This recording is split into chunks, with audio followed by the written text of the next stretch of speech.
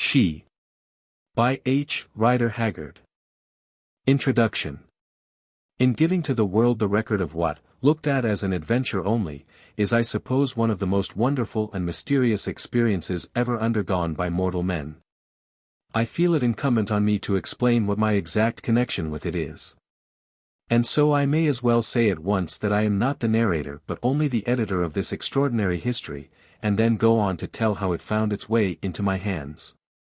Some years ago I, the editor, was stopping with a friend, vir doctissimus eti amicus news, at a certain university, which for the purposes of this history we will call Cambridge. And was one day much struck with the appearance of two persons whom I saw going arm in arm down the street. One of these gentlemen was, I think, without exception, the handsomest young fellow I have ever seen. He was very tall, very broad, and had a look of power and a grace of bearing that seemed as native to him as it is to a wild stag. In addition, his face was almost without flaw, a good face as well as a beautiful one, and when he lifted his hat, which he did just then to a passing lady, I saw that his head was covered with little golden curls growing close to the scalp. Good gracious! I said to my friend, with whom I was walking, why, that fellow looks like a statue of Apollo come to life. What a splendid man he is! Yes, he answered, he is the handsomest man in the university, and one of the nicest too. They call him, the Greek god, but look at the other one, he's Vincey's, that's the god's name, guardian, and supposed to be full of every kind of information. They call him Sharon. I looked, and found the older man quite as interesting in his way as the glorified specimen of humanity at his side. He appeared to be about 40 years of age, and was I think as ugly as his companion was handsome. To begin with, he was shortish, rather bow-legged, very deep-chested, and with unusually long arms. He had dark hair and small eyes, and the hair grew right down on his forehead, and his whiskers grew right up to his hair, so that there was uncommonly little of his countenance to be seen. Altogether he reminded me forcibly of a gorilla, and yet there was something very pleasing and genial about the man's eye. I remember saying that I should like to know him. All right, answered my friend, nothing easier. I know Vincey. I'll introduce you, and he did, and for some minutes we stood chatting, about the Zulu people, I think, for I had just returned from the Cape at the time. Presently, however, a stoutish lady, whose name I do not remember, came along the pavement, accompanied by a pretty fair-haired girl, and these two Mr. Vincey, who clearly knew them well, at once joined, walking off in their company. I remember being rather amused because of the change in the expression of the elder man, whose name I discovered was Holly, when he saw the ladies advancing. He suddenly stopped short in his talk, cast a reproachful look at his companion, and, with an abrupt nod to myself, turned and marched off alone across the street. I heard afterwards that he was popularly supposed to be as much afraid of a woman as most people are of a mad dog, which accounted for his precipitate retreat. I cannot say, however, that young Vincey showed much aversion to feminine society on this occasion. Indeed, I remember laughing, and remarking to my friend at the time that he was not the sort of man whom it would be desirable to introduce to the lady one was going to marry, since it was exceedingly probable that the acquaintance would end in a transfer of her affections. He was altogether too good-looking, and, what is more, he had none of that consciousness and conceit about him which usually afflicts handsome men, and makes them deservedly disliked by their fellows. That same evening my visit came to an end, and this was the last I saw or heard of Sharon and the Greek god for many a long day. Indeed, I have never seen either of them from that hour to this, and do not think it probable that I shall.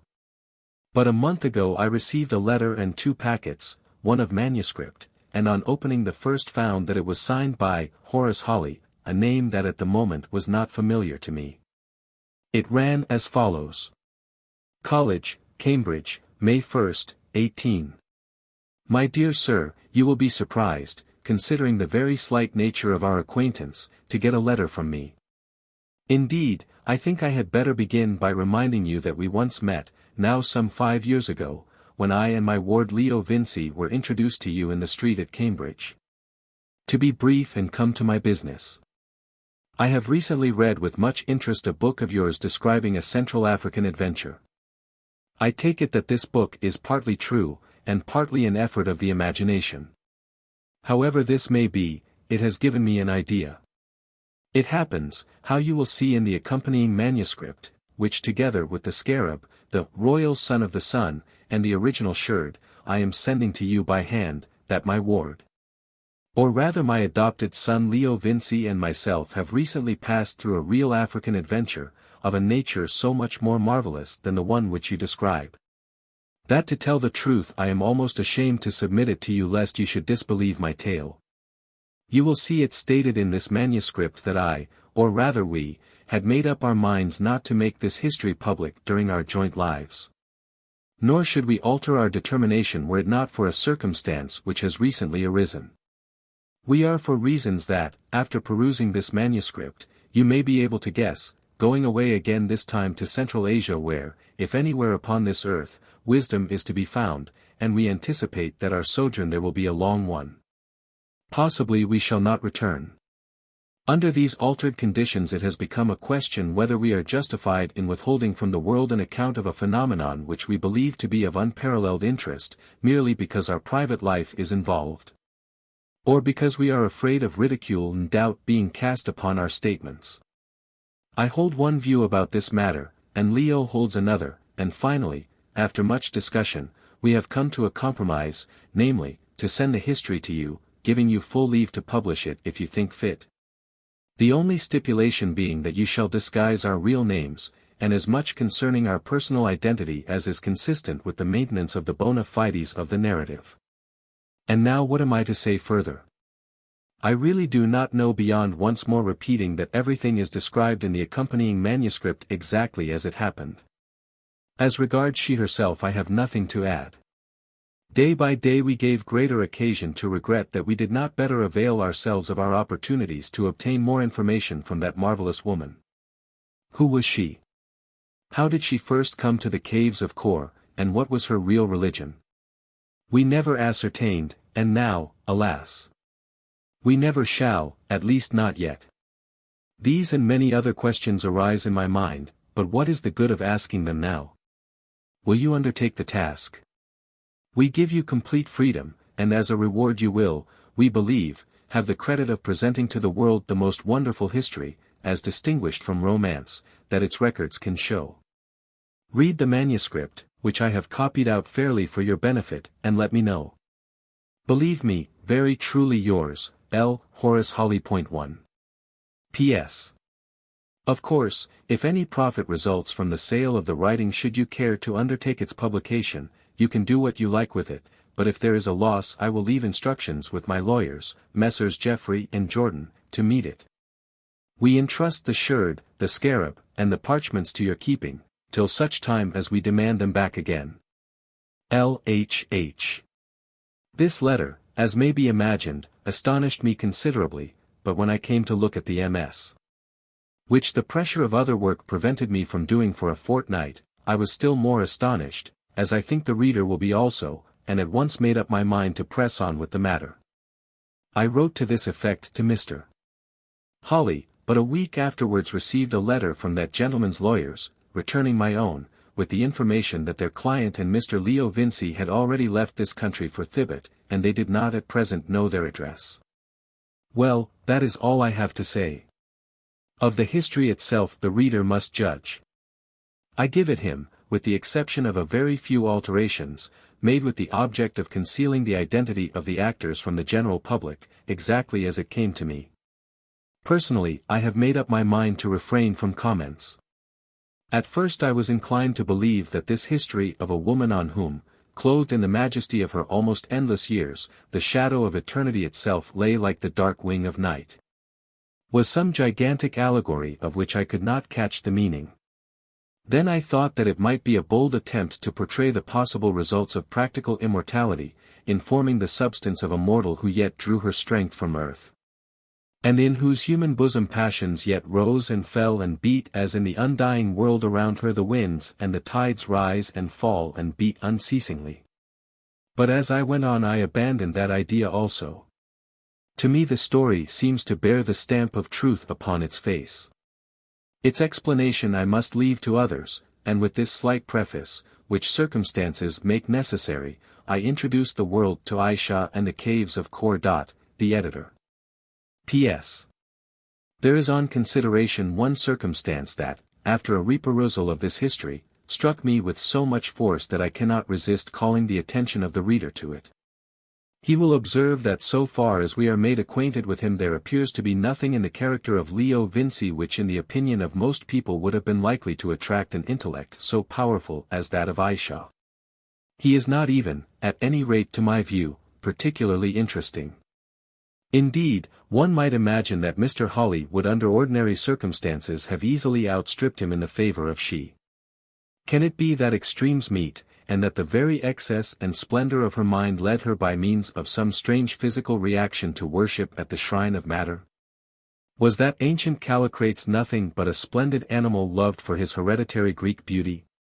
Or is the true explanation what I believe it to be, namely, that Ayesha, seeing further than we can see, perceived the germ and smouldering spark of greatness which lay hid within her lover's soul, and well knew that under the influence of her gift of life, watered by her wisdom, and shone upon with the sunshine of her presence, it would bloom like a flower and flash out like a star, filling the world with light and fragrance? Here also I am not able to answer, but must leave the reader to form his own judgment on the facts before him, as detailed by Mr. Holly in the following pages. How do you find this book? Any thoughts about the book or the author? Any suggestion for improvement? Please take a moment to share your thoughts in a comment. If you like it, share it with your friends who might enjoy it as well. Subscribe to keep in touch. Visit CompleteAudiobooks.com for more quality content. Chapter 1. My Visitor. There are some events of which each circumstance and surrounding detail seems to be graven on the memory in such fashion that we cannot forget it, and so it is with the scene that I am about to describe. It rises as clearly before my mind at this moment as though it had happened but yesterday. It was in this very month something over 20 years ago that I, Ludwig Horace Holly, was sitting one night in my rooms at Cambridge, grinding away at some mathematical work, I forget what. I was to go up for my fellowship within a week, and was expected by my tutor and my college generally to distinguish myself. At last, wearied out, I flung my book down, and, going to the mantelpiece, took down a pipe and filled it. There was a candle burning on the mantelpiece, and a long, narrow glass at the back of it, and as I was in the act of lighting the pipe I caught sight of my own countenance in the glass, and paused to reflect. The lighted match burnt away till it scorched my fingers, forcing me to drop it, but still I stood and stared at myself in the glass, and reflected. Well, I said aloud, at last, it is to be hoped that I shall be able to do something with the inside of my head, for I shall certainly never do anything by the help of the outside. This remark will doubtless strike anybody who reads it as being slightly obscure, but I was in reality alluding to my physical deficiencies. Most men of 22 are endowed at any rate with some share of the comeliness of youth, but to me even this was denied. Short, thick-set, and deep-chested almost to deformity, with long sinewy arms, heavy features, deep-set grey eyes, a low brow half overgrown with a mop of thick black hair. Like a deserted clearing on which the forest had once more begun to encroach. Such was my appearance nearly a quarter of a century ago, and such, with some modification, it is to this day. Like Cain, I was branded by nature with the stamp of abnormal ugliness, as I was gifted by nature with iron and abnormal strength and considerable intellectual powers. So ugly was I that the spruce young men of my college, though they were proud enough of my feats of endurance and physical prowess, did not even care to be seen walking with me. Was it wonderful that I was misanthropic and sullen? Was it wonderful that I brooded and worked alone, and had no friends, at least, only one? I was set apart by nature to live alone, and draw comfort from her breast, and hers only. Women hated the sight of me. Only a week before I had heard one call me a monster, when she thought I was out of hearing, and say that I had converted her to the monkey theory. Once, indeed, a woman pretended to care for me, and I lavished all the pent-up affection of my nature upon her. Then money that was to have come to me went elsewhere, and she discarded me. I pleaded with her as I have never pleaded with any living creature before or since, for I was caught by her sweet face, and loved her, and in the end by way of answer she took me to the glass, and stood side by side with me, and looked into it. Now, she said, if I am beauty, who are you? That was when I was only 20. And so I stood and stared, and felt a sort of grim satisfaction in the sense of my own loneliness, for I had neither father, nor mother, nor brother. And as I did so there came a knock at my door. I listened before I went to open it, for it was nearly 12 o'clock at night, and I was in no mood to admit any stranger. I had but one friend in the college, or, indeed, in the world, perhaps it was he. Just then the person outside the door coughed, and I hastened to open it, for I knew the cough. A tall man of about 30, with the remains of great personal beauty, came hurrying in, staggering beneath the weight of a massive iron box which he carried by a handle with his right hand. He placed the box upon the table, and then fell into an awful fit of coughing. He coughed and coughed till his face became quite purple, and at last he sank into a chair and began to spit up blood. I poured out some whiskey into a tumbler, and gave it to him. He drank it, and seemed better, though his better was very bad indeed. "Why did you keep me standing there in the cold?" he asked pettishly. "You know the draughts are death to me." "I did not know who it was," I answered. "You are a late visitor." "Yes, and I verily believe it is my last visit," he answered, with a ghastly attempt at a smile. "I am done for, Holly. I am done for. I do not believe that I shall see tomorrow."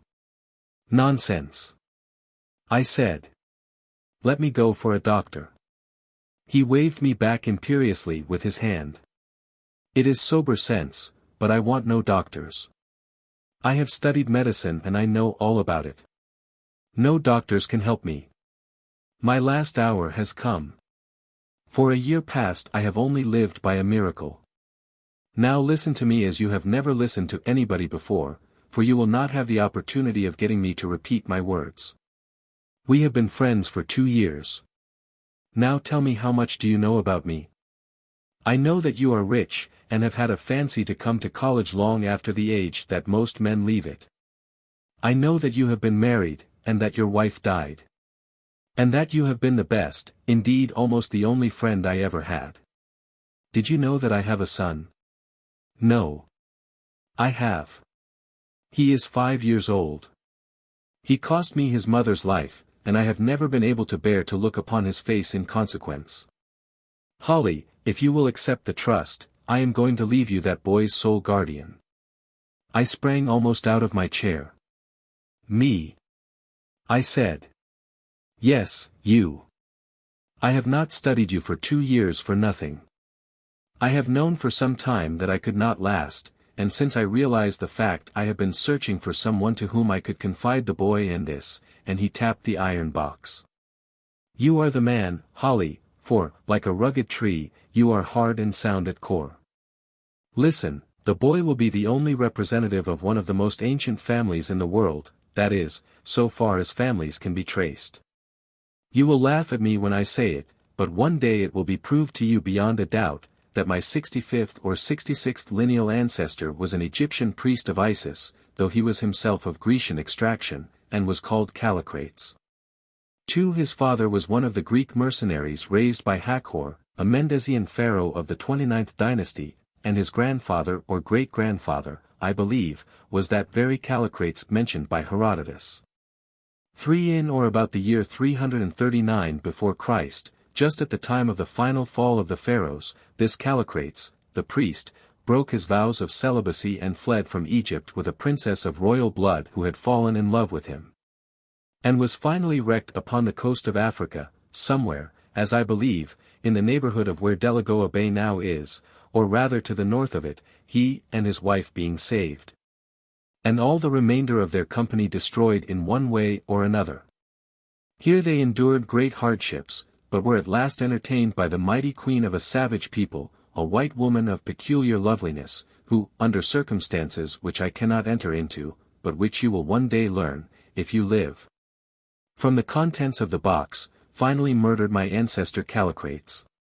His wife, however, escaped, how, I know not, to Athens, bearing a child with her, whom she named Tisisthenes, or the Mighty Avenger.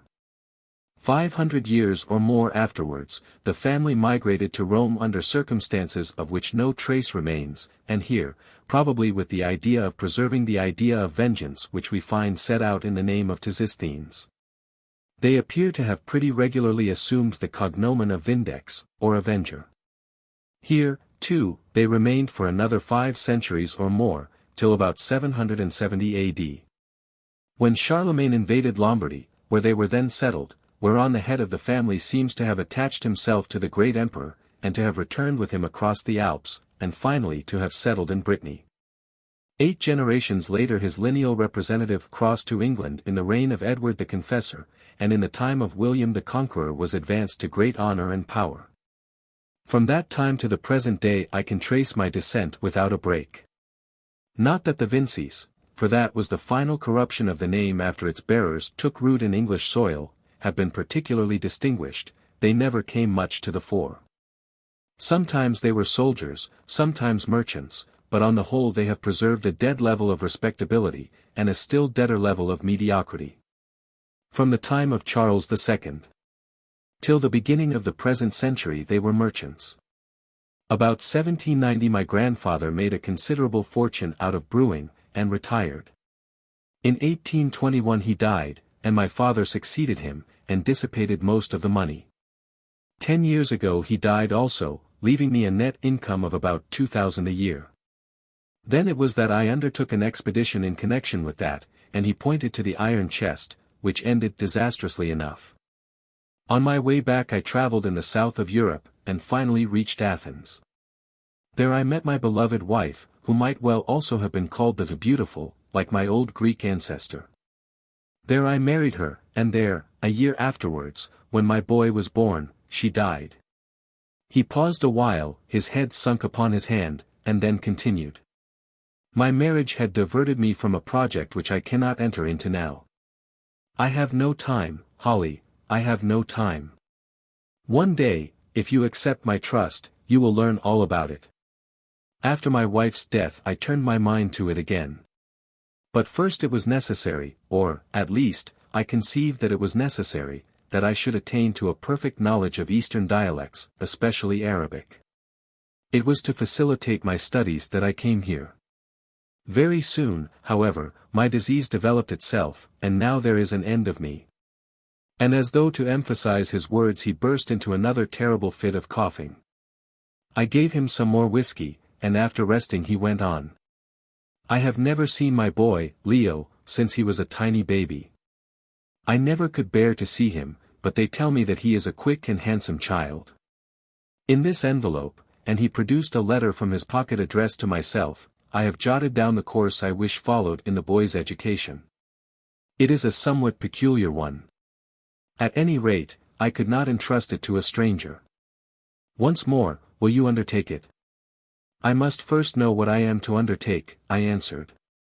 You are to undertake to have the boy, Leo, to live with you till he is 25 years of age, not to send him to school, remember.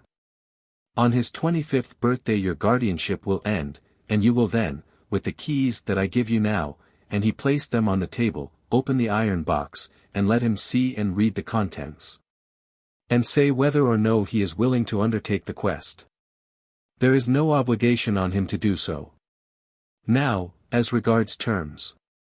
My present income is 2,200 a year. Half of that income one have secured to you by will for life, contingently on your undertaking the guardianship, that is, 1,000 a year remuneration to yourself, for you will have to give up your life to it.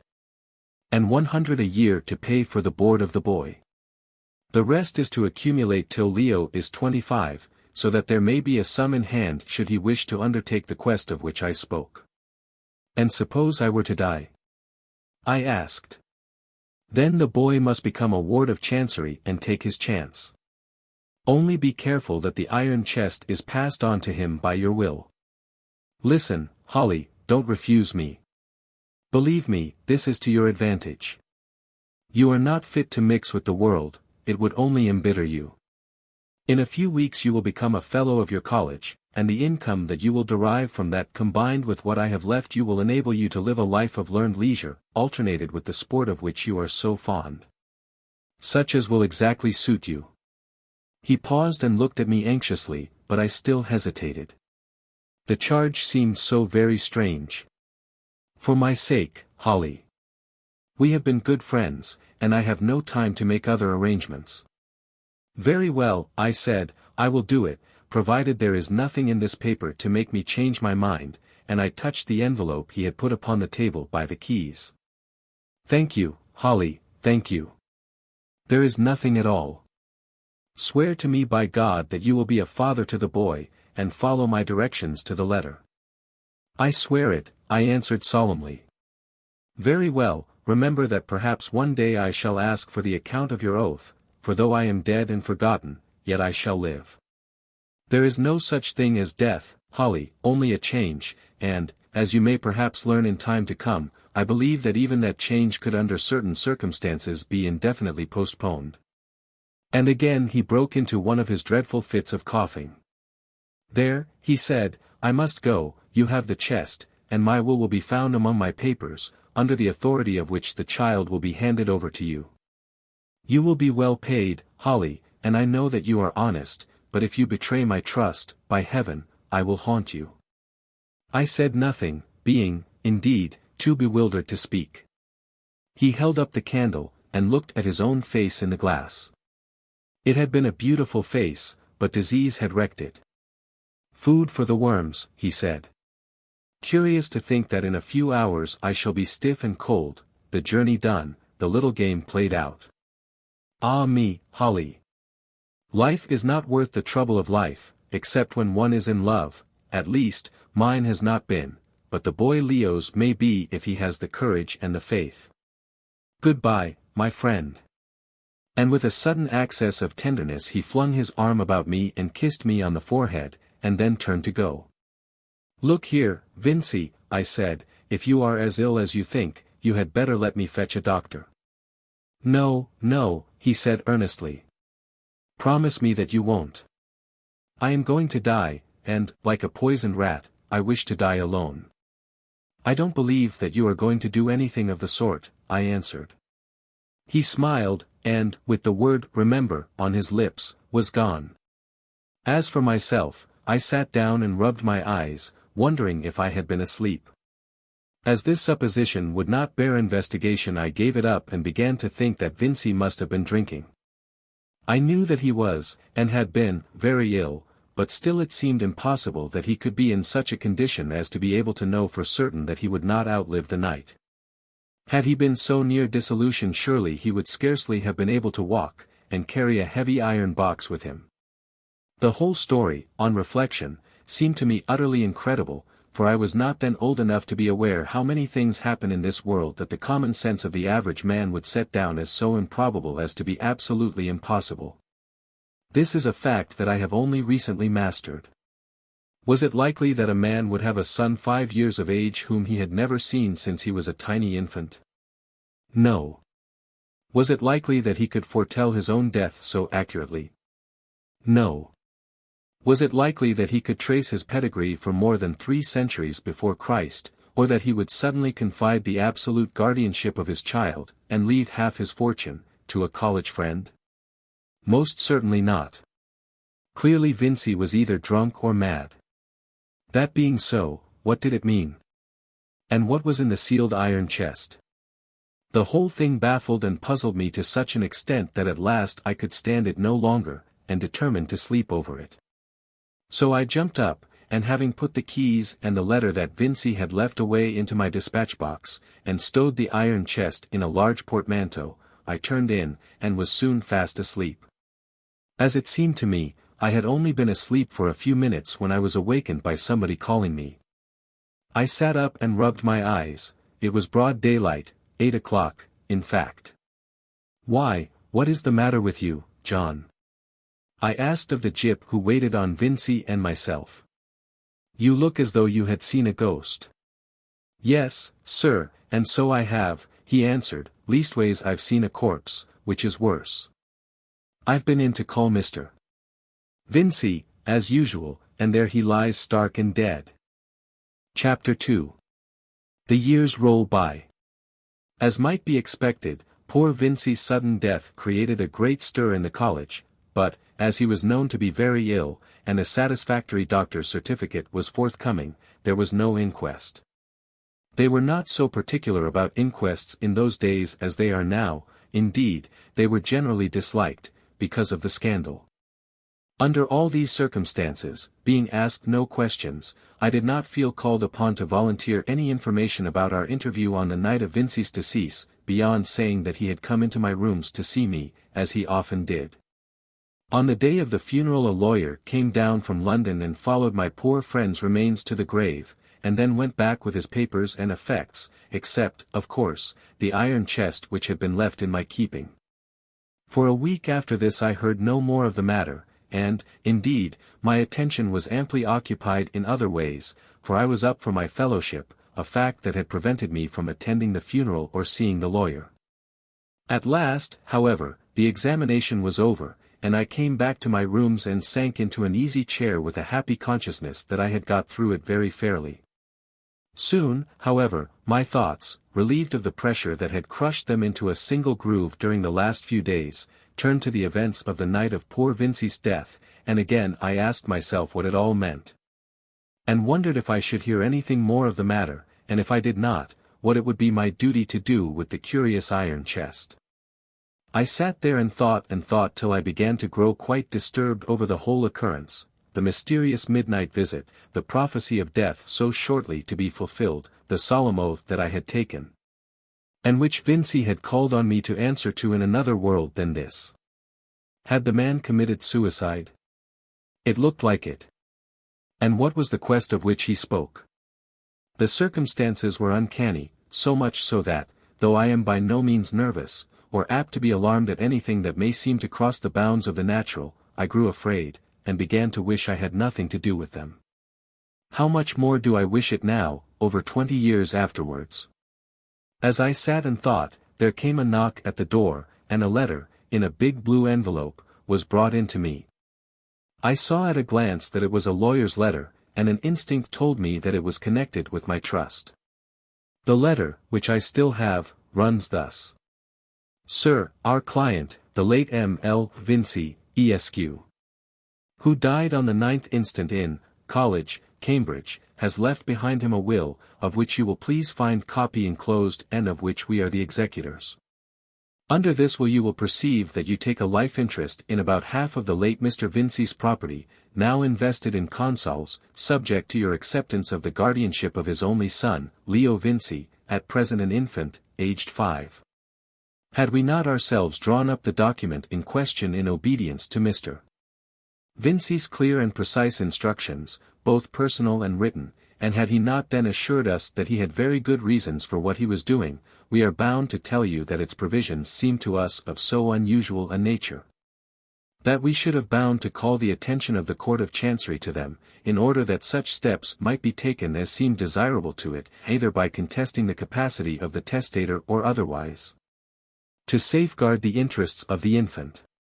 As it is, knowing that the testator was a gentleman of the highest intelligence and acumen, and that he has absolutely no relations living to whom he could have confided the guardianship of the child, we do not feel justified in taking this course. Awaiting such instructions as you please to send us as regards the delivery of the infant and the payment of the proportion of the dividends due to you. We remain, sir, faithfully yours. Geoffrey and Jordan. Horace L. Holly, Esq. I put down the letter, and ran my eye through the will, which appeared, from its utter unintelligibility, to have been drawn on the strictest legal principles. So far as I could discover, however, it exactly bore out what my friend Vincey had told me on the night of his death. So it was true after all. I must take the boy. Suddenly I remembered the letter which Vincey had left with the chest. I fetched and opened it. It only contained such directions as he had already given to me as to opening the chest on Leo's 25th birthday, and laid down the outlines of the boy's education, which was to include Greek, the higher mathematics, and Arabic. At the end there was a postscript to the effect that if the boy died under the age of 25, which, however, he did not believe would be the case, I was to open the chest, and act on the information I obtained if I saw fit. If I did not see fit, I was to destroy all the contents. On no account was I to pass them on to a stranger. As this letter added nothing material to my knowledge, and certainly raised no further objection in my mind to entering on the task I had promised my dead friend to undertake, there was only one course open to me, namely, to write to Messrs. Geoffrey and Jordan, and express my acceptance of the trust, stating that I should be willing to commence my guardianship of Leo in 10 days' time. This done, I went to the authorities of my college, and, having told them as much of the story as I considered desirable, which was not very much, after considerable difficulty succeeded in persuading them to stretch a point, and, in the event of my having obtained a fellowship, which I was pretty certain I had done, allow me to have the child to live with me. Their consent, however, was only granted on the condition that I vacated my rooms in college and took lodgings.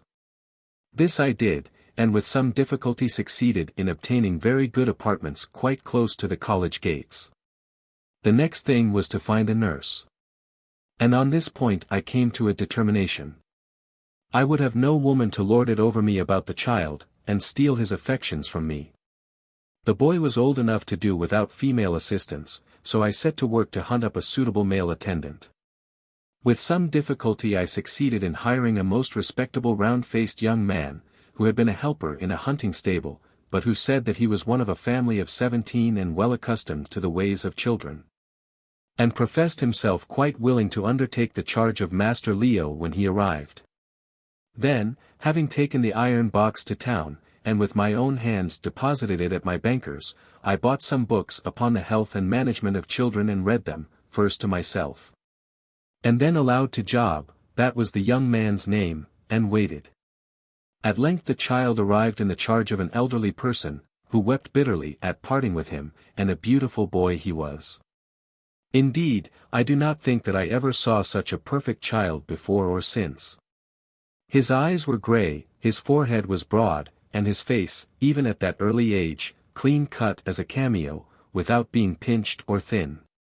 But perhaps his most attractive point was his hair, which was pure gold in color and tightly curled over his shapely head. He cried a little when his nurse finally tore herself away and left him with us. Never shall I forget the scene. There he stood, with the sunlight from the window playing upon his golden curls, his fist screwed over one eye, whilst he took us in with the other. I was seated in a chair, and stretched out my hand to him to induce him to come to me, while Job, in the corner, was making a sort of clucking noise, which, arguing from his previous experience, or from the analogy of the hen, he judged would have a soothing effect, and inspire confidence in the youthful mind, and running a wooden horse of peculiar hideousness backwards and forwards in a way that was little short of inane. This went on for some minutes, and then all of a sudden the lad stretched out both his little arms and ran to me. "I like you," he said, "you is ugly, but you is good." 10 minutes afterwards he was eating large slices of bread and butter, with every sign of satisfaction. Job wanted to put jam onto them, but I sternly reminded him of the excellent works that we had read, and forbade it. In a very little while, for, as I expected, I got my fellowship, the boy became the favorite of the whole college, where, all orders and regulations to the contrary notwithstanding, he was continually in and out, a sort of chartered libertine, in whose favor all rules were relaxed. The offerings made at his shrine were simply without number, and I had serious difference of opinion with one old resident fellow, now long dead, who was usually supposed to be the crustiest man in the university, and to abhor the sight of a child. And yet I discovered, when a frequently recurring fit of sickness had forced Job to keep a strict lookout, that this unprincipled old man was in the habit of enticing the boy to his rooms and there feeding him upon unlimited quantities of brandy balls, and making him promise to say nothing about it. Job told him that he ought to be ashamed of himself, at his age, too, when he might have been a grandfather if he had done what was right, by which Job understood had got married, and thence arose the row. But I have no space to dwell upon those delightful years, around which memory still fondly hovers. One by one they went by, and as they passed we two grew dearer and yet more dear to each other. Few sons have been loved as I love Leo, and few fathers know the deep and continuous affection that Leo bears to me. The child grew into the boy, and the boy into the young man, while one by one the remorseless years flew by, and as he grew and increased so did his beauty and the beauty of his mind grow with him. When he was about 15 they used to call him Beauty about the college, and me they nicknamed the Beast. Beauty and the Beast was what they called us when we went out walking together, as we used to do every day. Once Leo attacked a great strapping butcher's man, twice his size, because he sang it out after us, and thrashed him, too, thrashed him fairly. I walked on and pretended not to see, till the combat got too exciting, when I turned round and cheered him on to victory. It was the chaff of the college at the time, but I could not help it. Then when he was a little older the undergraduates found fresh names for us.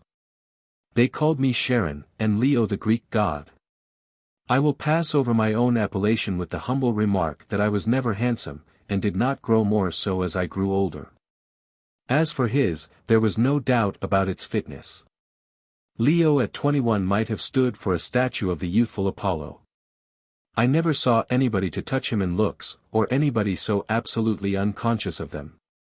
As for his mind, he was brilliant and keen-witted, but not a scholar. He had not the dullness necessary for that result. We followed out his father's instructions as regards his education strictly enough, and on the whole the results, especially in the matters of Greek and Arabic, were satisfactory.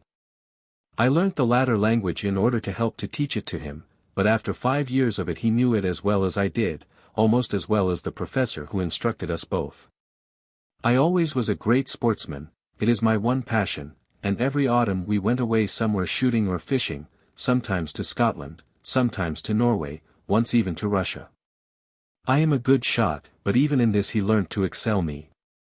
When Leo was 18 I moved back into my rooms, and entered him at my own college, and at 21 he took his degree, a respectable degree, but not a very high one. Then it was that I, for the first time, told him something of his own story, and of the mystery that loomed ahead. Of course he was very curious about it, and of course I explained to him that his curiosity could not be gratified at present. After that, to pass the time away, I suggested that he should get himself called to the bar, and this he did, reading at Cambridge, and only going up to London to eat his dinners. I had only one trouble about him, and that was that every young woman who came across him, or, if not every one, nearly so, would insist on falling in love with him. Hence arose difficulties which I need not enter into here, though they were troublesome enough at the time. On the whole, he behaved fairly well, I cannot say more than that. And so the time went by till at last he reached his 25th birthday, at which date this strange and, in some ways, awful history really begins. Chapter 3. The Sherd of Amenartas. On the day preceding Leo's 25th birthday we both journeyed to London, and extracted the mysterious chest from the bank where I had deposited it 20 years before. It was, I remember, brought up by the same clerk who had taken it down. He perfectly remembered having hidden it away. Had he not done so, he said, he should have had difficulty in finding it, it was so covered up with cobwebs. In the evening we returned with our precious burden to Cambridge, and I think that we might both of us have given away all the sleep we got that night and not have been much the poorer. At daybreak Leo arrived in my room in a dressing gown, and suggested that we should at once proceed to business. I scouted the idea as showing an unworthy curiosity. The chest had waited 20 years, I said, so it could very well continue to wait until after breakfast. Accordingly at 9, an unusually sharp 9, we breakfasted. And so occupied was I with my own thoughts that I regret to state that I put a piece of bacon into Leo's tea in mistake for a lump of sugar. Job, too, to whom the contagion of excitement had, of course, spread, managed to break the handle off my Sevres china teacup, the identical one I believe that Marat had been drinking from just before he was stabbed in his bath. At last, however, breakfast was cleared away, and Job, at my request, fetched the chest, and placed it upon the table in a somewhat gingerly fashion, as though he mistrusted it. Then he prepared to leave the room. "Stop a moment," Job, I said. If Mr. Leo has no objection, I should prefer to have an independent witness to this business, who can be relied upon to hold his tongue unless he is asked to speak. Certainly, Uncle Horace, answered Leo. For I had brought him up to call me uncle, though he varied the appellation somewhat disrespectfully by calling me bold fellow, or even my avuncular relative. Job touched his head, not having a hat on. Lock the door, Job, I said, and bring me my dispatch box. He obeyed, and from the box I took the keys that poor Vincey, Leo's father, had given me on the night of his death. There were 3 of them. The largest a comparatively modern key, the second an exceedingly ancient one, and the third entirely unlike anything of the sort that we had ever seen before, being fashioned apparently from a strip of solid silver.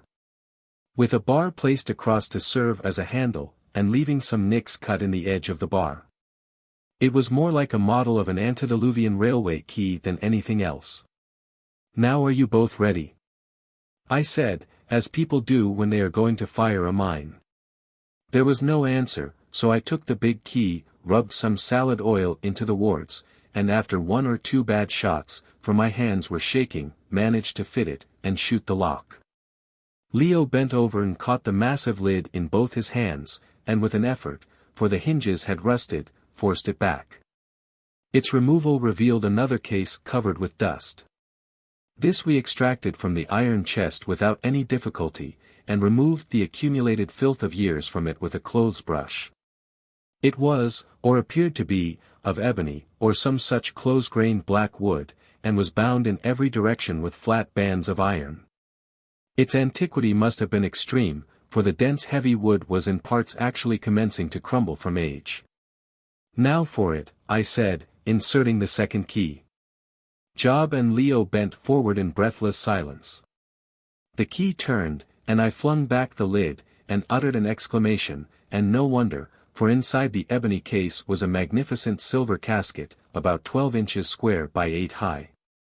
It appeared to be of Egyptian workmanship, and the 4 legs were formed of sphinxes, and the dome-shaped cover was also surmounted by a sphinx. The casket was of course much tarnished and dinted with age, but otherwise in fairly sound condition. I drew it out and set it on the table, and then, in the midst of the most perfect silence, I inserted the strange-looking silver key, and pressed this way and that until at last the lock yielded, and the casket stood before us. It was filled to the brim with some brown shredded material, more like vegetable fiber than paper, the nature of which I have never been able to discover. This I carefully removed to the depth of some 3 inches, when I came to a letter enclosed in an ordinary modern-looking envelope, and addressed in the handwriting of my dead friend Vincey. To my son Leo, should he live to open this casket. I handed the letter to Leo, who glanced at the envelope, and then put it down upon the table, making a motion to me to go on emptying the casket. The next thing that I found was a parchment carefully rolled up. I unrolled it, and seeing that it was also in Vincey's handwriting, and headed, Translation of the Uncial Greek writing on the potsherd, put it down by the letter. Then followed another ancient roll of parchment, that had become yellow and crinkled with the passage of years. This I also unrolled. It was likewise a translation of the same Greek original, but into black-letter Latin, which at the first glance from the style and character appeared to me to date from somewhere about the beginning of the 16th century. Immediately beneath this roll was something hard and heavy, wrapped up in yellow linen, and reposing upon another layer of the fibrous material. Slowly and carefully we unrolled the linen, exposing to view a very large but undoubtedly ancient potsherd of a dirty yellow color. This potsherd had in my judgment, once been a part of an ordinary amphora of medium size. For the rest, it measured 10.5 inches in length by 7 in width, was about 1/4 of an inch thick, and densely covered on the convex side that lay towards the bottom of the box with writing in the later uncial Greek character. Faded here and there, but for the most part perfectly legible, the inscription having evidently been executed with the greatest care, and by means of a reed pen, such as the ancients often used. I must not forget to mention that in some remote age this wonderful fragment had been broken in 2, and rejoined by means of cement and 8 long rivets. Also there were numerous inscriptions on the inner side, but these were of the most erratic character, and had clearly been made by different hands and in many different ages, and of them, together with the writings on the parchments. I shall have to speak presently. Facsimile of the Sherd of Amenartas. 1/1/2 size. Greatest length of the original 10.5 inches. Greatest breadth 7 inches. Weight 1 pound 5.5 oz. Facsimile of the Sherd of Amenartas. 1/1/2 size. Is there anything more? Asked Leo, in a kind of excited whisper. I groped about, and produced something hard, done up in a little linen bag. Out of the bag we took first a very beautiful miniature done upon ivory, and secondly, a small chocolate-colored composition scarabaeus, marked thus. Symbols which, we have since ascertained, mean, Ustane Sera. Which is being translated the royal son of Ra or the sun. The miniature was a picture of Leo's Greek mother, a lovely, dark-eyed creature. On the back of it was written, in poor Vincey's handwriting, my beloved wife. That is all, I said. Very well, answered Leo, putting down the miniature, at which he had been gazing affectionately. And now let us read the letter, and without further ado he broke the seal, and read aloud as follows. My son Leo, when you open this, if you ever live to do so, you will have attained to manhood.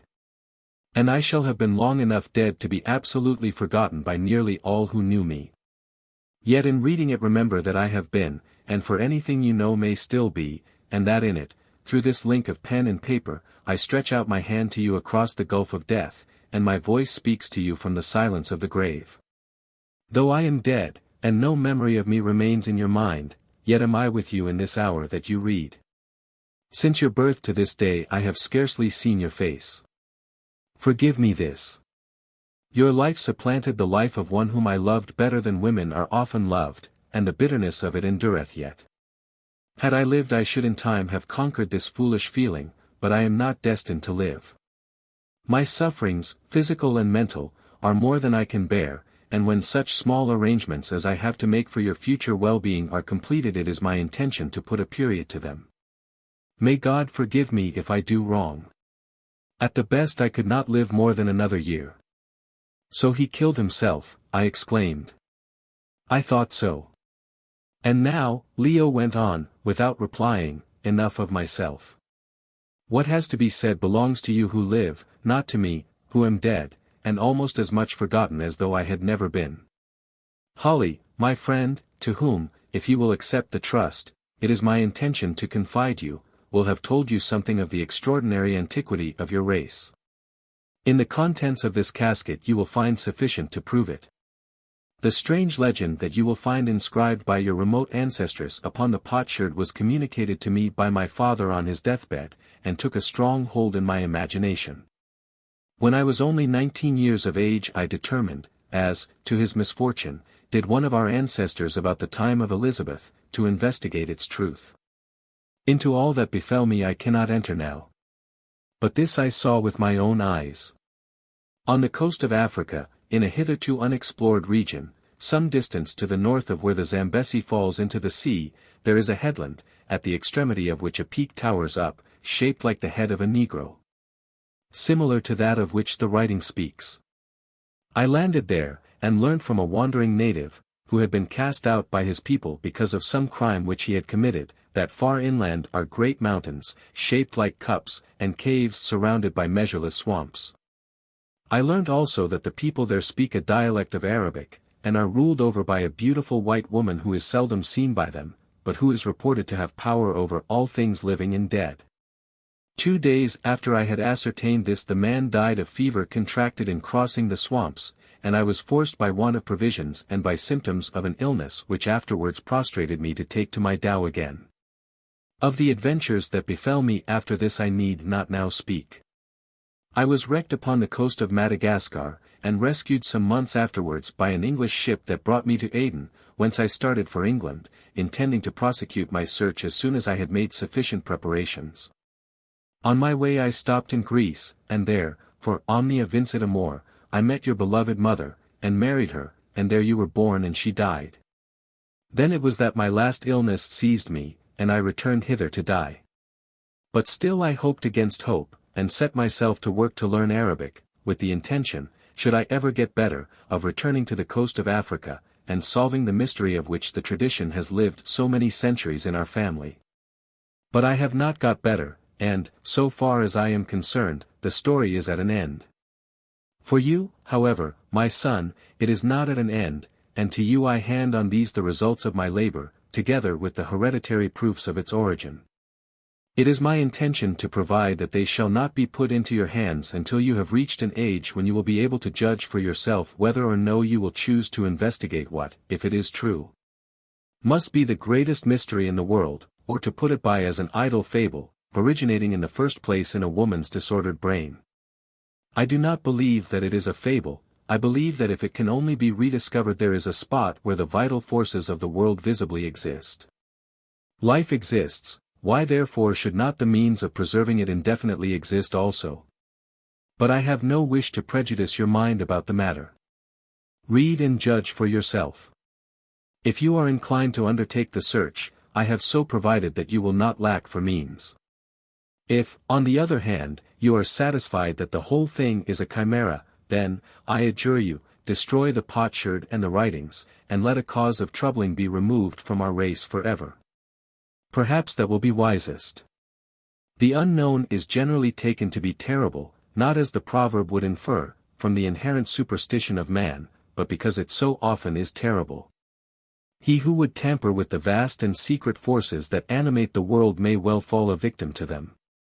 And if the end were attained, if at last you emerged from the trial ever beautiful and ever young, defying time and evil, and lifted above the natural decay of flesh and intellect, who shall say that the awesome change would prove a happy one? Choose, my son, and may the power who rules all things, and who says, thus far shalt thou go, and thus much shalt thou learn, direct the choice to your own happiness and the happiness of the world, which, in the event of your success, you would one day certainly rule by the pure force of accumulated experience. Farewell. Thus the letter, which was unsigned and undated, abruptly ended. What do you make of that, Uncle Holly? Said Leo, with a sort of gasp, as he replaced it on the table. We have been looking for a mystery, and we certainly seem to have found one. What do I make of it? Why, that your poor dear father was off his head, of course, I answered, testily. I guessed as much that night, 20 years ago, when he came into my room. You see, he evidently hurried his own end, poor man. It is absolute balderdash. That's it, sir, said Job, solemnly. Job was a most matter-of-fact specimen of a matter-of-fact class. Well, let's see what the potsherd has to say, at any rate, said Leo, taking up the translation in his father's writing, and commencing to read. I, Amenartas, of the royal house of the pharaohs of Egypt. Wife of Callicrates, the beautiful in strength, a priest of Isis whom the gods cherish and the demons obey, being about to die, to my little son Tisisthenes, the mighty avenger. I fled with thy father from Egypt in the days of Nectanebs for causing him through love to break the vows that he had vowed. We fled southward, across the waters, and we wandered for twice 12 moons on the coast of Libya, Africa, that looks towards the rising sun, where by a river is a great rock carven like the head of an Ethiopian. For days on the water from the mouth of a mighty river were we cast away, and some were drowned and some died of sickness. But us wild men took through wastes and marshes, where the sea fowl hid the sky, bearing us 10 days' journey till we came to a hollow mountain, where a great city had been and fallen, and where there are caves of which no man hath seen the end. And they brought us to the queen of the people who place pots upon the heads of strangers, who is a magician having a knowledge of all things, and life and loveliness that does not die. And she cast eyes of love upon thy father, Callicrates, and would have slain me, and taken him to husband, but he loved me and feared her, and would not. Then did she take us, and lead us by terrible ways, by means of dark magic, to where the great pit is, in the mouth of which the old philosopher lay dead, and showed to us the rolling pillar of life that dies not, whereof the voice is as the voice of thunder. And she did stand in the flames, and come forth unharmed, and yet more beautiful. Then did she swear to make thy father undying even as she is, if he would but slay me, and give himself to her, for me she could not slay because of the magic of my own people that I have, and that prevailed thus far against her. And he held his hand before his eyes to hide her beauty, and would not. Then in her rage did she smite him by her magic, and he died. But she wept over him, and bore him thence with lamentations, and being afraid, me she sent to the mouth of the great river where the ships come, and I was carried far away on the ships where I gave thee birth. And hither to Athens I came at last after many wanderings. Now I say to thee, my son, Tisisthenes, seek out the woman, and learn the secret of life, and if thou mayest find a way slay her, because of thy father Callicrates. And if thou dost fear or fail, this I say to all thy seed who come after thee, till at last a brave man be found among them who shall bathe in the fire and sit in the place of the pharaohs. I speak of those things, that though they be past belief, yet I have known, and I lie not. May the Lord forgive her for that, groaned Job, who had been listening to this marvelous composition with his mouth open. As for myself, I said nothing, my first idea being that my poor friend, being demented, had composed the whole thing, though it scarcely seemed likely that such a story could have been invented by anybody. It was too original. To solve my doubts I took up the potsherd and began to read the close uncial Greek writing on it, and very good Greek of the period it is, considering that it came from the pen of an Egyptian-born. Here is an exact transcript of it.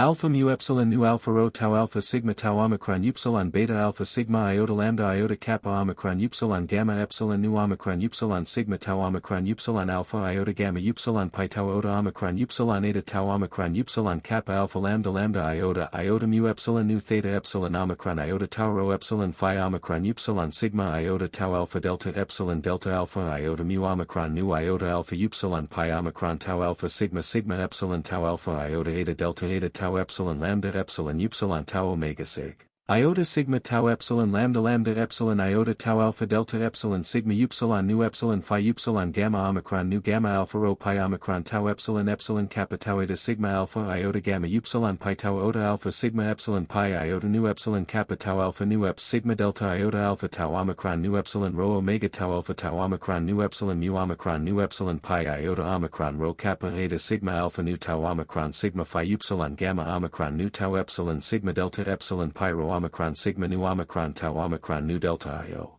Sigma kappa alpha pi alpha rho alpha theta alpha lambda alpha sigma sigma iota alpha tau eta sigma lambda iota beta upsilon eta sigma tau alpha pi rho omicron sigma eta lambda iota omicron upsilon alpha nu alpha tau omicron lambda alpha sigma pi lambda alpha nu eta theta epsilon nu.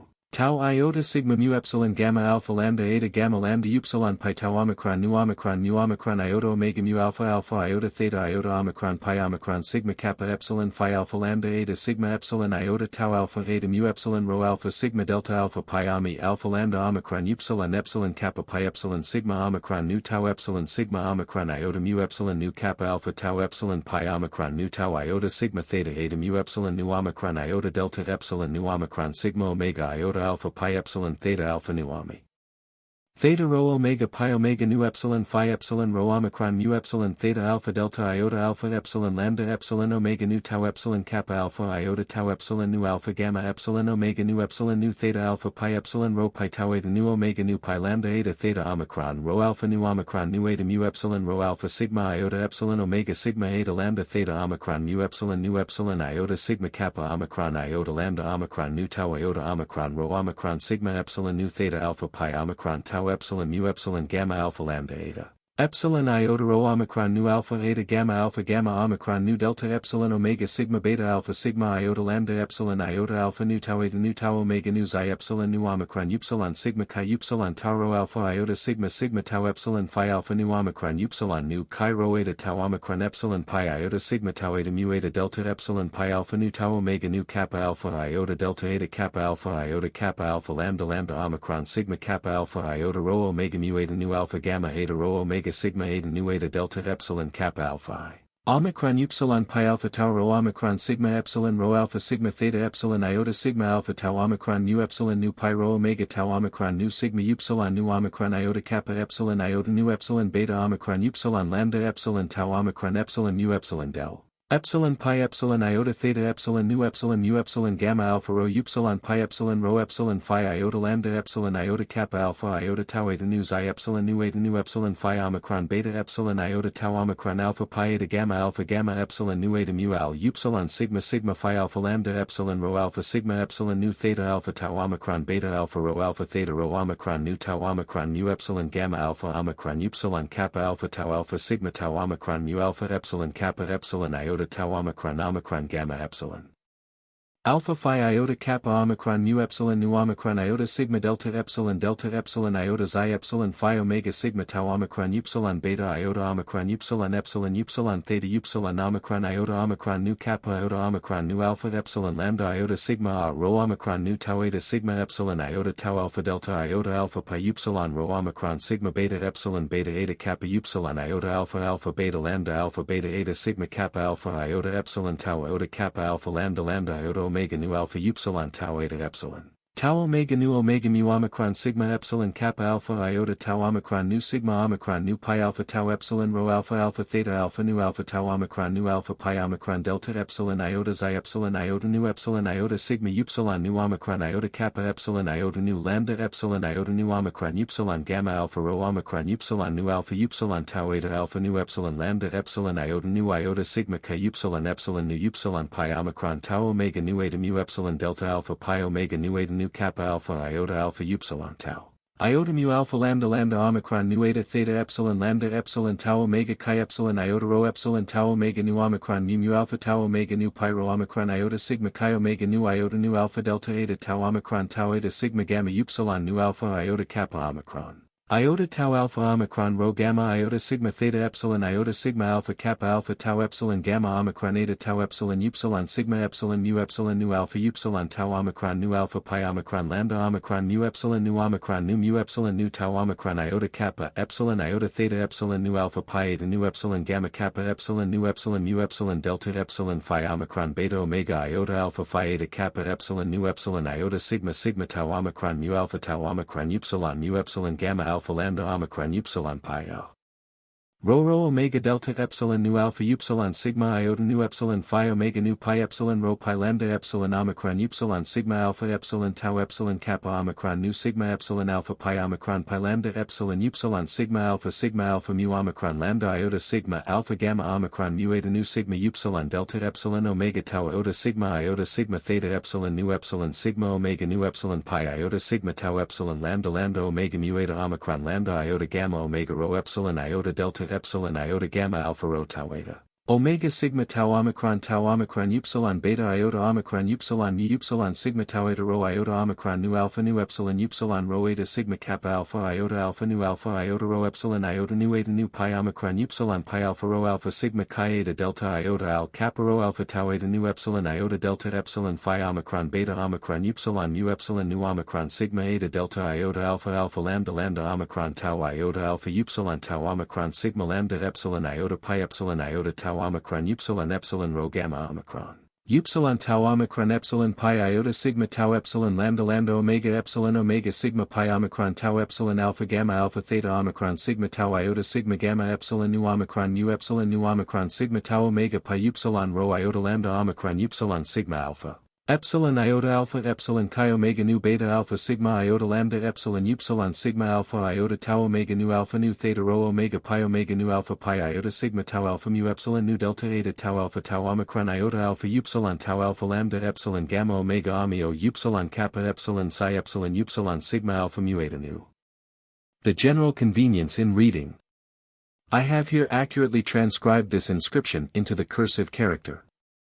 Mu epsilon nu rho tau alpha, tau omicron beta alpha sigma iota kappa omicron gamma nu omicron upsilon tau omicron alpha gamma upsilon pi tau omicron kappa alpha lambda iota kappa rho tau omicron upsilon sigma iota delta omicron epsilon rho omega nu omicron mu nu theta epsilon omicron tau rho phi omicron upsilon sigma iota tau delta alpha iota mu omicron nu iota alpha pi omicron tau sigma epsilon tau alpha iota Delta eta tau epsilon lambda epsilon upsilon tau sigma alpha tau iota sigma theta nu epsilon iota tau pi alpha iota delta pi iota sigma tau lambda epsilon iota tau delta epsilon sigma upsilon nu phi upsilon gamma omicron nu gamma rho pi omicron tau epsilon kappa tau alpha gamma upsilon pi tau alpha pi nu epsilon kappa tau alpha nu beta omicron upsilon mu epsilon tau omicron sigma omicron pi alpha tau rho delta iota tau nu rho omega tau alpha tau nu mu nu pi iota omicron rho kappa sigma alpha nu tau omicron.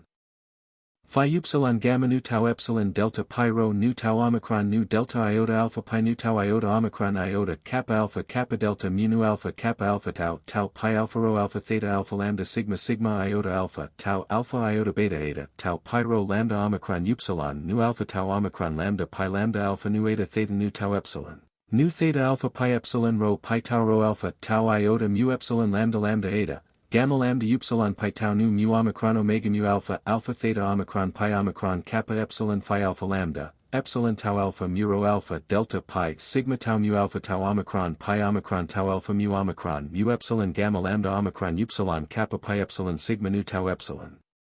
Omicron mu nu kappa alpha tau epsilon pi omicron nu tau sigma theta eta mu epsilon nu. Omicron delta nu sigma pi epsilon theta nu omicron mu epsilon nu tau lambda omicron delta pi lambda rho omega nu theta rho pi omega nu phi epsilon rho mu epsilon theta alpha delta iota lambda omega nu tau epsilon kappa alpha tau epsilon nu alpha lambda omega nu theta alpha pi epsilon rho pi tau eta nu pi lambda theta omicron kappa rho pi tau epsilon iota tau nu omicron rho alpha nu mu rho alpha omega lambda theta omicron mu epsilon kappa omicron lambda nu tau iota rho omicron, nu theta alpha pi omicron tau mu epsilon gamma lambda eta mu nu pi lambda iota nu. Nu tau rho alpha delta pi epsilon rho omicron nu alpha gamma omicron nu delta beta alpha sigma lambda epsilon iota alpha nu tau xi nu omicron upsilon chi tau rho alpha iota sigma tau epsilon phi alpha nu omicron nu tau omega nu. Tau iota mu alpha lambda epsilon alpha mu nu chi rho tau omicron pi iota sigma tau mu eta delta pi nu tau omega nu kappa alpha delta kappa lambda kappa alpha mu eta nu lambda rho omega nu delta kappa alpha lambda iota kappa rho tau omicron upsilon tau omicron pi alpha tau rho alpha sigma theta epsilon delta alpha tau mu nu pi rho tau omicron nu sigma upsilon nu omicron iota kappa epsilon nu beta omicron lambda epsilon tau omicron mu delta nu epsilon lambda epsilon nu pi epsilon iota tau alpha omicron kappa nu pi epsilon iota theta epsilon nu mu gamma rho pi epsilon phi lambda epsilon iota kappa alpha tau nu xi nu eta nu phi omicron beta epsilon tau omicron.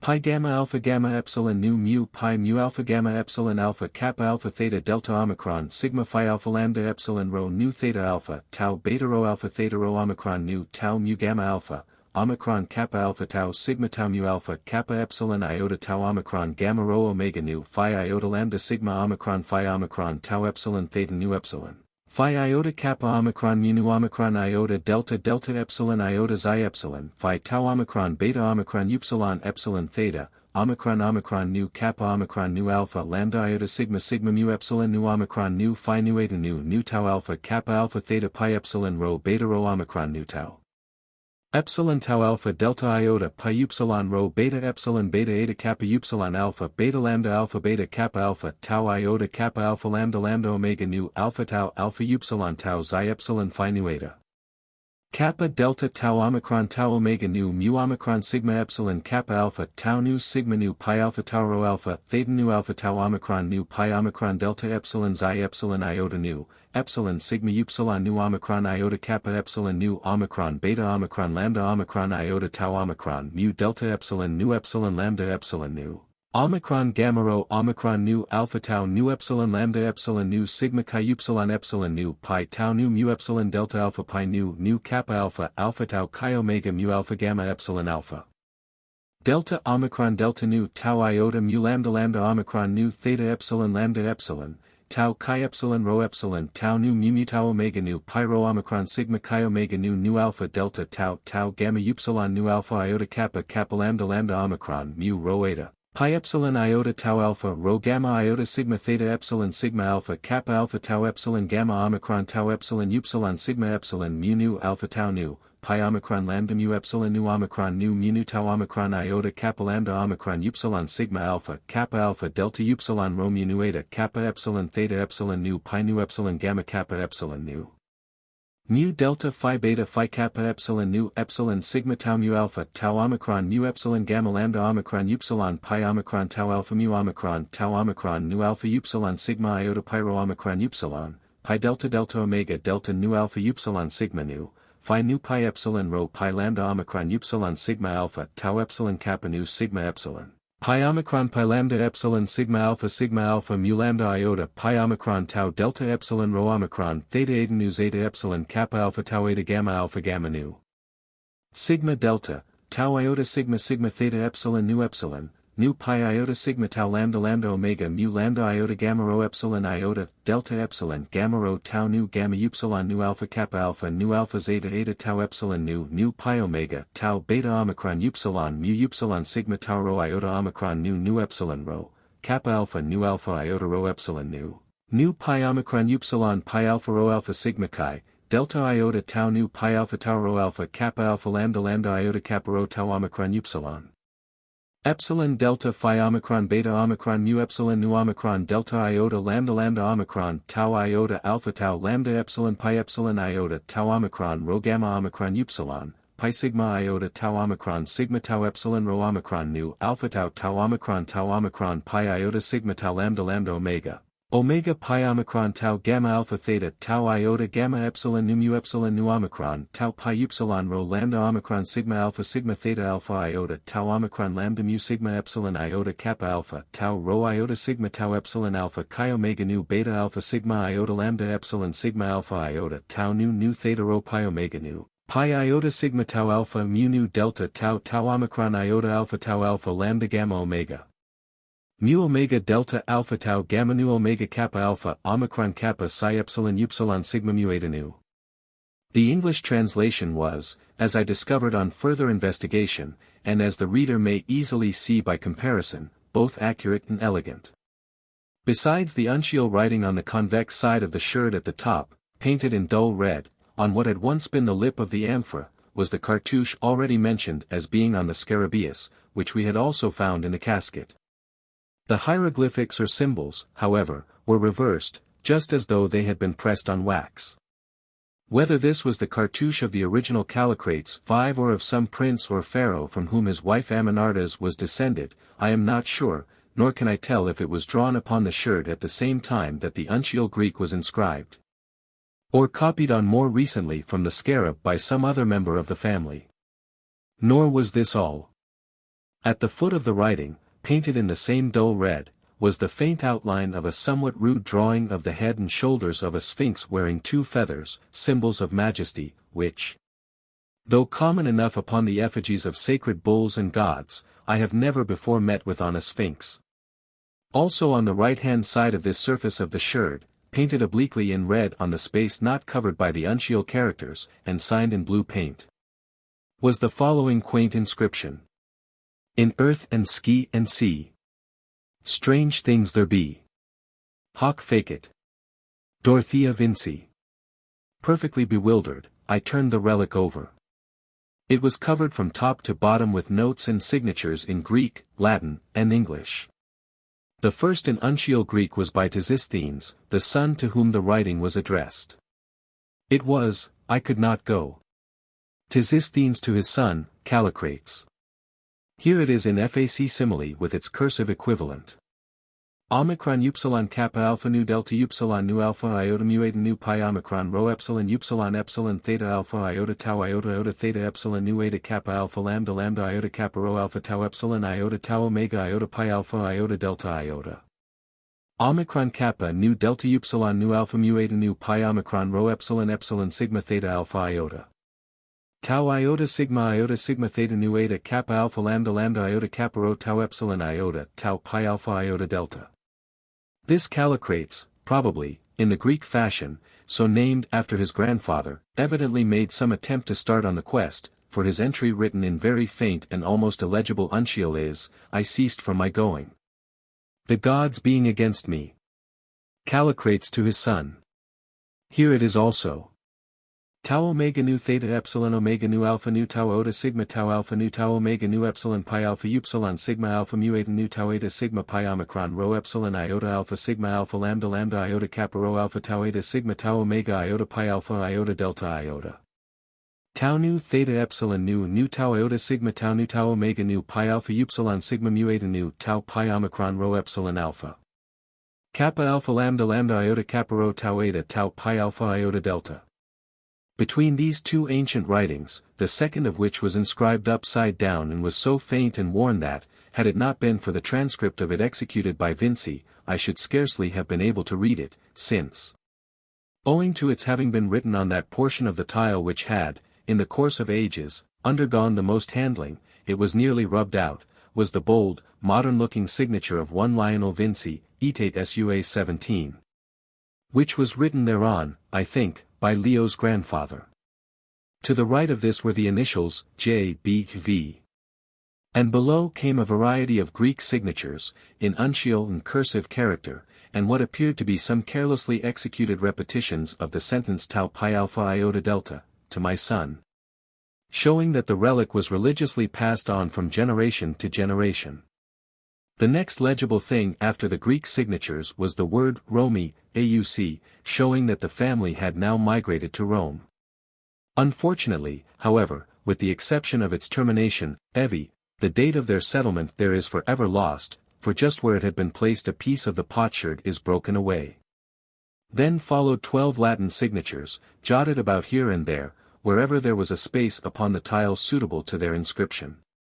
These signatures, with 3 exceptions only, ended with the name Vindex or the Avenger, which seems to have been adopted by the family after its migration to Rome as a kind of equivalent to the Greek Tisisthenes, which also means an avenger. Ultimately, as might be expected, this Latin cognomen of Vindex was transformed first into de Vincey, and then into the plain, modern Vincey.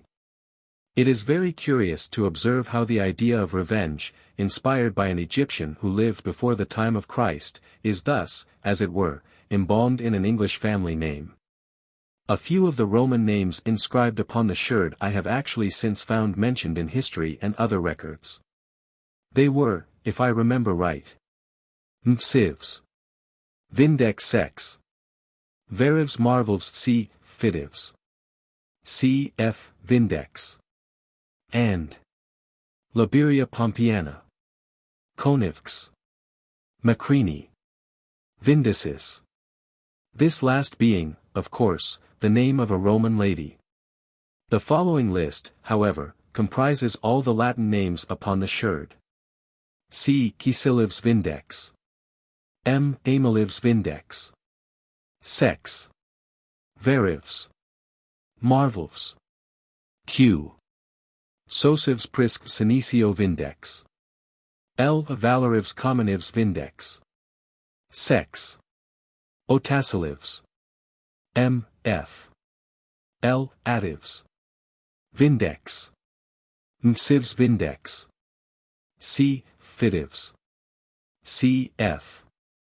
Vindex, Licinivs Favstivs, Liberia Pompeiana Konivks Macrini Vindicis, Maniliolv Scylla Konivks Marvli Vindicis. After the Roman names there is evidently a gap of very many centuries. Nobody will ever know now what was the history of the relic during those dark ages, or how it came to have been preserved in the family. My poor friend Vincey had, it will be remembered, told me that his Roman ancestors finally settled in Lombardy, and when Charlemagne invaded it, returned with him across the Alps, and made their home in Brittany. Whence they crossed to England in the reign of Edward the Confessor. How he knew this I am not aware, for there is no reference to Lombardy or Charlemagne upon the tile, though, as will presently be seen, there is a reference to Brittany.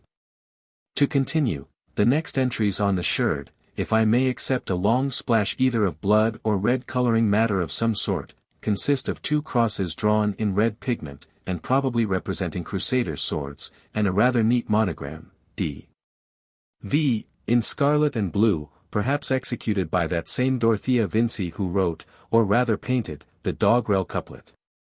To the left of this, inscribed in faint blue, were the initials A. V, and after them a date, 1800. Then came what was perhaps as curious an entry as anything upon this extraordinary relic of the past. It is executed in black letter, written over the crosses or crusaders' swords, and dated 1445.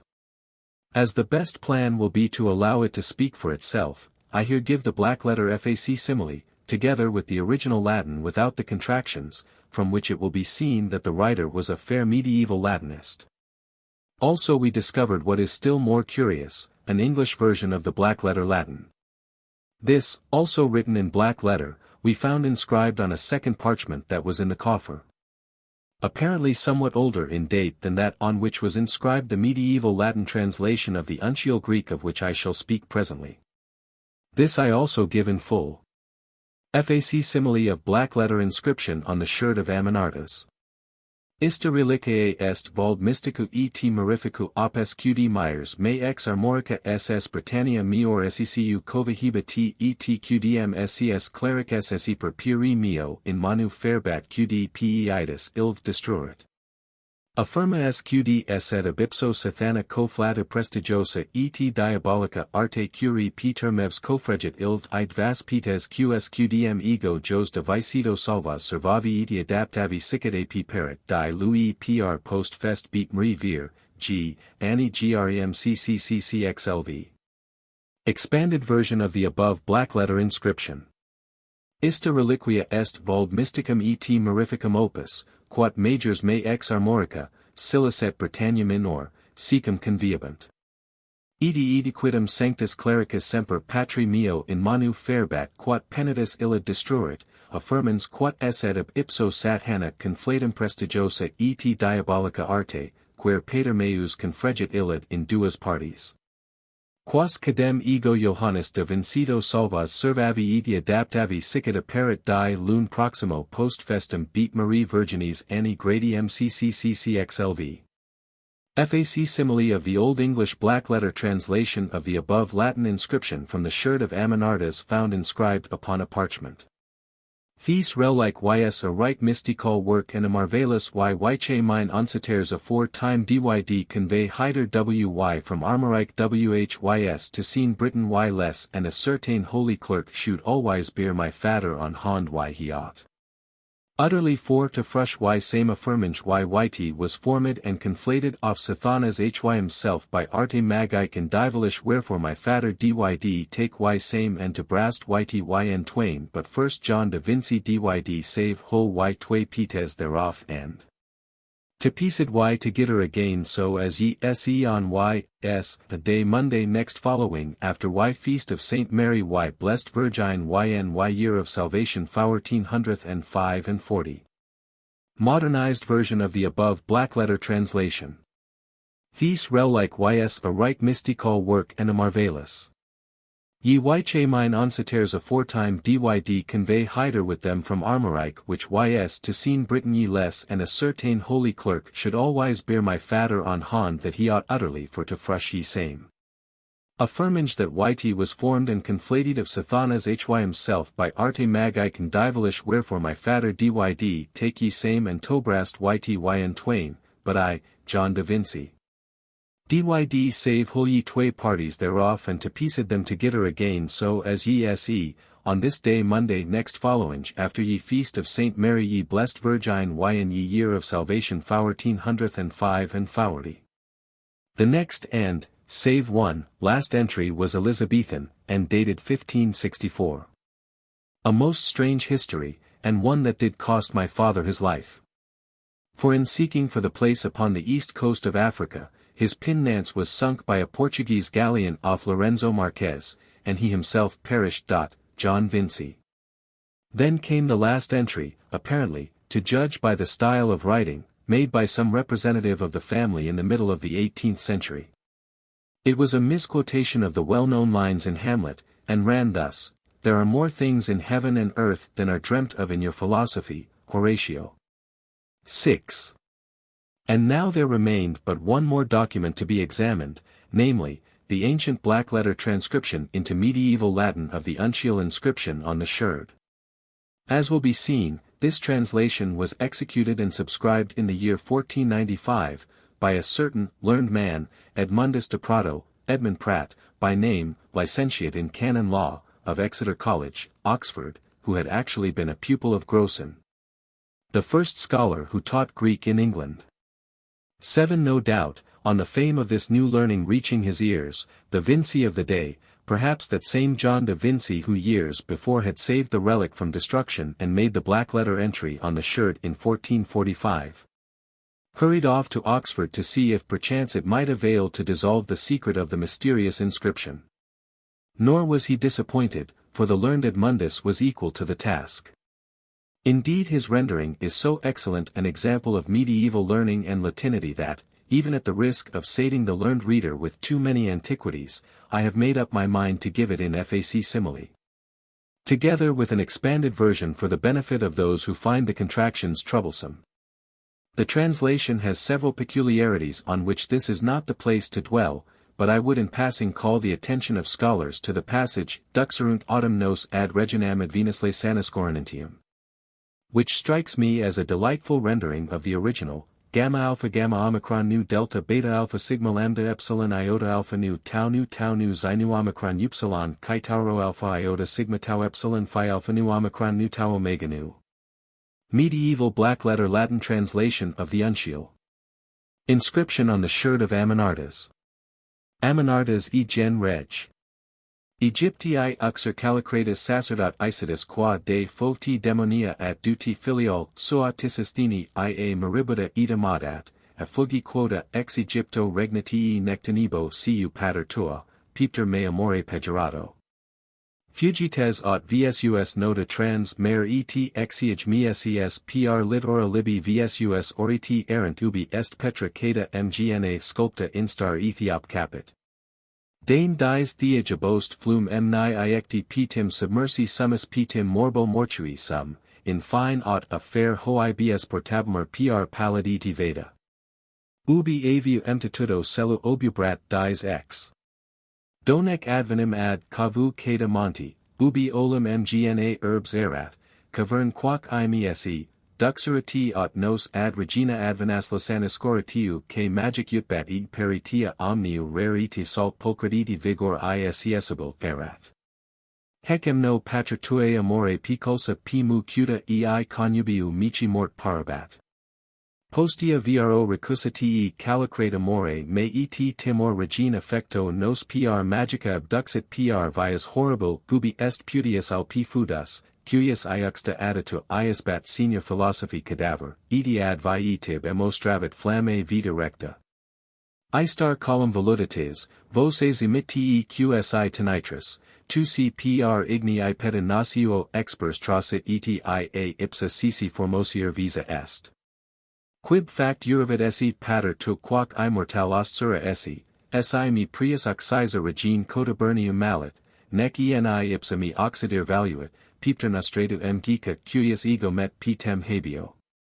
Alvero nichel huius gen maluit, manib antiochal passis eni mulier formositated spicerit, postia eu mgica picussit arte, at mortu efferbat idat cu fletibiti vagitib. Me pr timor expulit ad ostiu mni flumen viliuli poro in nave in qua te peperi, wix post dies hvc Athenas invecta su. At 2, o tesiston, neqd quorum madu nasi fac, necess eni est mulier exquirir si qua vit mysteriu I petres et sixticer, qua tu in te est, pater tu calierat in regine mort. Sin timor su alic capsa re relicas I fecta, hoc ipsu oibi poster madu du bons qs inveniator qui ignis laacra no puroresit et potentia dine duiabit hoiu. Talia dico incredibilia acuta at mini ncta de reb mici cognitus. Hec gris scripta latine redditit vir doctus edmds de prato, in decretus licentiatus e call exon, oxon, doctissimi grossini quandam e pupilis, id April. A. DNI, MCCCCLXXXXV degree. Expanded version of the above medieval Latin translation. Amenartas, e genere regio Egyptii, uxer calicratus, sacerdotis isidis, quam de fovent demonia attendant, filiolo soatisistini jam moribunda ita mandat, a fugi quodam ex Egypto. Regnanti nectanibo, cum pater tua, propter me amorem pejorato. Fugientes autumn versus notum trans mare, edi viginti quatuor menses per lit ora libi versus orientem errantes, ubi est petra quaedam magna sculpta in star Ethiopis capitis. Dane dies quatuor ab osteo fluminis magni ejecti partim submersi summus partim morbo mortui summus, in fine autumn afferis hominibus portabumur per polluds eg veda, ubi avium multitudo coelum abumbrat, dies decem. Donec advenimus ad cavum quendam montem, ubi olum magna urbs erat, cavern quoqui immense. Duxerunt autumn nos ad reginam advenusle sanus coronantium, que magica udibator et peritia omnium rerum, e saltem pulchritidine et vigor insenescibilis erat. Hec magno patris tuae amore perculsa, primum cadem ei connubium mici mortem parabat. Postea vero, recusant calicrate, amore me et timor regina fecto, nos per magicum abduxit per vias horribiles ubi est putius al profundis, cujus juxta additum jaspat signoris philosophi cadaver. Edi advenientibus monstravit flammum vita rectum, in star colum voluntantis, voces emittentum quasi tenitris, tunc per ignum impetu nocivo expers transiat et jam ipsa sisi formosier visa est. Cabus factus juravit esse patrem tuum quoque immortalum ostenturum esse, esse me prius oxiza regine contubernium malit, nec enim ipsa me oxidir valuit, propter nostratum magicum cujus ego met partem habeo. Il vero nichel hujus generis mailbat, manibus antioculos passis, ne mulieris formositatem et spicerit, postea illa magica percussit arte, at mortuum efferbat in cum fletibus et vegetibus, et me per timorem expulit ad ostium magni fluminis. Volivili, poro in nave, in qua te peperi, vix post dies huc Athenas vecta sum. At 2, o Tisisthenes, ne quid quorum mando nasi fac, necess enim est mulierum exquirir si qua vit mysterium impeters et vindicare, quadam in te est, patrem tuum calieratum in regine mort. Sin timor su aliqua causa rem reliquis infectum, hoc ipsum omnibus posterus mando, dum bonus cas inveniator ca ignis lavacrum non perhoresit, et potentia dignus dominabitur hominum. Talia dico incredibilia cadem at minimi ficta de rebus mici cognitus.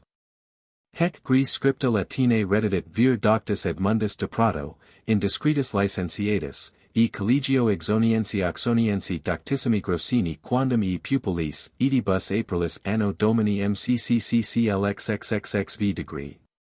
Well, I said, when at length I had read out and carefully examined these writings and paragraphs, at least those of them that were still easily legible, that is the conclusion of the whole matter, Leo.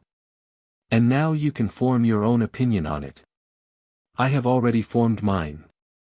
And what is it? He asked, in his quick way. It is this. I believe that potsherd to be perfectly genuine, and that, wonderful as it may seem, it has come down in your family from since the 4th century before Christ. The entries absolutely prove it, and therefore, however improbable it may seem, it must be accepted. But there I stop. That your remote ancestress, the Egyptian princess, or some scribe under her direction, wrote that which we see on the sherd I have no doubt, nor have I the slightest doubt but that her sufferings and the loss of her husband had turned her head. And that she was not right in her mind when she did write it. How do you account for what my father saw and heard there? Asked Leo. Coincidence. No doubt there are bluffs on the coast of Africa that look something like a man's head, and plenty of people who speak bastard Arabic. Also, I believe that there are lots of swamps.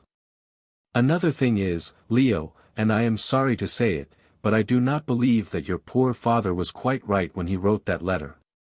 He had met with a great trouble, and also he had allowed this story to prey on his imagination, and he was a very imaginative man. Anyway, I believe that the whole thing is the most unmitigated rubbish.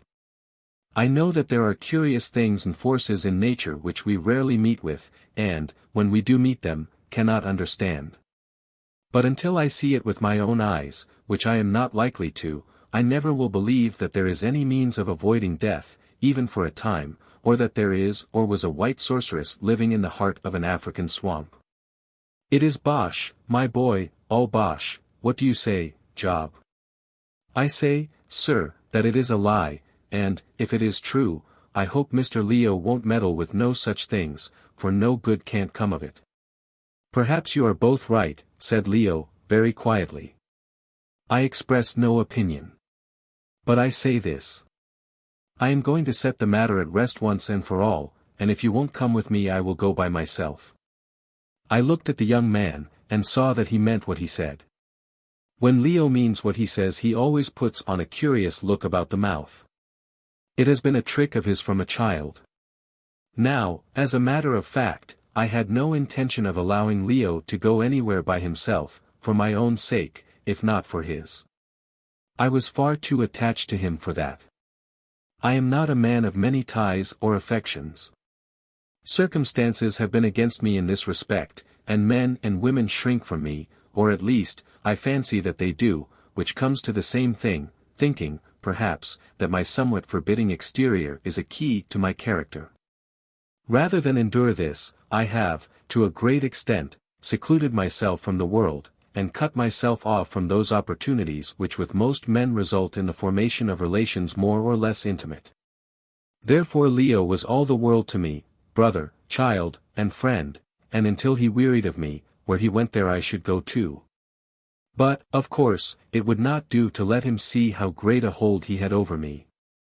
So I cast about for some means whereby I might let myself down easy. Yes, I shall go, uncle, and if I don't find the rolling pillar of life, at any rate I shall get some first-class shooting. Here was my opportunity, and I took it. Shooting? I said. Ah. Yes, I never thought of that. It must be a very wild stretch of country, and full of big game. I have always wanted to kill a buffalo before I die. Do you know, my boy, I don't believe in the quest, but I do believe in big game, and really on the whole, if, after thinking it over, you make up your mind to go, I will take a holiday, and come with you. Ah, said Leo, I thought that you would not lose such a chance. But how about money? We shall want a good lot. You need not trouble about that, I answered. There is all your income that has been accumulating for years, and besides that I have saved 2/3 of what your father left to me, as I consider, in trust for you. There is plenty of cash. Very well, then, we may as well stow these things away and go up to town to see about our guns. By the way, Job, are you coming too? It's time you began to see the world. Well, sir, answered Job, stolidly, I don't hold much with foreign parts, but if both you gentlemen are going you will want somebody to look after you, and I am not the man to stop behind after serving you for 20 years. That's right, Job, said I, you won't find out anything wonderful, but you will get some good shooting. And now look here, both of you. I won't have a word said to a living soul about this nonsense, and I pointed to the potsherd. If it got out, and anything happened to me, my next of kin would dispute my will on the ground of insanity, and I should become the laughing stock of Cambridge. That day 3 months we were on the ocean, bound for Zanzibar. Chapter 4. The Squall. How different is the scene that I have now to tell from that which has just been told. Gone are the quiet college rooms, gone the wind-swayed English elms, the cawing rooks, and the familiar volumes on the shelves. And in their place there rises a vision of the great calm ocean gleaming in shaded silver lights beneath the beams of the full African moon. A gentle breeze fills the huge sail of our dhow, and draws us through the water that ripples musically against her sides. Most of the men are sleeping forward, for it is near midnight, but a stout swarthy Arab, Mahomed by name, stands at the tiller, lazily steering by the stars. 3 miles or more to our starboard is a low dim line. It is the eastern shore of Central Africa. We are running to the southward, before the northeast monsoon, between the mainland and the reef that for hundreds of miles fringes this perilous coast.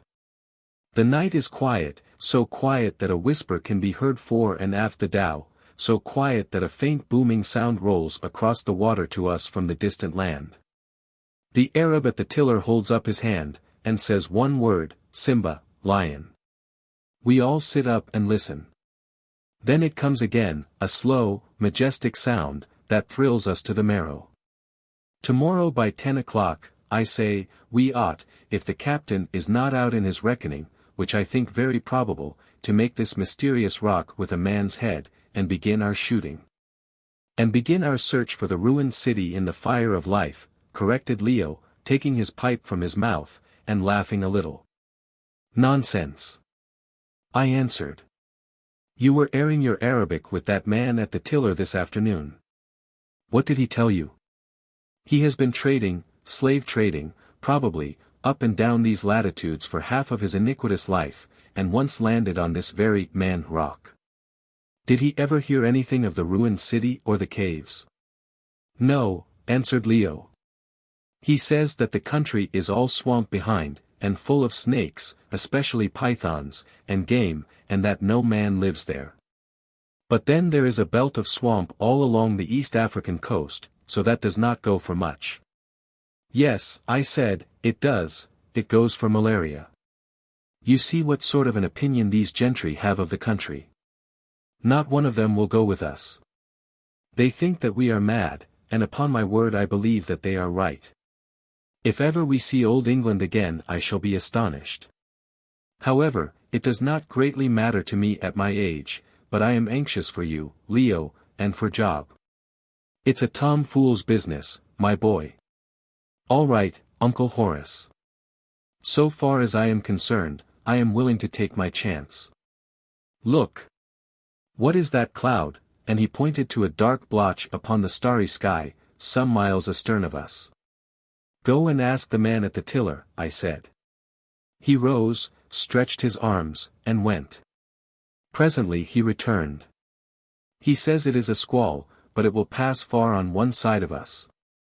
Just then Job came up, looking very stout and English in his shooting suit of brown flannel, and with a sort of perplexed appearance upon his honest round face that had been very common with him since he got into these strange waters.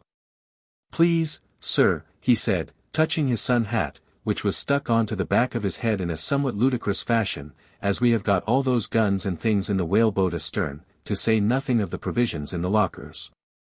I think it would be best if I got down and slept in her. I don't like the looks, here he dropped his voice to a portentous whisper, of these black gentry, they have such a wonderful thievish way about them. Supposing now that some of them were to slip into the boat at night and cut the cable, and make off with her. That would be a pretty go, that would. The whaleboat, I may explain, was one specially built for us at Dundee, in Scotland. We had brought it with us, as we knew that this coast was a network of creeks, and that we might require something to navigate them with. She was a beautiful boat, 30 feet in length, with a centerboard for sailing, copper-bottomed to keep the worm out of her, and full of watertight compartments. The captain of the dhow had told us that when we reached the rock, which he knew, and which appeared to be identical with the one described upon the Sherd and by Leo's father, he would probably not be able to run up to it on account of the shallows and breakers. Therefore we had employed 3 hours that very morning, whilst we were totally becalmed, the wind having dropped at sunrise, in transferring most of our goods and chattels to the whaleboat, and placing the guns, ammunition, and preserved provisions in the watertight lockers specially prepared for them, so that when we did sight the fabled rock we should have nothing to do but step into the boat, and run her ashore. Another reason that induced us to take this precautionary step was that Arab captains are apt to run past the point that they are making, either from carelessness or owing to a mistake in its identity.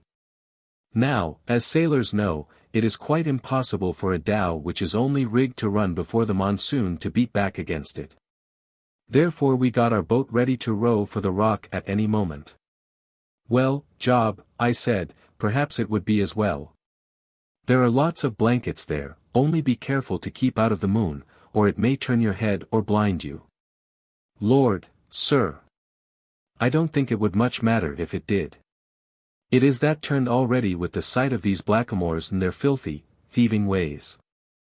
They are only fit for muck, they are, and they smell bad enough for it already. Job, it will be perceived, was no admirer of the manners and customs of our dark-skinned brothers. Accordingly we hauled up the boat by the tow-rope till it was right under the stern of the dhow, and Job bundled into her with all the grace of a falling sack of potatoes. Then we returned and sat down on the deck again, and smoked and talked in little gusts and jerks. The night was so lovely, and our brains were so full of suppressed excitement of one sort and another, that we did not feel inclined to turn in. For nearly an hour we sat thus, and then, I think, we both dozed off. At least I have a faint recollection of Leo sleepily explaining that the head was not a bad place to hit a buffalo, if you could catch him exactly between the horns, or send your bullet down his throat, or some nonsense of the sort. Then I remember no more, till suddenly, a frightful roar of wind, a shriek of terror from the awakening crew, and a whip-like sting of water in our faces. Some of the men ran to let go the halyards and lower the sail, but the parrel jammed and the yard would not come down. I sprang to my feet and hung on to a rope. The sky aft was dark as pitch, but the moon still shone brightly ahead of us and lit up the blackness. Beneath its sheen a huge white-topped breaker, 20 feet high or more, was rushing on to us. It was on the break, the moon shone on its crest and tipped its foam with light. On it rushed beneath the inky sky, driven by the awful squall behind it. Suddenly, in the twinkling of an eye, I saw the black shape of the whaleboat cast high into the air on the crest of the breaking wave. Then, a shock of water, a wild rush of boiling foam, and I was clinging for my life to the shroud, swept straight out from it like a flag in a gale. We were pooped. The wave passed. It seemed to me that I was under water for minutes, really it was seconds. I looked forward. The blast had torn out the great sail, and high in the air it was fluttering away to leeward like a huge wounded bird.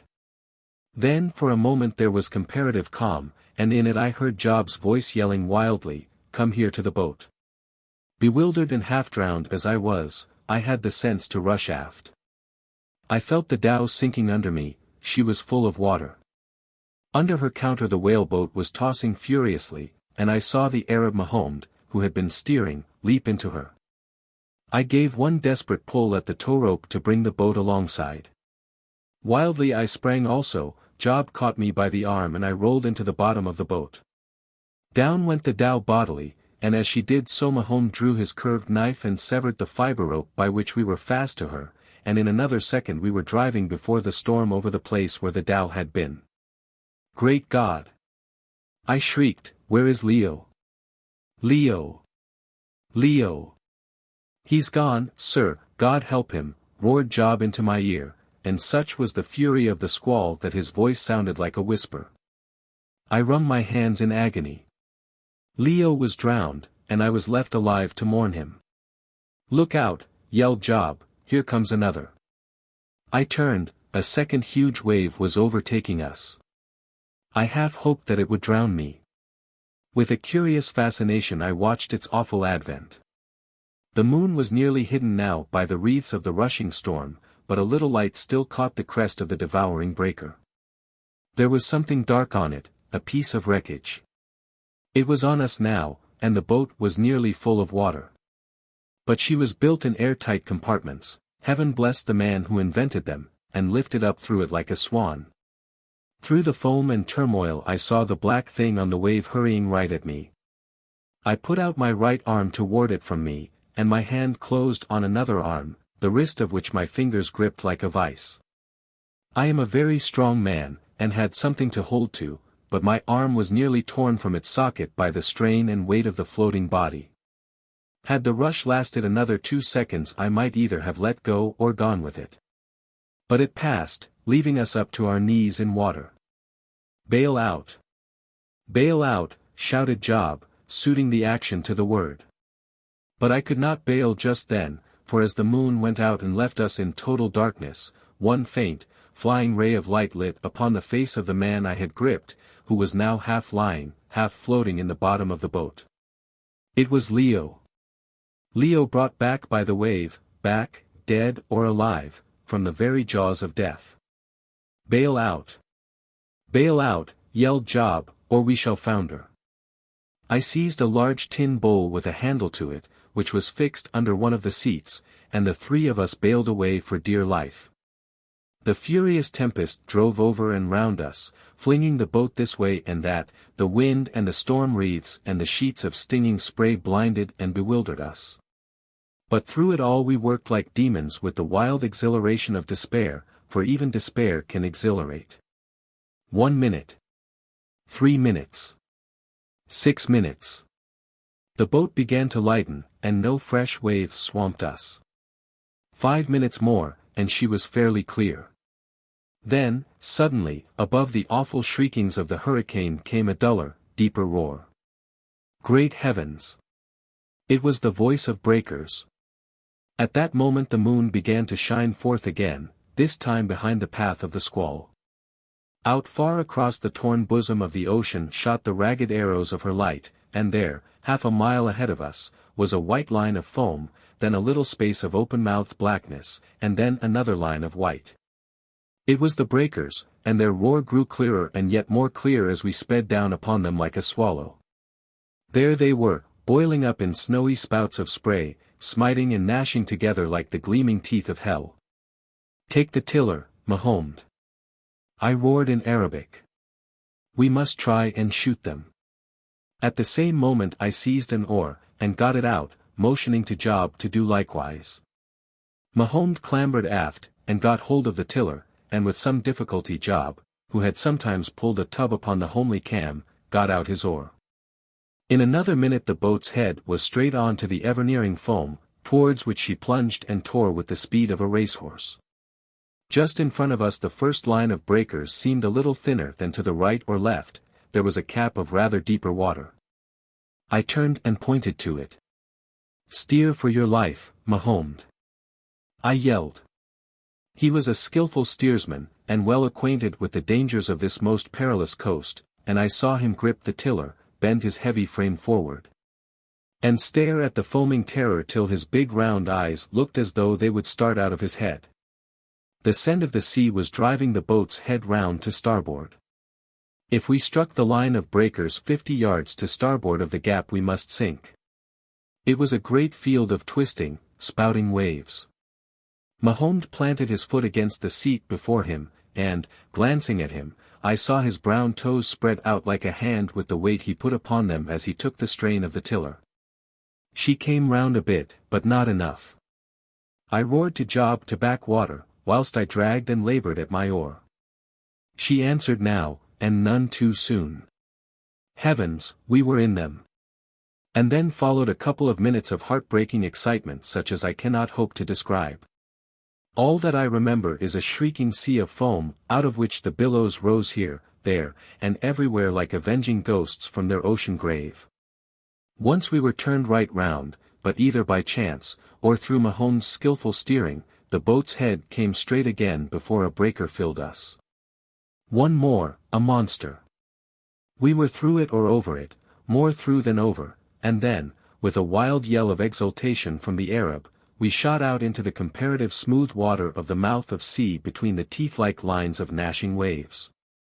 But we were nearly full of water again, and not more than half a mile ahead was the second line of breakers.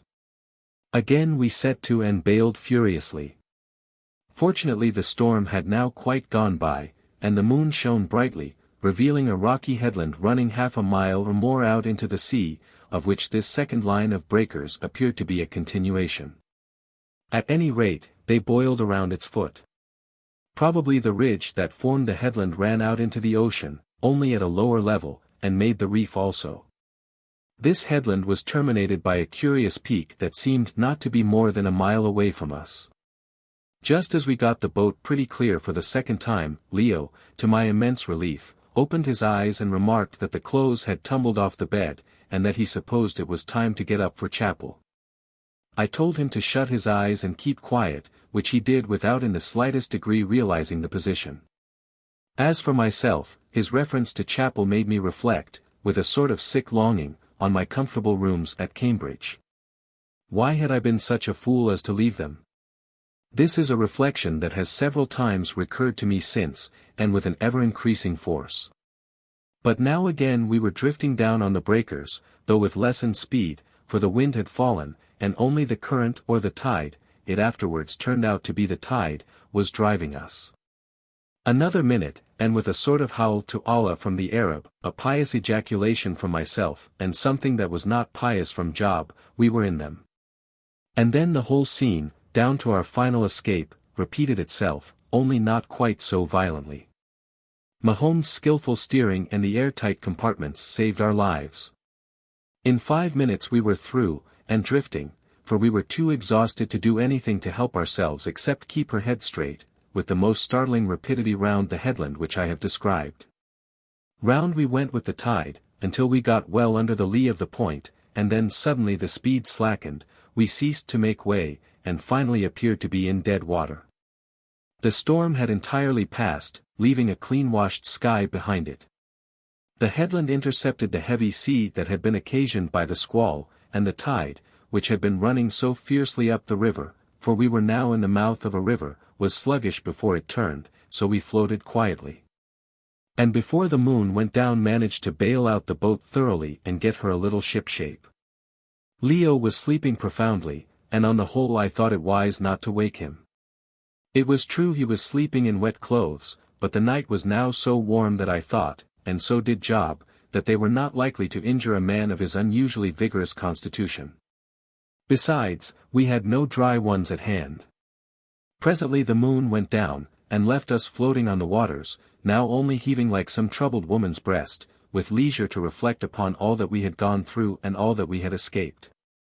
Job stationed himself at the bow, Mahommed kept his post at the tiller, and I sat on a seat in the middle of the boat close to where Leo was lying. The moon went slowly down in chastened loveliness. She departed like some sweet bride into her chamber, and long veil-like shadows crept up the sky through which the stars peeped shyly out. Soon, however, they too began to pale before a splendor in the east, and then the quivering footsteps of the dawn came rushing across the newborn blue, and shook the high stars from their places. Quieter and yet more quiet grew the sea, quiet as the soft mist that brooded on her bosom, and covered up her troubling, as the elusive wreaths of sleep brood upon a pain-racked mind, causing it to forget its sorrow.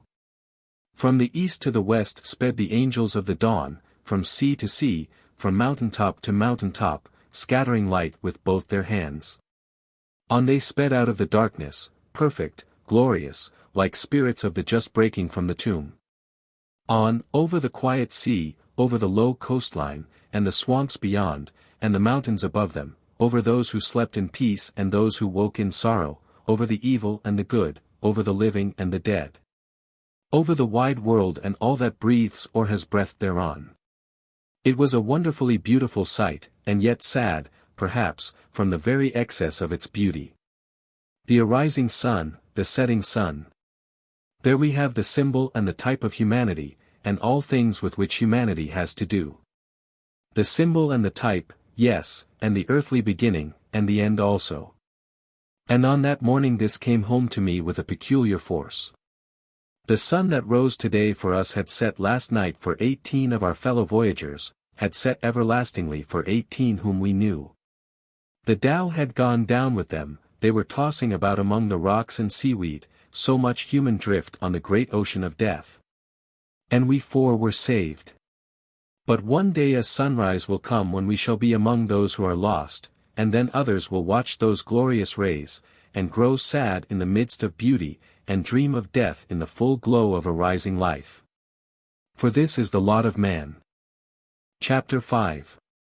The Head of the Ethiopian. At length the heralds and forerunners of the royal sun had done their work, and, searching out the shadows, had caused them to flee away. Then up he came in glory from his ocean bed, and flooded the earth with warmth and light. I sat there in the boat listening to the gentle lapping of the water and watched him rise, till presently the slight drift of the boat brought the odd-shaped rock, or peak, at the end of the promontory which we had weathered with so much peril, between me and the majestic sight, and blotted it from my view. I still continued, however, to stare at the rock, absently enough, till presently it became edged with the fire of the growing light behind it, and then I started, as well I might, for I perceived that the top of the peak, which was about 80 feet high by 150 feet thick at its base, was shaped like a negro's head and face, whereon was stamped a most fiendish and terrifying expression. There was no doubt about it, there were the thick lips, the fat cheeks, and the squat nose standing out with startling clearness against the flaming background. There, too, was the round skull, washed into shape perhaps by thousands of years of wind and weather, and, to complete the resemblance, there was a scrubby growth of weeds or lichen upon it, which against the sun looked for all the world like the wool on a colossal Negro's head. It certainly was very odd. So odd that now I believe it is not a mere freak of nature but a gigantic monument fashioned, like the well-known Egyptian Sphinx, by a forgotten people out of a pile of rock that lent itself to their design. Perhaps as an emblem of warning and defiance to any enemies who approached the harbor. Unfortunately we were never able to ascertain whether or not this was the case, inasmuch as the rock was difficult of access both from the land and the waterside, and we had other things to attend to. Myself, considering the matter by the light of what we afterward saw, I believe that it was fashioned by man, but whether or not this is so, there it stands. And sullenly stares from age to age out across the changing sea. There it stood 2,000 years and more ago, when Amenartas, the Egyptian princess, and the wife of Leo's remote ancestor Callicrates, gazed upon its devilish face, and there I have no doubt it will still stand when as many centuries as are numbered between her day and our own are added to the year that bore us to oblivion. What do you think of that, Job? I asked of our retainer, who was sitting on the edge of the boat, trying to get as much sunshine as possible, and generally looking uncommonly wretched, and I pointed to the fiery and demoniacal head. "O Lord, sir," answered Job, who now perceived the object for the first time, "I think that the old gentleman must have been sitting for his portrait on them rocks." I laughed, and the laugh woke up Leo. "Hullo," he said, "what's the matter with me? I am all stiff. Where is the Tao? Give me some brandy, please." "You may be thankful that you are not stiffer, my boy," I answered. "The Tao is sunk, everybody on board her is drowned with the exception of us four, and your own life was only saved by a miracle." And whilst Job, now that it was light enough, searched about in a locker for the brandy for which Leo asked, I told him the history of our night's adventure. "Great heavens," he said faintly. "And to think that we should have been chosen to live through it." By this time the brandy was forthcoming, and we all had a good pull at it, and thankful enough we were for it. Also the sun was beginning to get strength, and warm our chilled bones, for we had been wet through for 5 hours or more. "Why," said Leo, with a gasp as he put down the brandy bottle, "there is the head the writing talks of, the rock carven like the head of an Ethiopian." "Yes," I said, "there it is." "Well, then," he answered, "the whole thing is true." "I don't see at all that follows," I answered. "We knew this head was here, your father saw it. Very likely it is not the same head that the writing talks of, or if it is, it proves nothing." Leo smiled at me in a superior way. "You are an unbelieving Jew, Uncle Horace," he said. "Those who live will see." "Exactly so," I answered, "and now perhaps you will observe that we are drifting across a sandbank into the mouth of the river. Get hold of your oar, Job, and we will row in and see if we can find a place to land." The river mouth which we were entering did not appear to be a very wide one, though as yet the long banks of steaming mist that clung about its shores had not lifted sufficiently to enable us to see its exact measure. There was, as is the case with nearly every East African river, a considerable bar at the mouth, which, no doubt, when the wind was on shore and the tide running out, was absolutely impassable even for a boat drawing only a few inches. But as things were it was manageable enough, and we did not ship a cupful of water. In 20 minutes we were well across it, with but slight assistance from ourselves, and being carried by a strong though somewhat variable breeze well up the harbor. By this time the mist was being sucked up by the sun, which was getting uncomfortably hot, and we saw that the mouth of the little estuary was here about half a mile across, and that the banks were very marshy, and crowded with crocodiles lying about on the mud like logs. About a mile ahead of us, however, was what appeared to be a strip of firm land, and for this we steered. In another quarter of an hour we were there, and making the boat fast to a beautiful tree with broad shining leaves, and flowers of the magnolia species, only they were rose-colored and not white, which hung over the water, we disembarked. This done we undressed, washed ourselves, and spread our clothes, together with the contents of the boat, in the sun to dry, which they very quickly did. Then, taking shelter from the sun under some trees, we made a hearty breakfast off a paysandu potted tongue, of which we had brought a good quantity with us. Congratulating ourselves loudly on our good fortune in having loaded and provisioned the boat on the previous day before the hurricane destroyed the dhow.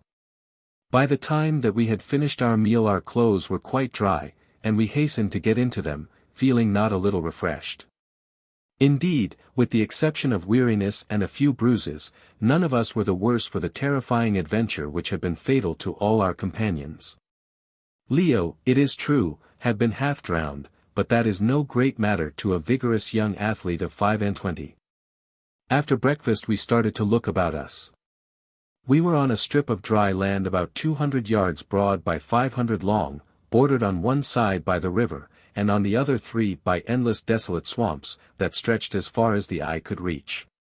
This strip of land was raised about 25 feet above the plane of the surrounding swamps and the river level. Indeed it had every appearance of having been made by the hand of man. "This place has been a wharf," said Leo, dogmatically.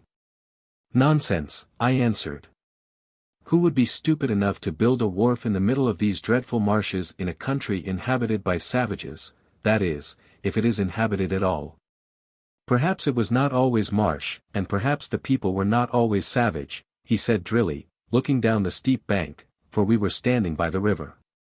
"Look there," he went on, pointing to a spot where the hurricane of the previous night had torn up one of the magnolia trees by the roots, which had grown on the extreme edge of the bank just where it sloped down to the water. "And lifted a large cake of earth with them. Is not that stonework? If not, it is very like it." "Nonsense," I said again, but we clambered down to the spot, and got between the upturned roots and the bank. "Well," he said. But I did not answer this time. I only whistled. For there, laid bare by the removal of the earth, was an undoubted facing of solid stone laid in large blocks and bound together with brown cement, so hard that I could make no impression on it with the file in my shooting knife. Nor was this all. Seeing something projecting through the soil at the bottom of the bared patch of walling, I removed the loose earth with my hands, and revealed a huge stone ring, a foot or more in diameter, and about 3 inches thick. This fairly staggered me. "Looks rather like a wharf where good-sized vessels have been moored, does it not, Uncle Horace?" said Leo, with an excited grin. I tried to say, "Nonsense," again, but the word stuck in my throat. The ring spoke for itself.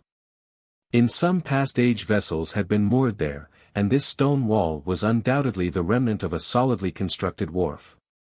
Probably the city to which it had belonged lay buried beneath the swamp behind it.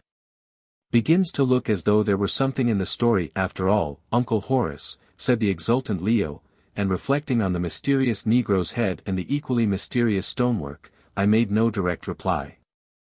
"A country like Africa," I said, "is sure to be full of the relics of long-dead and forgotten civilizations. Nobody knows the age of the Egyptian civilization, and very likely it had offshoots. Then there were the Babylonians and the Phoenicians, and the Persians, and all manner of people, all more or less civilized, to say nothing of the Jews whom everybody wants nowadays. It is possible that they, or any one of them, may have had colonies or trading stations about here. Remember those buried Persian cities that the consul showed us at Kilwa 9. "Quite so," said Leo, "but that is not what you said before." "Well, what is to be done now?" I asked, turning the conversation. As no answer was forthcoming we walked to the edge of the swamp, and looked over it. It was apparently boundless, and vast flocks of every sort of waterfowl flew from its recesses, till it was sometimes difficult to see the sky. Now that the sun was getting high it drew thin sickly-looking clouds of poisonous vapor from the surface of the marsh and from the scummy pools of stagnant water. "Two things are clear to me," I said, addressing my 3 companions, who stared at this spectacle in dismay. "First, that we can't go across there," I pointed to the swamp, "and, secondly, that if we stop here we shall certainly die of fever." "That's as clear as a haystack, sir," said Job. "Very well, then, there are two alternatives before us. One is to bout ship, and try and run for some port in the whaleboat, which would be a sufficiently risky proceeding, and the other to sail or row on up the river, and see where we come to. I don't know what you are going to do, said Leo, setting his mouth, but I am going up that river. Job turned up the whites of his eyes and groaned, and the Arab murmured Allah, and groaned also. As for me, I remarked sweetly that as we seemed to be between the devil and the deep sea, it did not much matter where we went. But in reality I was as anxious to proceed as Leo. The colossal Negro's head and the stone wharf had excited my curiosity to an extent of which I was secretly ashamed, and I was prepared to gratify it at any cost. Accordingly, having carefully fitted the mast, restowed the boat, and got out our rifles, we embarked. Fortunately the wind was blowing on shore from the ocean, so we were able to hoist the sail.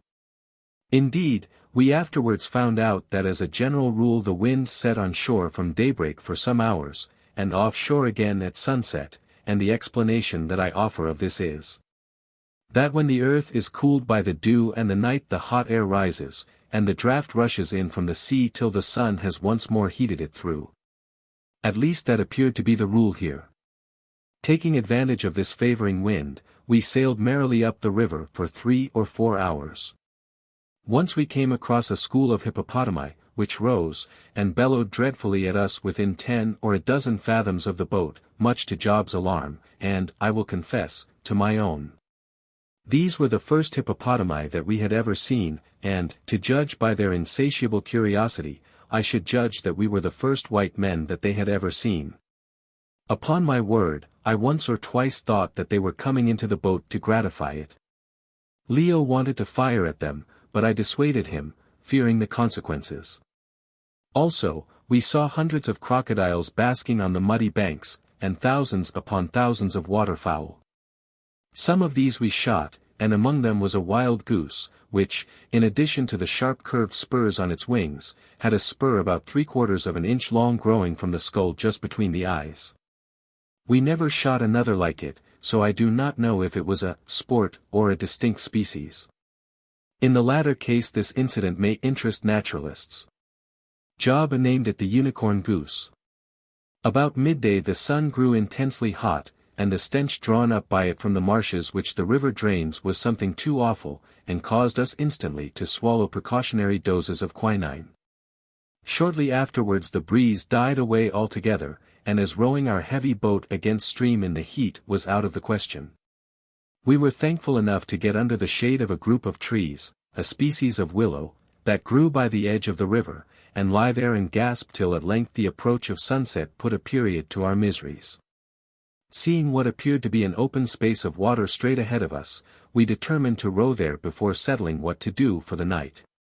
Just as we were about to loosen the boat, however, a beautiful waterbuck, with great horns curving forward, and a white stripe across the rump, came down to the river to drink, without perceiving us hidden away within 50 yards under the willows.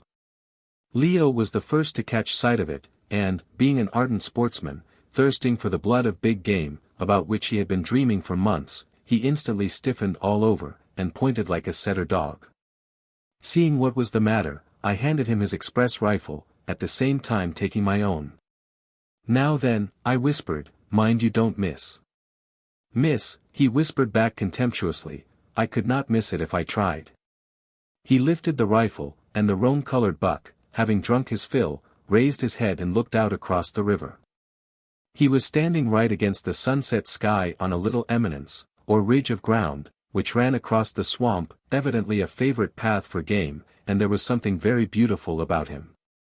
Indeed, I do not think that if I live to 100 I shall ever forget that desolate and yet most fascinating scene. It is stamped upon my memory. To the right and left were wide stretches of lonely death-breeding swamp, unbroken and unrelieved so far as the eye could reach, except here and there by ponds of black and peaty water that, mirror-like, flashed up the red rays of the setting sun. Behind us and before stretched the vista of the sluggish river, ending in glimpses of a reed-fringed lagoon, on the surface of which the long lights of the evening played as the faint breeze stirred the shadows. To the west loomed the huge red ball of the sinking sun, now vanishing down the vapory horizon, and filling the great heaven, high across whose arch the cranes and wildfowl streamed in line, square, and triangle, with flashes of flying gold and a lurid stain of blood. And then ourselves, 3 modern Englishmen in a modern English boat, seeming to jar upon and look out of tone with that measureless desolation, and in front of us the noble buck limbed out upon a background of ruddy sky. Bang! Away he goes with a mighty bound. Leo has missed him. Bang! Right under him again. Now for a shot. I must have one, though he is going like an arrow, and 100 yards away and more. By Jove!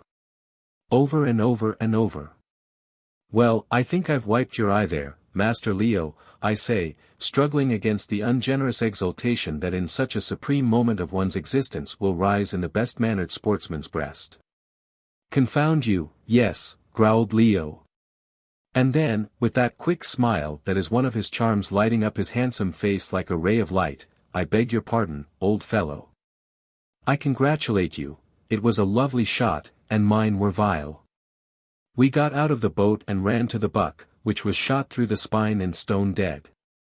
It took us a quarter of an hour or more to clean it and cut off as much of the best meat as we could carry, and, having packed this away, we had barely light enough to row up into the lagoon-like space, into which, there being a hollow in the swamp, the river here expanded.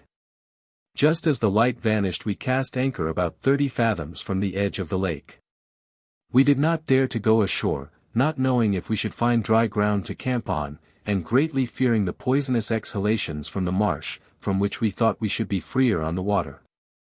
So we lighted a lantern, and made our evening meal off another potted tongue in the best fashion that we could, and then prepared to go to sleep, only, however, to find that sleep was impossible.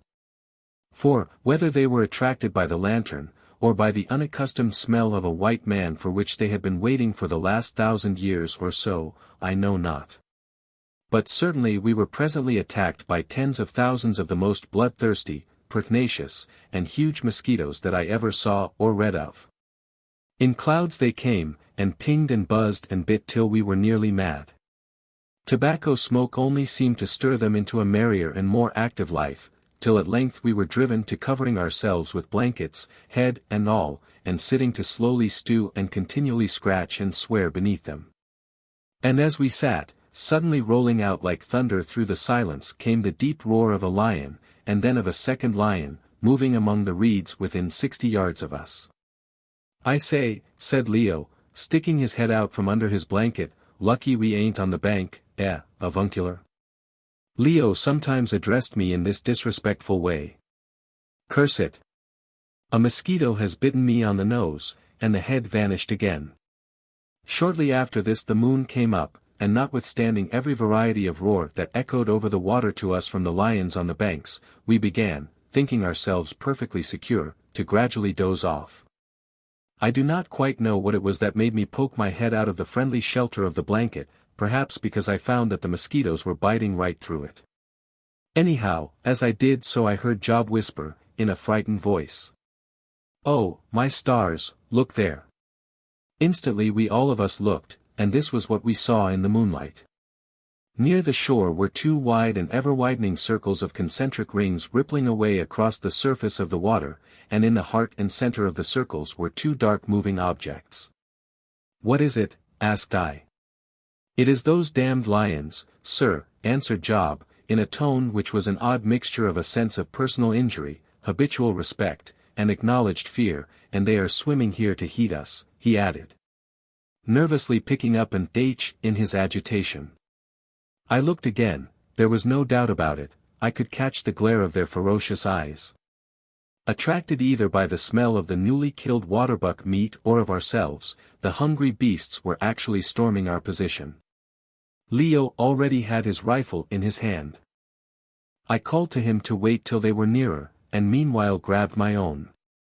Some 15 feet from us the water shallowed on a bank to the depth of about 15 inches, and presently the first of them, it was the lioness, got onto it, shook herself, and roared. At that moment Leo fired, the bullet went right down her open mouth and out at the back of her neck, and down she dropped, with a splash, dead. The other lion, a full-grown male, was some 2 paces behind her.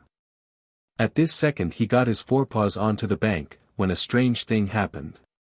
There was a rush and disturbance of the water, such as one sees in a pond in England when a pike takes a little fish, only 1,000 times fiercer and larger.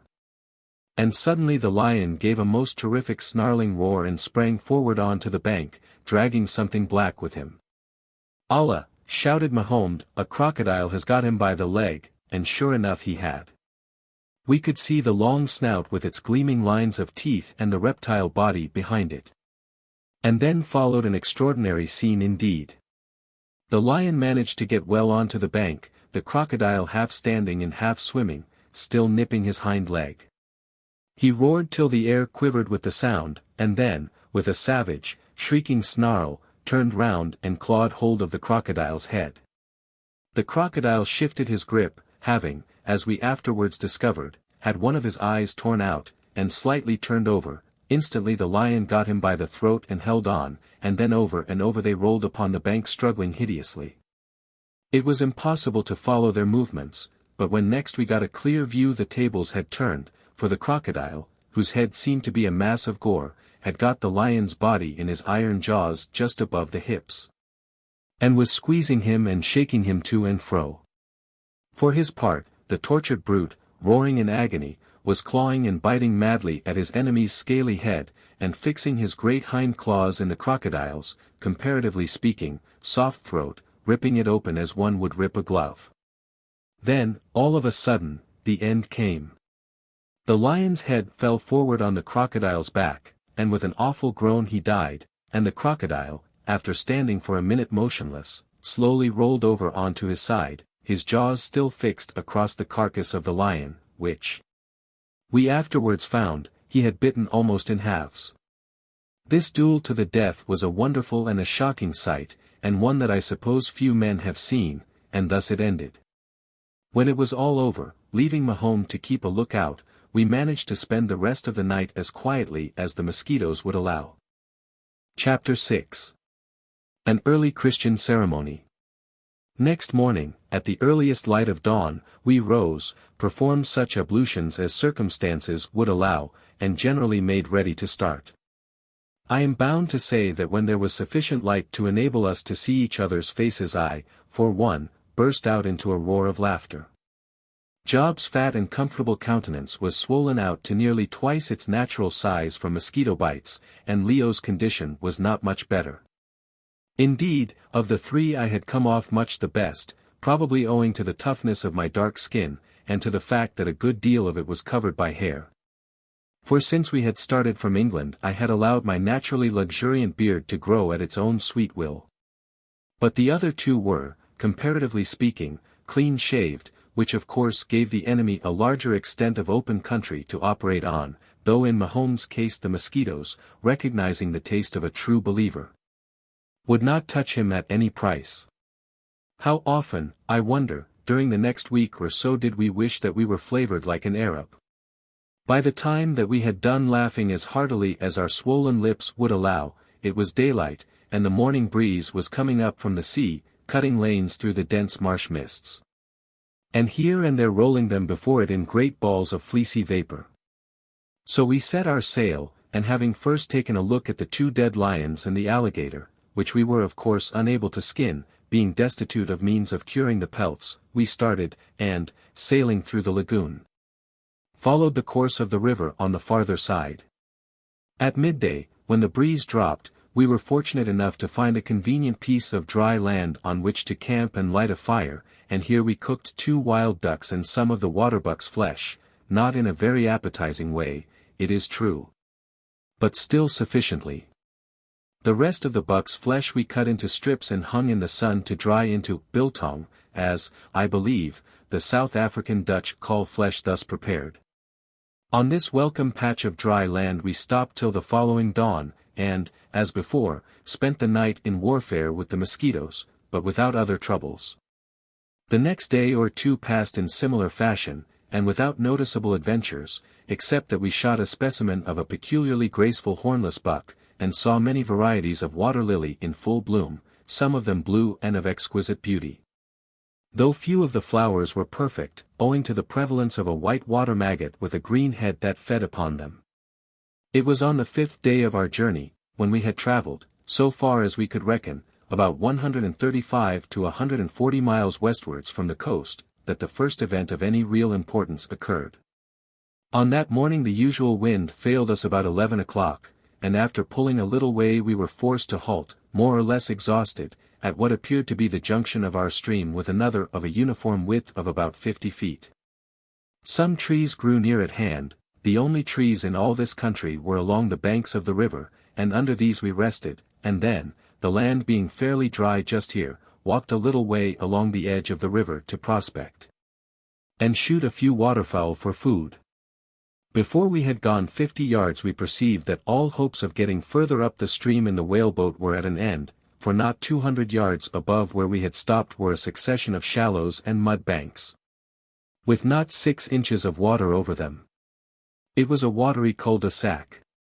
Turning back, we walked some way along the banks of the other river, and soon came to the conclusion, from various indications, that it was not a river at all, but an ancient canal, like the one which is to be seen above Mombasa, on the Zanzibar coast, connecting the Tana River with the Azi, in such a way as to enable the shipping coming down the Tana to cross to the Azi, and reach the sea by it, and thus avoid the very dangerous bar that blocks the mouth of the Tana. The canal before us had evidently been dug out by man at some remote period of the world's history, and the results of his digging still remained in the shape of the raised banks that had no doubt once formed towing paths. Except here and there, where they had been hollowed out by the water or fallen in, these banks of stiff binding clay were at a uniform distance from each other, and the depth of the stream also appeared to be uniform. Current there was little or none, and, as a consequence, the surface of the canal was choked with vegetable growth, intersected by little paths of clear water, made, I suppose, by the constant passage of waterfowl, iguanas, and other vermin. Now, as it was evident that we could not proceed up the river, it became equally evident that we must either try the canal or else return to the sea. We could not stop where we were, to be baked by the sun and eaten up by the mosquitoes, till we died of fever in that dreary marsh. Well, I suppose that we must try it, I said. And the others assented in their various ways, Leo, as though it were the best joke in the world, Job, in respectful disgust, and Mahomed, with an invocation to the Prophet, and a comprehensive curse upon all unbelievers and their ways of thought and travel. Accordingly, as soon as the sun got low, having little or nothing more to hope for from our friendly wind, we started. For the first hour or so we managed to row the boat, though with great labor. But after that the weeds got too thick to allow of it, and we were obliged to resort to the primitive and most exhausting resource of towing her. For 2 hours we labored, Mahomed, Job, and I, who was supposed to be strong enough to pull against the 2 of them, on the bank, while Leo sat in the bow of the boat, and brushed away the weeds which collected round the cutwater with Mahomed's sword. At dark we halted for some hours to rest and enjoy the mosquitoes, but about midnight we went on again, taking advantage of the comparative cool of the night. At dawn we rested for 3 hours, and then started once more, and labored on till about 10 o'clock, when a thunderstorm, accompanied by a deluge of rain, overtook us, and we spent the next 6 hours practically under water. I do not know that there is any necessity for me to describe the next 4 days of our voyage in detail, further than to say that they were, on the whole, the most miserable that I ever spent in my life, forming one monotonous record of heavy labor, heat, misery, and mosquitoes. All that dreary way we passed through a region of almost endless swamp, and I can only attribute our escape from fever and death to the constant doses of quinine and purgatives which we took, and the unceasing toil which we were forced to undergo. On the 3rd day of our journey up the canal we had sighted a round hill that loomed dimly through the vapors of the marsh, and on the evening of the 4th night, when we camped, this hill seemed to be within 25 or 30 miles of us.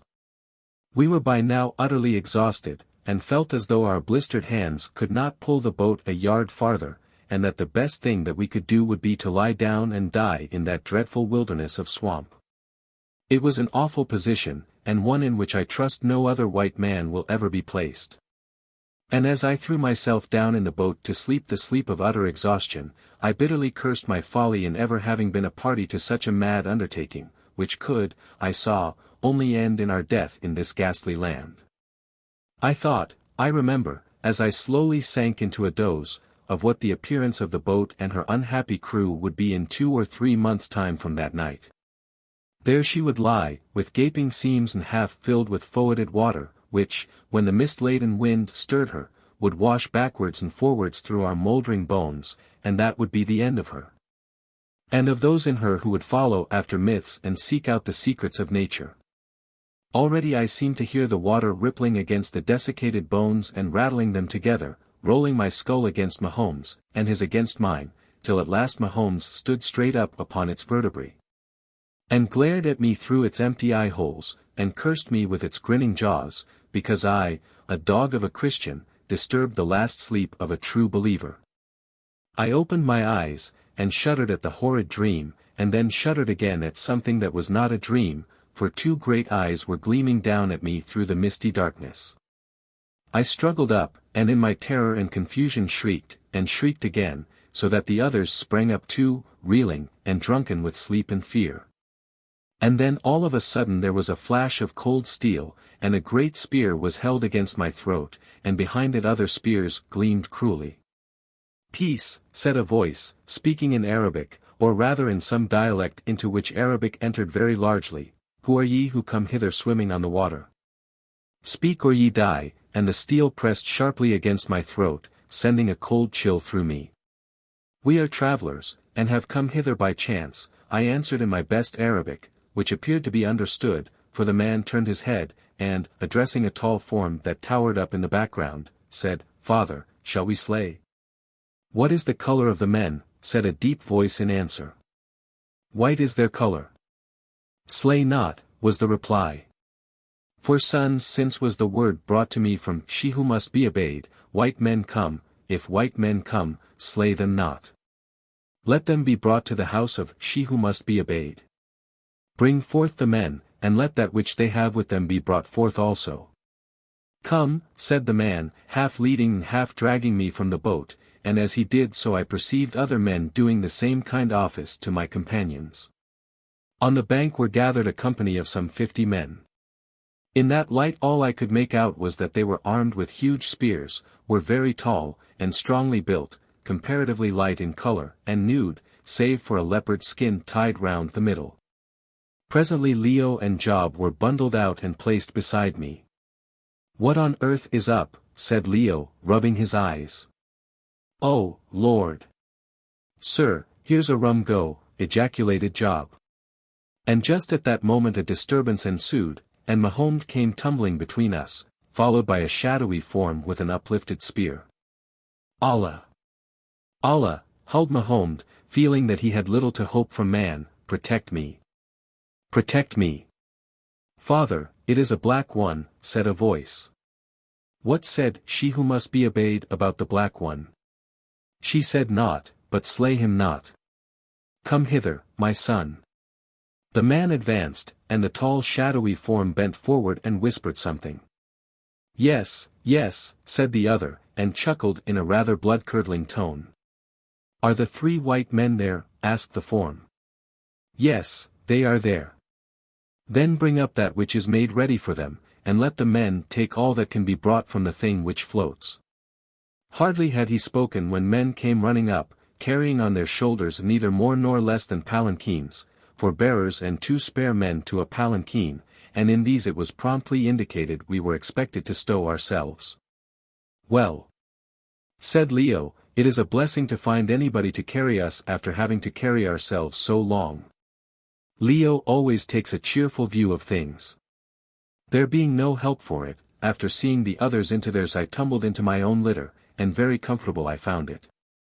It appeared to be manufactured of cloth woven from grass fiber, which stretched and yielded to every motion of the body, and, being bound top and bottom to the bearing pole, gave a grateful support to the head and neck. Scarcely had I settled myself when, accompanying their steps with a monotonous song, the bearers started at a swinging trot. For half an hour or so I lay still, reflecting on the very remarkable experiences that we were going through. and wondering if any of my eminently respectable fossil friends down at Cambridge would believe me if I were to be miraculously set at the familiar dinner table for the purpose of relating them. I do not want to convey any disrespectful notion or slight when I call those good and learned men fossils, but my experience is that people are apt to fossilize even at a university if they follow the same paths too persistently. I was getting fossilized myself, but of late my stock of ideas has been very much enlarged. Well, I lay and reflected, and wondered what on earth would be the end of it all, till at last I ceased to wonder, and went to sleep. I suppose I must have slept for 7 or 8 hours, getting the first real rest that I had had since the night before the loss of the Tao, for when I woke the sun was high in the heavens. We were still journeying on at a pace of about 4 miles an hour. Peeping out through the mist-like curtains of the litter, which were ingeniously fixed to the bearing pole, I perceived to my infinite relief that we had passed out of the region of eternal swamp, and were now traveling over swelling grassy plains towards a cup-shaped hill. Whether or not it was the same hill that we had seen from the canal I do not know, and have never since been able to discover, for, as we afterwards found out, these people will give little information upon such points. Next I glanced at the men who were bearing me. They were of a magnificent build, few of them being under 6 feet in height, and yellowish in color. Generally their appearance had a good deal in common with that of the East African Somali, only their hair was not frizzed up, but hung in thick black locks upon their shoulders. Their features were aquiline, and in many cases exceedingly handsome, the teeth being especially regular and beautiful. But notwithstanding their beauty, it struck me that, on the whole, I had never seen a more evil-looking set of faces. There was an aspect of cold and sullen cruelty stamped upon them that revolted me, and which in some cases was almost uncanny in its intensity. Another thing that struck me about them was that they never seemed to smile. Sometimes they sang the monotonous song of which I have spoken, but when they were not singing they remained almost perfectly silent, and the light of a laugh never came to brighten their somber and evil countenances. Of what race could these people be? Their language was a bastard Arabic, and yet they were not Arabs, I was quite sure of that. For one thing they were too dark, or rather yellow.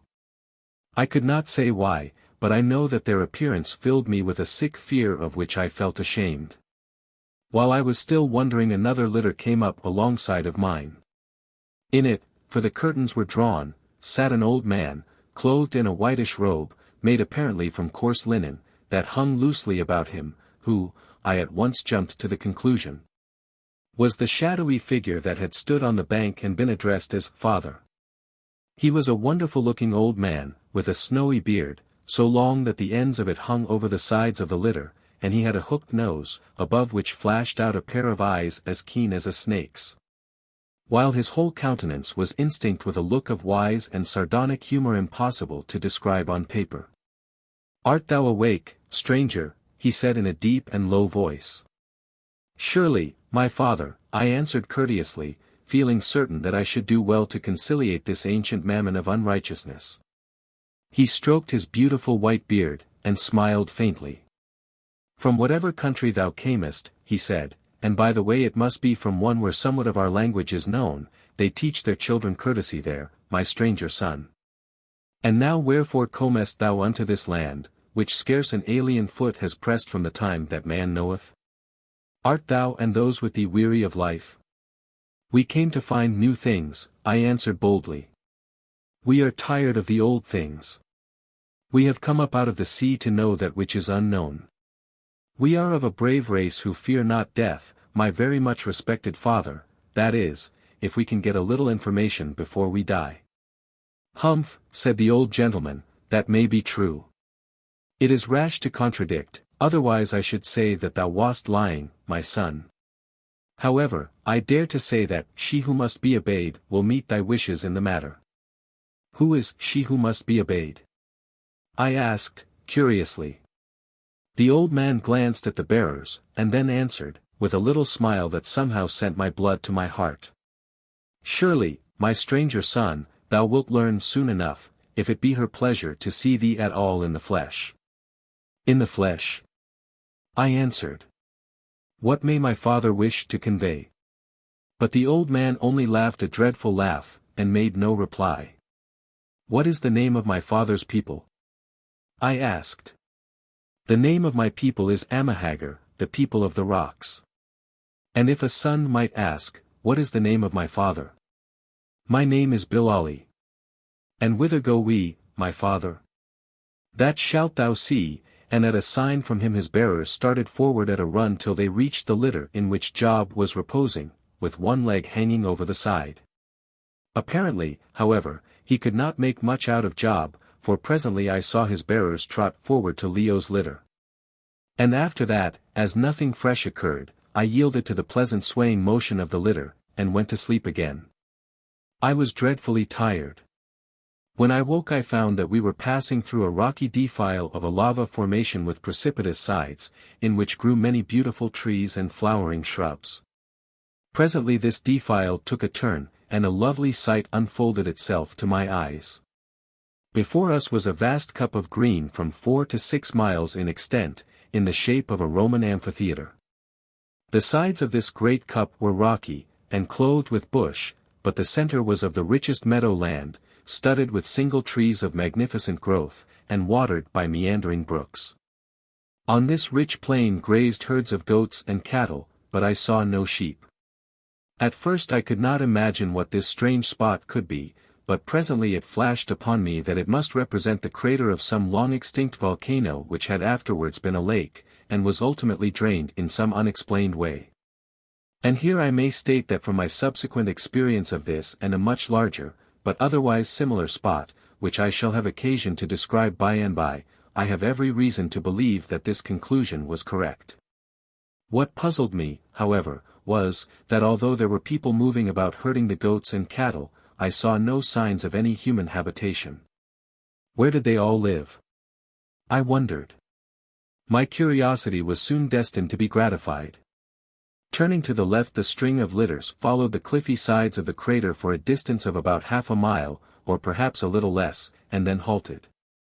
Seeing the old gentleman, my adopted father, Bilali, emerge from his litter, I did the same, and so did Leo and Job. The first thing I saw was our wretched Arab companion, Mahomed, lying exhausted on the ground. It appeared that he had not been provided with a litter, but had been forced to run the entire distance, and, as he was already quite worn out when we started, his condition now was one of great prostration. On looking round we discovered that the place where we had halted was a platform in front of the mouth of a great cave, and piled upon this platform were the entire contents of the whaleboat, even down to the oars and sail. Round the cave stood groups of the men who had escorted us, and other men of a similar stamp. They were all tall and all handsome, though they varied in their degree of darkness of skin, some being as dark as Mahomed, and some as yellow as a Chinese. They were naked, except for the leopard skin round the waist, and each of them carried a huge spear. There were also some women among them, who, instead of the leopard skin, wore a tanned hide of a small red buck, something like that of the Oribe, only rather darker in color. These women were, as a class, exceedingly good-looking, with large, dark eyes, well-cut features, and a thick bush of curling hair, not crisp like a Negro's, ranging from black to chestnut in hue, with all shades of intermediate color. Some, but very few of them, wore a yellowish linen garment, such as I have described as worn by Bilali, but this, as we afterwards discovered, was a mark of rank, rather than an attempt at clothing. For the rest, their appearance was not quite so terrifying as that of the men, and they sometimes, though rarely, smiled. As soon as we had alighted they gathered round us and examined us with curiosity, but without excitement. Leo's tall, athletic form and clear-cut Grecian face, however, evidently excited their attention, and when he politely lifted his hat to them, and showed his curling yellow hair, there was a slight murmur of admiration. Nor did it stop there. For, after regarding him critically from head to foot, the handsomest of the young women, one wearing a robe, and with hair of a shade between brown and chestnut, deliberately advanced to him, and, in a way that would have been winning had it not been so determined, quietly put her arm round his neck, bent forward, and kissed him on the lips. I gave a gasp, expecting to see Leo instantly speared, and Job ejaculated, "The hussy, well, I never." As for Leo, he looked slightly astonished. And then, remarking that we had clearly got into a country where they followed the customs of the early Christians, deliberately returned the embrace. Again I gasped, thinking that something would happen. But, to my surprise, though some of the young women showed traces of vexation, the older ones and the men only smiled slightly. When we came to understand the customs of this extraordinary people, the mystery was explained. It then appeared that, in direct opposition to the habits of almost every other savage race in the world, women among the Haggard are not only upon terms of perfect equality with the men, but are not held to them by any binding ties. Descent is traced only through the line of the mother, and while individuals are as proud of a long and superior female ancestry as we are of our families in Europe, they never pay attention to, or even acknowledge, any man as their father. Even when their male parentage is perfectly well known. There is but one titular male parent of each tribe, or, as they call it, household, and he is its elected and immediate ruler, with the title of father. For instance, the man Bilali was the father of this household, which consisted of about 7,000 individuals all told, and no other man was ever called by that name. When a woman took a fancy to a man, she signified her preference by advancing and embracing him publicly, in the same way that this handsome and exceedingly prompt young lady, who was called Ustane, had embraced Leo. If he kissed her back, it was a token that he accepted her, and the arrangement continued until one of them wearied of it. I am bound, however, to say that the change of husbands was not nearly so frequently as might have been expected. Nor did quarrels arise out of it, at least among the men, who, when their wives deserted them in favor of a rival, accepted the whole thing much as we accept the income tax or our marriage laws, as something not to be disputed. And as tending to the good of the community, however disagreeable they may in particular instances prove to the individual. It is very curious to observe how the customs of mankind on this matter vary in different countries, making morality an affair of latitude, and what is right and proper in one place wrong and improper in another. It must, however, be understood that, since all civilized nations appear to accept it as an axiom that ceremony is the touchstone of morality, there is, even according to our canons, nothing immoral about this Haggard custom.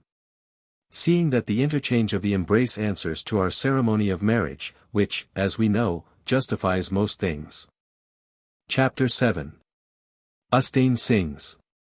When the kissing operation was finished, by the way, none of the young ladies offered to pet me in this fashion, though I saw one hovering round Job, to that respectable individual's evident alarm, the old man Bilali advanced.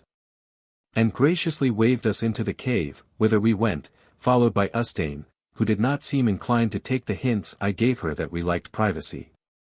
Before we had gone 5 paces it struck me that the cave that we were entering was none of nature's handiwork, but, on the contrary, had been hollowed by the hand of man.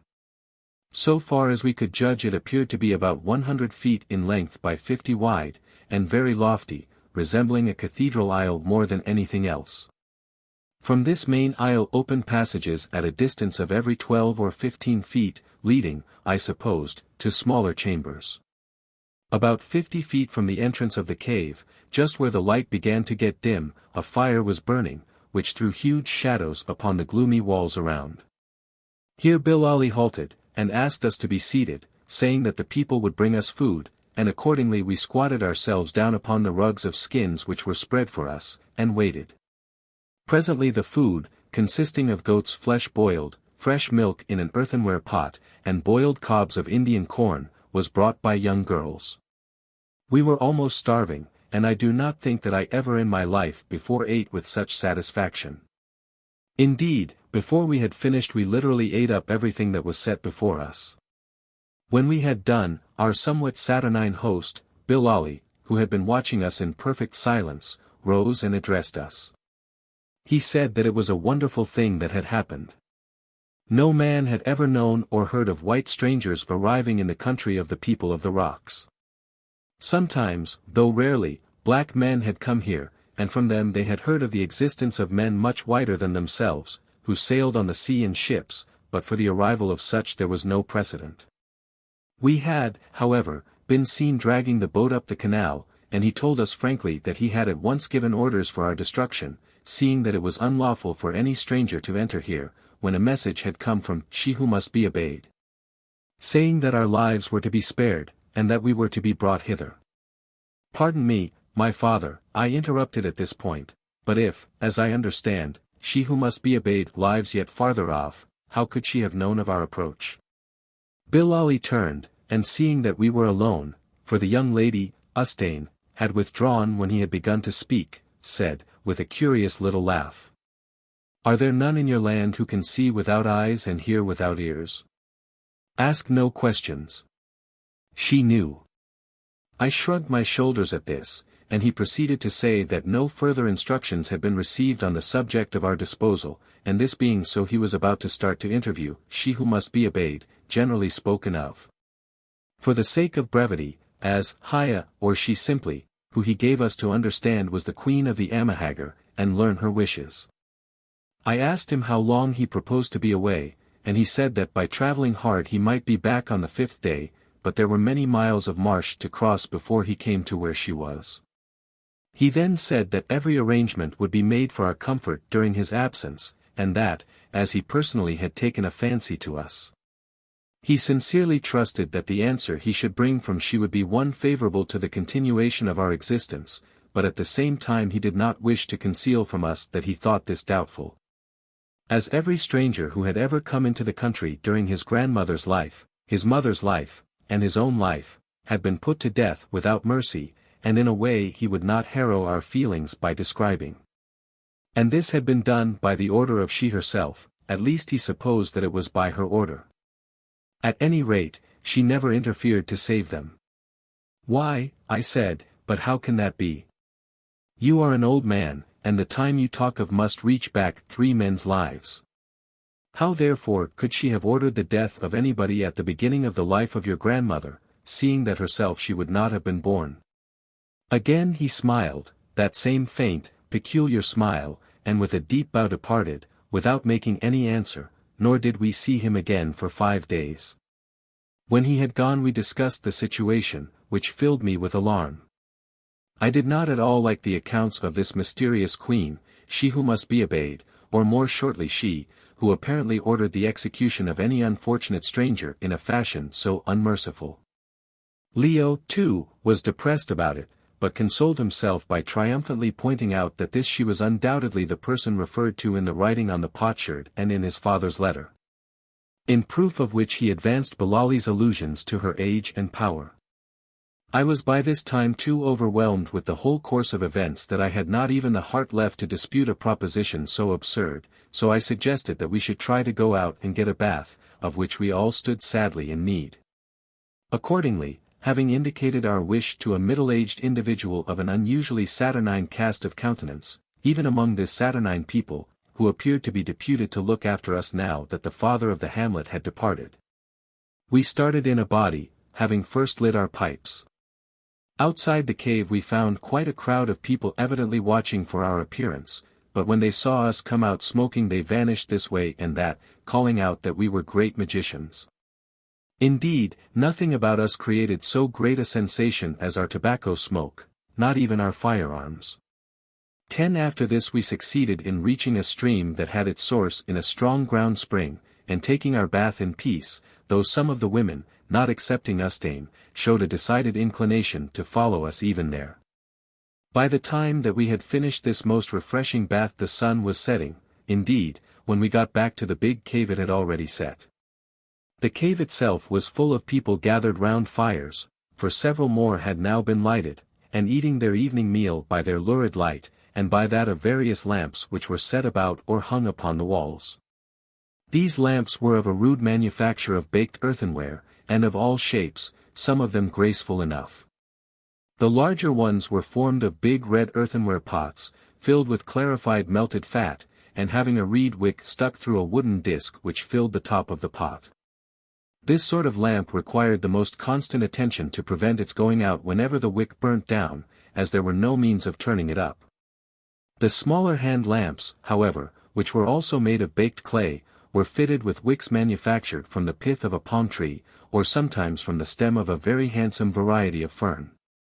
This kind of wick was passed through a round hole at the end of the lamp, to which a sharp piece of hard wood was attached wherewith to pierce and draw it up whenever it showed signs of burning low.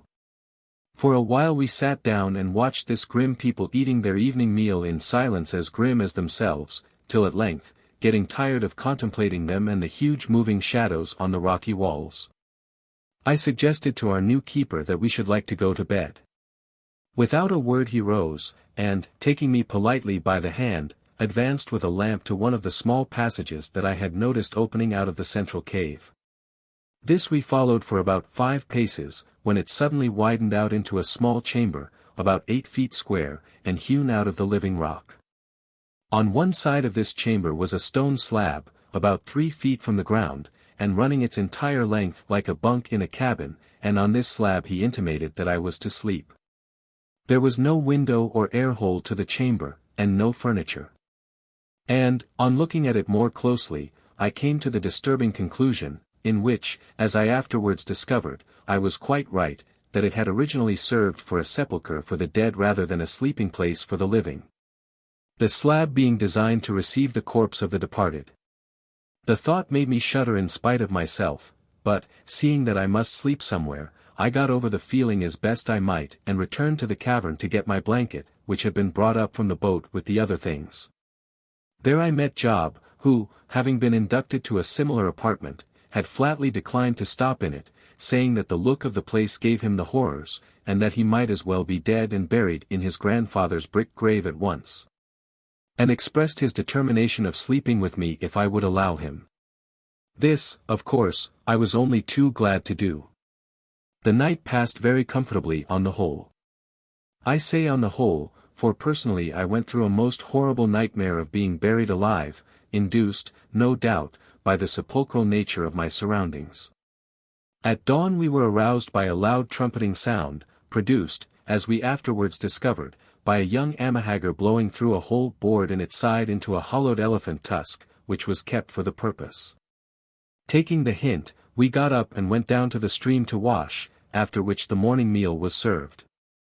At breakfast one of the women, no longer quite young, advanced and publicly kissed Job. I think it was in its way the most delightful thing, putting its impropriety aside for a moment, that I ever saw. Never shall I forget the respectable Job's abject terror and disgust. Job, like myself, is a bit of a misogynist, I fancy chiefly owing to the fact of his having been one of a family of 17, and the feelings expressed upon his countenance when he realized that he was not only being embraced publicly, and without authorization on his own part, but also in the presence of his masters, were too mixed and painful to admit of accurate description. He sprang to his feet, and pushed the woman, a buxom person of about 30, from him. "Well, I never," he gasped, whereupon probably thinking that he was only coy, she embraced him again. "Be off with you. Get away, you minx!" he shouted, waving the wooden spoon, with which he was eating his breakfast, up and down before the lady's face. "Beg your pardon, gentlemen, I am sure I haven't encouraged her. Oh, Lord! She's coming for me again. Hold her, Mr. Holly. Please hold her. I can't stand it, I can't, indeed. This has never happened to me before, gentlemen, never. There's nothing against my character," and here he broke off, and ran as hard as he could go down the cave, and for once I saw the amahagger laugh. As for the woman, however, she did not laugh. On the contrary, she seemed to bristle with fury, which the mockery of the other women about only served to intensify. She stood there literally snarling and shaking with indignation, and, seeing her, I wished Job's scruples had been at Jericho, forming a shrewd guess that his admirable behavior had endangered our throats. Nor, as the sequel shows, was I wrong. The lady having retreated, Job returned in a great state of nervousness, and keeping his weather eye fixed upon every woman who came near him. I took an opportunity to explain to our hosts that Job was a married man, and had had very unhappy experiences in his domestic relations, which accounted for his presence here and his terror at the sight of women. But my remarks were received in grim silence, it being evident that our retainer's behavior was considered as a slight to the household at large, although the women, after the manner of some of their most civilized sisters, made merry at the rebuff of their companion. After breakfast we took a walk and inspected the Haggard herds, and also their cultivated lands. They have two breeds of cattle, one large and angular, with no horns, but yielding beautiful milk. And the other, a red breed, very small and fat, excellent for meat, but of no value for milking purposes. This last breed closely resembles the Norfolk Red Poll strain, only it has horns which generally curve forward over the head, sometimes to such an extent that they have to be cut to prevent them from growing into the bones of the skull. The goats are long-haired, and are used for eating only, at least I never saw them milked. As for the Haggard cultivation, it is primitive in the extreme, being all done by means of a spade made of iron, for these people smelt and work iron. This spade is shaped more like a big spearhead than anything else, and has no shoulder to it on which the foot can be set. As a consequence, the labor of digging is very great. It is, however, all done by the men, the women, contrary to the habits of most savage races, being entirely exempt from manual toil. But then, as I think I have said elsewhere, among the Haggard the weaker sex has established its rights. At first we were much puzzled as to the origin and constitution of this extraordinary race, points upon which they were singularly uncommunicative. As the time went on, for the next 4 days passed without any striking event, we learnt something from Leo's lady friend Ustane, who, by the way, stuck to that young gentleman like his own shadow. As to origin, they had none, at least, so far as she was aware. There were, however, she informed us, mounds of masonry and many pillars, near the place where she lived, which was called Kôr, and which the wise said had once been houses wherein men lived. And it was suggested that they were descended from these men. No one, however, dared go near these great ruins, because they were haunted, they only looked on them from a distance. Other similar ruins were to be seen, she had heard, in various parts of the country, that is, wherever one of the mountains rose above the level of the swamp. Also the caves in which they lived had been hollowed out of the rocks by men, perhaps the same who built the cities. They themselves had no written laws, only custom, which was, however, quite as binding as law. If any man offended against the custom, he was put to death by order of the father of the household. I asked how he was put to death, and she only smiled and said that I might see one day soon. They had a queen, however.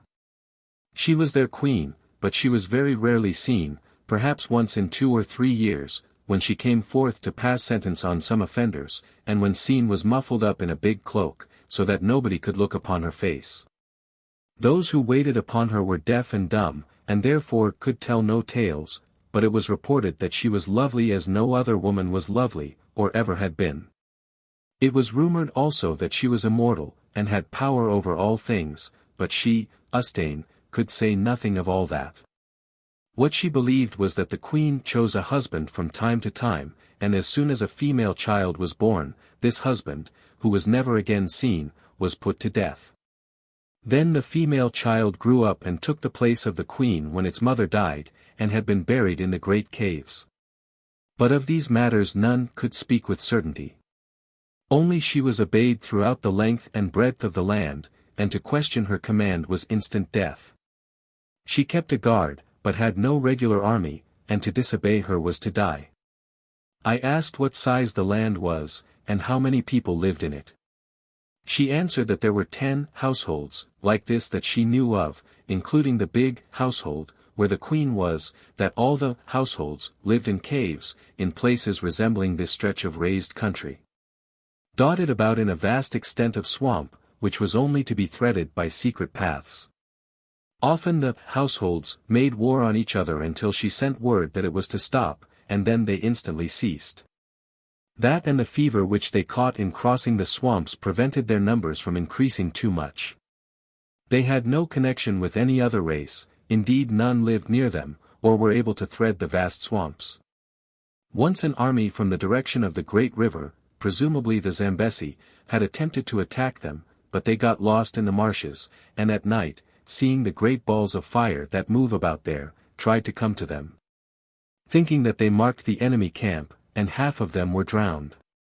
As for the rest, they soon died of fever and starvation, not a blow being struck at them. The marshes, she told us, were absolutely impassable except to those who knew the paths, adding, what I could well believe, that we should never have reached this place where we then were had we not been brought thither.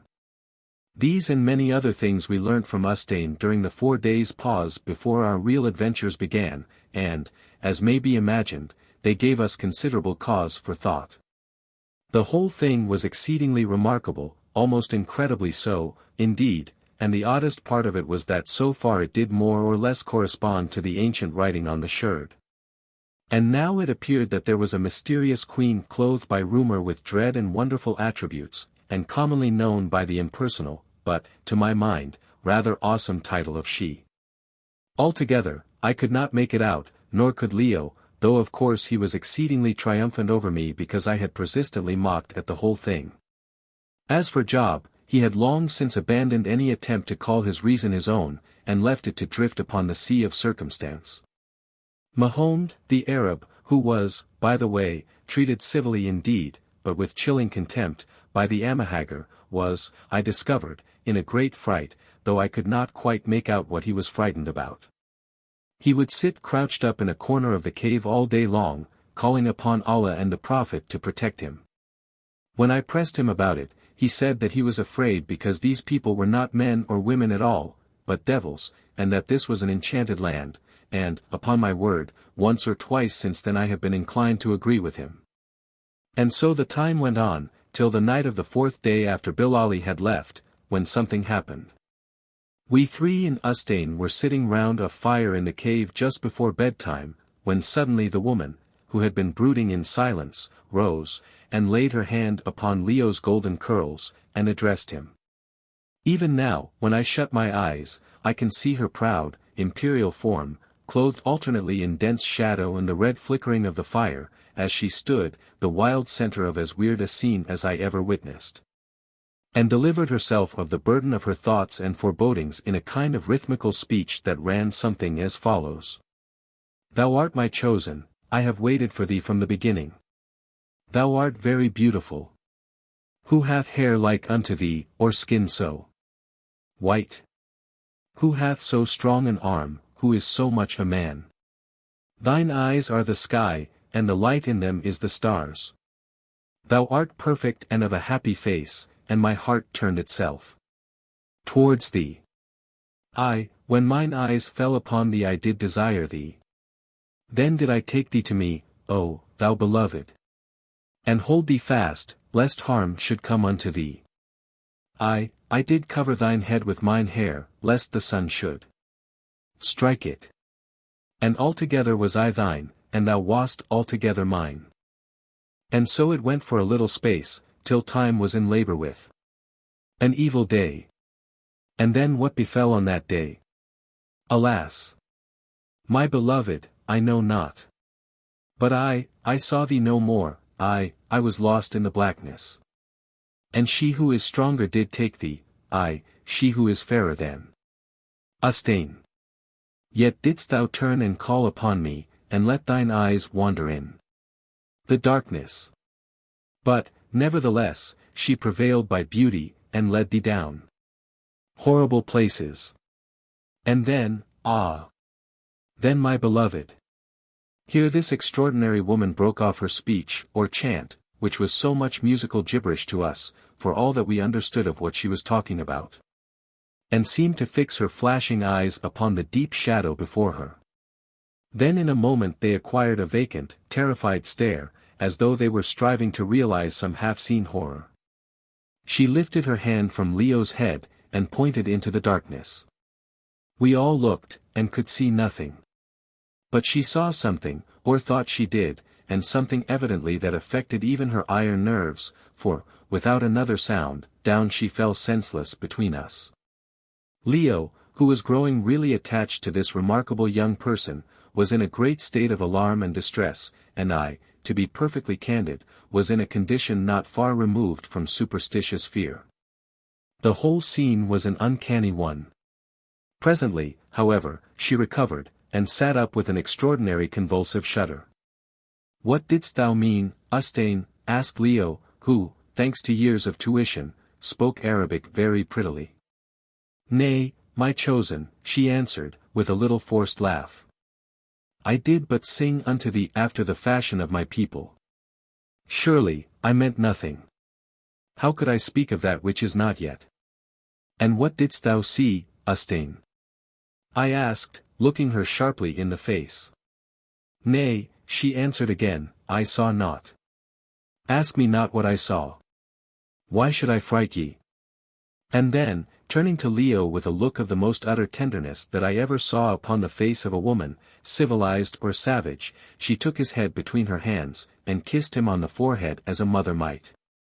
When I am gone from thee, my chosen, she said, when at night thou stretchest out thine hand and canst not find me, then shouldst thou think at times of me, for of a truth I love thee well, though I be not fit to wash thy feet. And now let us love and take that which is given us, and be happy, for in the grave there is no love and no warmth, nor any touching of the lips. Nothing perchance but bitter memories of what might have been. Tonight the hours are our own, how know we to whom they shall belong tomorrow? Chapter 8. The Feast, and After. On the day following this remarkable scene, a scene calculated to make a deep impression upon anybody who beheld it. More because of what it suggested and seemed to foreshadow than of what it revealed, it was announced to us that a feast would be held that evening in our honor. I did my best to get out of it, saying that we were modest people, and cared little for feasts, but my remarks being received with the silence of displeasure, I thought it wisest to hold my tongue. Accordingly, just before sundown, I was informed that everything was ready, and, accompanied by Job, went into the cave, where I met Leo, who was, as usual, followed by Ustane. These two had been out walking somewhere, and knew nothing of the projected festivity till that moment. When Ustane heard of it I saw an expression of horror spring up upon her handsome features. Turning she caught a man who was passing up the cave by the arm, and asked him something in an imperious tone. His answer seemed to reassure her a little, for she looked relieved, though far from satisfied. Next she appeared to attempt some remonstrance with the man, who was a person in authority, but he spoke angrily to her, and shook her off, and then, changing his mind, led her by the arm. And sat her down between himself and another man in the circle round the fire, and I perceived that for some reason of her own she thought it best to submit.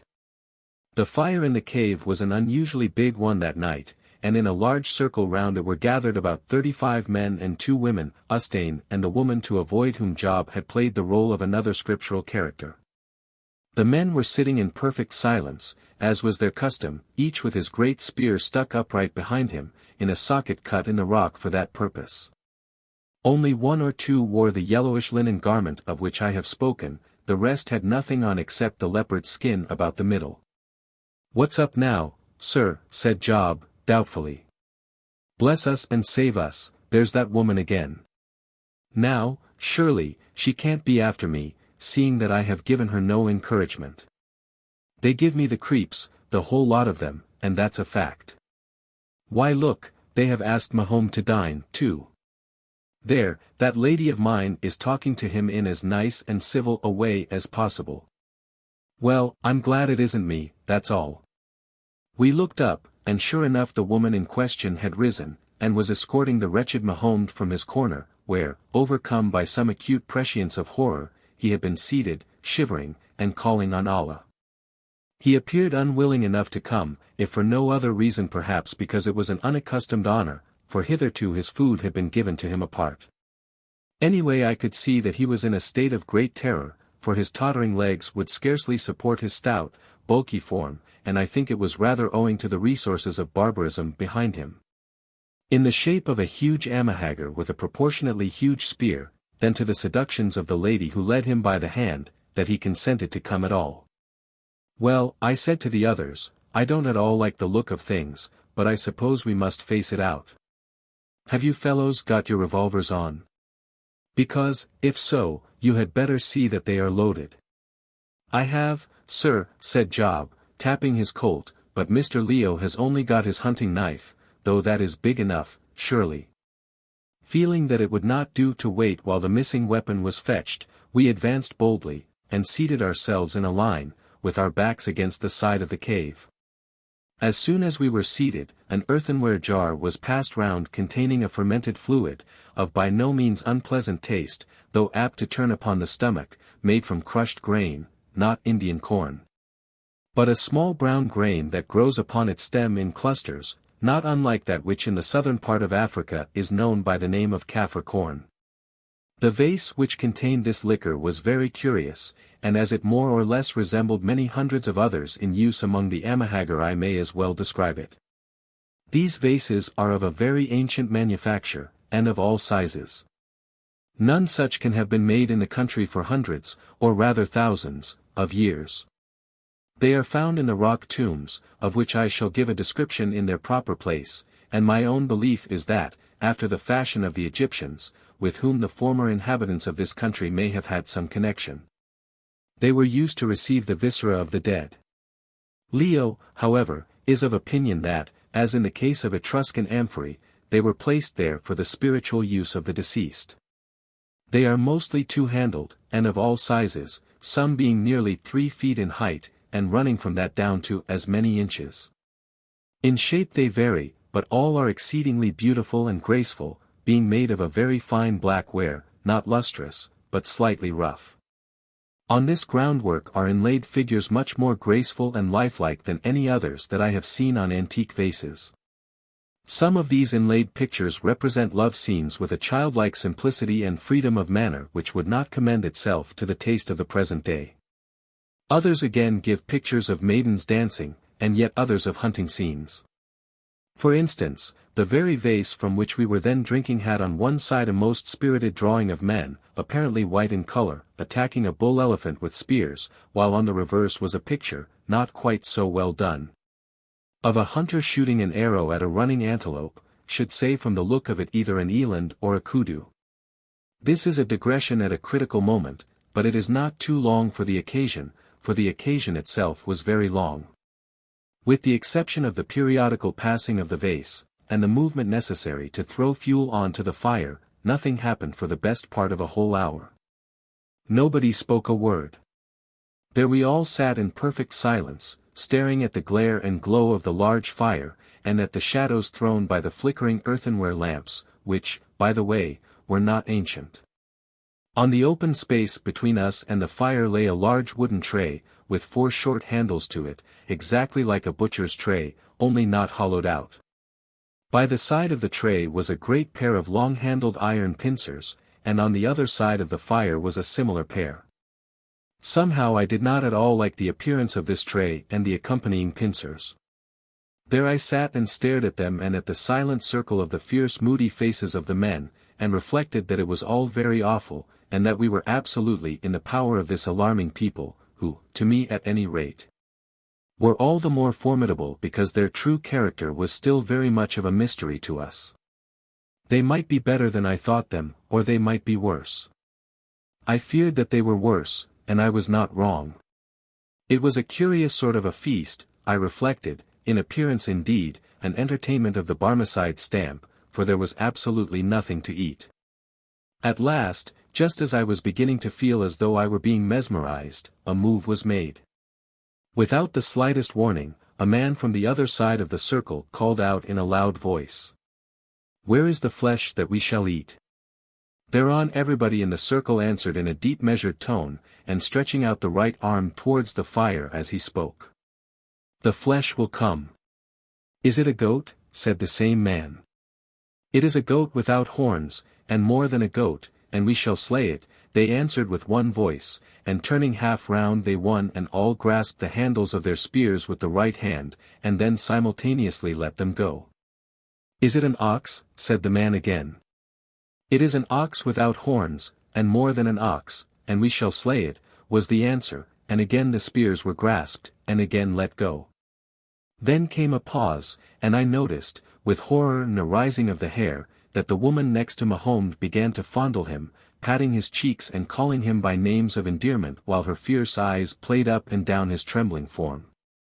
I do not know why the sight frightened me so, but it did frighten us all dreadfully, especially Leo. The caressing was so snake-like, and so evidently a part of some ghastly formula that had to be gone through. 11 I saw Mahomed turn white under his brown skin, sickly white with fear. "Is the meat ready to be cooked?" asked the voice, more rapidly. "It is ready, it is ready." "Is the pot hot to cook it?" It continued, in a sort of scream that echoed painfully down the great recesses of the cave. "It is hot, it is hot." "Great heavens," roared Leo, "remember the writing, the people who place pots upon the heads of strangers." As he said the words, before we could stir, or even take the matter in, two great ruffians jumped up, and, seizing the long pincers, thrust them into the heart of the fire. And the woman who had been caressing Mahomed suddenly produced a fiber noose from under her girdle or mucha, and, slipping it over his shoulders, ran it tight, while the men next to him seized him by the legs. The two men with the pincers gave a heave, and, scattering the fire this way and that upon the rocky floor, lifted from it a large earthenware pot, heated to a white heat. In an instant, almost with a single movement, they had reached the spot where Mahomed was struggling. He fought like a fiend, shrieking in the abandonment of his despair, and notwithstanding the noose round him, and the efforts of the men who held his legs, the advancing wretches were for the moment unable to accomplish their purpose, which, horrible and incredible as it seems, was to put the red-hot pot upon his head. I sprang to my feet with a yell of horror, and drawing my revolver fired it by a sort of instinct straight at the diabolical woman who had been caressing Mahomed, and was now gripping him in her arms. The bullet struck her in the back and killed her, and to this day I am glad that it did, for, as it afterwards transpired, she had availed herself of the anthropophagus customs of the Haggard to organize the whole thing in revenge of the slight put upon her by Job. She sank down dead, and as she did so, to my terror and dismay, Mahomed, by a superhuman effort, burst from his tormentors, and, springing high into the air, fell dying upon her corpse. The heavy bullet from my pistol had driven through the bodies of both, at once striking down the murderess, and saving her victim from a death 100 times more horrible. It was an awful and yet a most merciful accident. For a moment there was a silence of astonishment. The Haggard had never heard the report of a firearm before, and its effects dismayed them. But the next a man close to us recovered himself, and seized his spear preparatory to making a lunge with it at Leo, who was the nearest to him. "Run for it!" I shouted, setting the example by starting up the cave as hard as my legs would carry me. I would have made for the open air if it had been possible, but there were men in the way, and, besides, I had caught sight of the forms of a crowd of people standing out clear against the skyline beyond the entrance to the cave. Up the cave I went, and after me came the others, and after them thundered the whole crowd of cannibals, mad with fury at the death of the woman. With a bound I cleared the prostrate form of Mahomed. As I flew over him I felt the heat from the red-hot pot, which was lying close by, strike upon my legs, and by its glow saw his hands, for he was not quite dead, still feebly moving. At the top of the cave was a little platform of rock 3 feet or so high by about 8 deep, on which 2 large lamps were placed at night. Whether this platform had been left as a seat, or as a raised point afterwards to be cut away when it had served its purpose as a standing place from which to carry on the excavations, I do not know, at least, I did not then. At any rate, we all 3 reached it, and, jumping on it, prepared to sell our lives as dearly as we could. For a few seconds the crowd that was pressing on our heels hung back when they saw us face round upon them. Job was on one side of the rock to the left, Leo in the center, and I to the right. Behind us were the lamps.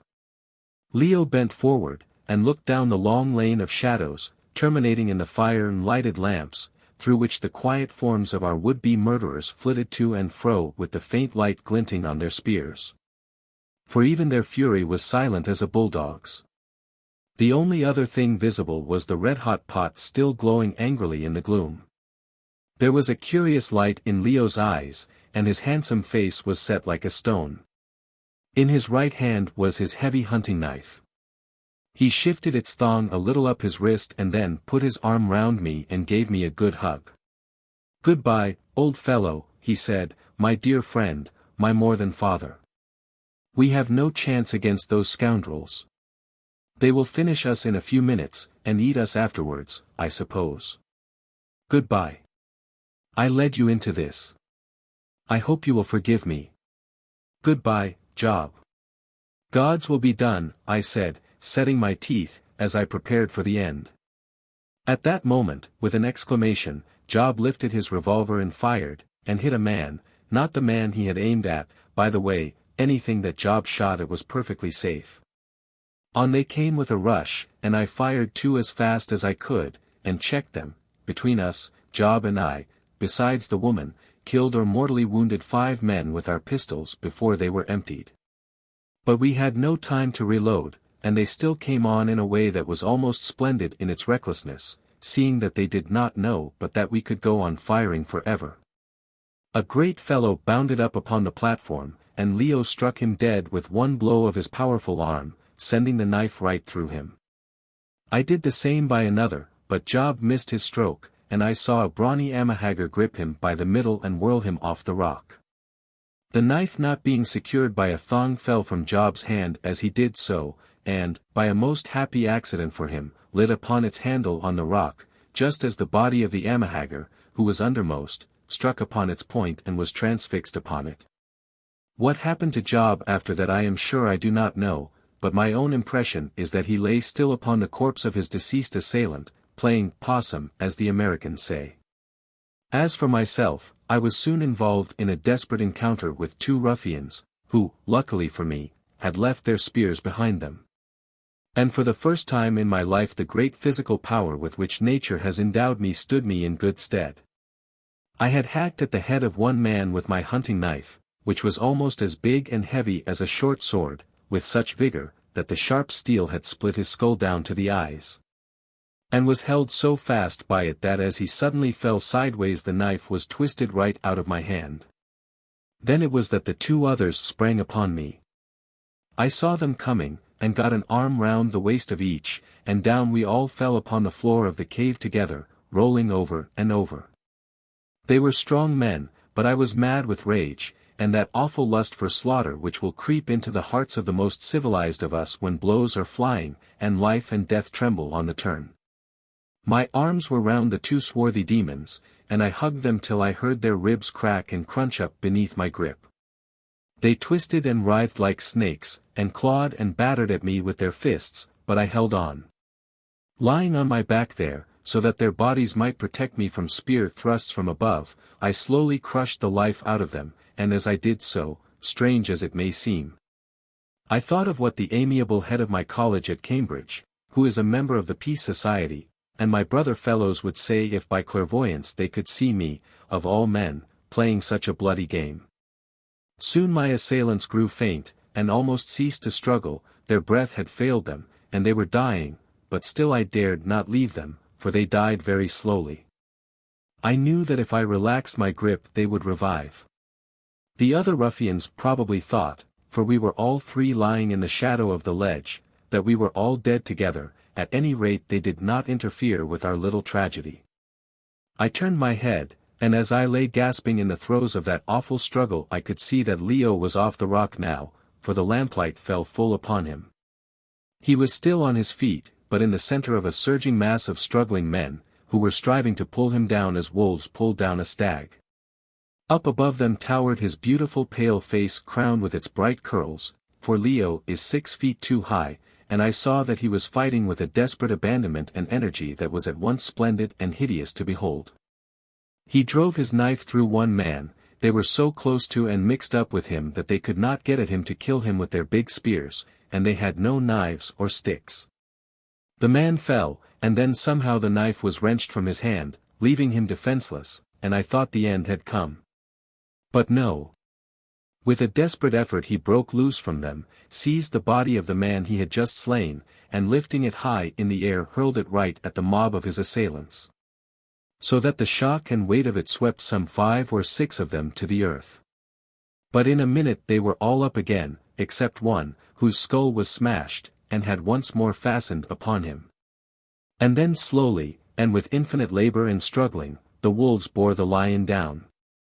Once even then he recovered himself, and felled an Amahagger with his fist, but it was more than man could do to hold his own for long against so many, and at last he came crashing down upon the rock floor, falling as an oak falls, and bearing with him to the earth all those who clung about him. They gripped him by his arms and legs, and then cleared off his body. "A spear," cried a voice, "a spear to cut his throat, and a vessel to catch his blood."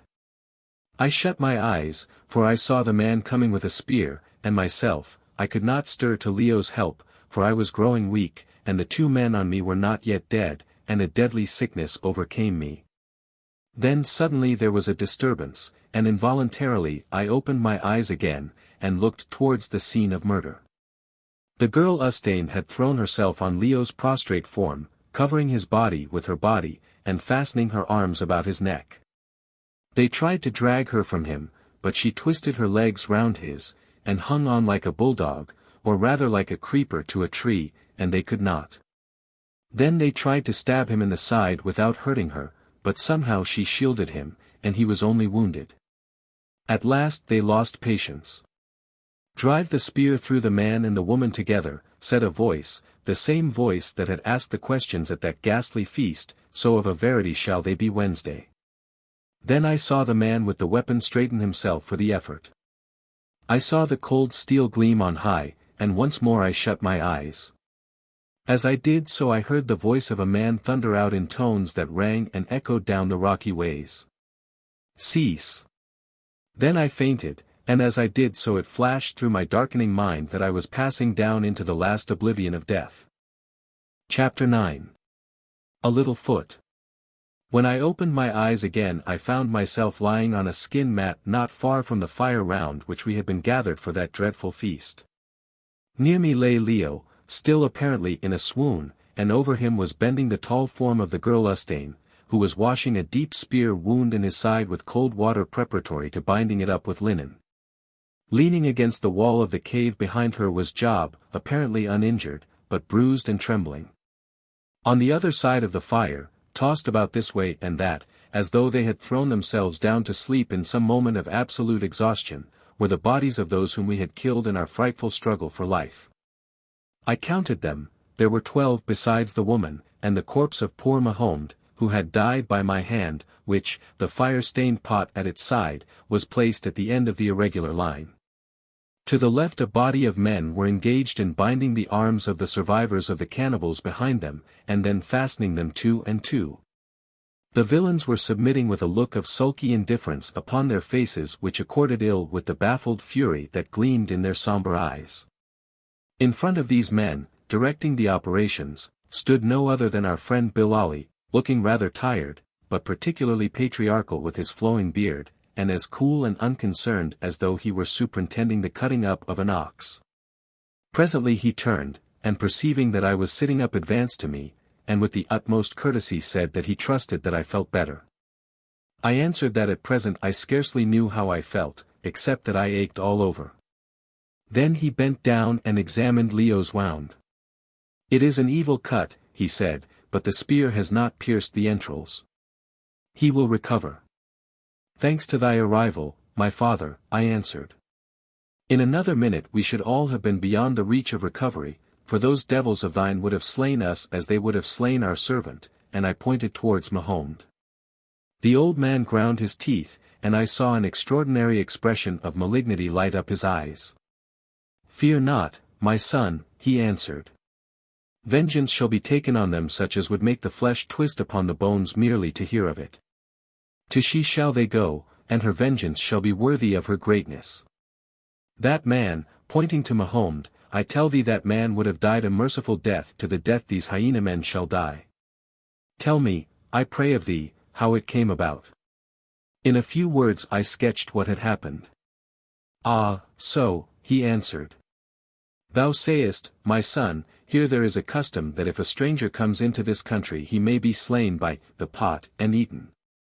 It is hospitality turned upside down," I answered feebly. "In our country we entertain a stranger, and give him food to eat. Here ye eat him, and are entertained."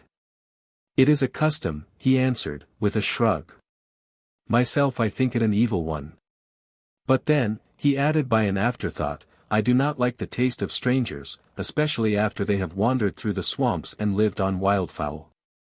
When she who must be obeyed sent orders that ye were to be saved alive, she said not of the black man, therefore, being hyenas, these men lusted after his flesh, and the woman it was, whom thou didst rightly slay.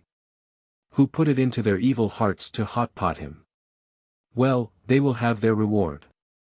Better for them would it be if they had never seen the light than that they should stand before she in her terrible anger. Happy are those of them who died by your hands. Ah, he went on, it was a gallant fight that ye fought.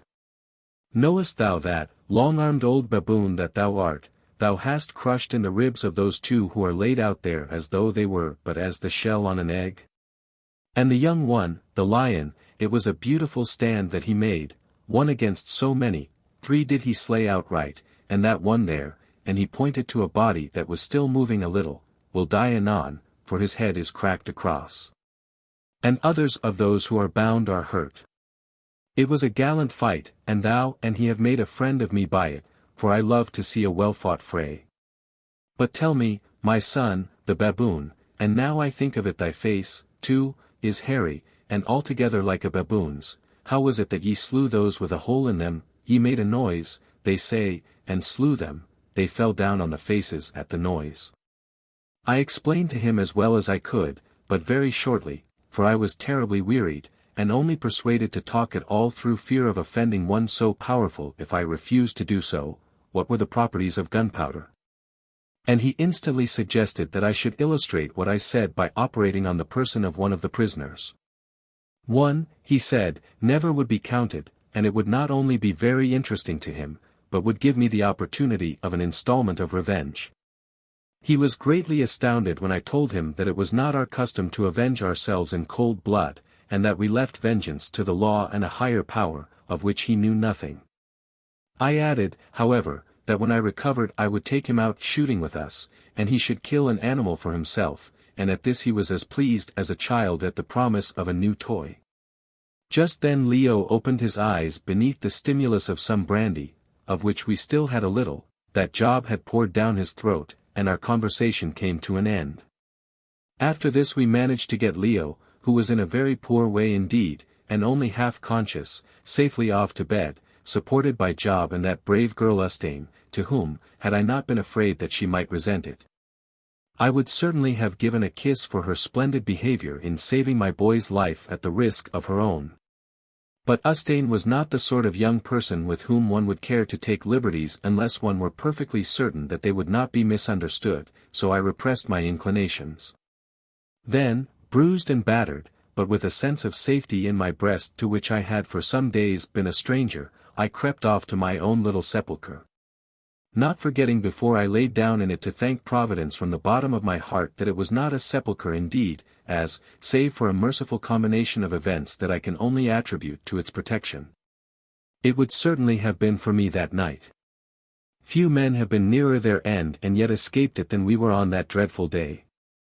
I am a bad sleeper at the best of times, and my dreams that night when at last I got to rest were not of the pleasantest.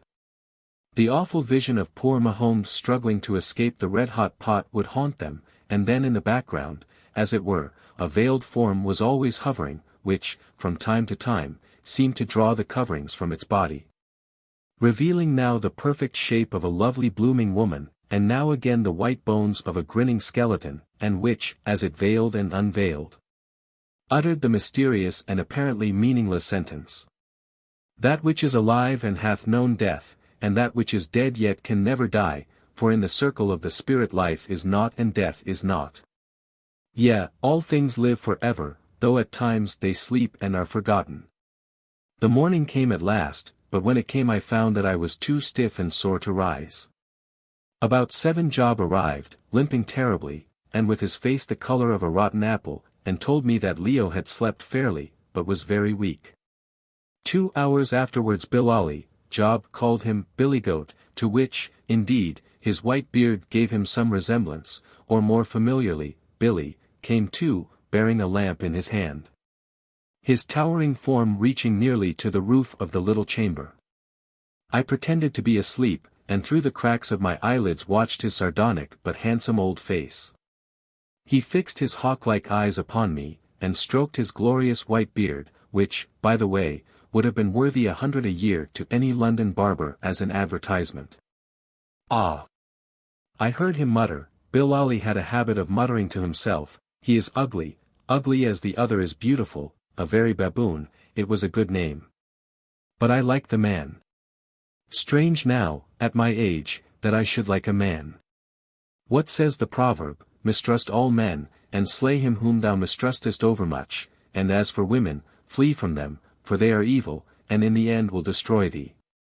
It is a good proverb, especially the last part of it. I think that it must have come down from the ancients. Nevertheless I like this baboon, and I wonder where they taught him his tricks, and I trust that she will not bewitch him. Poor baboon! He must be wearied after that fight. I will go lest I should awake him. I waited till he had turned and was nearly through the entrance, walking softly on tiptoe, and then I called after him. My father, I said, is it thou? Yes, my son, it is I, but let me not disturb thee. I did but come to see how thou didst fare, and to tell thee that those who would have slain thee, my baboon, are by now far on their road to she. She said that ye also were to come at once, but I fear ye cannot yet. Nay, I said, not till we have recovered a little, but have me borne out into the daylight, I pray thee, my father.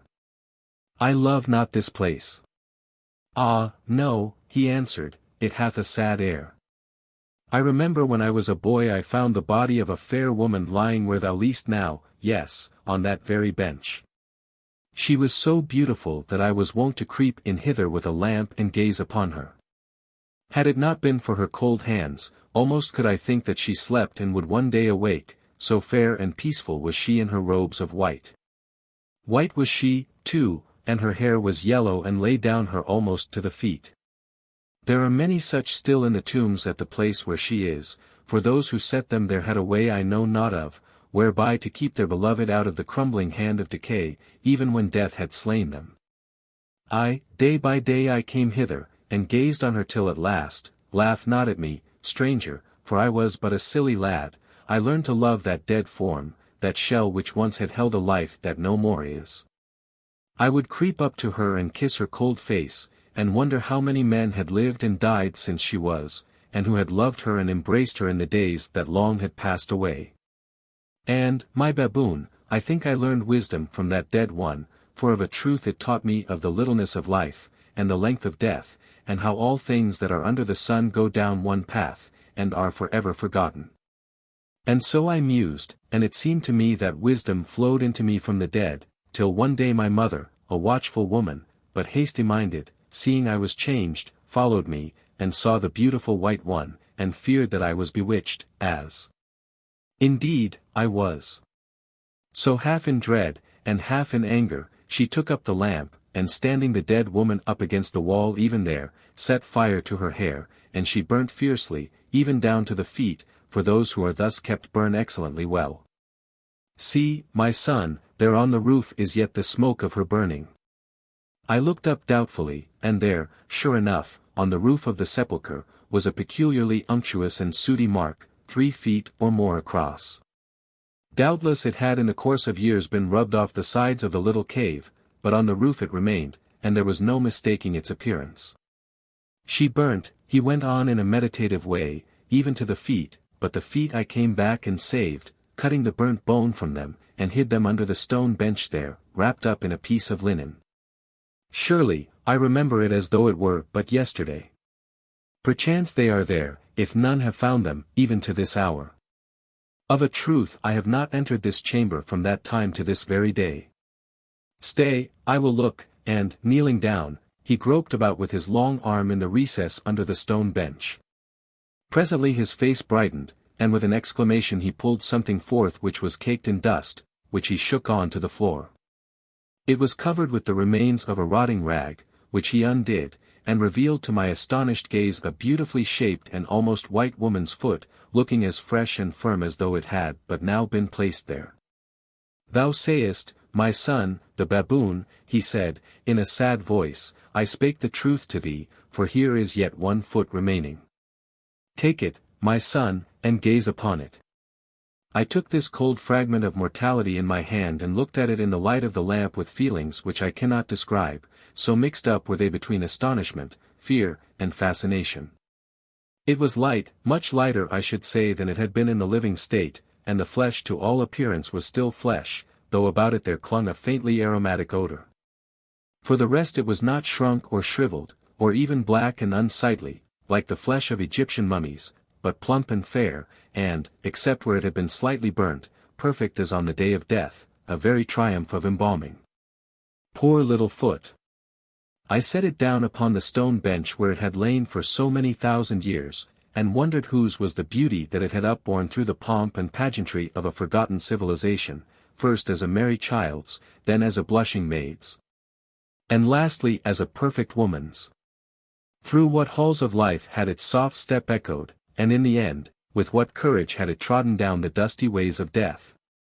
To whose side had it stolen in the hush of night when the black slave slept upon the marble floor, and who had listened for its stealing? Shapely little foot! Well might it have been set upon the proud neck of a conqueror bent at last to woman's beauty, and well might the lips of nobles and of kings have been pressed upon its jeweled whiteness.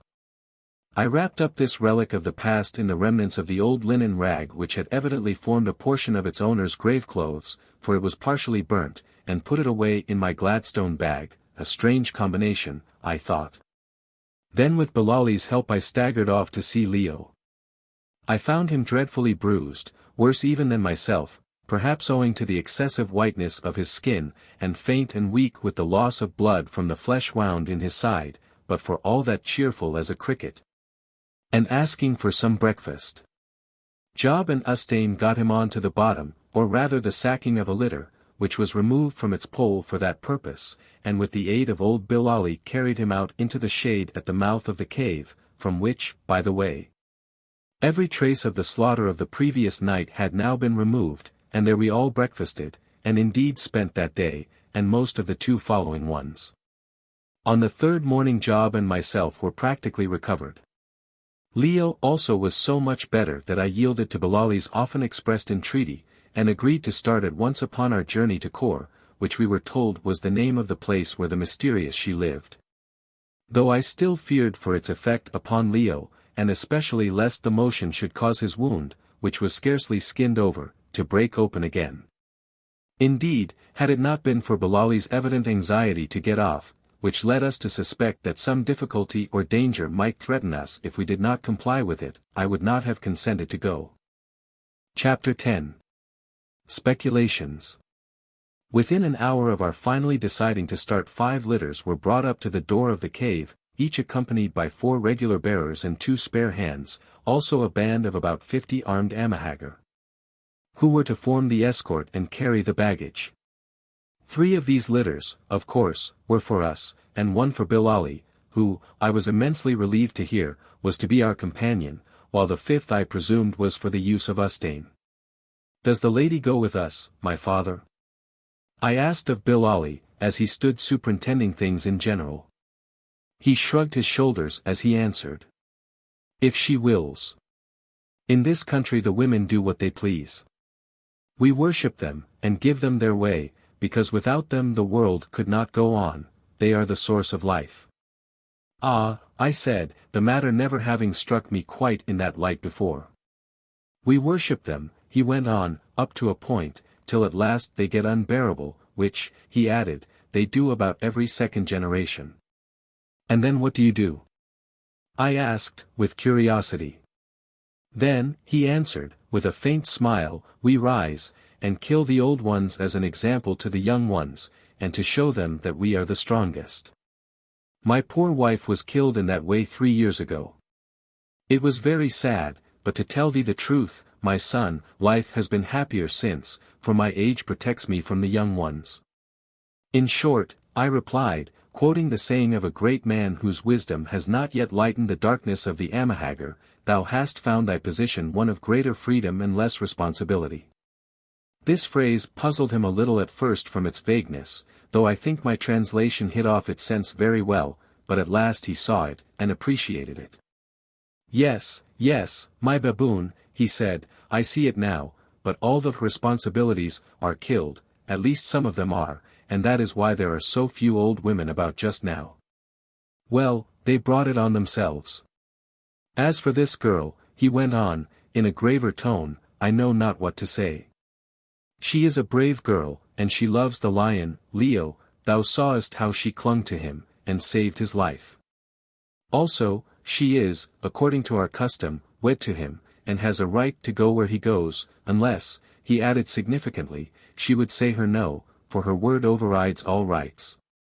And if she bade her leave him, and the girl refused? What then? If, he said, with a shrug, the hurricane bids the tree to bend, and it will not, what happens? And then, without waiting for an answer, he turned and walked to his litter, and in 10 minutes from that time we were all well under way. It took us an hour and more to cross the cup of the volcanic plain, and another half-hour or so to climb the edge on the farther side. Once there, however, the view was a very fine one. Before us was a long steep slope of grassy plain, broken here and there by clumps of trees mostly of the thorn tribe. At the bottom of this gentle slope, some 9 or 10 miles away, we could make out a dim sea of marsh, over which the foul vapors hung like smoke about a city.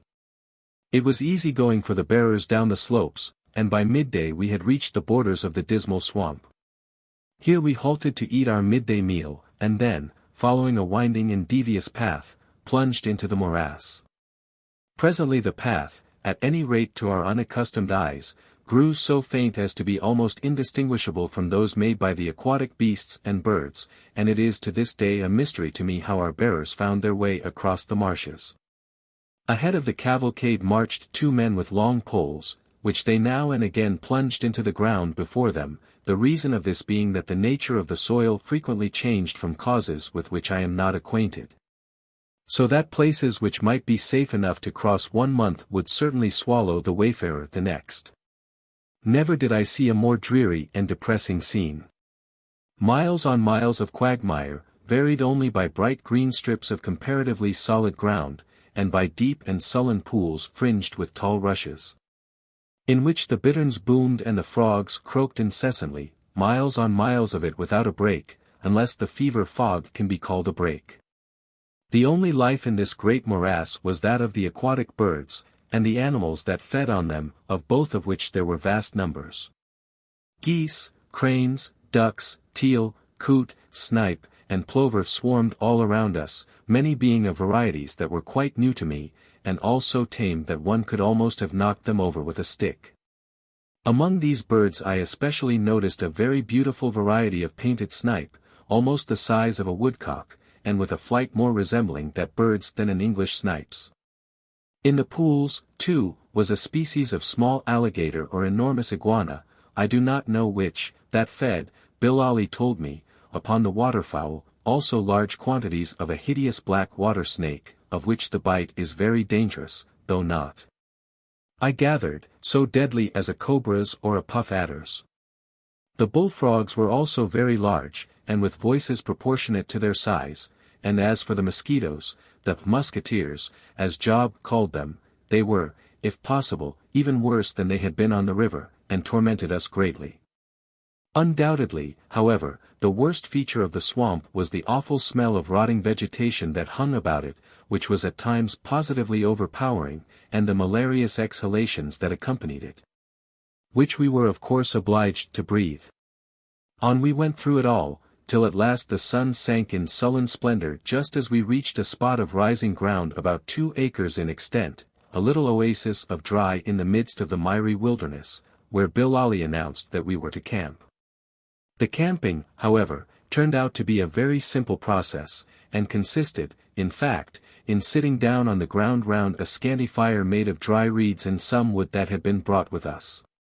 However, we made the best we could of it, and smoked and ate with such appetite as the smell of damp, stifling heat would allow, for it was very hot on this low land, and yet, oddly enough, chilly at times.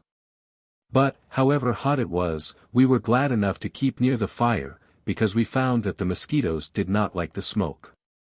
Presently we rolled ourselves up in our blankets and tried to go to sleep, but so far as I was concerned the bullfrogs, and the extraordinary roaring and alarming sound produced by hundreds of snipe hovering high in the air, made sleep an impossibility, to say nothing of our other discomforts. I turned and looked at Leo, who was next me. He was dozing, but his face had a flushed appearance that I did not like, and by the flickering firelight I saw Ustane, who was lying on the other side of him, raise herself from time to time upon her elbow, and look at him anxiously enough. However, I could do nothing for him, for we had all already taken a good dose of quinine, which was the only preventive we had. So I lay and watched the stars come out by thousands, till all the immense arch of heaven was strewn with glittering points, and every point a world. Here was a glorious sight by which man might well measure his own insignificance.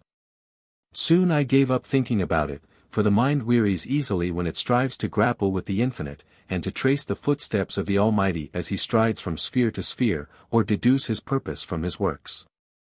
Such things are not for us to know. Knowledge is to the strong, and we are weak. Too much wisdom would perchance blind our imperfect sight, and too much strength would make us drunk, and overweight our feeble reason till it fell and we were drowned in the depths of our own vanity.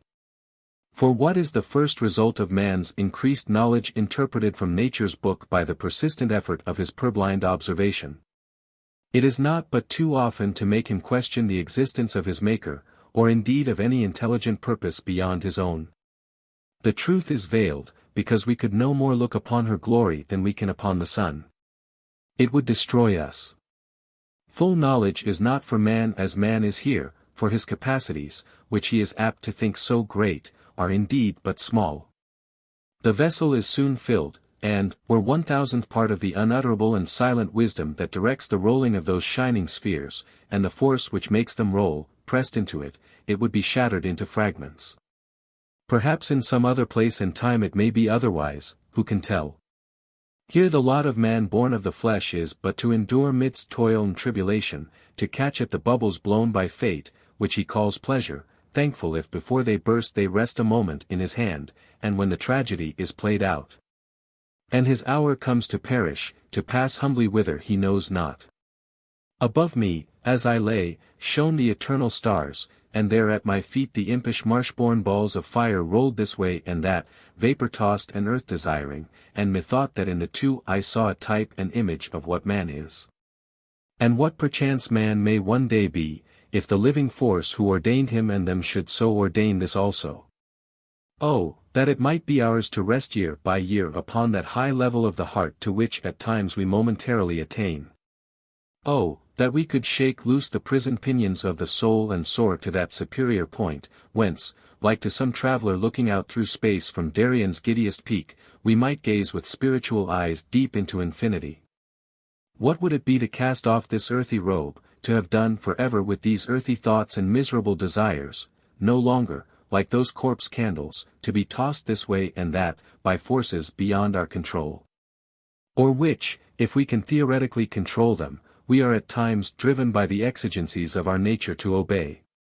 Yes, to cast them off, to have done with the foul and thorny places of the world. And, like to those glittering points above me, to rest on high wrapped for ever in the brightness of our better selves, that even now shines in us as fire faintly shines within those lurid balls. And lay down our littleness in that wide glory of our dreams, that invisible but surrounding good, from which all truth and beauty comes. These and many such thoughts passed through my mind that night. They come to torment us all at times. I say to torment, for, alas, thinking can only serve to measure out the helplessness of thought. What is the purpose of our feeble crying in the awful silences of space? Can our dim intelligence read the secrets of that star-strewn sky? Does any answer come out of it? Never any at all, nothing but echoes and fantastic visions. And yet we believe that there is an answer, and that upon a time a new dawn will come blushing down the ways of our enduring night. We believe it, for its reflected beauty even now shines up continually in our hearts from beneath the horizon of the grave, and we call it hope. Without hope we should suffer moral death, and by the help of hope we yet may climb to heaven, or at the worst, if she also proved but a kindly mockery given to hold us from despair, be gently lowered into the abysses of eternal sleep. Then I fell to reflecting upon the undertaking on which we were bent, and what a wild one it was, and yet how strangely the story seemed to fit in with what had been written centuries ago upon the Sherd. Who was this extraordinary woman, queen over a people apparently as extraordinary as herself, and reigning amidst the vestiges of a lost civilization? And what was the meaning of this story of the fire that gave unending life? Could it be possible that any fluid or essence should exist which might so fortify these fleshy walls that they should from age to age resist the mines and batterings of decay? It was possible, though not probable. The infinite continuation of life would not, as poor Vincey said, be so marvelous a thing as the production of life and its temporary endurance. And if it were true, what then? The person who found it could no doubt rule the world. He could accumulate all the wealth in the world, and all the power, and all the wisdom that is power. He might give a lifetime to the study of each art or science.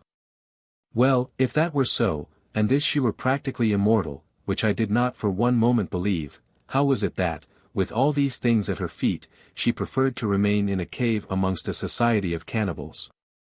This surely settled the question.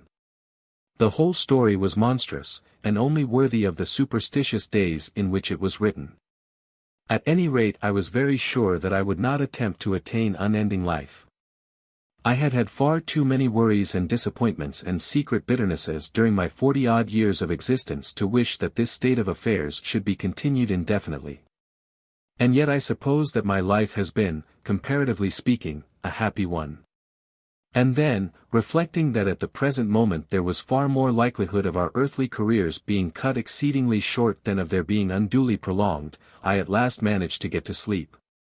A fact for which anybody who reads this narrative, if anybody ever does, may very probably be thankful.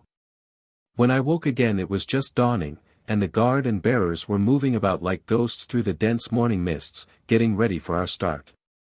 The fire had died quite down, and I rose and stretched myself, shivering in every limb from the damp cold of the dawn. Then I looked at Leo. He was sitting up, holding his hands to his head, and I saw that his face was flushed and his eye bright, and yet yellow round the pupil. "Well, Leo," I said, "how do you feel?" "I feel as though I were going to die," he answered hoarsely. "My head is splitting, my body is trembling, and I am as sick as a cat." I whistled, or if I did not whistle I felt inclined to. Leo had got a sharp attack of fever. I went to Job, and asked him for the quinine, of which fortunately we had still a good supply, only to find that Job himself was not much better. He complained of pains across the back, and dizziness, and was almost incapable of helping himself. Then I did the only thing it was possible to do under the circumstances, gave them both about 10 grains of quinine, and took a slightly smaller dose myself as a matter of precaution. After that I found Bilali, and explained to him how matters stood, asking at the same time what he thought had best be done. He came with me, and looked at Leo and Job, whom, by the way, he had named the pig on account of his fatness, round face, and small eyes. "Ah," he said, when we were out of earshot, "the fever." I thought so. The lion has it badly, but he is young, and he may live. As for the pig, his attack is not so bad, it is the little fever, which he has, that always begins with pains across the back, it will spend itself upon his fat. "Can they go on, my father?" I asked. "Nay, my son, they must go on.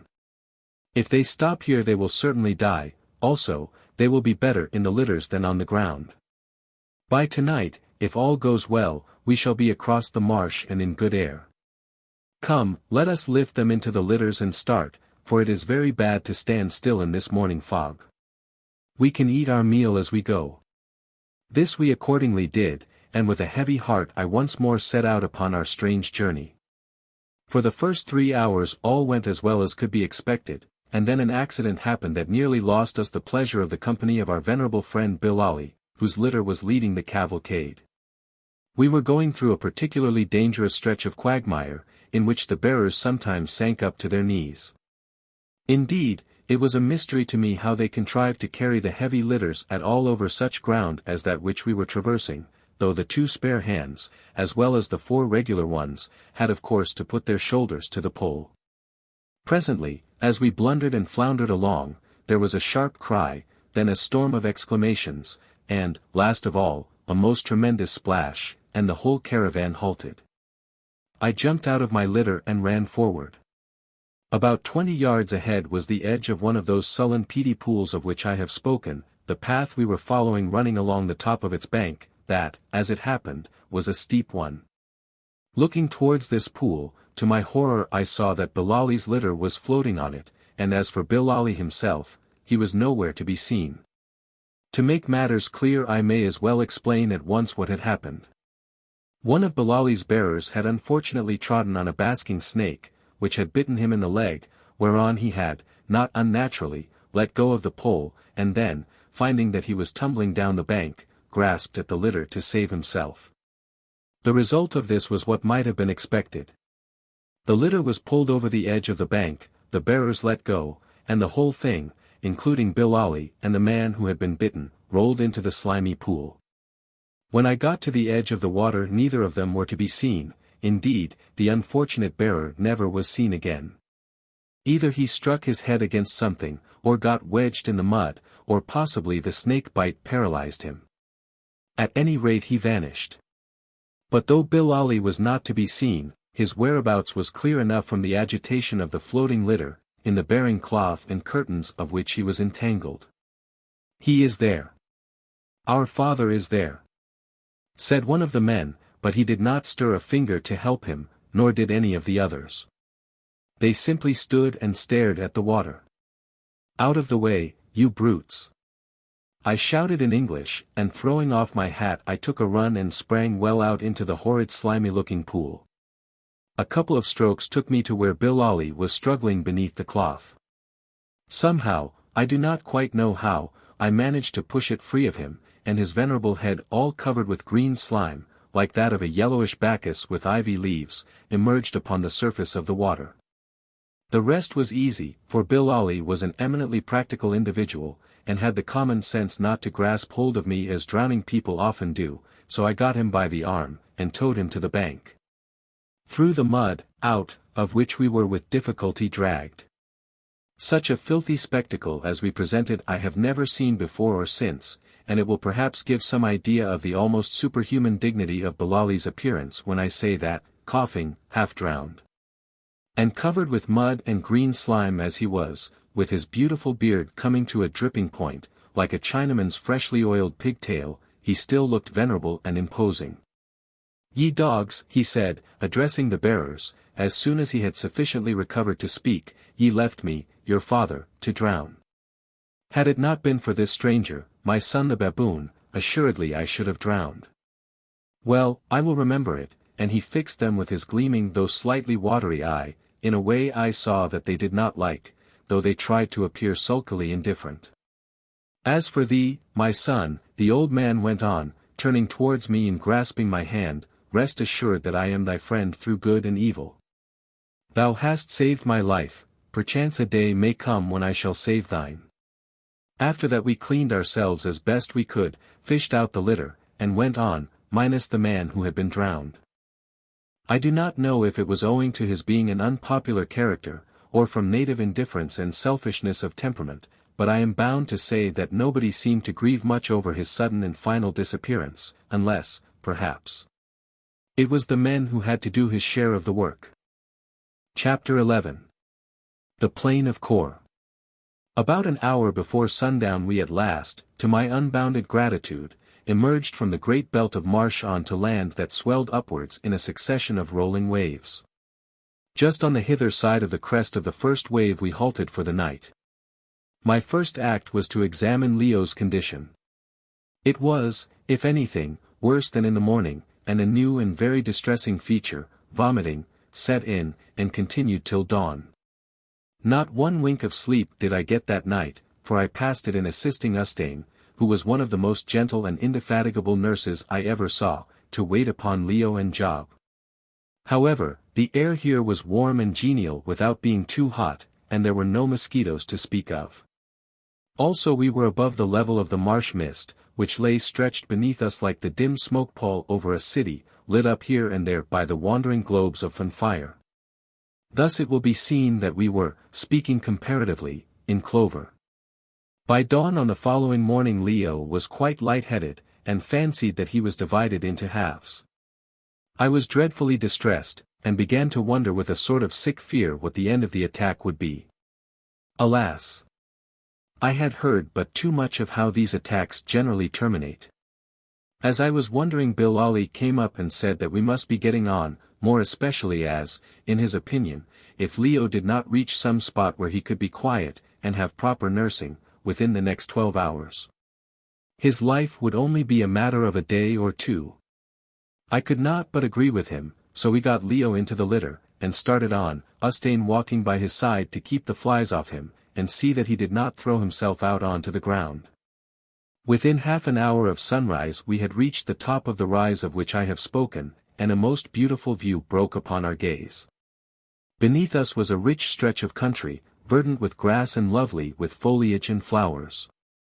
In the background, at a distance, so far as I could judge, of some 18 miles from where we then stood, a huge and extraordinary mountain rose abruptly from the plain. The base of this great mountain appeared to consist of a grassy slope, but rising from this, I should say, from subsequent observation, at a height of about 500 feet above the level of the plain, was a most tremendous and absolutely precipitous wall of bare rock, quite 12 or 1500 feet in height. The shape of the mountain, which was undoubtedly of volcanic origin, was round, and of course, as only a segment of its circle was visible, it was difficult to estimate its exact size, which was enormous. I afterwards discovered that it could cover less than 50 square miles of ground. Anything more grand and imposing than the sight presented by this great natural castle, starting in solitary grandeur from the level of the plain, I never saw, and I suppose I never shall. Its very solitude added to its majesty, and its towering cliffs seemed to kiss the sky. Indeed, generally speaking, they were clothed in clouds that lay in fleecy masses upon their broad and level battlements. I sat up in my hammock and gazed out across the plain at this thrilling and majestic sight, and I suppose that Bilali noticed it, for he brought his litter alongside. "Behold the house of she who must be obeyed," he said.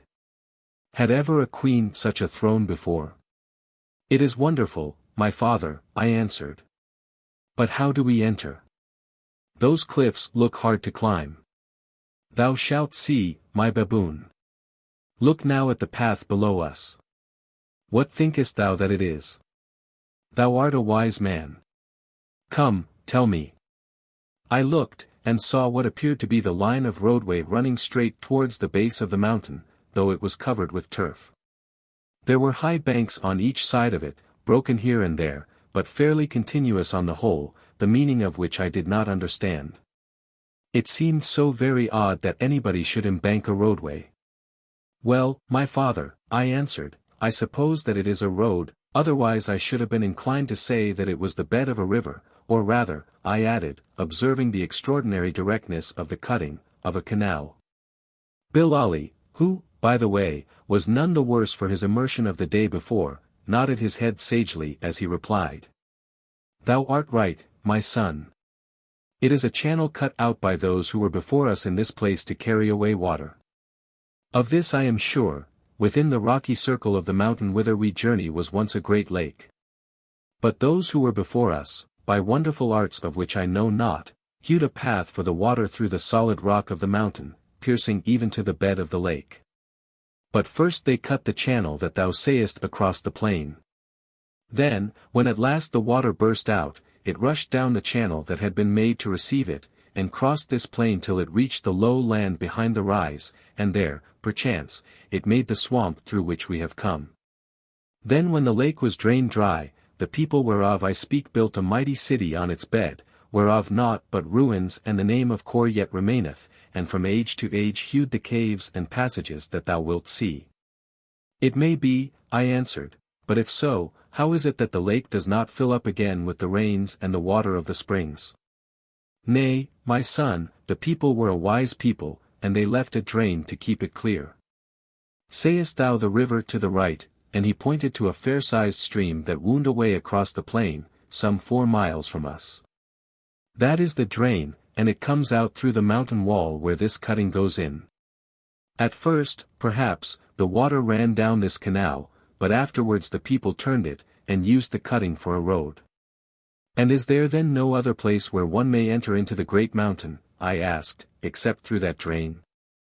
There is a place, he answered, where cattle and men on foot may cross with much labor, but it is secret. A year mightest thou search and shouldst never find it. It is only used once a year, when the herds of cattle that have been fatting on the slopes of the mountain, and on this plain, are driven into the space within. And does she live there always? I asked, or does she come at times without the mountain? Nay, my son, where she is, there she is. By now we were well on to the great plain, and I was examining with delight the very beauty of its semi-tropical flowers and trees, the latter of which grew singly, or at most in clumps of 3 or 4, much of the timber being of large size, and belonging apparently to a variety of evergreen oak. There were also many palms, some of them more than 100 feet high, and the largest and most beautiful tree ferns that I ever saw, about which hung clouds of jeweled honeysuckers and great winged butterflies. Wandering about among the trees or crouching in the long and feathered grass were all varieties of game, from rhinoceroses down. I saw a rhinoceros, buffalo, a large herd, eland, quagga, and sable antelope, the most beautiful of all the bucks, not to mention many smaller varieties of game, and 3 ostriches which scudded away at our approach like white drift before a gale. So plentiful was the game that at last I could stand it no longer. I had a single-barrel sporting martini with me in the litter, the express being too cumbersome, and being a beautiful fat eland rubbing himself under one of the oak-like trees. I jumped out of the litter and proceeded to creep as near to him as I could. He let me come within 80 yards, and then turned his head, and stared at me, preparatory to running away. I lifted the rifle, and taking him about midway down the shoulder, for he was side on to me, fired. I never made a cleaner shot or a better kill in all my small experience, for the great buck sprang right up into the air and fell dead. The bearers, who had all halted to see the performance, gave a murmur of surprise, an unwanted compliment from these sullen people, who never appear to be surprised at anything, and a party of the guard at once ran off to cut the animal up. As for myself, though I was longing to have a look at him, I sauntered back to my litter as though I had been in the habit of killing eland all my life, feeling that I had gone up several degrees in the estimation of the Haggard, who looked on the whole thing as a very high-class manifestation of witchcraft. As a matter of fact, however, I had never seen an eland in a wild state before. Bilali received me with enthusiasm. "It is wonderful, my son the baboon," he cried, "wonderful. Thou art a very great man, though so ugly. Had I not seen, surely I would never have believed. And thou sayest that thou wilt teach me to slay in this fashion?" "Certainly, my father," I said airily, "it is nothing." But all the same I firmly made up my mind that when my father, Bilali, began to fire I would without fail lie down or take refuge behind a tree. After this little incident nothing happened of any note till about an hour and a half before sundown, when we arrived beneath the shadow of the towering volcanic mass that I have already described. It is quite impossible for me to describe its grim grandeur as it appeared to me while my patient bearers toiled along the bed of the ancient watercourse towards the spot where the rich brown-hued cliff shot up from precipice to precipice till its crown lost itself in a cloud. All I can say is that it almost awed me by the intensity of its lonesome and most solemn greatness.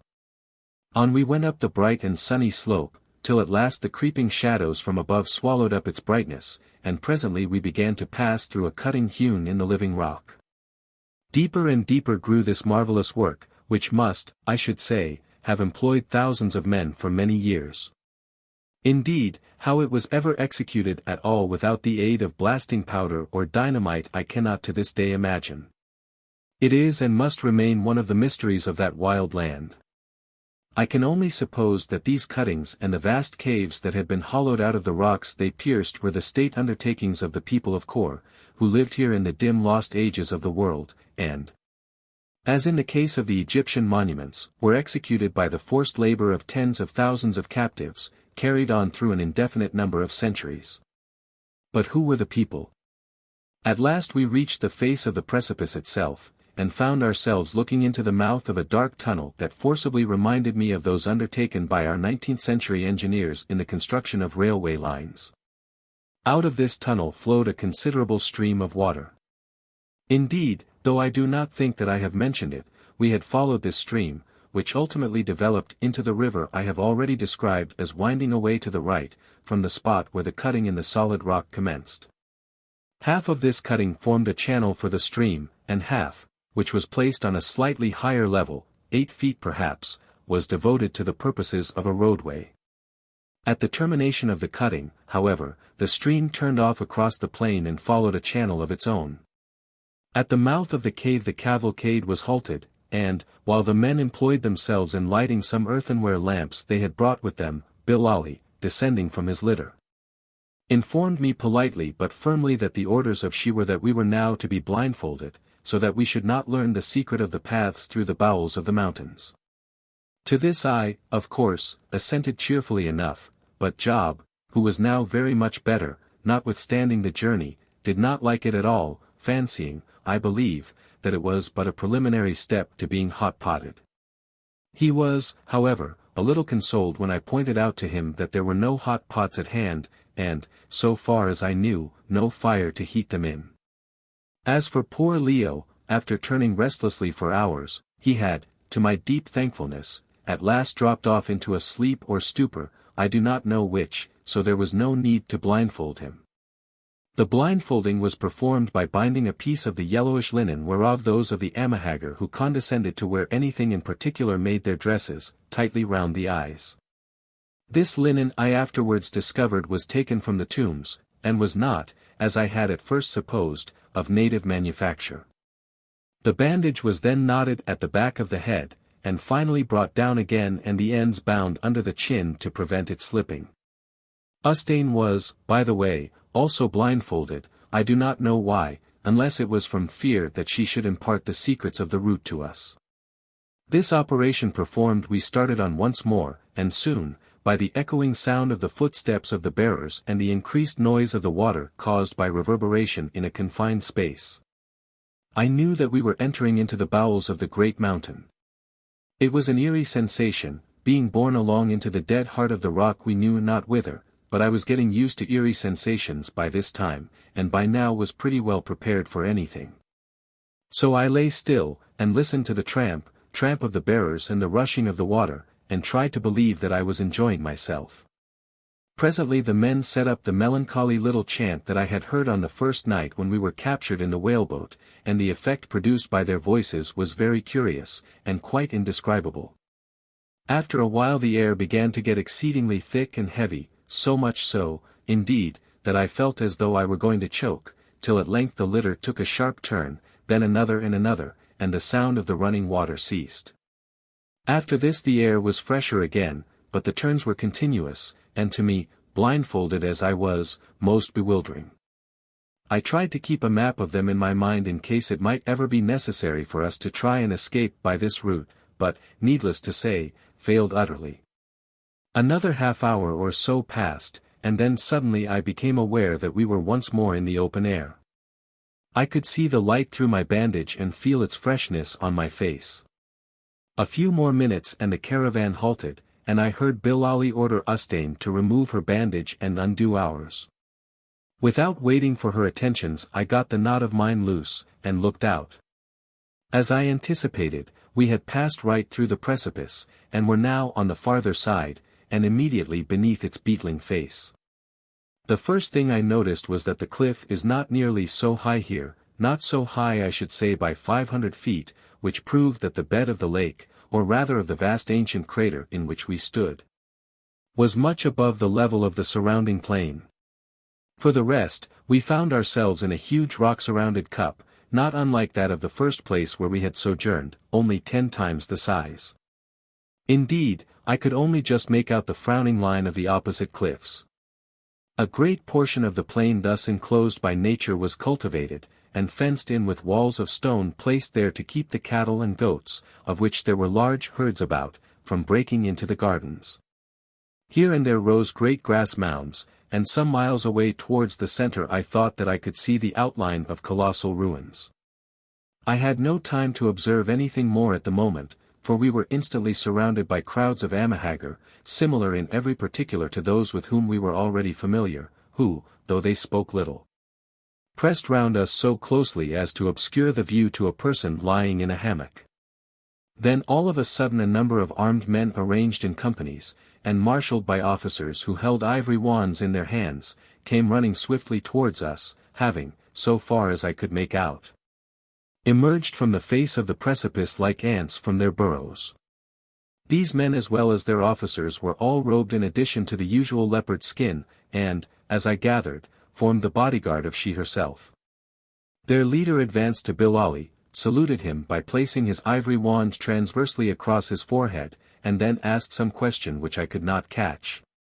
And Bilali having answered him, the whole regiment turned and marched along the side of the cliff, our cavalcade of litters following in their track. After going thus for about half a mile we halted once more in front of the mouth of a tremendous cave, measuring about 60 feet in height by 80 wide, and here Bilali descended finally, and requested Job and myself to do the same. Leo, of course, was far too ill to do anything of the sort. I did so, and we entered the great cave, into which the light of the setting sun penetrated for some distance. While beyond the reach of the daylight it was faintly illuminated with lamps which seemed to me to stretch away for an almost immeasurable distance, like the gas lights of an empty London street. The first thing I noticed was that the walls were covered with sculptures in bas-relief, of a sort, pictorially speaking, similar to those that I have described upon the vases. Love scenes principally, then hunting pictures, pictures of executions, and the torture of criminals by the placing of a, presumably, red-hot pot upon the head, showing whence our hosts had derived this pleasant practice. There were very few battle pieces, though many of duels, and men running and wrestling, and from this fact I am led to believe that this people were not much subject to attack by exterior foes, either on account of the isolation of their position or because of their great strength. Between the pictures were columns of stone characters of a formation absolutely new to me. At any rate, they were neither Greek nor Egyptian, nor Hebrew, nor Assyrian, that I am sure of. They looked more like Chinese writings than any other that I am acquainted with. Near to the entrance of the cave both pictures and writings were worn away, but further in they were in many cases absolutely fresh and perfect as the day on which the sculptor had ceased work on them. The regiment of guards did not come further than the entrance to the cave, where they formed up to let us pass through. On entering the place itself we were, however, met by a man robed in white, who bowed humbly, but said nothing, which, as it afterwards appeared that he was a deaf-mute, was not very wonderful. Running at right angles to the great cave, at a distance of some 20 feet from the entrance, was a smaller cave or wide gallery, that was pierced into the rock both to the right and to the left of the main cavern. In front of the gallery to our left stood 2 guards, from which circumstance I argued that it was the entrance to the apartments of she herself. The mouth of the right-hand gallery was unguarded, and along it the mute indicated that we were to go. Walking a few yards down this passage, which was lighted with lamps, we came to the entrance of a chamber having a curtain made of some grass material, not unlike a Zanzibar mat in appearance, hung over the doorway. This the mute drew back with another profound obeisance, and led the way into a good-sized apartment, hewn, of course, out of the solid rock, but to my great relief lighted by means of a shaft pierced in the face of the precipice. In this room was a stone bedstead, pots full of water for washing, and beautifully tanned leopard skins to serve as blankets. Here we left Leo, who was still sleeping heavily, and with him stopped Ustane. I noticed that the mute gave her a very sharp look, as much as to say, "Who are you, and by whose order do you come here?" Then he conducted us to another similar room which Job took, and then to 2 more that were respectively occupied by Bilali and myself. Chapter 12. She. The first care of Job and myself, after seeing to Leo, was to wash ourselves and put on clean clothing, for what we were wearing had not been changed since the loss of the dhow. Fortunately, as I think that I have said, by far the greater part of our personal baggage had been packed into the whaleboat, and was therefore saved, and brought hither by the bearers, although all the stores laid in by us for barter and presents to the natives was lost. Nearly all our clothing was made of a well-shrunk and very strong grey flannel, and excellent I found it for travelling in these places, because though a Norfolk jacket, shirt, and pair of trousers of it only weighed about 4 pounds. A great consideration in a tropical country, where every extra ounce tells on the wearer, it was warm, and offered a good resistance to the rays of the sun, and best of all to chills, which are so apt to result from sudden changes of temperature. Never shall I forget the comfort of the wash and brush up, and of those clean flannels. The only thing that was wanting to complete my joy was a cake of soap, of which we had none. Afterwards I discovered that the Amahagger, who do not reckon dirt among their many disagreeable qualities, use a kind of burnt earth for washing purposes, which, though unpleasant to the touch till one gets accustomed to it, forms a very fair substitute for soap. By the time that I was dressed, and had combed and trimmed my black beard, the previous condition of which was certainly sufficiently unkempt to give weight to Bilali's appellation for me of baboon, I began to feel most uncommonly hungry. Therefore I was by no means sorry when, without the slightest preparatory sound or warning, the curtain over the entrance to my cave was flung aside, and another mute, a young girl this time, announced to me by signs that I could not misunderstand, that is, by opening her mouth and pointing down it, that there was something ready to eat. Accordingly I followed her into the next chamber, which we had not yet entered, where I found Job, who had also, to his great embarrassment, been conducted thither by a fair mute. Job never got over the advances the former lady had made towards him, and suspected every girl who came near to him of similar designs. These young parties have a way of looking at one, sir, he would say apologetically, which I don't call respectable. This chamber was twice the size of the sleeping caves, and I saw at once that it had originally served as a refectory, and also probably as an embalming room for the priests of the dead. For I may as well say at once that these hollowed-out caves were nothing more nor less than vast catacombs, in which for tens of ages the mortal remains of the great extinct race whose monuments surrounded us had been first preserved, with an art and a completeness that has never since been equalled, and then hidden away for all time. On each side of this particular rock chamber was a long and solid stone table, about 3 feet wide by 3 feet 6 in height, hewn out of the living rock, of which it had formed part, and was still attached to at the base. These tables were slightly hollowed out or curved inward, to give room for the knees of any one sitting on the stone ledge that had been cut for a bench along the side of the cave at a distance of about 2 feet from them. Each of them, also, was so arranged that it ended right under a shaft pierced in the rock for the admission of light and air. On examining them carefully, however, I saw that there was a difference between them that had at first escaped my attention, viz. That one of the tables, that to the left as we entered the cave, had evidently been used, not to eat upon, but for the purposes of embalming. That this was beyond all question the case was clear from 5 shallow depressions in the stone of the table, all shaped like a human form, with a separate place for the head to lie in, and a little bridge to support the neck. Each depression being of a different size, so as to fit bodies varying in stature from a full-grown man's to a small child's, and with little holes bored at intervals to carry off fluid. And, indeed, if any further confirmation was required, we had but to look at the wall of the cave above to find it. For there, sculptured all round the apartment, and looking nearly as fresh as the day it was done, was the pictorial representation of the death, embalming, and burial of an old man with a long beard. Probably an ancient king or grandee of this country. The first picture represented his death. He was lying upon a couch which had 4 short curved posts at the corners coming to a knob at the end, in appearance something like written notes of music, and was evidently in the very act of expiring. Gathered round the couch were women and children weeping, the former with their hair hanging down their backs.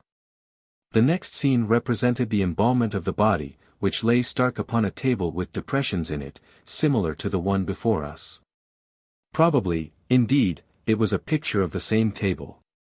3 men were employed at the work, one superintending, one holding a funnel shaped exactly like a port wine strainer, of which the narrow end was fixed in an incision in the breast, no doubt in the great pectoral artery. While the third, who was depicted as standing straddle-legged over the corpse, held a kind of large jug high in his hand, and poured from it some steaming fluid which fell accurately into the funnel. The most curious part of this sculpture is that both the man with the funnel and the man who pours the fluid are drawn holding their noses, either I suppose because of the stench arising from the body, or more probably to keep out the aromatic fumes of the hot fluid which was being forced into the dead man's veins.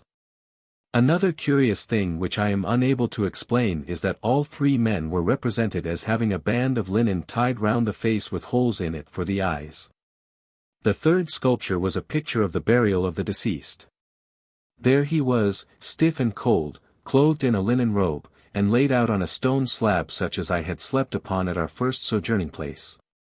At his head and feet burnt lamps, and by his side were placed several of the beautiful painted vases that I have described, which were perhaps supposed to be full of provisions. The little chamber was crowded with mourners, and with musicians playing on an instrument resembling a lyre, while near the foot of the corpse stood a man holding a sheet, with which he was preparing to cover it from view. These sculptures, looked at merely as works of art, were so remarkable that I make no apology for describing them rather fully. They struck me also as being of surpassing interest as representing, probably with studious accuracy, the last rites of the dead as practiced among an utterly lost people. And even then I thought how envious some antiquarian friends of my own at Cambridge would be if ever I found an opportunity of describing these wonderful remains to them. Probably they would say that I was exaggerating, notwithstanding that every page of this history must bear so much internal evidence of its truth that it would obviously have been quite impossible for me to have invented it. To return. As soon as I had hastily examined these sculptures, which I think I omitted to mention were executed in relief, we sat down to a very excellent meal of boiled goat's flesh, fresh milk, and cakes made of meal. The whole being served upon clean wooden platters. When we had eaten we returned to see how Leo was getting on, Bilali saying that he must now wait upon she, and hear her commands. On reaching Leo's room we found the poor boy in a very bad way. He had woke up from his torpor, and was altogether off his head, babbling about some boat race on the Cam, and was inclined to be violent. Indeed, when we entered the room Ustane was holding him down. I spoke to him, and my voice seemed to soothe him, at any rate he grew much quieter, and was persuaded to swallow a dose of quinine. I had been sitting with him for an hour. Perhaps, at any rate I know that it was getting so dark that I could only just make out his head lying like a gleam of gold upon the pillow we had extemporized out of a bag covered with a blanket, when suddenly Bilali arrived with an air of great importance, and informed me that she herself had deigned to express a wish to see me, an honor, he added, accorded to but very few. I think that he was a little horrified at my cool way of taking the honor, but the fact was that I did not feel overwhelmed with gratitude at the prospect of seeing some savage, dusky queen, however absolute and mysterious she might be. More especially as my mind was full of dear Leo, for whose life I began to have great fears. However, I rose to follow him, and as I did so I caught sight of something bright lying on the floor, which I picked up. Perhaps the reader will remember that with the potsherd in the casket was a composition scarabaeus marked with a round O, a goose, and another curious hieroglyphic, the meaning of which is Sutton Sera, or Royal Son of the Sun. The scarab, which is a very small one, Leo had insisted upon having set in a massive gold ring, such as is generally used for signets, and it was this very ring that I now picked up. He had pulled it off in the paroxysm of his fever, at least I suppose so, and flung it down upon the rock floor. Thinking that if I left it about it might get lost, I slipped it on my own little finger, and then followed Bilali, leaving Job and Ustane with Leo. We passed down the passage, crossed the great aisle-like cave, and came to the corresponding passage on the other side, at the mouth of which the guards stood like 2 statues. As we came they bowed their heads in salutation, and then lifting their long spears placed them transversely across their foreheads, as the leaders of the troop that had met us had done with their ivory wands. We stepped between them, and found ourselves in an exactly similar gallery to that which led to our own apartments, only this passage was, comparatively speaking, brilliantly lighted.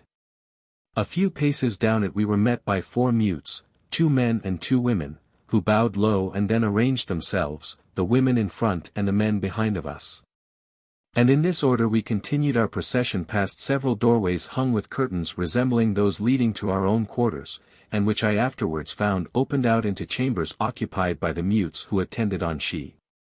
A few paces more and we came to another doorway facing us, and not to our left like the others, which seemed to mark the termination of the passage. Here 2 more white or rather yellow-robed guards were standing, and they too bowed, saluted, and let us pass through heavy curtains into a great antechamber, quite 40 feet long by as many wide, in which some 8 or 10 women, most of them young and handsome, with yellowish hair, sat on cushions working with ivory needles at what had the appearance of being embroidery frames. These women were also deaf and dumb. At the farther end of this great lamplit apartment was another doorway closed in with heavy oriental-looking curtains, quite unlike those that hung before the doors of our own rooms, and here stood 2 particularly handsome girl mutes. Their heads bowed upon their bosoms and their hands crossed in an attitude of humble submission. As we advanced they each stretched out an arm and drew back the curtains. Thereupon Bilali did a curious thing. Down he went, that venerable-looking old gentleman, for Bilali is a gentleman at the bottom, down onto his hands and knees, and in this undignified position, with his long white beard trailing on the ground, he began to creep into the apartment beyond. I followed him, standing on my feet in the usual fashion. Looking over his shoulder he perceived it.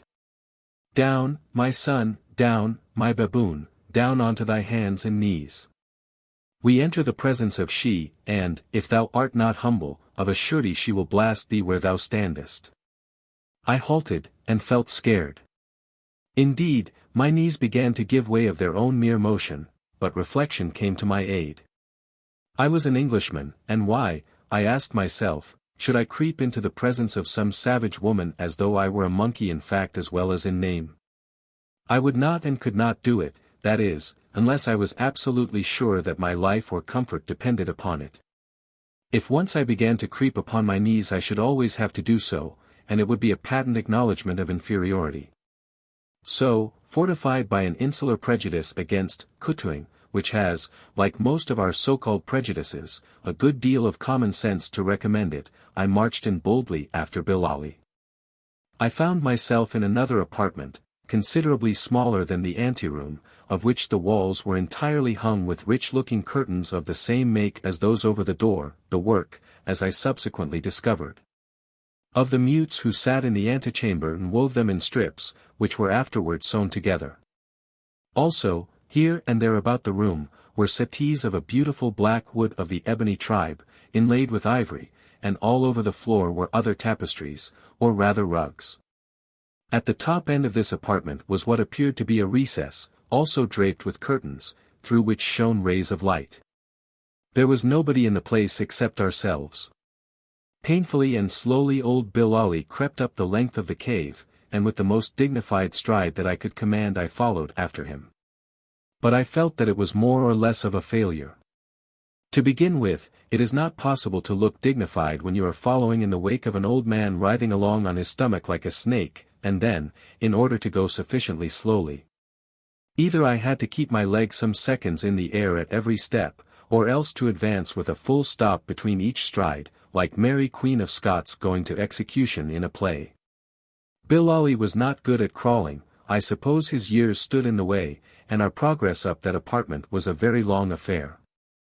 I was immediately behind him, and several times I was sorely tempted to help him on with a good kick. It is so absurd to advance into the presence of savage royalty after the fashion of an Irishman driving a pig to market, for that is what we looked like, and the idea nearly made me burst out laughing then and there. I had to work off my dangerous tendency to unseemly merriment by blowing my nose, a proceeding which filled old Bilali with horror, for he looked over his shoulder and made a ghastly face at me, and I heard him murmur, "Oh, my poor baboon." At last we reached the curtains, and here Bilali collapsed flat onto his stomach, with his hands stretched out before him as though he were dead, and I, not knowing what to do, began to stare about the place. But presently I clearly felt that somebody was looking at me from behind the curtains. I could not see the person, but I could distinctly feel his or her gaze, and, what is more, it produced a very odd effect upon my nerves. I was frightened, I do not know why. The place was a strange one, it is true, and looked lonely, notwithstanding its rich hangings and the soft glow of the lamps. Indeed, these accessories added to, rather than detracted from its loneliness. Just as a lighted street at night has always a more solitary appearance than a dark one. It was so silent in the place, and there lay Bilali like one dead before the heavy curtains, through which the odor of perfume seemed to float up towards the gloom of the arched roof above. Minute grew into minute, and still there was no sign of life, nor did the curtain move.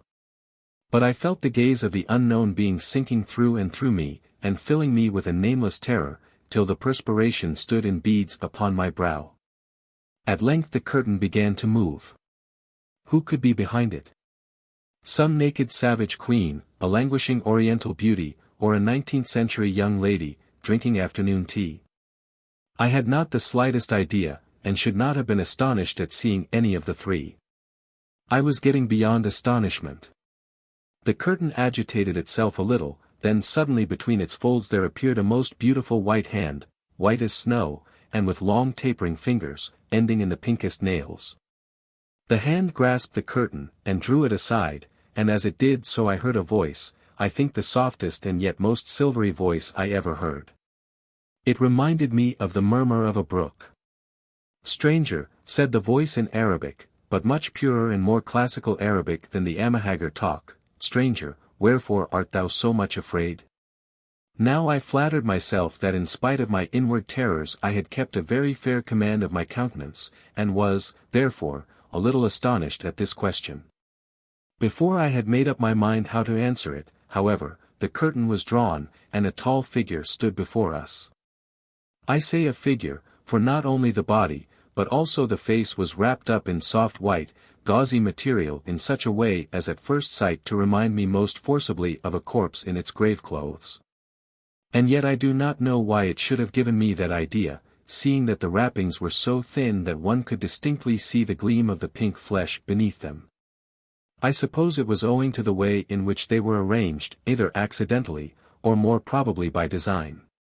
Anyhow, I felt more frightened than ever at this ghost-like apparition, and my hair began to rise upon my head as the feeling crept over me that I was in the presence of something that was not canny. I could, however, clearly distinguish that the swathed mummy-like form before me was that of a tall and lovely woman, instinct with beauty in every part, and also with a certain snake-like grace which I had never seen anything to equal before. When she moved a hand or foot her entire frame seemed to undulate, and the neck did not bend, it curved. "Why art thou so frightened, stranger?" asked the sweet voice again, a voice which seemed to draw the heart out of me, like the strains of softest music. Is there that about me that should affright a man? Then surely are men changed from what they used to be. And with a little coquettish movement she turned herself, and held up one arm, so as to show all her loveliness and the rich hair of raven blackness that streamed in soft ripples down her snowy robes, almost to her sandaled feet. "It is thy beauty that makes me fear, O Queen," I answered humbly, scarcely knowing what to say, and I thought that as I did so I heard old Bilali, who was still lying prostrate on the floor, mutter, "Good, my baboon, good. I see that men still know how to beguile us women with false words." "Ah, stranger," she answered, with a laugh that sounded like distant silver bells, "thou wast afraid because mine eyes were searching out thine heart, therefore wast thou afraid. Yet being but a woman, I forgive thee for the lie, for it was courteously said. And now tell me how came ye hither to this land of the dwellers among the caves, a land of swamps and evil things and dead old shadows of the dead? What came ye for to see? How is it that ye hold your lives so cheap as to place them in the hollow of the hand of Haya, into the hand of she who must be obeyed? Tell me also how come ye to know the tongue I talk? It is an ancient tongue, that sweet child of the old Syriac. Liveth it yet in the world? Thou sayest I dwell among the caves and the dead, and not know I of the affairs of men, nor have I cared to know. I have lived, O stranger, with my memories, and my memories are in a grave that mine hands hollowed, for truly hath it been said that the child of man mocketh his own path evil. And her beautiful voice quivered, and broke in a note as soft as any wood-bird's.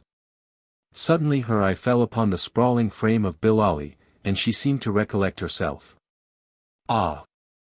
Thou art there, old man. Tell me how it is that things have gone wrong in thine household. Forsooth, it seems that these my guests were set upon. Ay, and one was nigh to being slain by the hot pot to be eaten of those brutes, thy children, and had not the others fought gallantly they too had been slain, and not even I could have called back the life which had been loosed from the body. What means it, old man? What hast thou to say that I should not give thee over to those who execute my vengeance? Her voice had risen in her anger, and it rang clear and cold against the rocky walls. Also I thought I could see her eyes flash through the gauze that hid them. I saw poor Bilali, whom I had believed to be a very fearless person, positively quiver with terror at her words. Oh, Haya, oh she! He said, without lifting his white head from the floor. O she, as thou art great be merciful, for I am now as ever thy servant to obey. It was no plan or fault of mine, O she, it was those wicked ones who are called my children. Led on by a woman whom thy guest the pig had scorned, they would have followed the ancient custom of the land, and eaten the fat black stranger who came hither with these thy guests the baboon and the lion who is sick. Thinking that no word had come from thee about the black one. But when the baboon and the lion saw what they would do, they slew the woman, and slew also their servant to save him from the horror of the pot. Then those evil ones, aye, those children of the wicked one who lives in the pit, they went mad with the lust of blood, and flew at the throats of the lion and the baboon and the pig. But gallantly they fought. O Haya! They fought like very men, and slew many, and held their own, and then I came and saved them, and the evildoers have I sent on hither to Kôr to be judged of thy greatness, O she. And here they are. I, old man, I know it, and tomorrow will I sit in the great hall and do justice upon them, fear not. And for thee, I forgive thee, though hardly. See that thou dost keep thine household better. Go. Bilali rose upon his knees with astonishing alacrity, bowed his head thrice, and his white beard sweeping the ground, crawled down the apartment as he had crawled up it, till he finally vanished through the curtains, leaving me, not a little to my alarm, alone with this terrible but most fascinating person. Chapter 13. Ayesha Unveils. There, said she, he has gone, the white-bearded old fool. Ah, how little knowledge does a man acquire in his life. He gathereth it up like water, but like water it runneth through his fingers, and yet, if his hands be but wet as though with dew, behold a generation of fools call out, see, he is a wise man. Is it not so? But how call they thee?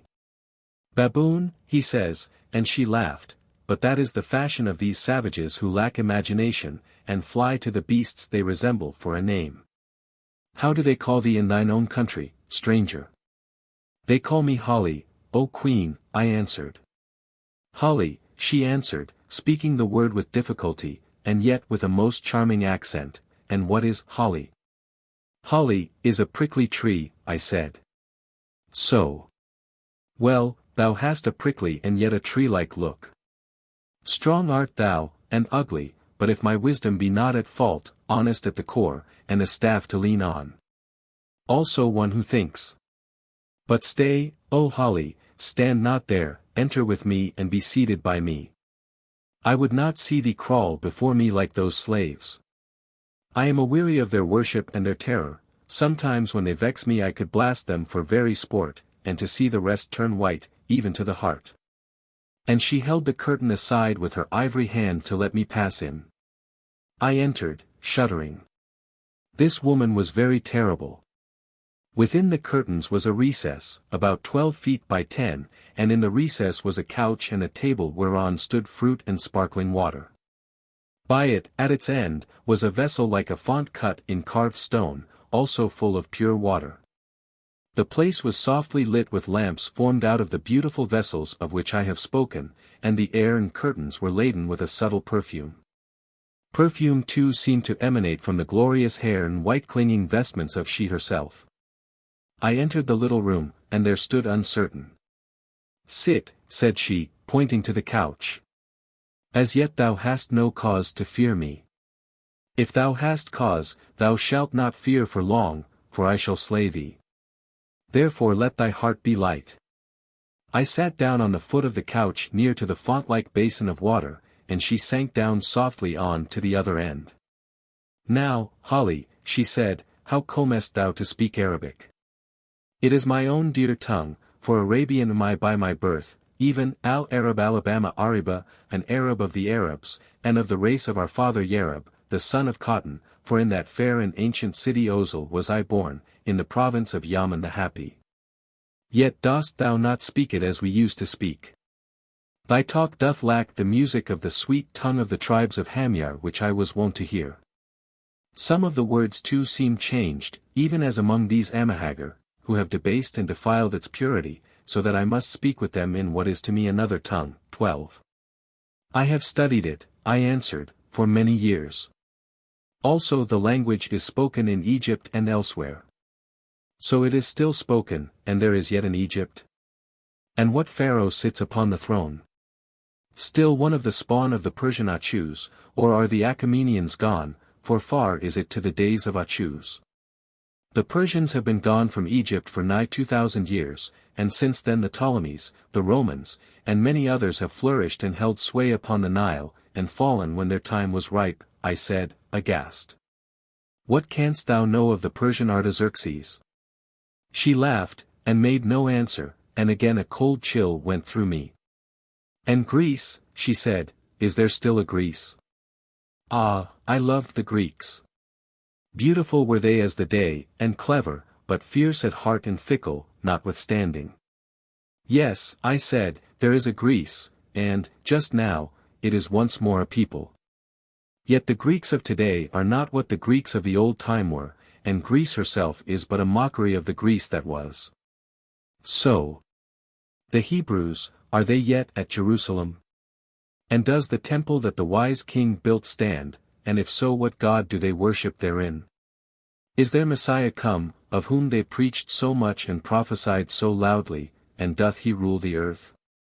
The Jews are broken and gone, and the fragments of their people strew the world, and Jerusalem is no more. As for the temple that Herod built. Herod, she said. I know not Herod. But go on. The Romans burnt it, and the Roman eagles flew across its ruins, and now Judea is a desert. So. They were a great people, those Romans, and went straight to their end, aye, they sped to it like fate, or like their own eagles on their prey. And left peace behind them. Solitudinem facient, pacem appellant, I suggested. Ah, thou canst speak the Latin tongue, too, she said, in surprise. It hath a strange ring in my ears after all these days, and it seems to me that thy accent does not fall as the Romans put it. Who was it wrote that? I know not the saying, but it is a true one of that great people. It seems that I have found a learned man, one whose hands have held the water of the world's knowledge. Knowest thou Greek also? Yes, O Queen, and something of Hebrew, but not to speak them well. They are all dead languages now. She clapped her hands in childish glee. Of a truth, ugly tree that thou art, thou growest the fruits of wisdom, O Holly, she said. But of those Jews whom I hated, for they called me heathen when I would have taught them my philosophy, did their Messiah come, and doth he rule the world? Their Messiah came, I answered with reverence. But he came poor and lowly, and they would have none of him. They scourged him, and crucified him upon a tree, but yet his words and his works live on, for he was the Son of God, and now of a truth he doth rule half the world, but not with an empire of the world. Ah, the fierce-hearted wolves, she said, the followers of sense and many gods, greedy of gain and faction-torn. I can see their dark faces yet. So they crucified their Messiah. Well can I believe it. That he was a son of the living spirit would be naught to them, if indeed he was so, and of that we will talk afterwards. They would care not for any god if he came not with pomp and power. They, a chosen people, a vessel of him they call Jehovah, aye, and a vessel of Baal, and a vessel of Ashtoreth, and a vessel of the gods of the Egyptians, a high-stomached people, greedy of aught that brought them wealth and power. So they crucified their Messiah because he came in lowly guise, and now are they scattered about the earth? Why, if I remember, so said one of their prophets that it should be. Well, let them go, they broke my heart, those Jews, and made me look with evil eyes across the world, aye, and drove me to this wilderness, this place of a people that was before them.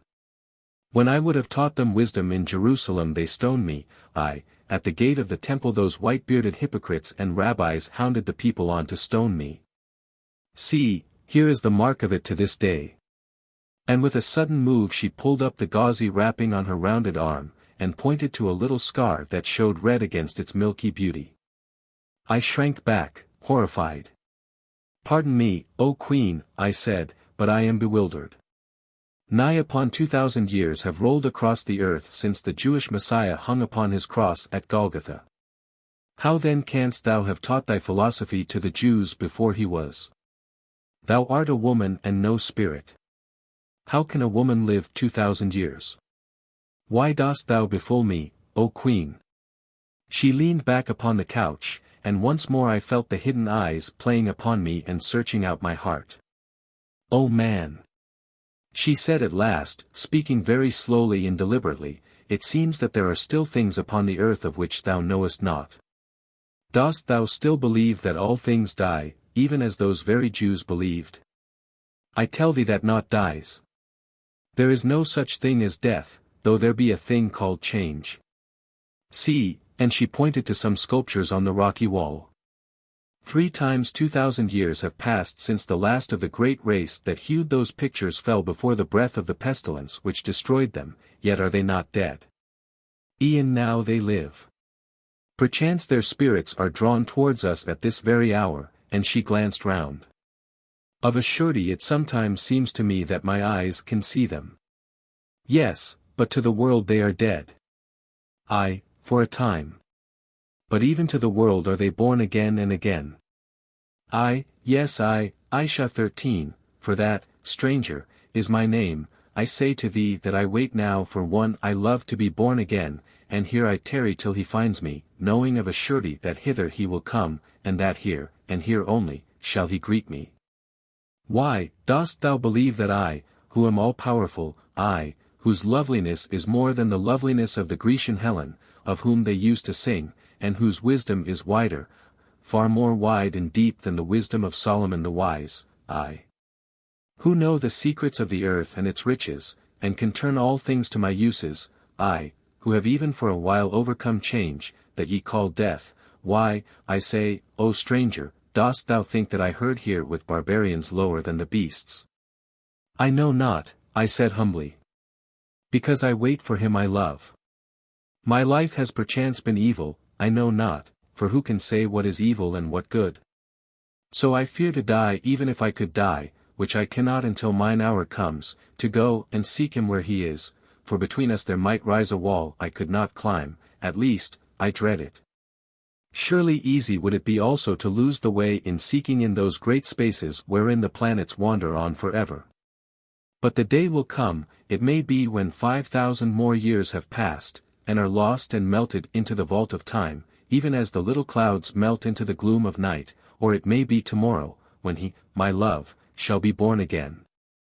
And then, following a law that is stronger than any human plan, he shall find me here, where once he knew me, and of a surety his heart will soften towards me, though I sinned against him.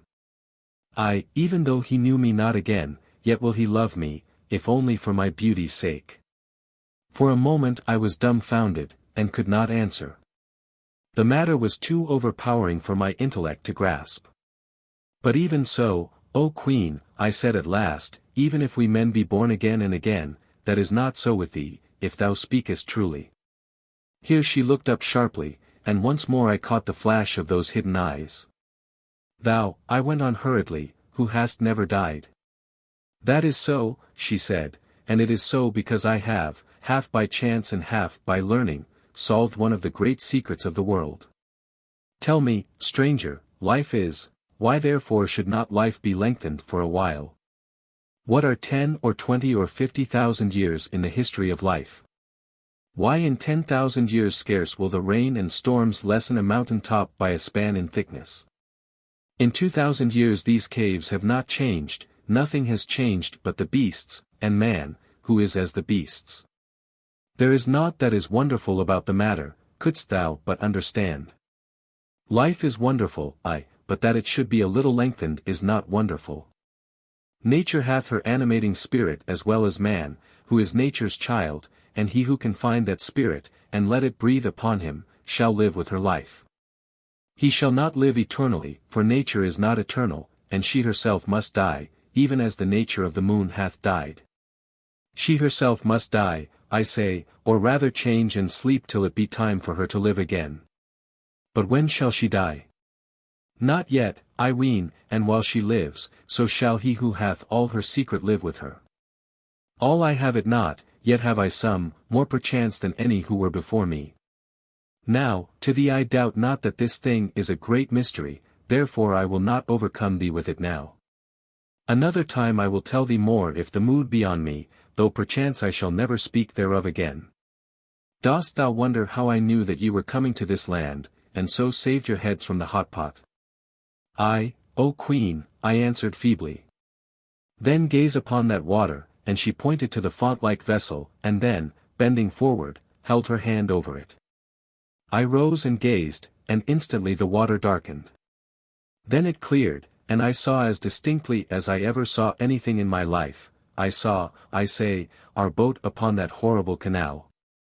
There was Leo lying at the bottom asleep in it, with a coat thrown over him to keep off the mosquitoes, in such a fashion as to hide his face, and myself, Job, and Mahomed towing on the bank.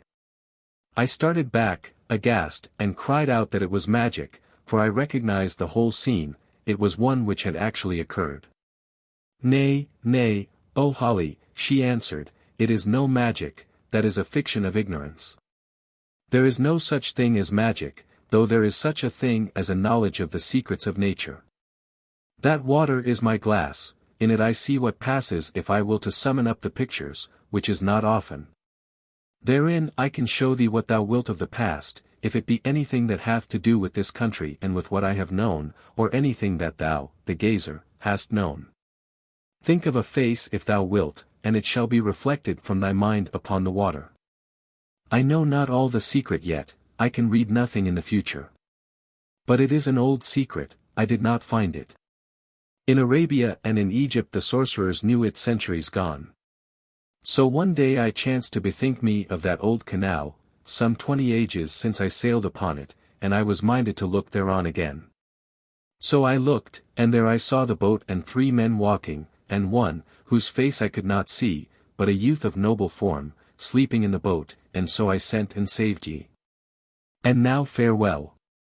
But stay, tell me of this youth, the lion, as the old man calls him. I would look upon him, but he is sick, thou sayest, sick with the fever, and also wounded in the fray. He is very sick, I answered sadly. Canst thou do nothing for him, O Queen? Who knowest so much?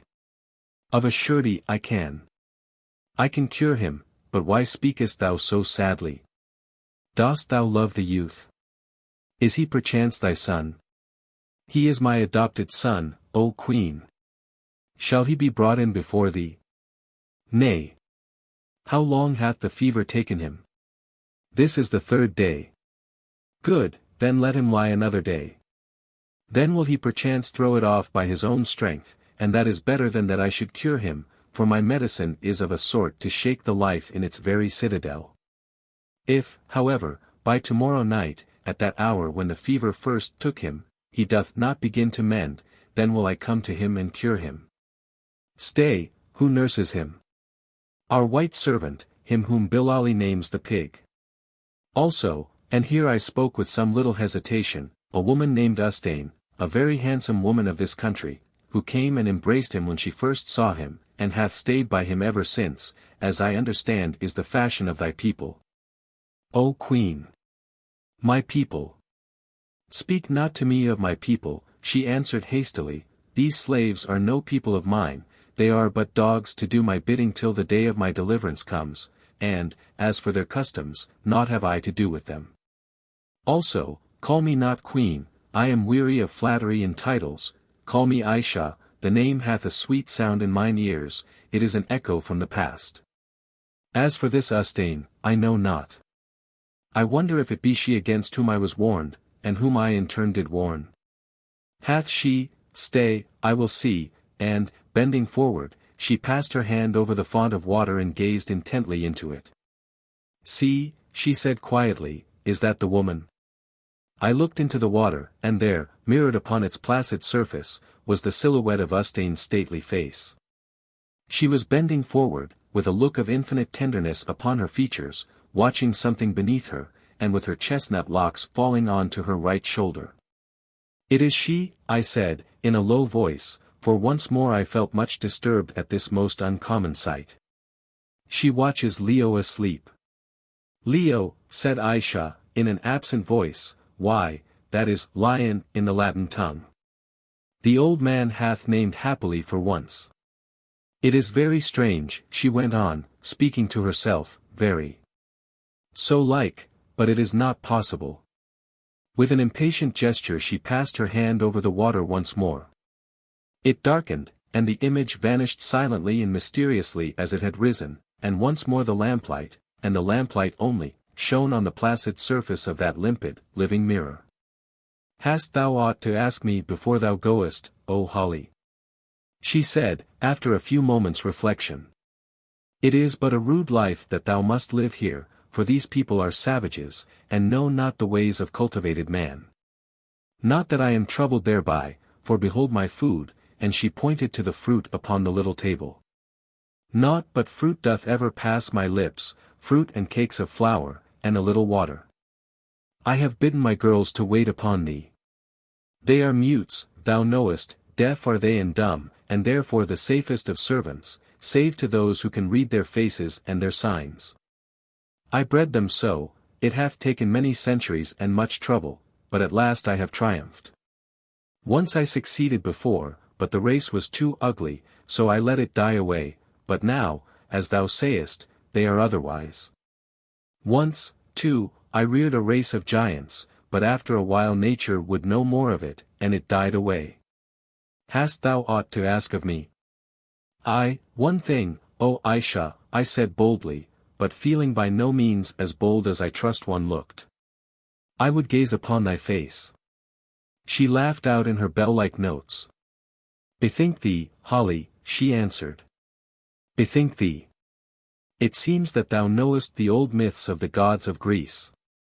Was there not one Ethiopian who perished miserably because he looked on too much beauty? If I show thee my face, perchance thou wouldst perish miserably also. Perchance thou wouldst eat out thy heart in impotent desire, for no I am not for thee, I am for no man, save one, who hath been, but is not yet. As thou wilt, Ayesha, I said. I fear not thy beauty. I have put my heart away from such vanity as woman's loveliness, that passeth like a flower. Nay, thou errest, she said, that does not pass.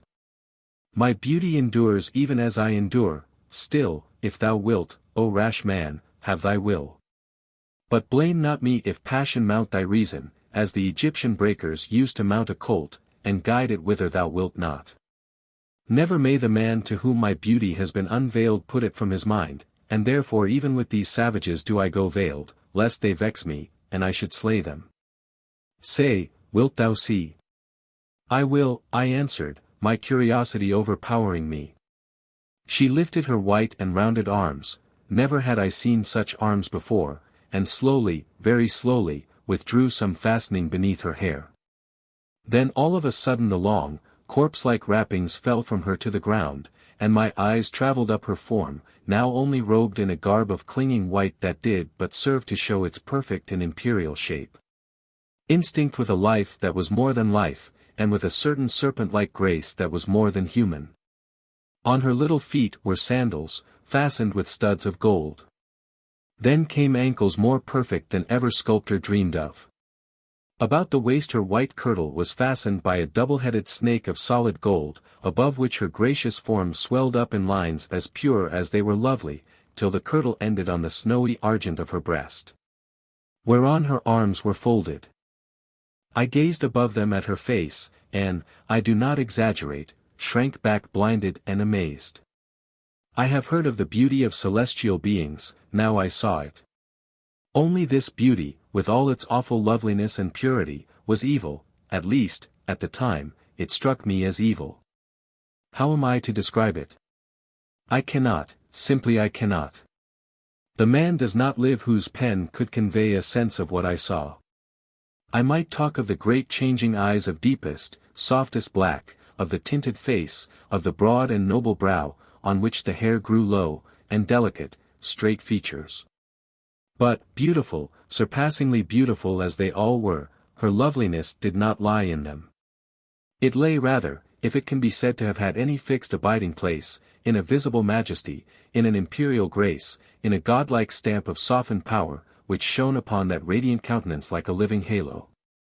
Never before had I guessed what beauty made sublime could be, and yet, the sublimity was a dark one, the glory was not all of heaven, though none the less was it glorious. Though the face before me was that of a young woman of certainly not more than 30 years, in perfect health, and the first flush of ripened beauty, yet it had stamped upon it a look of unutterable experience, and of deep acquaintance with grief and passion. Not even the lovely smile that crept about the dimples of her mouth could hide this shadow of sin and sorrow.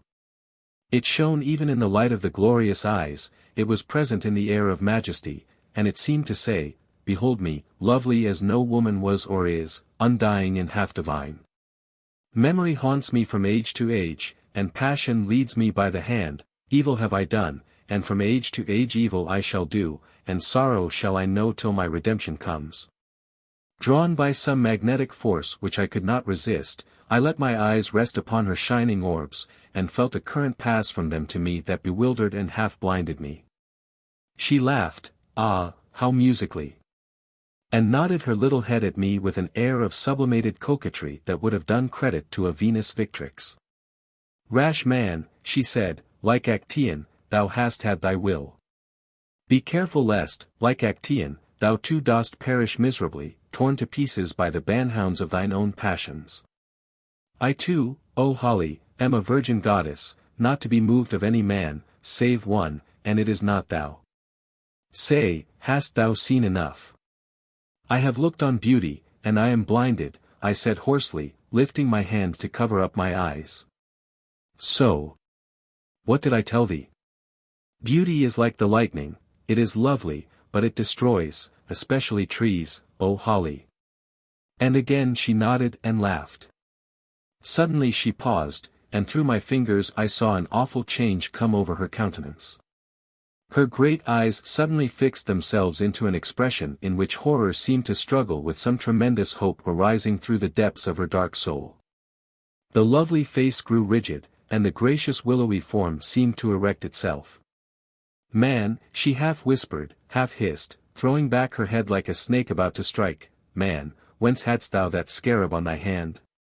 Speak, or by the spirit of life I will blast thee where thou standest." And she took one light step towards me, and from her eyes there shone such an awful light, to me it seemed almost like a flame, that I fell, then and there, on the ground before her, babbling confusedly in my terror. "Peace," she said, with a sudden change of manner, and speaking in her former soft voice. "I did affright thee. Forgive me. But at times, O Holly, the almost infinite mind grows impatient of the slowness of the very finite, and am I tempted to use my power out of vexation, very nearly wast thou dead, but I remembered. But the scarab, about the scarabaeus. I picked it up, I gurgled feebly, as I got on to my feet again, and it is a solemn fact that my mind was so disturbed that at the moment I could remember nothing else about the ring except that I had picked it up in Leo's cave. "It is very strange," she said with a sudden access of womanlike trembling and agitation which seemed out of place in this awful woman, but once I knew a scarab like to that. It hung round the neck of one I loved, and she gave a little sob, and I saw that after all she was only a woman, although she might be a very old one. "There," she went on, "it must be one like to it, and yet never did I see one like to it, for there too hung a history, and he who wore it prized it much. 14 But the scarab that I knew was not set thus in the bezel of a ring. Go now, Holly, go, and, if thou canst, try to forget that thou hast of thy folly looked upon Ayesha's beauty," and, turning from me, she flung herself on her couch, and buried her face in the cushions. As for me, I stumbled from her presence, and I do not remember how I reached my own cave. Chapter 14. A Soul in Hell. It was nearly 10 o'clock at night when I cast myself down upon my bed, and began to gather my scattered wits, and reflect upon what I had seen and heard. But the more I reflected the less I could make of it. Was I mad, or drunk, or dreaming, or was I merely the victim of a gigantic and most elaborate hoax? How was it possible that I, a rational man, not unacquainted with the leading scientific facts of our history, and hitherto an absolute and utter disbeliever in all the hocus-pocus which in Europe goes by the name of the supernatural, could believe that I had within the last few minutes been engaged in conversation with a woman 2,000 and odd years old? The thing was contrary to the experience of human nature, and absolutely and utterly impossible. It must be a hoax, and yet, if it were a hoax, what was I to make of it? What, too, was to be said of the figures on the water, of the woman's extraordinary acquaintance with the remote past, and her ignorance, or apparent ignorance, of any subsequent history? What, too, of her wonderful and awful loveliness? This, at any rate, was a patent fact, and beyond the experience of the world. No merely mortal woman could shine with such a supernatural radiance. About that she had, at any rate, been in the right. It was not safe for any man to look upon such beauty. I was a hardened vessel in such matters, having, with the exception of one painful experience of my green and tender youth, put the softer sex, I sometimes think that this is a misnomer, almost entirely out of my thoughts. But now, to my intense horror, I knew that I could never put away the vision of those glorious eyes, and alas! The very diablerie of the woman, whilst it horrified and repelled, attracted in even a greater degree. A person with the experience of 2,000 years at her back, with the command of such tremendous powers, and the knowledge of a mystery that could hold off death, was certainly worth falling in love with, if ever woman was. But, alas! It was not a question of whether or no she was worth it, for so far as I could judge, not being versed in such matters, I, a fellow of my college, noted for what my acquaintances are pleased to call my misogyny, and a respectable man now well on in middle life, had fallen absolutely and hopelessly in love with this white sorceress. Nonsense, it must be nonsense. She had warned me fairly, and I had refused to take the warning. Curses on the fatal curiosity that is ever prompting man to draw the veil from woman, and curses on the natural impulse that begets it. It is the cause of half, aye, and more than half, of our misfortunes. Why cannot man be content to live alone and be happy, and let the women live alone and be happy too? But perhaps they would not be happy, and I am not sure that we should either. Here is a nice state of affairs. I, at my age, to fall a victim to this modern Circe. But then she was not modern, at least she said not. She was almost as ancient as the original Circe. I tore my hair, and jumped up from my couch, feeling that if I did not do something I should go off my head. What did she mean about the scarabæus too? It was Leo's scarabæus, and had come out of the old coffer that Vincey had left in my rooms nearly 21 years before. Could it be, after all, that the whole story was true, and the writing on the sherd was not a forgery, or the invention of some crack-brained, long-forgotten individual? And if so, could it be that Leo was the man that she was waiting for, the dead man who was to be born again? Impossible. The whole thing was gibberish. Who ever heard of a man being born again? But if it were possible that a woman could exist for 2,000 years, this might be possible also, anything might be possible. I myself might, for aught I knew, be a reincarnation of some other forgotten self, or perhaps the last of a long line of ancestral selves. Well, vive la guerre. Why not? Only, unfortunately, I had no recollection of these previous conditions. The idea was so absurd to me that I burst out laughing, and, addressing the sculptured picture of a grim-looking warrior on the cave wall, called out to him aloud, "Who knows, old fellow, perhaps I was your contemporary. By Jove! Perhaps I was you and you are I," and then I laughed again at my own folly, and the sound of my laughter rang dismally along the vaulted roof, as though the ghost of the warrior had echoed the ghost of a laugh. Next I bethought me that I had not been to see how Leo was, so, taking up one of the lamps which was burning at my bedside, I slipped off my shoes and crept down the passage to the entrance of his sleeping cave. The draught of the night air was lifting his curtain to and fro gently, as though spirit hands were drawing and redrawing it. I slid into the vault-like apartment, and looked round. There was a light by which I could see that Leo was lying on the couch, tossing restlessly in his fever, but asleep. At his side, half lying on the floor, half leaning against the stone couch, was Ustane. She held his hand in one of hers, but she too was dozing, and the two made a pretty, or rather a pathetic, picture. Poor Leo! His cheek was burning red, there were dark shadows beneath his eyes, and his breath came heavily. He was very, very ill. And again the horrible fear seized me that he might die, and I be left alone in the world.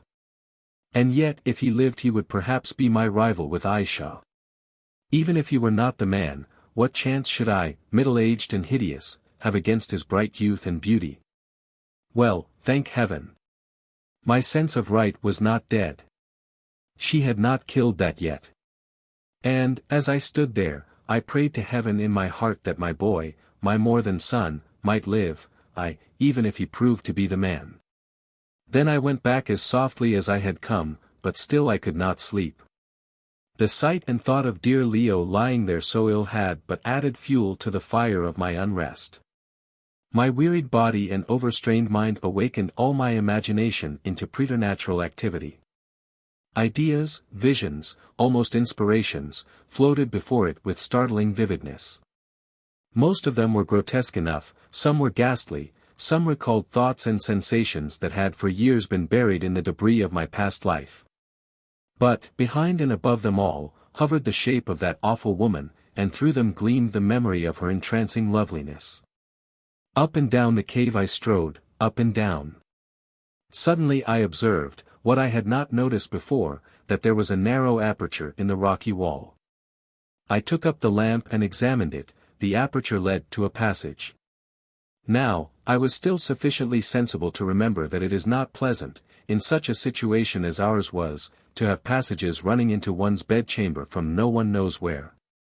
If there are passages, people can come up them. They can come up when one is asleep.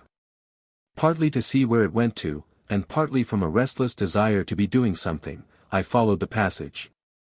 It led to a stone stair, which I descended. The stair ended in another passage, or rather tunnel, also hewn out of the bedrock, and running, so far as I could judge, exactly beneath the gallery that led to the entrance of our rooms, and across the great central cave. I went on down it. It was as silent as the grave, but still, drawn by some sensation or attraction that I cannot define, I followed on, my stockinged feet falling without noise on the smooth and rocky floor. When I had traversed some 50 yards of space, I came to another passage running at right angles, and here an awful thing happened to me. The sharp draught caught my lamp and extinguished it, leaving me in utter darkness in the bowels of that mysterious place. I took a couple of strides forward so as to clear the bisecting tunnel, being terribly afraid lest I should turn up it in the dark if once I got confused as to the direction, and then paused to think. What was I to do? I had no match. It seemed awful to attempt that long journey back through the utter gloom, and yet I could not stand there all night, and, if I did, probably it would not help me much, for in the bowels of the rock it would be as dark at midday as at midnight. I looked back over my shoulder, not a sight or a sound. I peered forward into the darkness. Surely, far away, I saw something like the faint glow of fire. Perhaps it was a cave where I could get a light, at any rate, it was worth investigating. Slowly and painfully I crept along the tunnel, keeping my hand against its wall, and feeling at every step with my foot before I put it down, fearing lest I should fall into some pit. 30 paces, there was a light, a broad light that came and went, shining through curtains. 50 paces, it was close at hand. 60, oh, great heaven! I was at the curtains, and they did not hang close, so I could see clearly into the little cavern beyond them. It had all the appearance of being a tomb, and was lit up by a fire that burnt in its center with a whitish flame and without smoke. Indeed, there, to the left, was a stone shelf with a little ledge to it 3 inches or so high, and on the shelf lay what I took to be a corpse, at any rate, it looked like one, with something white thrown over it. To the right was a similar shelf, on which lay some broidered coverings. Over the fire bent the figure of a woman, she was sideways to me and facing the corpse, wrapped in a dark mantle that hid her like a nun's cloak. She seemed to be staring at the flickering flame. Suddenly, as I was trying to make up my mind what to do, with a convulsive movement that somehow gave an impression of despairing energy, the woman rose to her feet and cast the dark cloak from her. It was she herself. She was clothed, as I had seen her when she unveiled, in the kirtle of clinging white, cut low upon her bosom, and bound in at the waist with the barbaric double-headed snake, and, as before, her rippling black hair fell in heavy masses down her back. But her face was what caught my eye, and held me as in a vice, not this time by the force of its beauty, but by the power of fascinated terror. The beauty was still there, indeed, but the agony, the blind passion, and the awful vindictiveness displayed upon those quivering features, and in the tortured look of the upturned eyes, were such as surpass my powers of description. For a moment she stood still, her hands raised high above her head, and as she did so the white robe slipped from her down to her golden girdle, bearing the blinding loveliness of her form. She stood there, her fingers clenched, and the awful look of malevolence gathered and deepened on her face. Suddenly I thought of what would happen if she discovered me, and the reflection made me turn sick and faint. But, even if I had known that I must die if I stopped, I do not believe that I could have moved, for I was absolutely fascinated. But still I knew my danger. Supposing she should hear me, or see me through the curtain, supposing I even sneezed, or that her magic told her that she was being watched, swift indeed would be my doom. Down came the clenched hands to her sides, then up again above her head, and, as I am a living and honorable man, the white flame of the fire leapt up after them, almost to the roof, throwing a fierce and ghastly glare upon she herself. Upon the white figure beneath the covering, and every scroll and detail of the rockwork. Down came the ivory arms again, and as they did so she spoke, or rather hissed, in Arabic, in a note that curdled my blood, and for a second stopped my heart.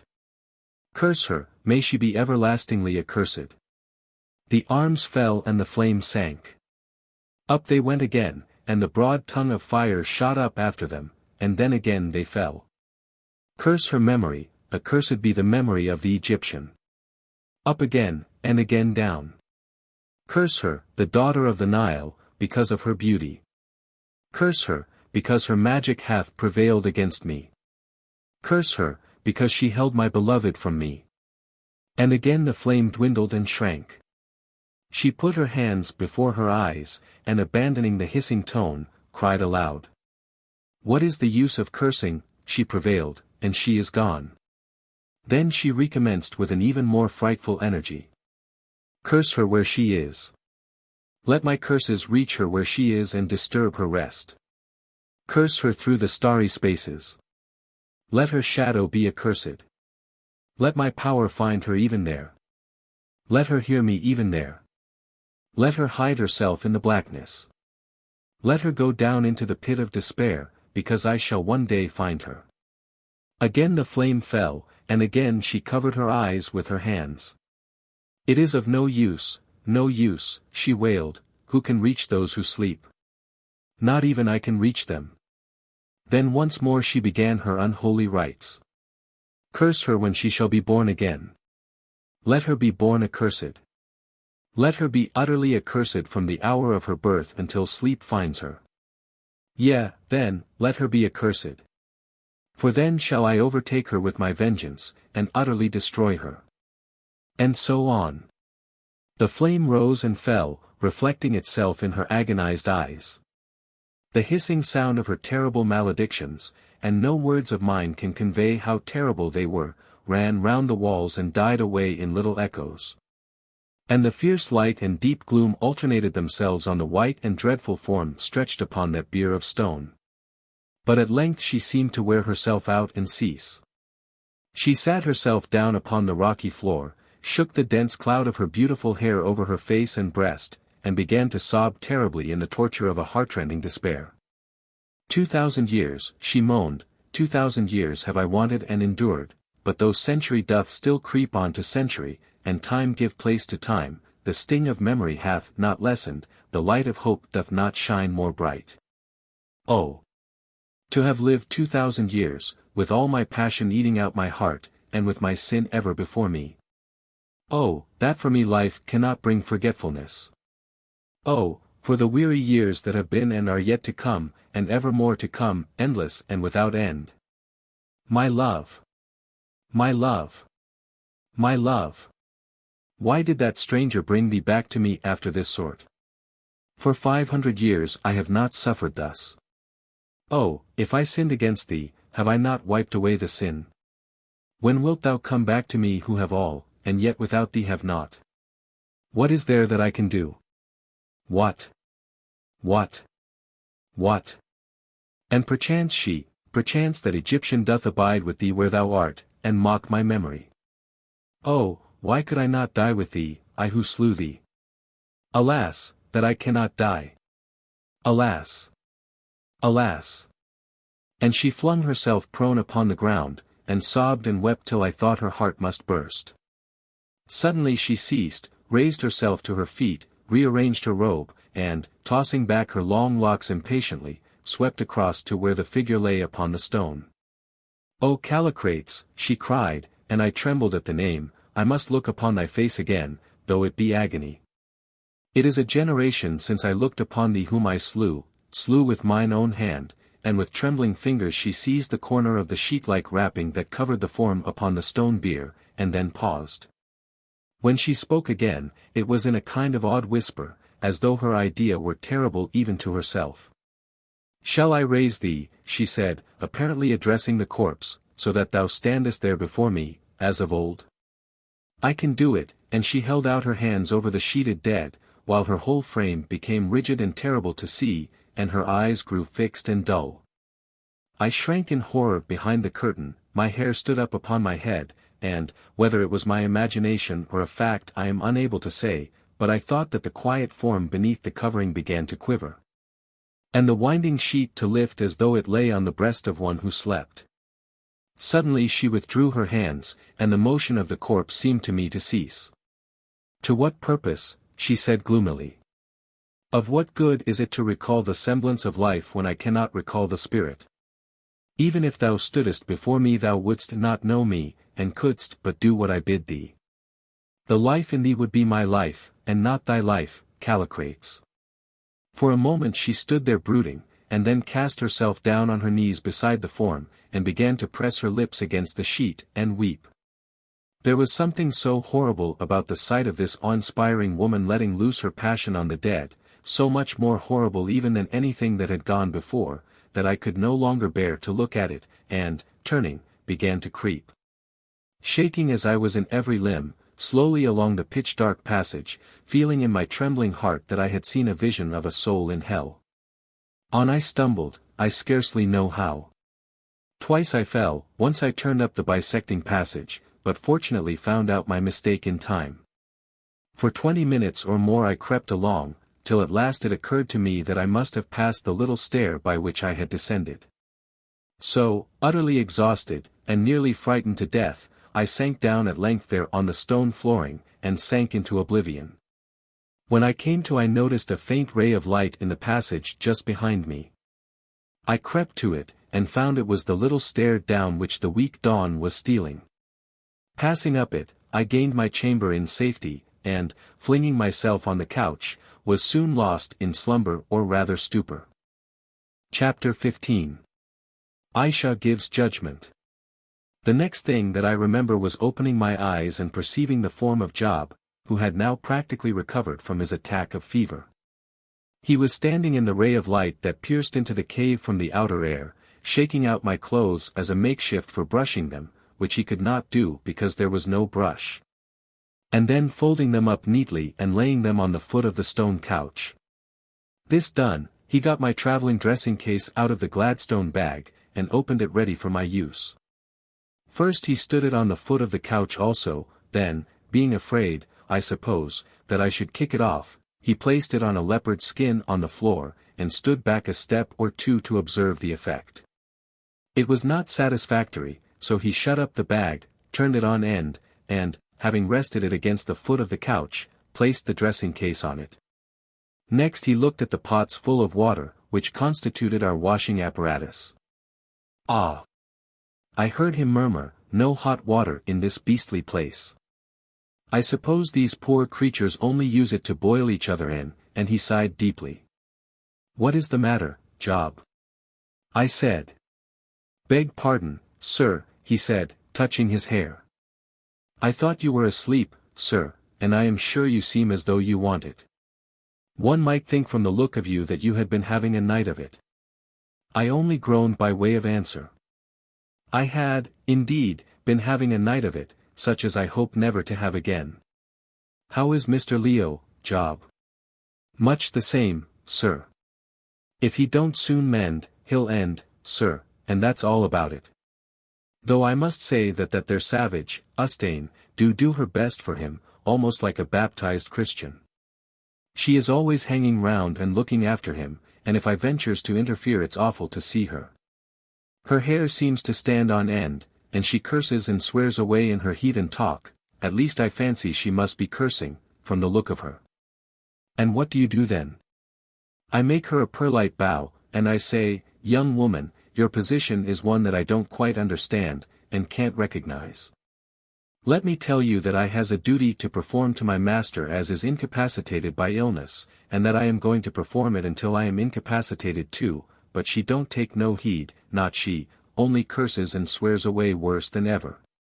Last night she put her hand under that sort of nightshirt she wears and whips out a knife with a kind of a curl in the blade, so I whips out my revolver, and we walks round and round each other till at last she bursts out laughing.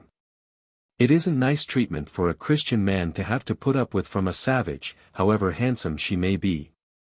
But it is what people must expect as is fools enough. Job laid great emphasis on the fools, to come to such a place to look for things no man is meant to find. It's a judgment on us, sir, that's my view, and I, for one, is of opinion that the judgment isn't half done yet, and when it is done we shall be done too, and just stop in these beastly caves with the ghosts and the corpses for once and all. And now, sir, I must be seeing about Mr. Leo's broth, if that wild cat will let me, and, perhaps, you would like to get up, sir, because it's past 9 o'clock. Job's remarks were not of an exactly cheering order to a man who had passed such a night as I had, and, what is more, they had the weight of truth. Taking one thing with another, it appeared to me to be an utter impossibility that we should escape from the place we were. Supposing that Leo recovered, and supposing that she would let us go, which was exceedingly doubtful, and that she did not blast us in some moment of vexation, and that we were not hot-potted by the Haggard. It would be quite impossible for us to find our way across the network of marshes which, stretching for scores and scores of miles, formed a stronger and more impassable fortification round the various Haggard households than any that could be built or designed by man. No, there was but one thing to do, face it out. And, speaking for my own part, I was so intensely interested in the whole weird story that, so far as I was concerned, notwithstanding the shattered state of my nerves, I asked nothing better, even if my life paid forfeit to my curiosity. What man for whom physiology has charms could forbear to study such a character as that of this Ayesha when the opportunity of doing so presented itself? The very terror of the pursuit added to its fascination, and besides, as I was forced to own to myself even now in the sober light of day, she herself had attractions that I could not forget. Not even the dreadful sight which I had witnessed during the night could drive that folly from my mind, and alas! that I should have to admit it, it has not been driven thence to this hour. After I had dressed myself I passed into the eating, or rather embalming chamber, and had some food, which was as before brought to me by the girl mutes. When I had finished I went and saw poor Leo, who was quite off his head, and did not even know me. I asked Ustane how she thought he was, but she only shook her head and began to cry a little. Evidently her hopes were small. And I then and there made up my mind that, if it were in any way possible, I would get she to come and see him. Surely she would cure him if she chose, at any rate she said she could. While I was in the room, Bilali entered, and also shook his head. He will die at night, he said. God forbid, my father, I answered, and turned away with a heavy heart. She who must be obeyed commands thy presence, my baboon, said the old man as soon as we got to the curtain. But, oh my dear son, be more careful. Yesterday I made sure in my heart that she would blast thee when thou didst not crawl upon thy stomach before her. She is sitting in the great hall even now to do justice upon those who would have smitten thee and the lion. Come on, my son, come swiftly. I turned, and followed him down the passage, and when we reached the great central cave saw that many Haggard, some robed, and some merely clad in the sweet simplicity of a leopard skin, were hurrying along it. We mingled with the throng, and walked up the enormous and, indeed, almost interminable cave. All the way its walls were elaborately sculptured, and every 20 paces or so passages opened out of it at right angles, leading, Bilali told me, to tombs, hollowed in the rock by the people who were before. Nobody visited those tombs now, he said, and I must say that my heart rejoiced when I thought of the opportunities of antiquarian research which opened out before me. At last we came to the head of the cave, where there was a rock dais almost exactly similar to the one on which we had been so furiously attacked, a fact that proved to me that these dais must have been used as altars. Probably for the celebration of religious ceremonies, and more especially of rites connected with the interment of the dead. On either side of this dais were passages leading, Bilali informed me, to other caves full of dead bodies. Indeed, he added, the whole mountain is full of dead, and nearly all of them are perfect. In front of the dais were gathered a great number of people of both sexes, who stood staring about in their peculiar gloomy fashion, which would have reduced Mark Tapley himself to misery in about 5 minutes.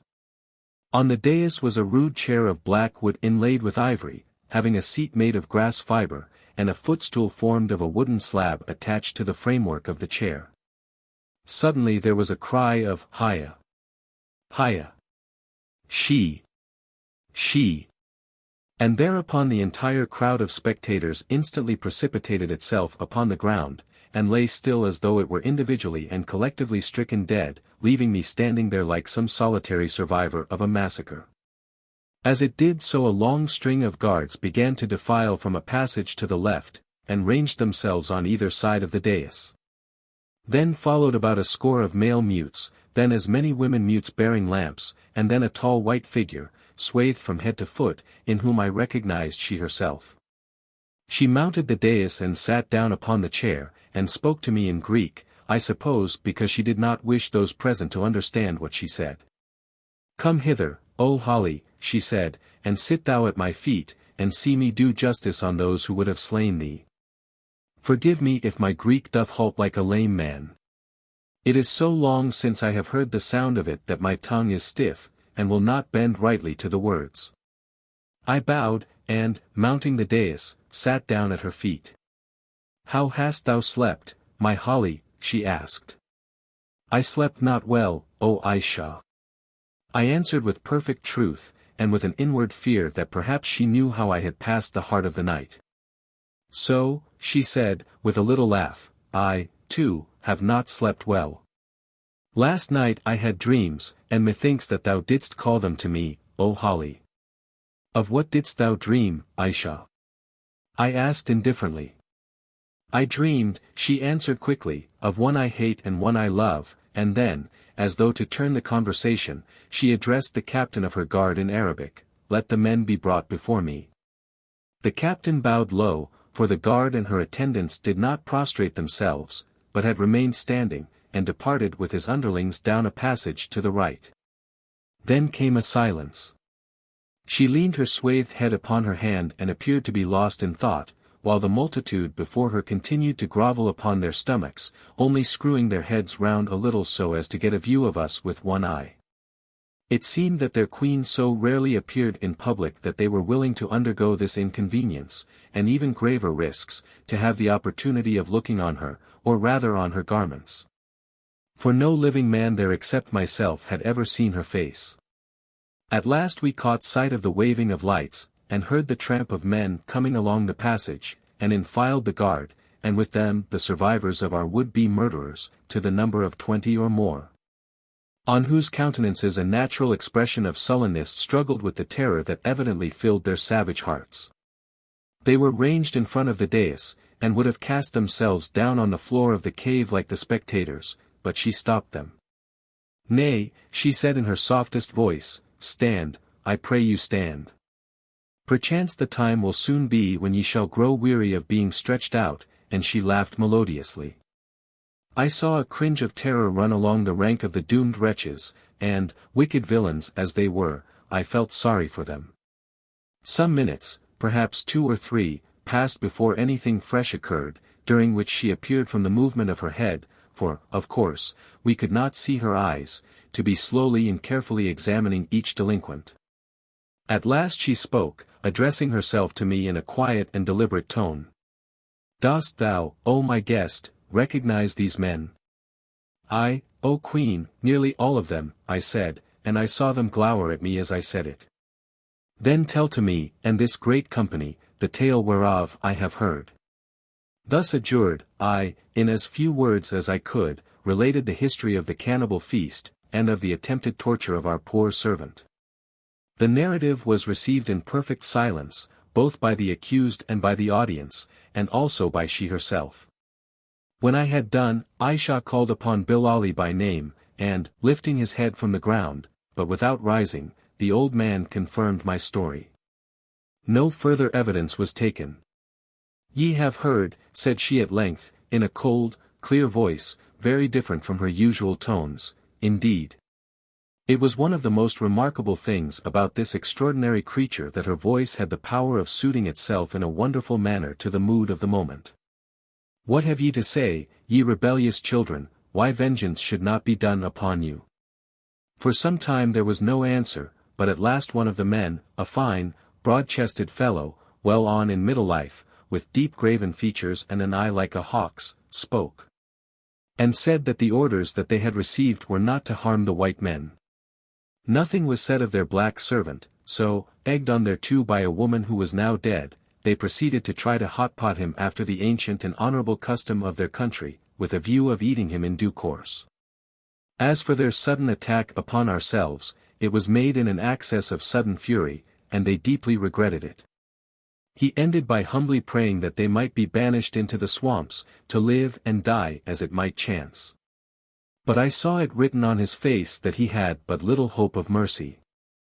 Then came a pause, and the most intense silence reigned over the whole scene, which, illuminated as it was by the flicker of the lamp striking out broad patterns of light and shadow upon the rocky walls, was as strange as any I ever saw. Even in that unholy land. Upon the ground before the dais were stretched scores of the corpse-like forms of the spectators, till at last the long lines of them were lost in the gloomy background. Before this outstretched audience were the knots of evil-doers, trying to cover up their natural terrors with a brave appearance of unconcern. On the right and left stood the silent guards, robed in white and armed with great spears and daggers, and men and women mutes watching with hard curious eyes. Then, seated in her barbaric chair above them all, with myself at her feet, was the veiled white woman, whose loveliness and awesome power seemed to visibly shine about her like a halo, or rather like the glow from some unseen light. Never have I seen her veiled shape look more terrible than it did in that space, while she gathered herself up for vengeance. At last it came. Dogs and serpents, she began in a low voice that gradually gathered power as she went on, till the place rang with it. Eaters of human flesh, 2 things have ye done. First, ye have attacked these strangers, being white men, and would have slain their servant, and for that alone death is your reward. But that is not all. Ye have dared to disobey me. Did I not send my word unto you by Bilali, my servant, and the father of your household? Did I not bid you to hospitably entertain these strangers, whom now ye have striven to slay, and whom, had not they been brave and strong beyond the strength of men, ye would cruelly have murdered? Hath it not been taught to you from childhood that the law of she is an ever-fixed law, and that he who breaketh it by so much as 1 jot or tittle shall perish? And is not my lightest word a law? Have not your fathers taught you this, I say, whilst as yet ye were but children? Do ye not know that as well might ye bid these great caves to fall upon you, or the sun to cease its journeying, as to hope to turn me from my courses, or make my word light or heavy, according to your minds? Well do ye know it, ye wicked ones.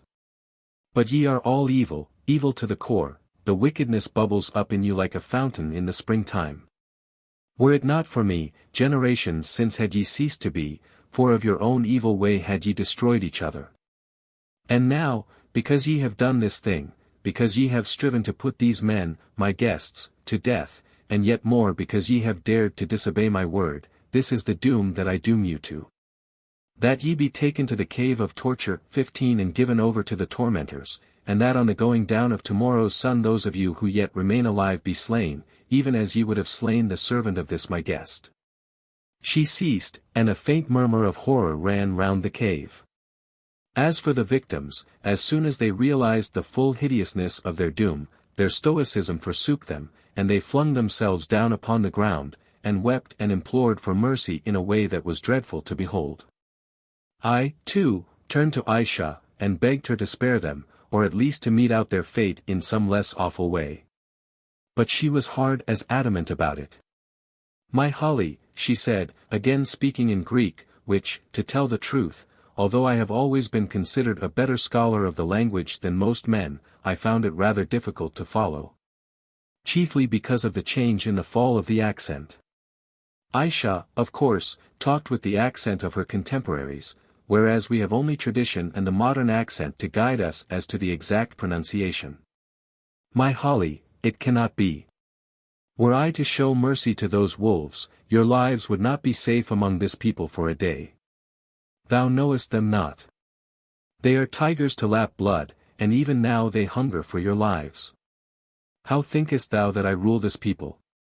I have but a regiment of guards to do my bidding, therefore it is not by force. It is by terror. My empire is of the imagination. Once in a generation mayhap I do as I have done but now, and slay a score by torture. Believe not that I would be cruel, or take vengeance on anything so low. What can it profit me to be avenged on such as these? Those who live long, my Holly, have no passions, save where they have interests. Though I may seem to slay in wrath, or because my mood is crossed, it is not so. Thou hast seen how in the heavens the little clouds blow this way and that without a cause, yet behind them is the great wind sweeping on its path whither it listeth. So it is with me, O Holly. My moods and changes are the little clouds, and fitfully these seem to turn, but behind them ever blows the great wind of my purpose. Nay, the men must die, and die as I have said. Then, suddenly turning to the captain of the guard. As my word is, so be it. Chapter 16. The Tombs of Kôr. After the prisoners had been removed, Ayesha waved her hand, and the spectators turned round, and began to crawl off down the cave like a scattered flock of sheep. When they were a fair distance from the dais, however, they rose and walked away, leaving the queen and myself alone, with the exception of the mutes and the few remaining guards, most of whom had departed with the doomed men. Thinking this a good opportunity, I asked she to come and see Leo, telling her of his serious condition. But she would not, saying that he certainly would not die before the night, as people never died of that sort of fever except at nightfall or dawn. Also she said that it would be better to let the sickness spend its course as much as possible before she cured it. Accordingly, I was rising to leave, when she bade me follow her, as she would talk with me, and show me the wonders of the caves. I was too much involved in the web of her fatal fascinations to say her no, even if I had wished, which I did not. She rose from her chair, and, making some signs to the mutes, descended from the dais. Thereon 4 of the girls took lamps, and ranged themselves 2 in front and 2 behind us, but the others went away, as also did the guards. Now, she said, wouldst thou see some of the wonders of this place, O Holly? Look upon this great cave. Sawest thou ever the like? Yet was it, and many more like it, hollowed by the hands of the dead race that once lived here in the city on the plain. A great and wonderful people must they have been, those men of Kôr, but, like the Egyptians, they thought more of the dead than of the living. How many men, thinkest thou, working for how many years, did it need to the hollowing out this cave and all the galleries thereof? Tens of thousands, I answered. So, O Holly. This people was an old people before the Egyptians were. A little can I read of their inscriptions, having found the key thereto, and see thou here, this was one of the last of the caves that they hollowed, and, turning to the rock behind her, she motioned the mutes to hold up the lamps. Carven over the dais was the figure of an old man seated in a chair, with an ivory rod in his hand. It struck me at once that his features were exceedingly like those of the man who was represented as being embalmed in the chamber where we took our meals. Beneath the chair, which, by the way, was shaped exactly like the one in which Ayesha had sat to give judgment, was a short inscription in the extraordinary characters of which I have already spoke. But which I do not remember sufficient of to illustrate. It looked more like Chinese writing than any other that I am acquainted with. This inscription Ayesha proceeded, with some difficulty and hesitation, to read aloud and translate. It ran as follows. In the year 4259 from the founding of the city of Imperial Kôr was this cave, or burial place, completed by Ustane, king of Kôr. The people thereof and their slaves having labored thereat for 3 generations, to be a tomb for their citizens of rank who shall come after. May the blessings of the heaven above the heaven rest upon their work, and make the sleep of Ustane, the mighty monarch, the likeness of whose features is graven above, a sound and happy sleep till the day of awakening. 16 And also the sleep of his servants, and of those of his race who, rising up after him, shall yet lay their heads as low. Thou sayest, O Holly, she said, this people founded the city, of which the ruins yet cumber the plain yonder, 4,000 years before this cave was finished. Yet, when first mine eyes beheld it 2,000 years ago, was it even as it is now. Judge, therefore, how old must that city have been. And now, follow thou me, and I will show thee after what fashion this great people fell when the time was come for it to fall, and she led the way down to the center of the cave. Stopping at a spot where a round rock had been let into a kind of large manhole in the flooring, accurately filling it just as the iron plates fill the spaces in the London pavements down which the coals are thrown. Thou sayest, she said. Tell me, what is it? Nay, I know not, I answered, whereon she crossed to the left-hand side of the cave, looking towards the entrance, and signed to the mutes to hold up the lamps. On the wall was something painted with a red pigment in similar characters to those hewn beneath the sculpture of Ustane, king of Kôr. This inscription she proceeded to translate to me, the pigment still being fresh enough to show the form of the letters. It ran thus. I, Junis, a priest of the great temple of Kôr, write this upon the rock of the burying place in the year 4803 from the founding of Kôr. Kôr is fallen. No more shall the mighty feast in her halls, no more shall she rule the world, and her navies go out to commerce with the world. Kôr is fallen. And her mighty works and all the cities of Kôr, and all the harbors that she built and the canals that she made, are for the wolf and the owl and the wild swan, and the barbarian who comes after. 25 moons ago did a cloud settle upon Kôr, and the 100 cities of Kôr, and out of the cloud came a pestilence that slew her people, old and young, one with another, and spared not. One with another they turned black and died, the young and the old, the rich and the poor, the man and the woman, the prince and the slave. The pestilence slew, and ceased not by day or by night, and those who escaped from the pestilence were slain of the famine. No longer could the bodies of the children of Kôr be preserved according to the ancient rites, because of the number of the dead, therefore were they hurled into the great pit beneath the cave, through the hole in the floor of the cave. Then, at last, a remnant of this the great people, the light of the whole world, went down to the coast and took ship and sailed northwards. And now am I, the priest Junis, who write this, the last man left alive of this great city of men, but whether there be any yet left in the other cities I know not. This do I write in misery of heart before I die, because Kôr the imperial is no more, and because there are none to worship in her temple, and all her palaces are empty. And her princes and her captains and her traders and her fair women have passed off the face of the earth. I gave a sigh of astonishment. The utter desolation depicted in this rude scrawl was so overpowering. It was terrible to think of this solitary survivor of a mighty people recording its fate before he too went down into darkness. What must the old man have felt as, in ghastly terrifying solitude, by the light of one lamp feebly illuminating a little space of gloom, he in a few brief lines daubed the history of his nation's death upon the cavern wall.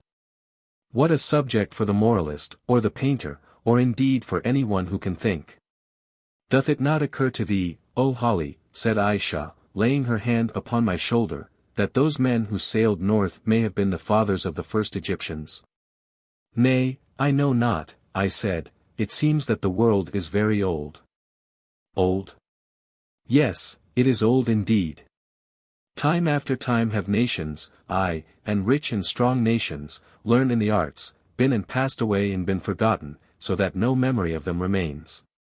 This is but one of several. For time eats up the works of man, unless, indeed, he digs in caves like the people of Kôr, and then mayhap the sea swallows them, or the earthquake shakes them in.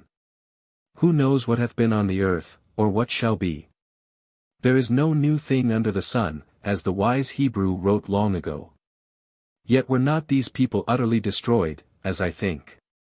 Some few remained in the other cities, for their cities were many. But the barbarians from the south, or perchance my people, the Arabs, came down upon them, and took their women to wife, and the race of the Haggard that is now is a bastard brood of the mighty sons of Kôr. And behold it dwelleth in the tombs with its fathers' bones. 17 But I know not, who can know? My arts cannot pierce so far into the blackness of time's night. A great people were they. They conquered till none were left to conquer, and then they dwelt at ease within their rocky mountain walls, with their man-servants and their maid-servants, their minstrels, their sculptors, and their concubines, and traded and quarrelled. And ate and hunted and slept and made merry till their time came. But come, I will show thee the great pit beneath the cave whereof the writing speaks. Never shall thine eyes witness such another sight. Accordingly I followed her to a side passage opening out of the main cave, then down a great number of steps, and along an underground shaft which cannot have been less than 60 feet beneath the surface of the rock. And was ventilated by curious borings that ran upward, I know not where. Suddenly the passage ended, and she halted and bade the mutes hold up the lamps, and, as she had prophesied, I saw a scene such as I was not likely to see again. We were standing in an enormous pit, or rather on the brink of it, for it went down deeper, I do not know how much, than the level on which we stood, and was edged in with a low wall of rock. So far as I could judge, this pit was about the size of the space beneath the dome of St. Paul's in London, and when the lamps were held up I saw that it was nothing but one vast charnel house, being literally full of thousands of human skeletons, which lay piled up in an enormous gleaming pyramid, formed by the slipping down of the bodies at the apex as fresh ones were dropped in from above. Anything more appalling than this jumbled mass of the remains of a departed race I cannot imagine. And what made it even more dreadful was that in this dry air a considerable number of the bodies had simply become desiccated with the skin still on them, and now, fixed in every conceivable position, stared at us out of the mountain of white bones. Grotesquely horrible caricatures of humanity. In my astonishment I uttered an ejaculation, and the echoes of my voice, ringing in the vaulted space, disturbed a skull that had been accurately balanced for many thousands of years near the apex of the pile. Down it came with a run, bounding along merrily towards us, and of course bringing an avalanche of other bones after it, till at last the whole pit rattled with their movement, even as though the skeletons were getting up to greet us. "Come," I said, "I have seen enough. These are the bodies of those who died of the great sickness, is it not so?" I added, as we turned away. "Yeah. The people of Kôr ever embalmed their dead, as did the Egyptians, but their art was greater than the art of the Egyptians, for, whereas the Egyptians disemboweled and drew the brain, the people of Kôr injected fluid into the veins, and thus reached every part. But stay, thou shalt see," and she halted at haphazard at one of the little doorways opening out of the passage along which we were walking, and motioned to the mutes to light us in. We entered into a small chamber similar to the one in which I had slept at our first stopping place, only instead of one there were 2 stone benches or beds in it. On the benches lay figures covered with yellow linen 18 on which a fine and impalpable dust had gathered in the course of ages, but nothing like to the extent that one would have anticipated. For in these deep-hewn caves there is no material to turn to dust. About the bodies on the stone shelves and floor of the tomb were many painted vases, but I saw very few ornaments or weapons in any of the vaults. "Uplift the cloths, O Holly," said Ayesha, but when I put out my hand to do so I drew it back again. It seemed like sacrilege, and, to speak the truth, I was awed by the dread solemnity of the place, and of the presences before us. Then, with a little laugh at my fears, she drew them herself, only to discover other and yet finer cloths lying over the forms upon the stone bench. These also she withdrew, and then for the first time for thousands upon thousands of years did living eyes look upon the face of that chilly dead. It was a woman. She might have been 35 years of age, or perhaps a little less, and had certainly been beautiful. Even now her calm clear-cut features, marked out with delicate eyebrows and long eyelashes which threw little lines of the shadow of the lamplight upon the ivory face, were wonderfully beautiful. There, robed in white, down which her blue-black hair was streaming, she slept her last long sleep, and on her arm, its face pressed against her breast, there lay a little babe. So sweet was the sight, although so awful, that, I confess it without shame, I could scarcely withhold my tears. It took me back across the dim gulf of ages to some happy home in dead imperial Kôr, where this winsome lady girt about with beauty had lived and died, and dying taken her last born with her to the tomb. There they were before us, mother and babe, the white memories of a forgotten human history speaking more eloquently to the heart than could any written record of their lives.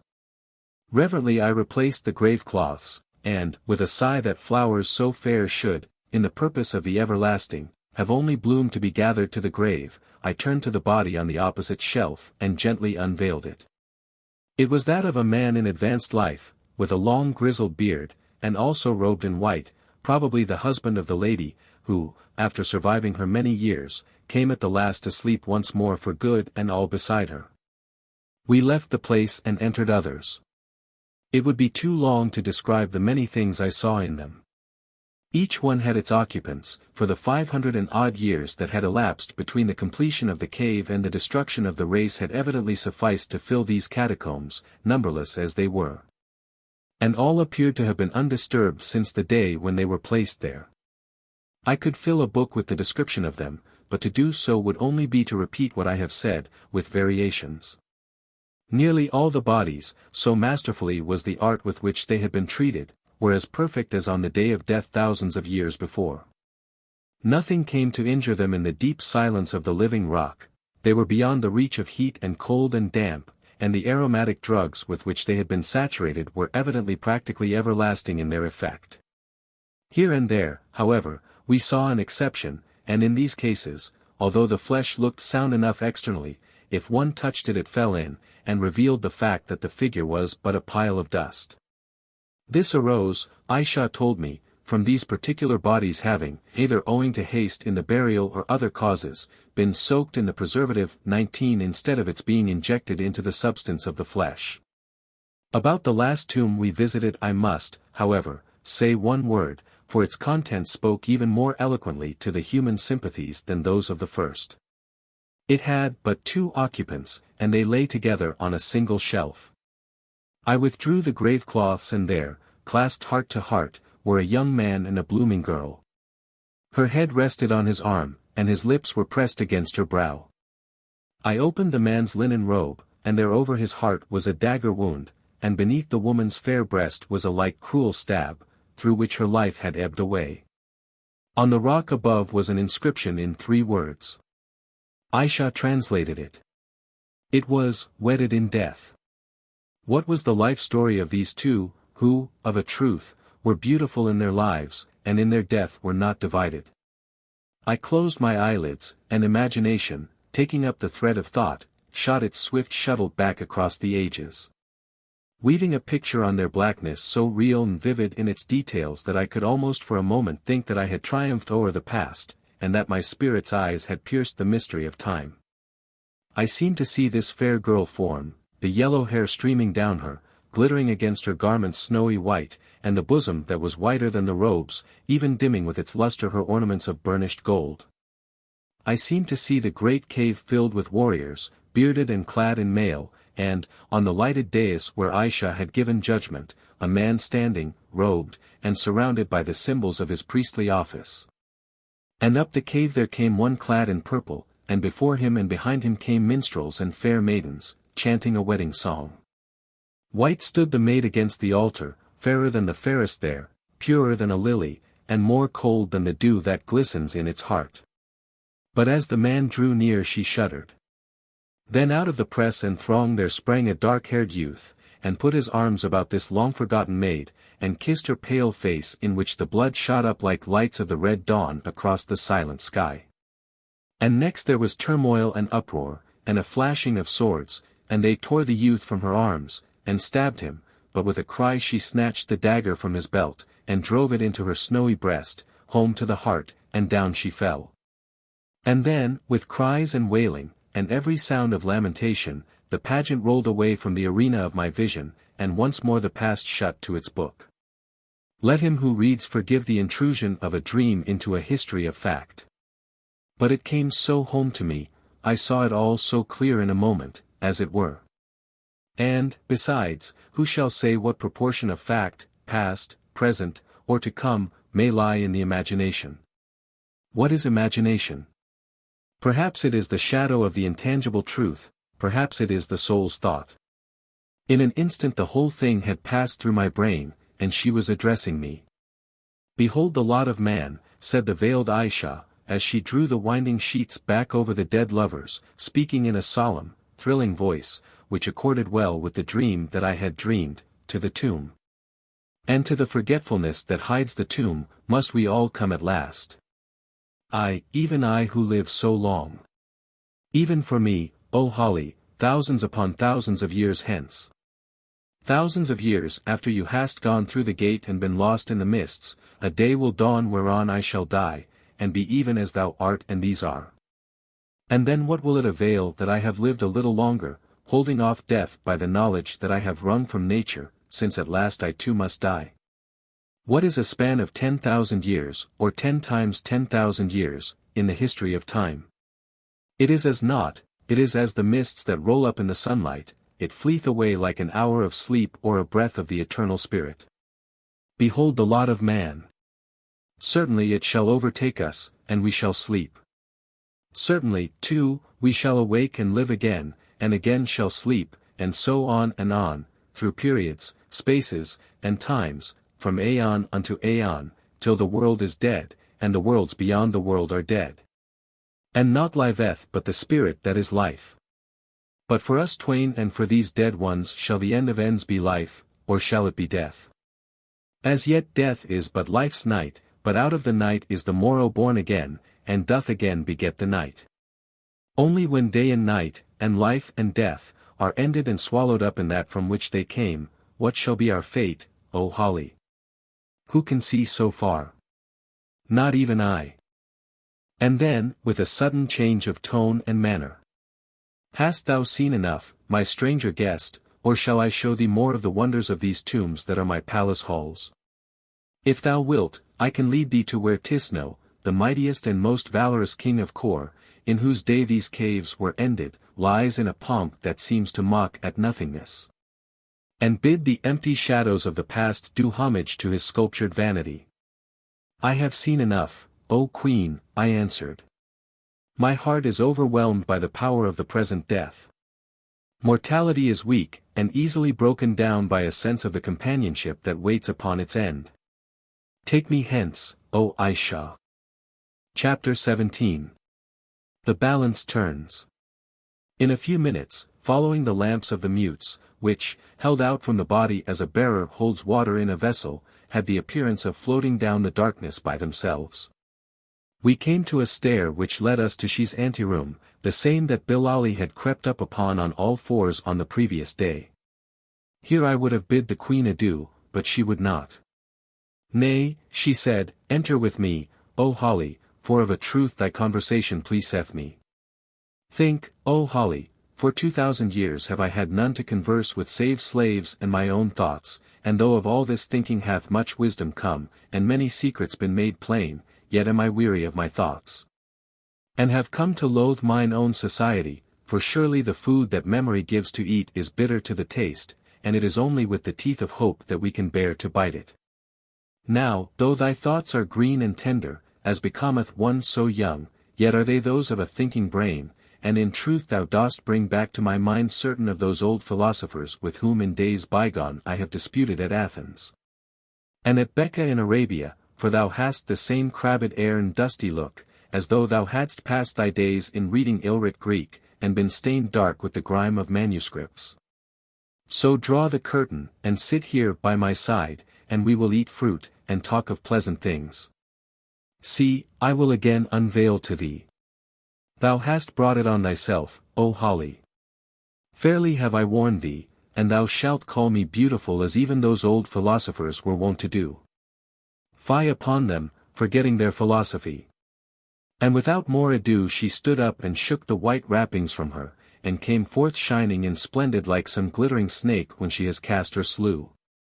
Ay, and fixed her wonderful eyes upon me, more deadly than any basilisks, and pierced me through and through with their beauty, and sent her light laugh ringing through the air like chimes of silver bells. A new mood was on her, and the very color of her mind seemed to change beneath it. It was no longer torture-torn and hateful, as I had seen it when she was cursing her dead rival by the leaping flames, no longer icily terrible as in the judgment hall, no longer rich, and somber, and splendid, like a Tyrian cloth, as in the dwellings of the dead. No, her mood now was that of Aphrodite triumphing. Life, radiant, ecstatic, wonderful, seemed to flow from her and around her. Softly she laughed and sighed, and swift her glances flew. She shook her heavy tresses, and their perfume filled the place. She struck her little sandalled foot upon the floor, and hummed a snatch of some old Greek epithalamium. All the majesty was gone, or did but lurk and faintly flicker through her laughing eyes, like lightning seen through sunlight. She had cast off the terror of the leaping flame, the cold power of judgment that was even now being done, and the wise sadness of the tombs, cast them off and put them behind her, like the white shroud she wore. And now stood out the incarnation of lovely tempting womanhood, made more perfect, and in a way more spiritual, than ever woman was before. So, my Holly, sit there where thou canst see me. It is by thine own wish, remember, again I say, blame me not if thou dost wear away thy little span with such a sick pain at the heart that thou wouldst fain have died before ever thy curious eyes were set upon me. There, sit so, and tell me, for in truth I am inclined for praises, tell me, am I not beautiful? Nay, speak not so hastily, consider well the point. Take me feature by feature, forgetting not my form, and my hands and feet, and my hair, and the whiteness of my skin, and then tell me truly, hast thou ever known a woman who in aught, aye, in one little portion of her beauty, in the curve of an eyelash even, or the modeling of a shell-like ear, is justified to hold a light before my loveliness? Now, my waist. Perchance thou thinkest it too large, but of a truth it is not so, it is this golden snake that is too large, and doth not bind it as it should. It is a wide snake, and knoweth that it is ill to tie in the waist. But see, give me thy hands, so, now press them round me, and there, with but a little force, thy fingers touch, O Holly. I could bear it no longer. I am but a man, and she was more than a woman. Heaven knows what she was, I do not. But then and there I fell upon my knees before her, and told her in a sad mixture of languages, for such moments confuse the thoughts, that I worshipped her as never woman was worshipped, and that I would give my immortal soul to marry her. Which at that time I certainly would have done, and so, indeed, would any other man, or all the race of men rolled into one. For a moment she looked surprised, and then she began to laugh, and clap her hands in glee. "Oh, so soon, O Holly," she said. "I wondered how many minutes it would need to bring thee to thy knees. I have not seen a man kneel before me for so many days, and, believe me, to a woman's heart the sight is sweet. Wisdom and length of days take not from that dear pleasure which is our sex's only right. What wouldst thou, what wouldst thou? Thou dost not know what thou doest. Have I not told thee that I am not for thee? I love but one, and thou art not the man. Ah Holly, for all thy wisdom, and in a way thou art wise, thou art but a fool running after folly. Thou wouldst look into mine eyes, thou wouldst kiss me. Well, if it pleaseth thee, look," and she bent herself towards me, and fixed her dark and thrilling orbs upon my own. "Ay, and kiss too, if thou wilt, for, thanks be given to the scheme of things, kisses leave no marks, except upon the heart. But if thou dost kiss, I tell thee of a surety wilt thou eat out thy breast with love of me, and die." And she bent yet further towards me till her soft hair brushed my brow, and her fragrant breath played upon my face, and made me faint and weak. Then of a sudden, even as I stretched out my hands to clasp, she straightened herself, and a quick change passed over her. Reaching out her hand, she held it over my head, and it seemed to me that something flowed from it that chilled me back to common sense, and a knowledge of propriety and the domestic virtues. "Enough of this wanton folly," she said with a touch of sternness. "Listen, Holly.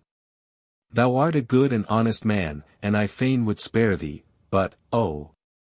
It is so hard for woman to be merciful. I have said I am not for thee, therefore let thy thoughts pass by me like an idle wind, and the dust of thy imagination sink again into the depths, well, of despair, if thou wilt. Thou dost not know me, Holly.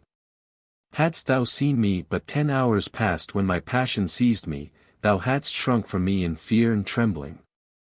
I am of many moods, and, like the water in that vessel, I reflect many things, but they pass, my Holly, they pass, and are forgotten.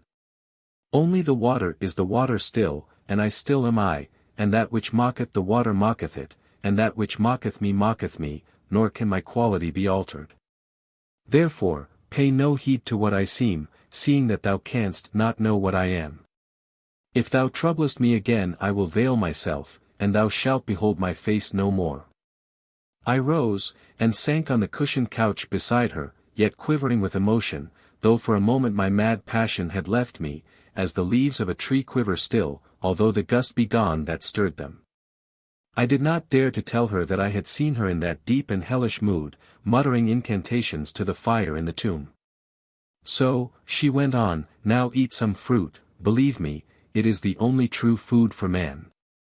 Oh, tell me of the philosophy of that Hebrew Messiah, who came after me, and who thou sayest doth now rule Rome, and Greece, and Egypt, and the barbarians beyond. It must have been a strange philosophy that he taught, for in my day the peoples would have naught of our philosophies. Revel and lust and drink, blood and cold steel, and the shock of men gathered in the battle, these were the canons of their creeds." I had recovered myself a little by now, and, feeling bitterly ashamed of the weakness into which I had been betrayed, I did my best to expound to her the doctrines of Christianity, to which, however, with the single exception of our conception of heaven and hell, I found that she paid but scant attention, her interest being all directed towards the man who taught them. Also I told her that among her own people, the Arabs, another prophet, one Muhammad, had arisen and preached a new faith, to which many millions of mankind now adhered. Ah, she said, I see, 2 new religions. I have known so many, and doubtless there have been many more since I knew aught beyond these caves of Kôr. Mankind asks ever of the skies to vision out what lies behind them. It is terror for the end, and but a subtler form of selfishness, this it is that breeds religions. Mark, my Holly, each religion claims the future for its followers, or, at least, the good thereof. The evil is for those benighted ones who will have none of it, seeing the light the true believers worship, as the fishes see the stars, but dimly. The religions come and the religions pass, and the civilizations come and pass, and naught endures but the world and human nature. Ah! If man would but see that hope is from within and not from without, that he himself must work out his own salvation. He is there, and within him is the breath of life and a knowledge of good and evil as good and evil is to him. Thereon let him build and stand erect, and not cast himself before the image of some unknown god, modeled like his poor self, but with a bigger brain to think the evil thing, and a longer arm to do it. I thought to myself, which shows how old such reasoning is, being, indeed, one of the recurring qualities of theological discussion, that her arguments sounded very like some that I have heard in the 19th century. And in other places than the caves of Kôr, and with which, by the way, I totally disagree, but I did not care to try and discuss the question with her. To begin with, my mind was too weary with all the emotions through which I had passed, and, in the second place, I knew that I should get the worst of it. It is weary work enough to argue with an ordinary materialist, who hurls statistics and whole strata of geological facts at your head, whilst you can only buffet him with deductions and instincts and the snowflakes of faith, that are, alas, so apt to melt in the hot embers of our troubles.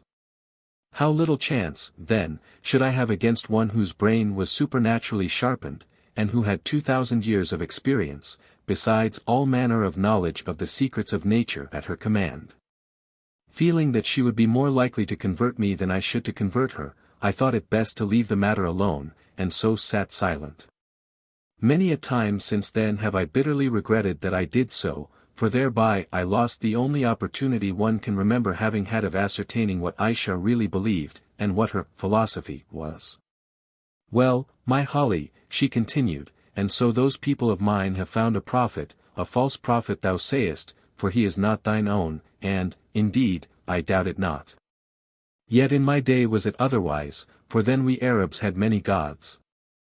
Alat there was, and Saba, the host of heaven, Al-Uzza, and Mana the stony one, for whom the blood of victims flowed, and Wad and Sawa, and Yagath the lion of the dwellers in Yaman, and Yak the horse of Morid, and Nasr the eagle of Hamyar. Ay, and many more. Oh, the folly of it all, the shame and the pitiful folly. Yet when I rose in wisdom and spoke thereof, surely they would have slain me in the name of their outraged gods. Well, so hath it ever been. But, my Holly, art thou weary of me already, that thou dost sit so silent? Or dost thou fear lest I should teach thee my philosophy, for know I have a philosophy. What would a teacher be without her own philosophy? And if thou dost vex me overmuch, beware. For I will have thee learn it, and thou shalt be my disciple, and we twain will found a faith that shall swallow up all others. Faithless man! And but half an hour since thou wast upon thy knees, the posture does not suit thee, Holly, swearing that thou didst love me. What shall we do? Nay, I have it. I will come and see this youth, the lion, as the old man Bilali calls him, who came with thee, and who is so sick. The fever must have run its course by now, and if he is about to die I will recover him. Fear not, my Holly, I shall use no magic. Have I not told thee that there is no such thing as magic, though there is such a thing as understanding in applying the forces which are in nature? Go now, and presently, when I have made the drug ready, I will follow thee. 20.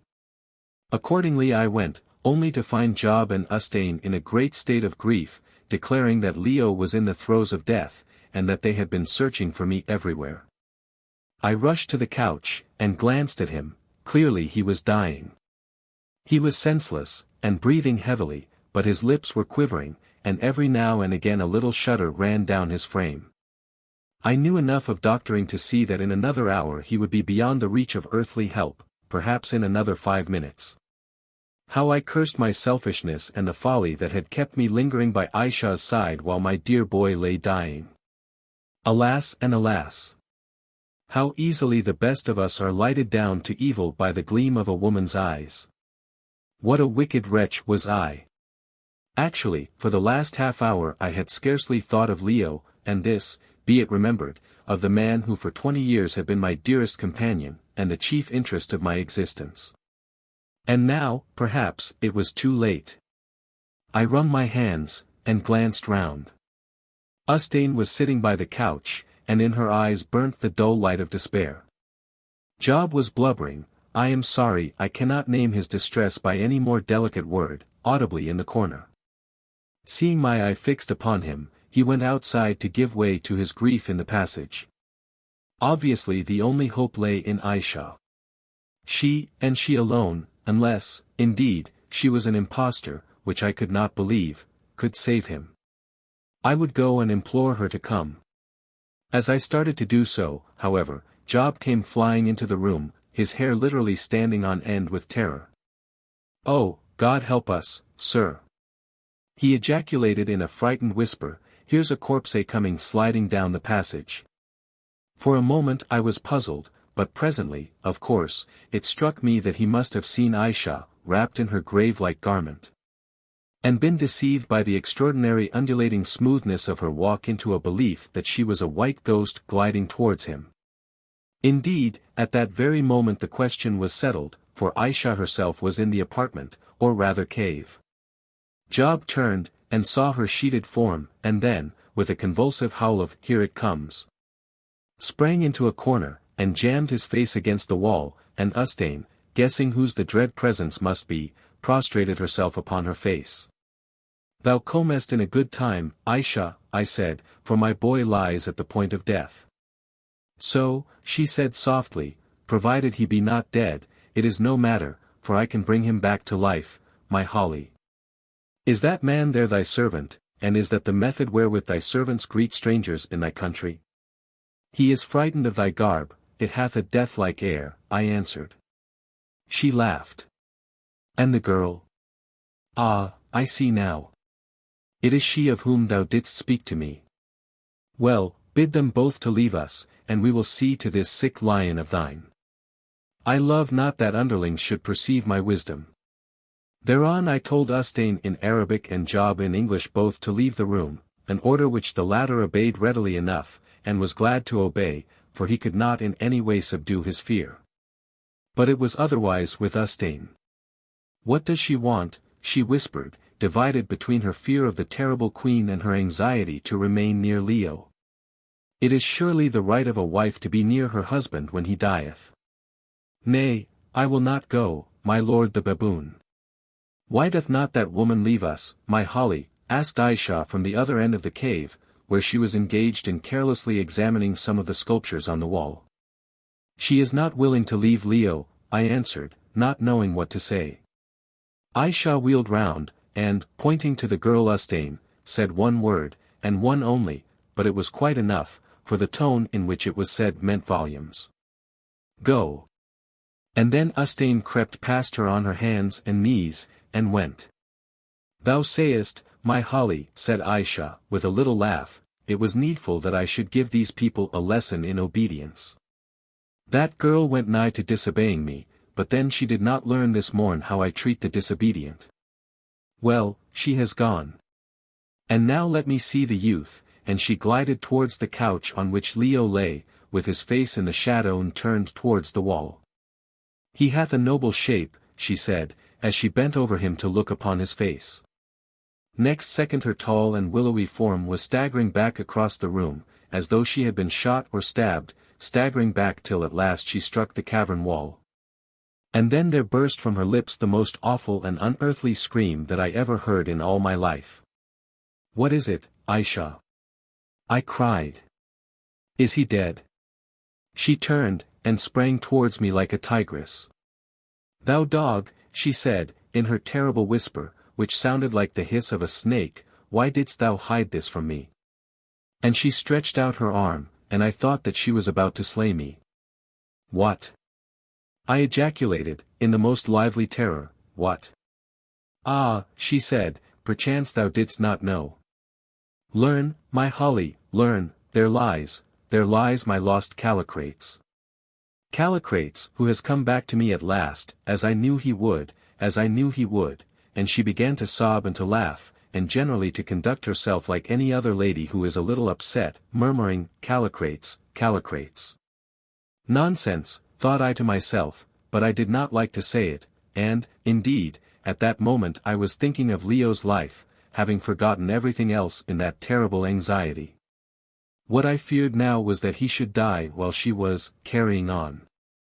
Unless thou art able to help him, Ayesha, I put in, by way of a reminder, thy Callicrates will soon be far beyond thy calling. Surely he dieth even now. True, she said, with a start. Oh, why did I not come before? I am unnerved, my hand trembles, even mine, and yet it is very easy. Here, thou Holly, take this phial, and she produced a tiny jar of pottery from the folds of her garment, and pour the liquid in it down his throat. It will cure him if he be not dead. Swift, now. Swift. The man dies. I glanced towards him. It was true enough, Leo was in his death struggle. I saw his poor face turning ashen, and heard the breath begin to rattle in his throat. The phial was stoppered with a little piece of wood. I drew it with my teeth, and a drop of the fluid within flew out upon my tongue. It had a sweet flavor, and for a second made my head swim, and a mist gather before my eyes, but happily the effect passed away as swiftly as it had arisen. When I reached Leo's side he was plainly expiring, his golden head was slowly turning from side to side, and his mouth was slightly open. I called to Ayesha to hold his head, and this she managed to do, though the woman was quivering from head to foot, like an aspen leaf or a startled horse. Then, forcing the jaw a little more open, I poured the contents of the phial into his mouth. Instantly a little vapor arose from it, as happens when one disturbs nitric acid, and this sight did not increase my hopes, already faint enough, of the efficacy of the treatment. One thing, however, was certain, the death throes ceased, at first I thought because he had got beyond them, and crossed the awful river. His face turned to a livid pallor, and his heartbeats, which had been feeble enough before, seemed to die away altogether, only the eyelids still twitched a little. In my doubt I looked up at Ayesha, whose head wrapping had slipped back in her excitement when she went reeling across the room.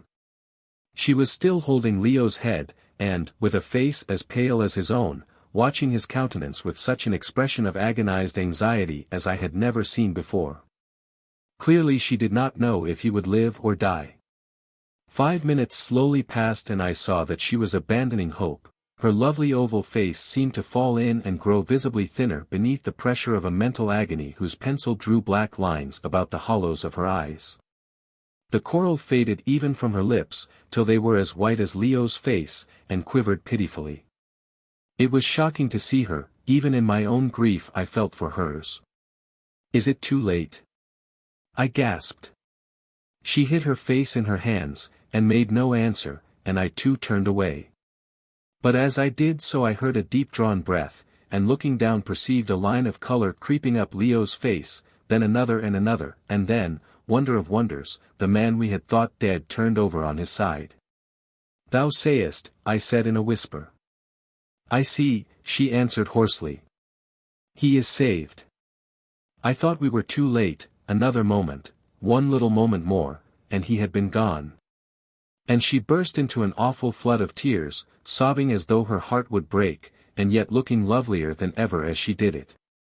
As last she ceased. Forgive me, my Holly, forgive me for my weakness, she said. Thou sayest after all I am a very woman. Think, now think of it.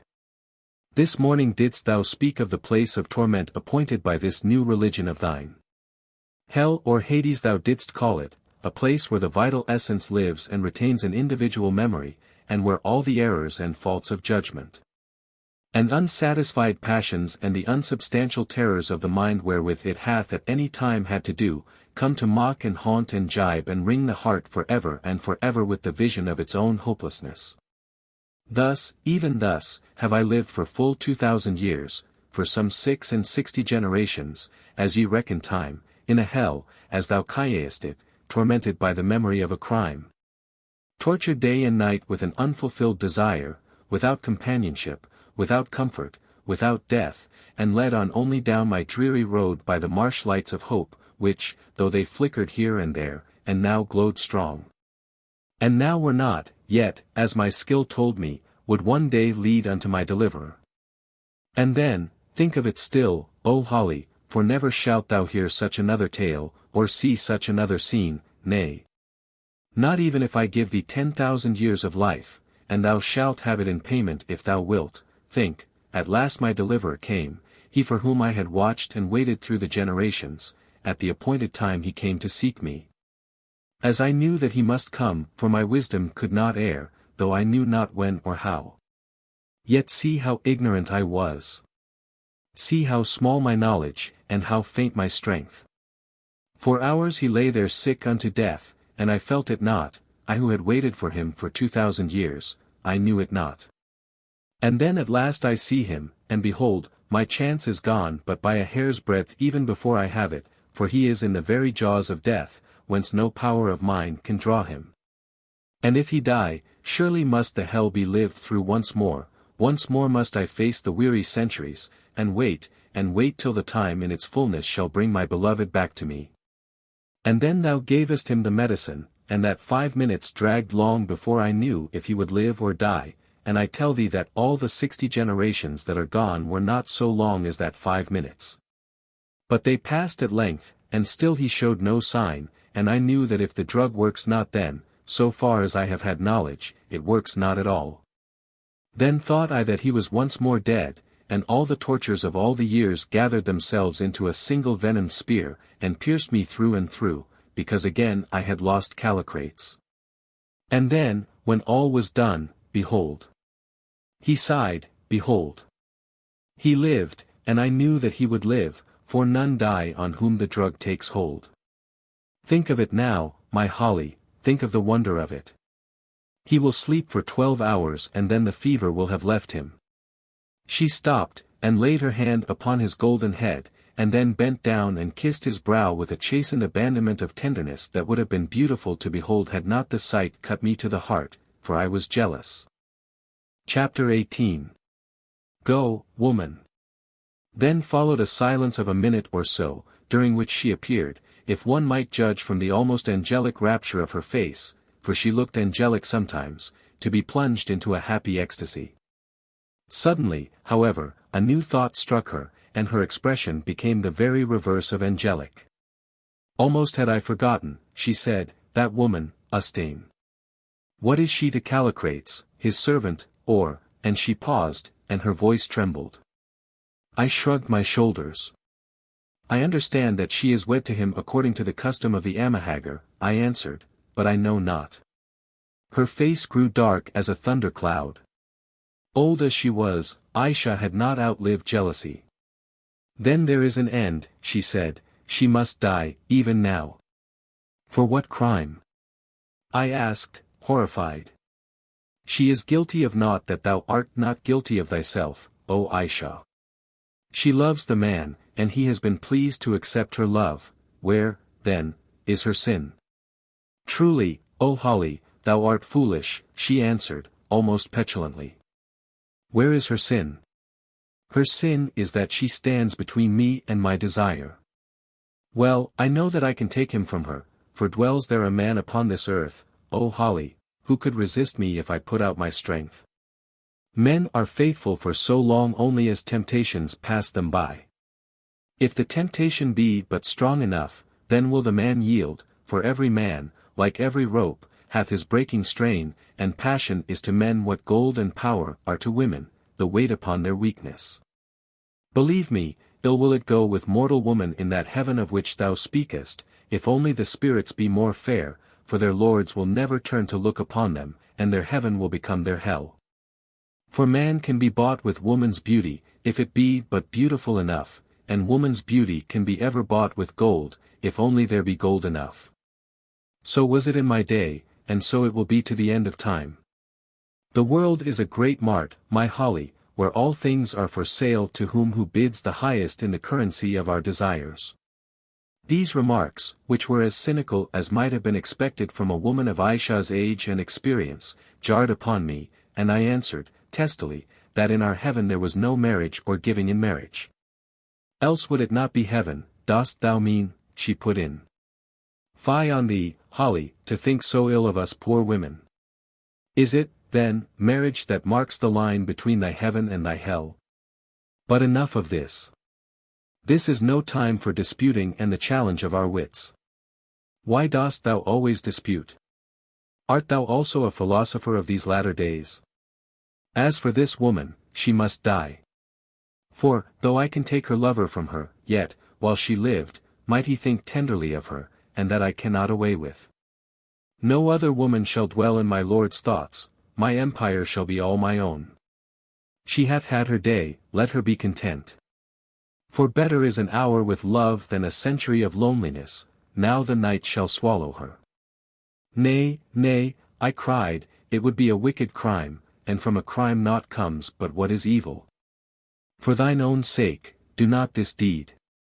Is it, then, a crime, O foolish man, to put away that which stands between us and our ends? Then is our life one long crime, my Holly, since day by day we destroy that we may live, since in this world none save the strongest can endure.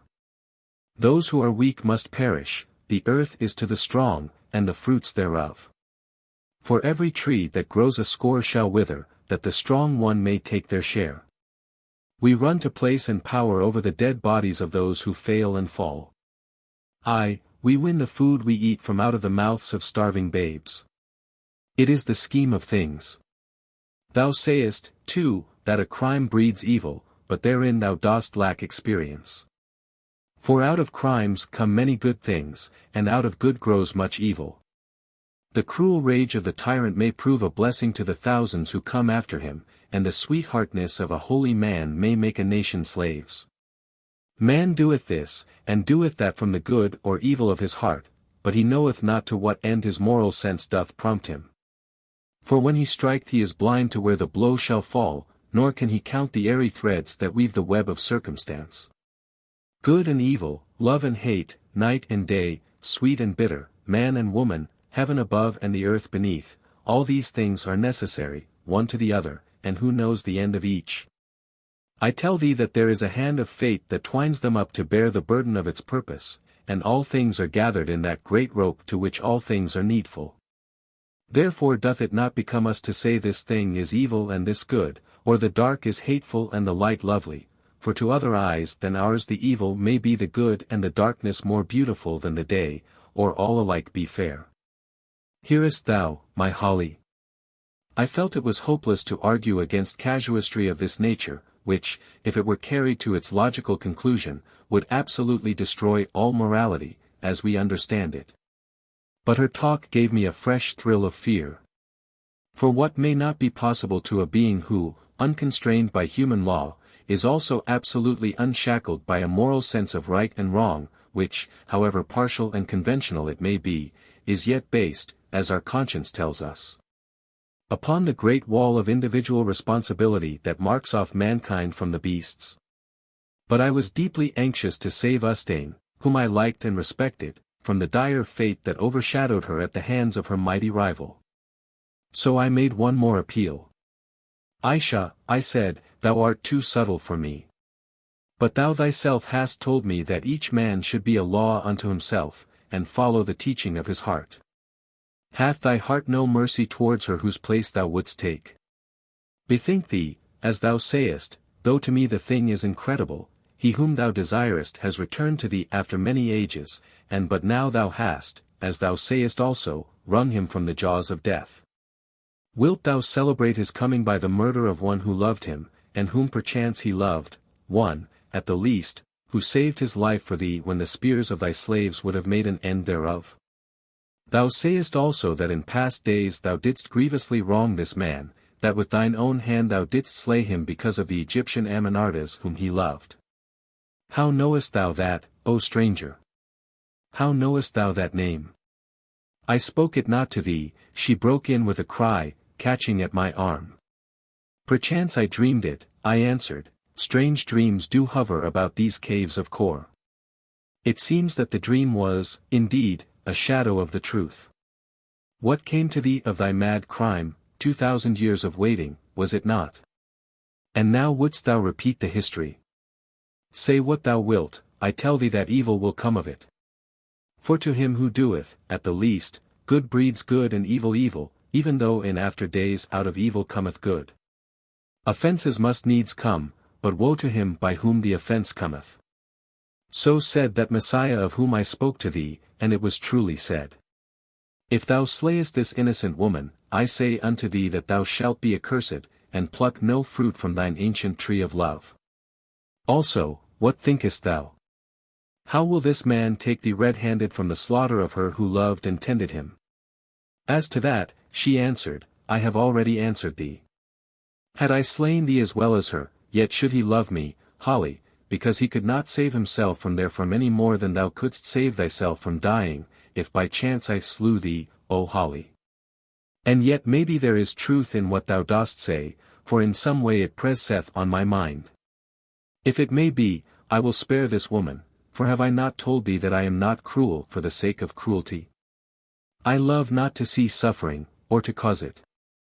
Let her come before me, quick now, before my mood changes, and she hastily covered her face with its gauzy wrapping. Well pleased to have succeeded even to this extent, I passed out into the passage and called to Ustane, whose white garment I caught sight of some yards away, huddled up against one of the earthenware lamps that were placed at intervals along the tunnel. She rose, and ran towards me. Is my lord dead? Oh, say not he is dead, she cried, lifting her noble-looking face, all stained as it was with tears, up to me with an air of infinite beseeching that went straight to my heart. Nay, he lives, I answered. She hath saved him. Enter. She sighed deeply, entered, and fell upon her hands and knees, after the custom of the Haggard people, in the presence of the dread she. Stand, said Ayesha, in her coldest voice, and come hither. Ustane obeyed, standing before her with bowed head. Then came a pause, which Ayesha broke. Who is this man, she said, pointing to the sleeping form of Leo. The man is my husband, she answered in a low voice. Who gave him to thee for a husband? I took him according to the custom of our country, O she. Thou hast done evil, woman, in taking this man, who is a stranger. He is not a man of thine own race, and the custom fails. Listen, perchance thou didst this thing through ignorance, therefore, woman, do I spare thee, otherwise hadst thou died. Listen again. Go from hence back to thine own place, and never dare to speak to or set thine eyes upon this man again. He is not for thee. Listen a third time. If thou breakest this my law, that moment thou deest. Go. But Ustane did not move. Go, woman. Then she looked up, and I saw that her face was torn with passion. Nay, O she. I will not go, she answered in a choked voice, the man is my husband, and I love him, and I will not leave him. What right hast thou to command me to leave my husband? I saw a little quiver pass down Ayesha's frame, and shuddered myself, fearing the worst. Be pitiful, I said in Latin, it is but nature working. I am pitiful, she answered coldly in the same language, had I not been pitiful she had been dead even now. Then, addressing Ustane, woman, I say to thee, go before I destroy thee where thou art. I will not go. He is mine, mine. She cried in anguish. I took him, and I saved his life. Destroy me, then, if thou hast the power. I will not give thee my husband, never, never. Ayesha made a movement so swift that I could scarcely follow it, but it seemed to me that she lightly struck the poor girl upon the head with her hand. I looked at Ustane, and then staggered back in horror, for there upon her hair, right across her bronze-like tresses, were 3 finger marks white as snow. As for the girl herself, she had put her hands to her head, and was looking dazed. "Great heavens!" I said, perfectly aghast at this dreadful manifestation of human power, but she did but laugh a little. "Thou thinkest, poor ignorant fool," she said to the bewildered woman, "that I have not the power to slay. Stay, there lies a mirror," and she pointed to Leo's round shaving glass that had been arranged by Job with other things upon his portmanteau. "Give it to this woman, my Holly, and let her see that which lies across her hair, and whether or no I have power to slay." I picked up the glass, and held it before Ustane's eyes. She gazed, then felt at her hair, then gazed again, and then sank upon the ground with a sort of sob. "Now, wilt thou go, or must I strike a second time?" asked Ayesha, in mockery. "Look, I have set my seal upon thee so that I may know thee till thy hair is all as white as it. If I see thy face again, be sure, too, that thy bones shall soon be whiter than my mark upon thy hair." Utterly awed and broken down, the poor creature rose, and, marked with that awful mark, crept from the room, sobbing bitterly. "Look not so fright, my Holly," said Ayesha, when she had gone. "I tell thee I deal not in magic, there is no such thing. 'Tis only a force that thou dost not understand. I marked her to strike terror to her heart, else must I have slain her. And now I will bid my servants to bear my lord Callicrates to a chamber near mine own, that I may watch over him, and be ready to greet him when he wakes, and thither, too, shalt thou come, my Holly, and the white man, thy servant. But one thing remember at thy peril. Naught shalt thou say to Callicrates as to how this woman went, and as little as may be of me. Now, I have warned thee," and she slid away to give her orders, leaving me more absolutely confounded than ever. Indeed, so bewildered was I, and racked and torn with such a succession of various emotions, that I began to think that I must be going mad. However, perhaps fortunately, I had but little time to reflect, for presently the mutes arrived to carry the sleeping Leo and our possessions across the central cave, so for a while all was bustle.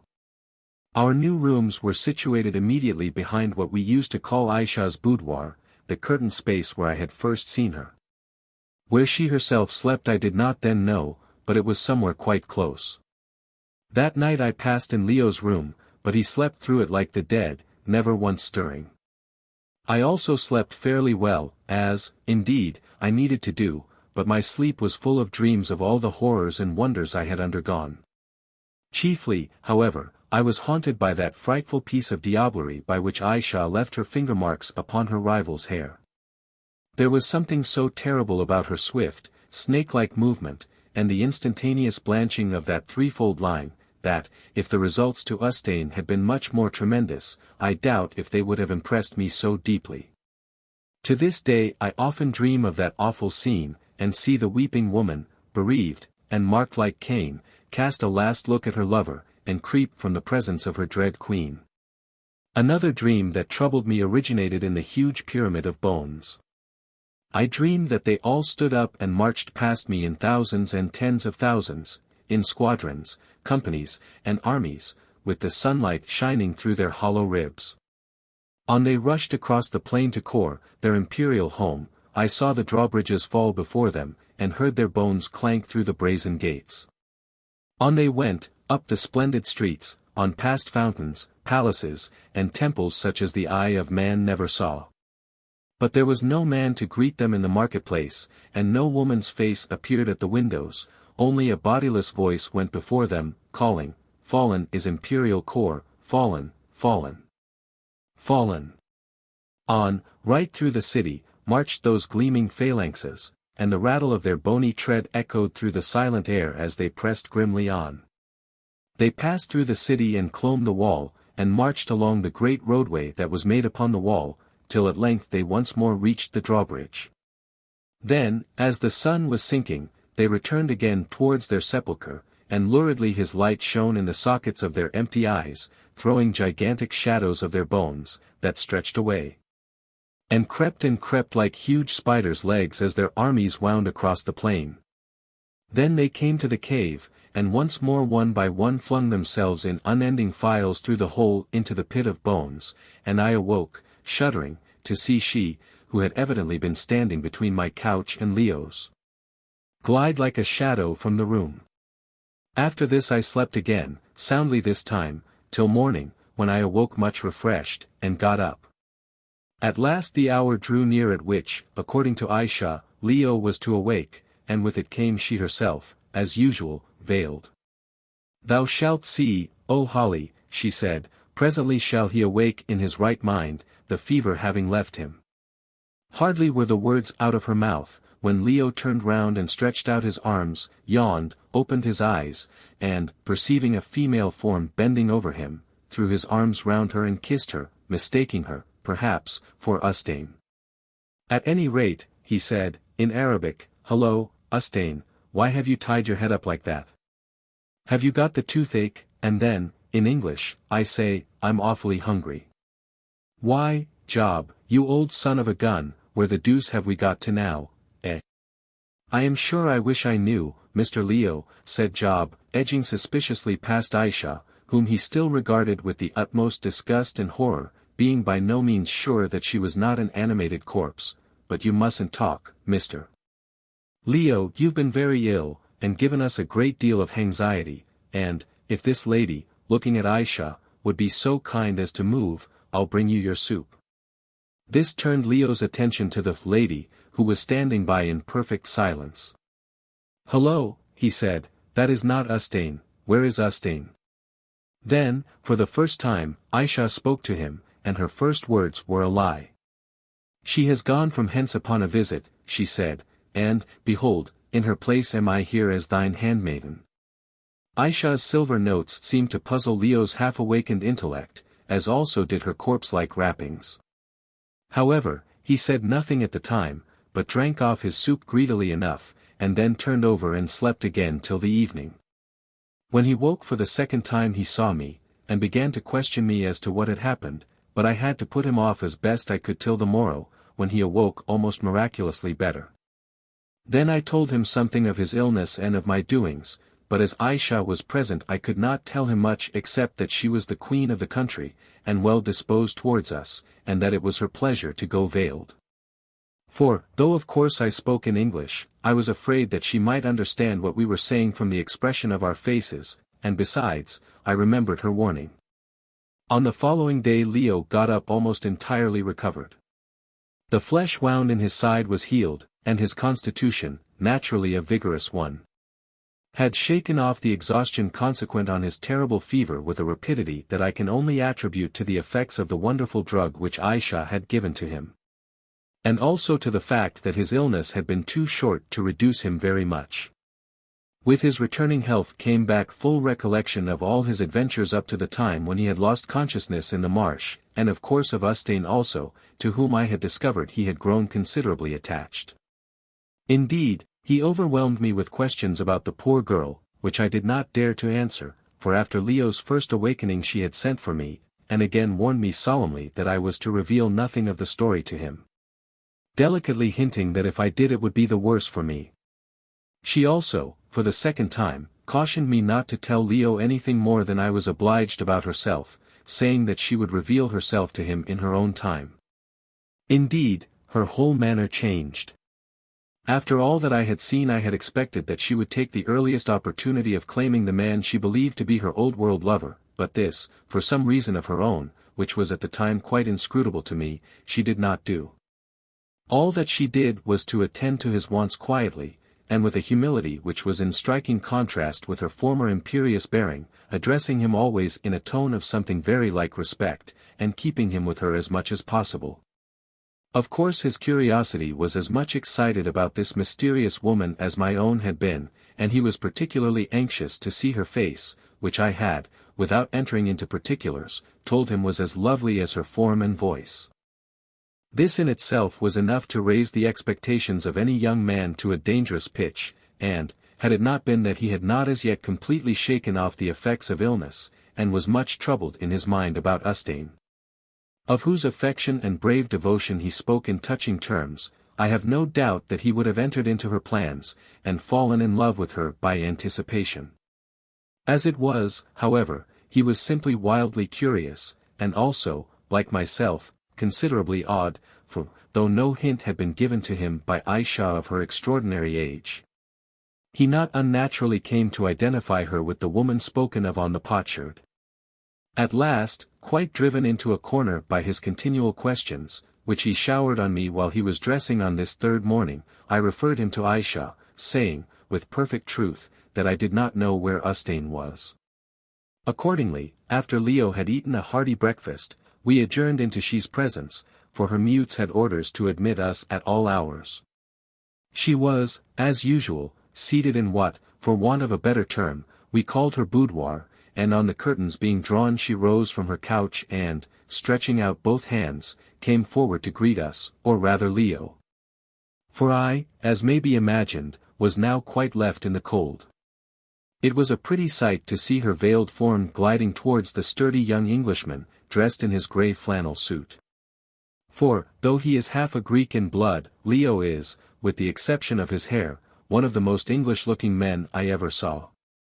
He has nothing of the subtle form or slippery manner of the modern Greek about him, though I presume that he got his remarkable personal beauty from his foreign mother, whose portrait he resembles not a little.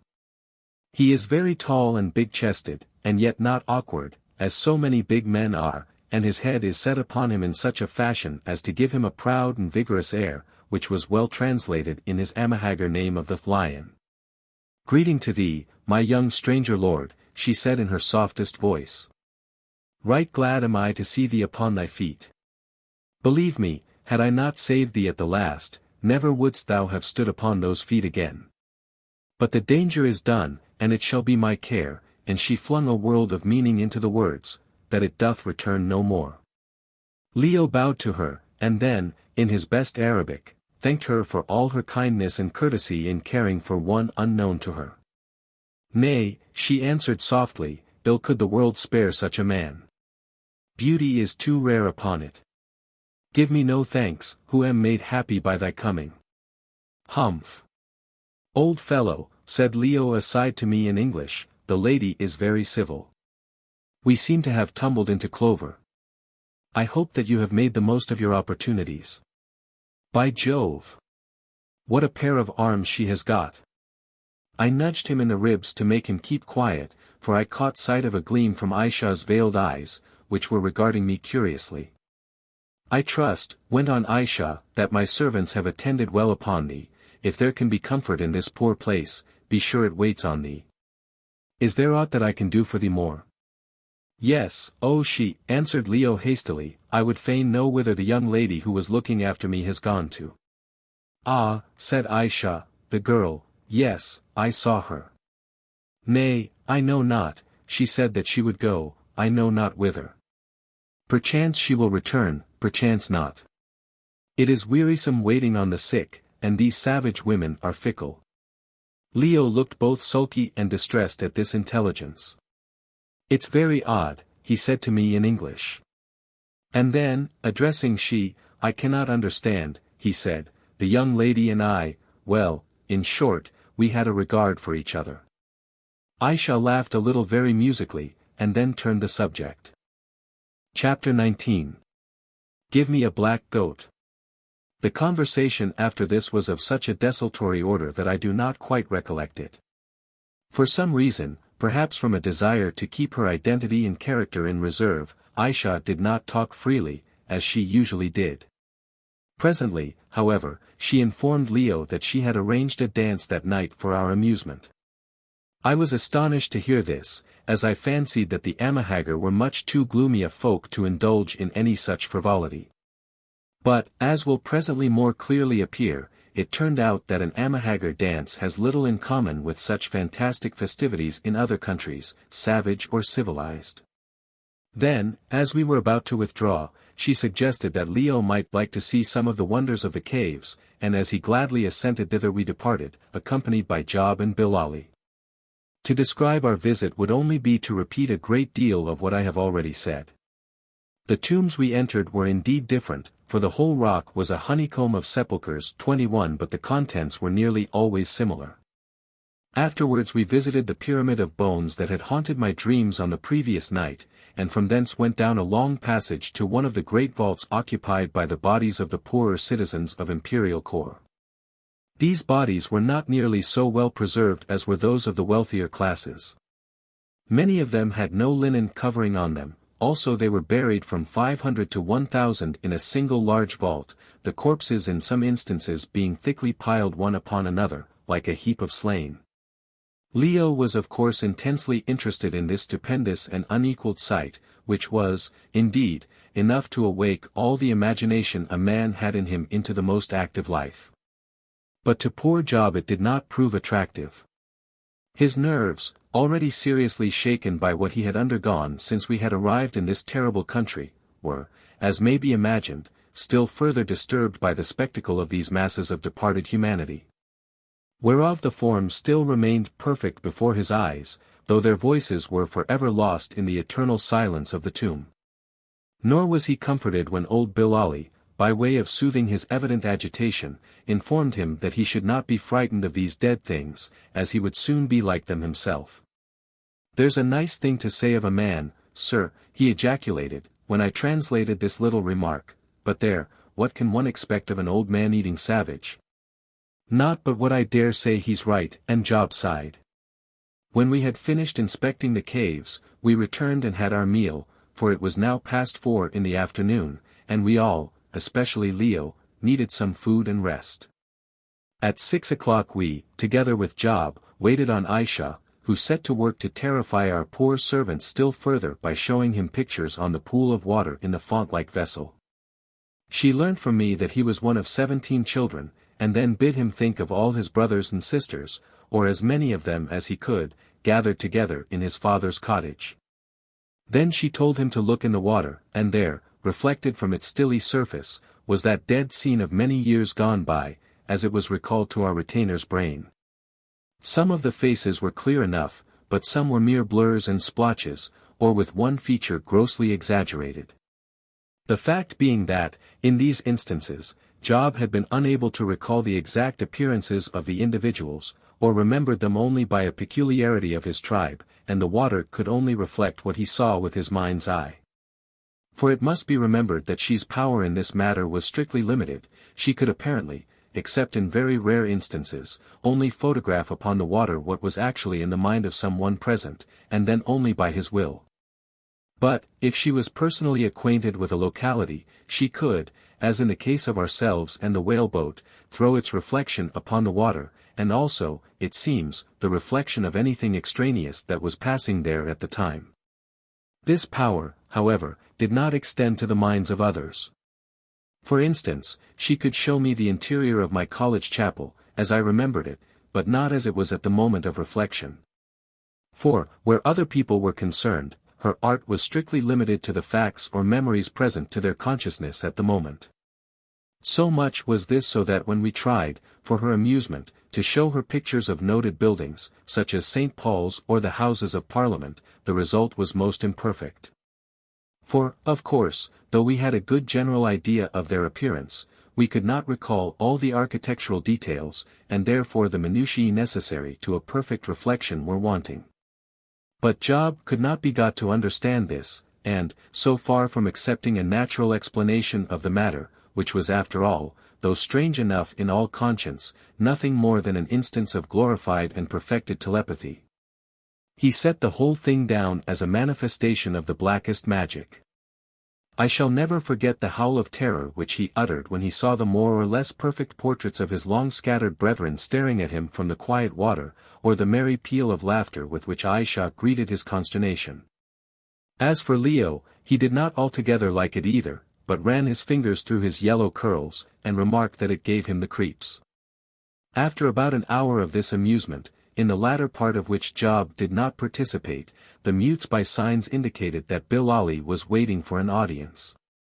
Accordingly he was told to crawl up, which he did as awkwardly as usual, and announced that the dance was ready to begin if she and the white strangers would be pleased to attend. Shortly afterwards we all rose, and, Ayesha having thrown a dark cloak, the same, by the way, that she had worn when I saw her cursing by the fire, over her white wrappings, we started. The dance was to be held in the open air, on the smooth rocky plateau in front of the great cave, and thither we made our way. About 15 paces from the mouth of the cave we found 3 chairs placed, and here we sat and waited, for as yet no dancers were to be seen. The night was almost, but not quite, dark, the moon not having risen as yet, which made us wonder how we should be able to see the dancing. "Thou wilt presently understand," said Ayesha, with a little laugh, when Leo asked her. And we certainly did. Scarcely were the words out of her mouth when from every point we saw dark forms rushing up, each bearing with him what we at first took to be an enormous flaming torch. Whatever they were burning furiously, for the flames stood out a yard or more behind each bearer. On they came, 50 or more of them, carrying their flaming burdens and looking like so many devils from hell. Leo was the first to discover what these burdens were. "Great heaven," he said, "they are corpses on fire." I stared and stared again. He was perfectly right, the torches that were to light our entertainment were human mummies from the caves. On rushed the bearers of the flaming corpses, and, meeting at a spot about 20 paces in front of us, built their ghastly burdens crossways into a huge bonfire. Heavens! How they roared and flared! No tar barrel could have burnt as those mummies did. Nor was this all.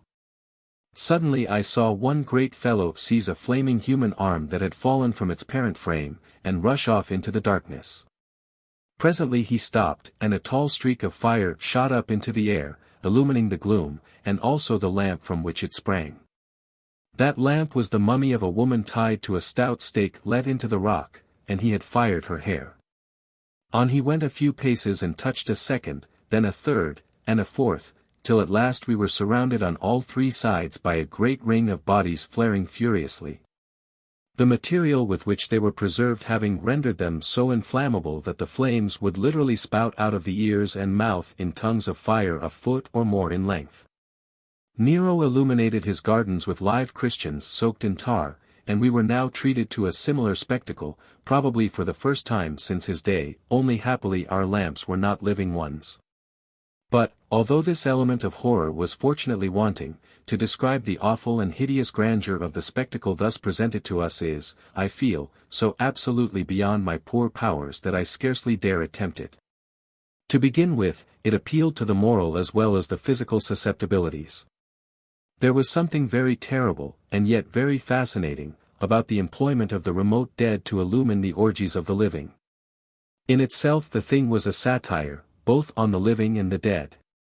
Caesar's dust, or is it Alexander's, may stop a bunghole, but the functions of these dead Caesars of the past was to light up a savage fetish dance.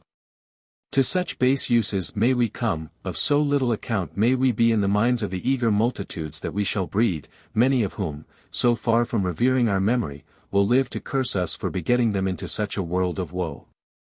Then there was the physical side of the spectacle, and a weird and splendid one it was.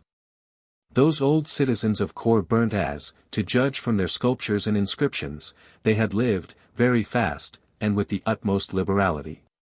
What is more, there were plenty of them. As soon as ever a mummy had burnt down to the ankles, which it did in about 20 minutes, the feet were kicked away, and another one put in its place. The bonfire was kept going on the same generous scale, and its flames shot up, with a hiss and a crackle, 20 or 30 feet into the air, throwing great flashes of light far out into the gloom, through which the dark forms of the Haggard flitted to and fro like devils replenishing the infernal fires. We all stood and stared aghast, shocked, and yet fascinated at so strange a spectacle, and half expecting to see the spirits those flaming forms had once enclosed come creeping from the shadows to work vengeance on their desecrators. "I promised thee a strange sight, my Holly," laughed Ayesha, whose nerves alone did not seem to be affected, "and, behold, I have not failed thee. Also, it hath its lesson.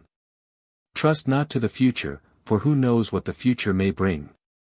Therefore, live for the day, and endeavor not to escape the dust which seems to be man's end." What thinkest thou those long-forgotten nobles and ladies would have felt had they known that they should one day flare to light the dance or boil the pot of savages? But see, here come the dancers, a merry crew, are they not? The stage is lit, now for the play. As she spoke, we perceived 2 lines of figures, one male and the other female, to the number of about 100, each advancing round the human bonfire, arrayed only in the usual leopard and buck skins. They formed up, in perfect silence, in 2 lines, facing each other between us and the fire, and then the dance, a sort of infernal and fiendish can-can, began. To describe it is quite impossible, but, though there was a good deal of tossing of legs and double shuffling, it seemed to our untutored minds to be more of a play than a dance, and, as usual with this dreadful people, whose minds seem to have taken their color from the caves in which they live, and whose jokes and amusements are drawn from the inexhaustible stores of preserved mortality with which they share their homes. The subject appeared to be a most ghastly one. I know that it represented an attempted murder first of all, and then the burial alive of the victim and his struggling from the grave. Each act of the abominable drama, which was carried on in perfect silence, being rounded off and finished with a furious and most revolting dance round the supposed victim, who writhed upon the ground in the red light of the bonfire. Presently, however, this pleasing piece was interrupted. Suddenly there was a slight commotion, and a large powerful woman, whom I had noted as one of the most vigorous of the dancers, came, made mad and drunken with unholy excitement, bounding and staggering towards us, shrieking out as she came, "I want a black goat, I must have a black goat, bring me a black goat." And down she fell upon the rocky floor foaming and writhing, and shrieking for a black goat, about as hideous a spectacle as can well be conceived.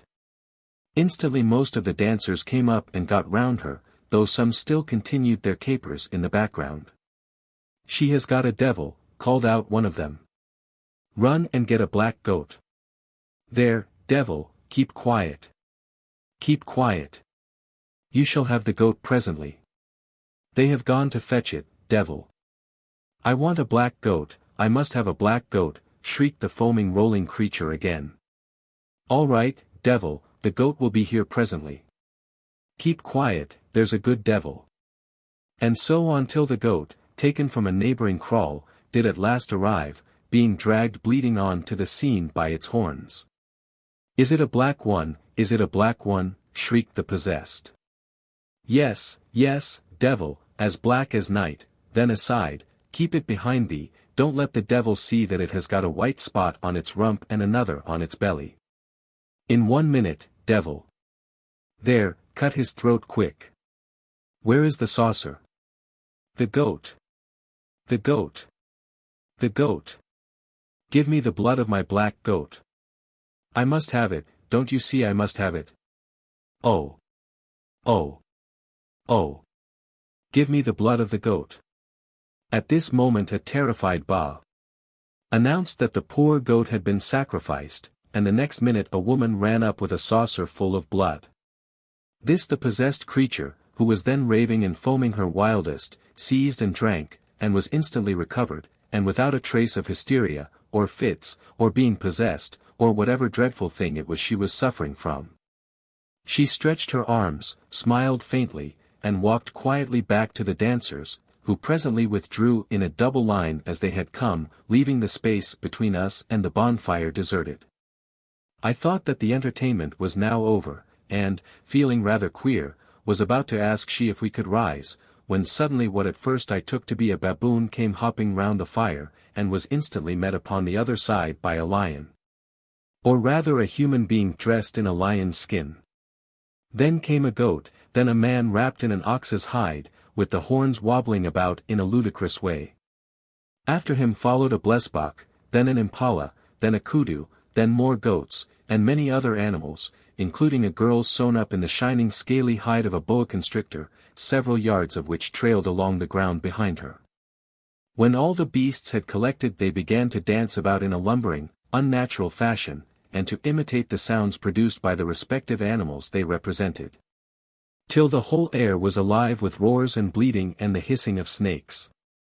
This went on for a long time, till, getting tired of the pantomime, I asked Ayesha if there would be any objection to Leo and myself walking round to inspect the human torches, and, as she had nothing to say against it, we started.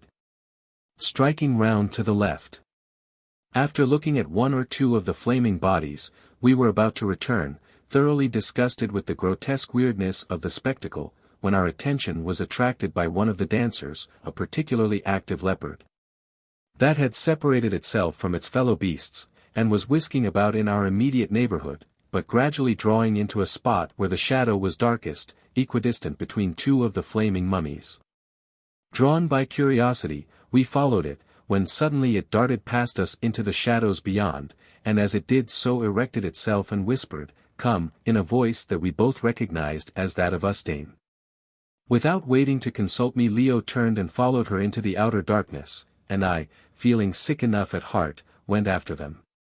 The leopard crawled on for about 50 paces, a sufficient distance to be quite beyond the light of the fire and torches, and then Leo came up with it, or, rather, with Ustane.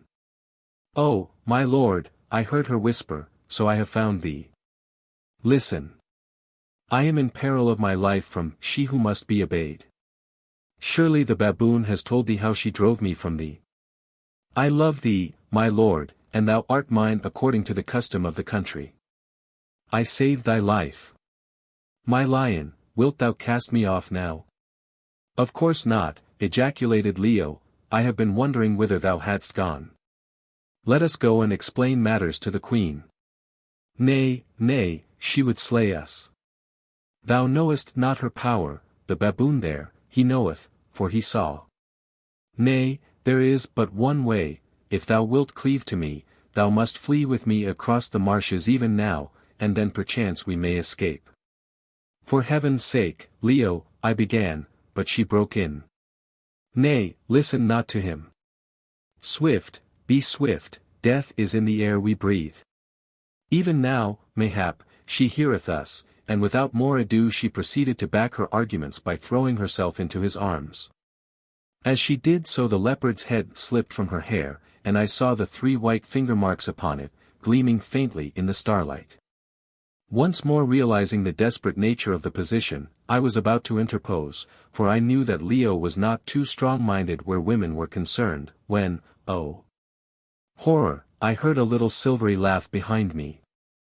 I turned round, and there was she herself, and with her Bilali and 2 male mutes. I gasped and nearly sank to the ground, for I knew that such a situation must result in some dreadful tragedy, of which it seemed exceedingly probable to me that I should be the first victim. As for Ustane, she untwined her arms and covered her eyes with her hands, while Leo, not knowing the full terror of the position, merely covered up, and looked as foolish as a man caught in such a trap would naturally do. Chapter 20. Triumph. Then followed a moment of the most painful silence that I ever endured. It was broken by Ayesha, who addressed herself to Leo. "Nay, now, my lord and guest," she said in her softest tones, which yet had the ring of steel about them, "look not so bashful. Surely the sight was a pretty one, the leopard and the lion." "Oh, hang it all," said Leo in English. "And thou, Ustane," she went on, "surely I should have passed thee by, had not the light fallen on the white across thy hair," and she pointed to the bright edge of the rising moon which was now appearing above the horizon. "Well. Well. The dance is done, see, the tapers have burnt down, and all things end in silence and in ashes. So thou thoughtest it a fit time for love, Ustane, my servant, and I, dreaming not that I could be disobeyed, thought thee already far away. Play not with me," moaned the wretched woman, "slay me, and let there be an end." "Nay, why? It is not well to go so swift from the hot lips of love down to the cold mouth of the grave," and she made a motion to the mutes, who instantly stepped up and caught the girl by either arm. With an oath Leo sprang upon the nearest, and hurled him to the ground, and then stood over him with his face set, and his fist ready. Again Ayesha laughed. "It was well thrown, my guest, thou hast a strong arm for one who so late was sick. But now out of thy courtesy I pray thee let that man live and do my bidding. He shall not harm the girl, the night air grows chill, and I would welcome her in mine own place. Surely she whom thou dost favor shall be favored of me also." I took Leo by the arm, and pulled him from the prostrate mute, and he, half bewildered, obeyed the pressure. Then we all set out for the cave across the plateau, where a pile of white human ashes was all that remained of the fire that had lit the dancing, for the dancers had vanished. In due course we gained Ayesha's boudoir, all too soon, it seemed to me, having a sad presage of what was to come lying heavy on my heart. Ayesha seated herself upon her cushions, and, having dismissed Job and Bilali, by signs bade the mutes tend the lamps and retire, all save one girl, who was her favorite personal attendant. We three remained standing, the unfortunate Ustane a little to the left of the rest of us. Now, O Holly, Ayesha began, how came it that thou who didst hear my words bidding this evil-doer, and she pointed to Ustane, to go hence, thou at whose prayer I did weakly spare her life, how came it, I say, that thou wast a sharer in what I saw tonight?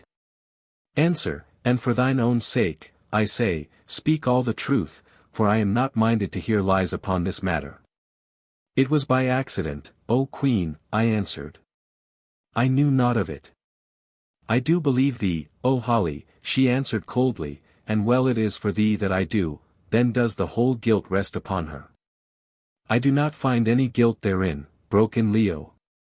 She is not another man's wife, and it appears that she has married me according to the custom of this awful place, so who is the worse?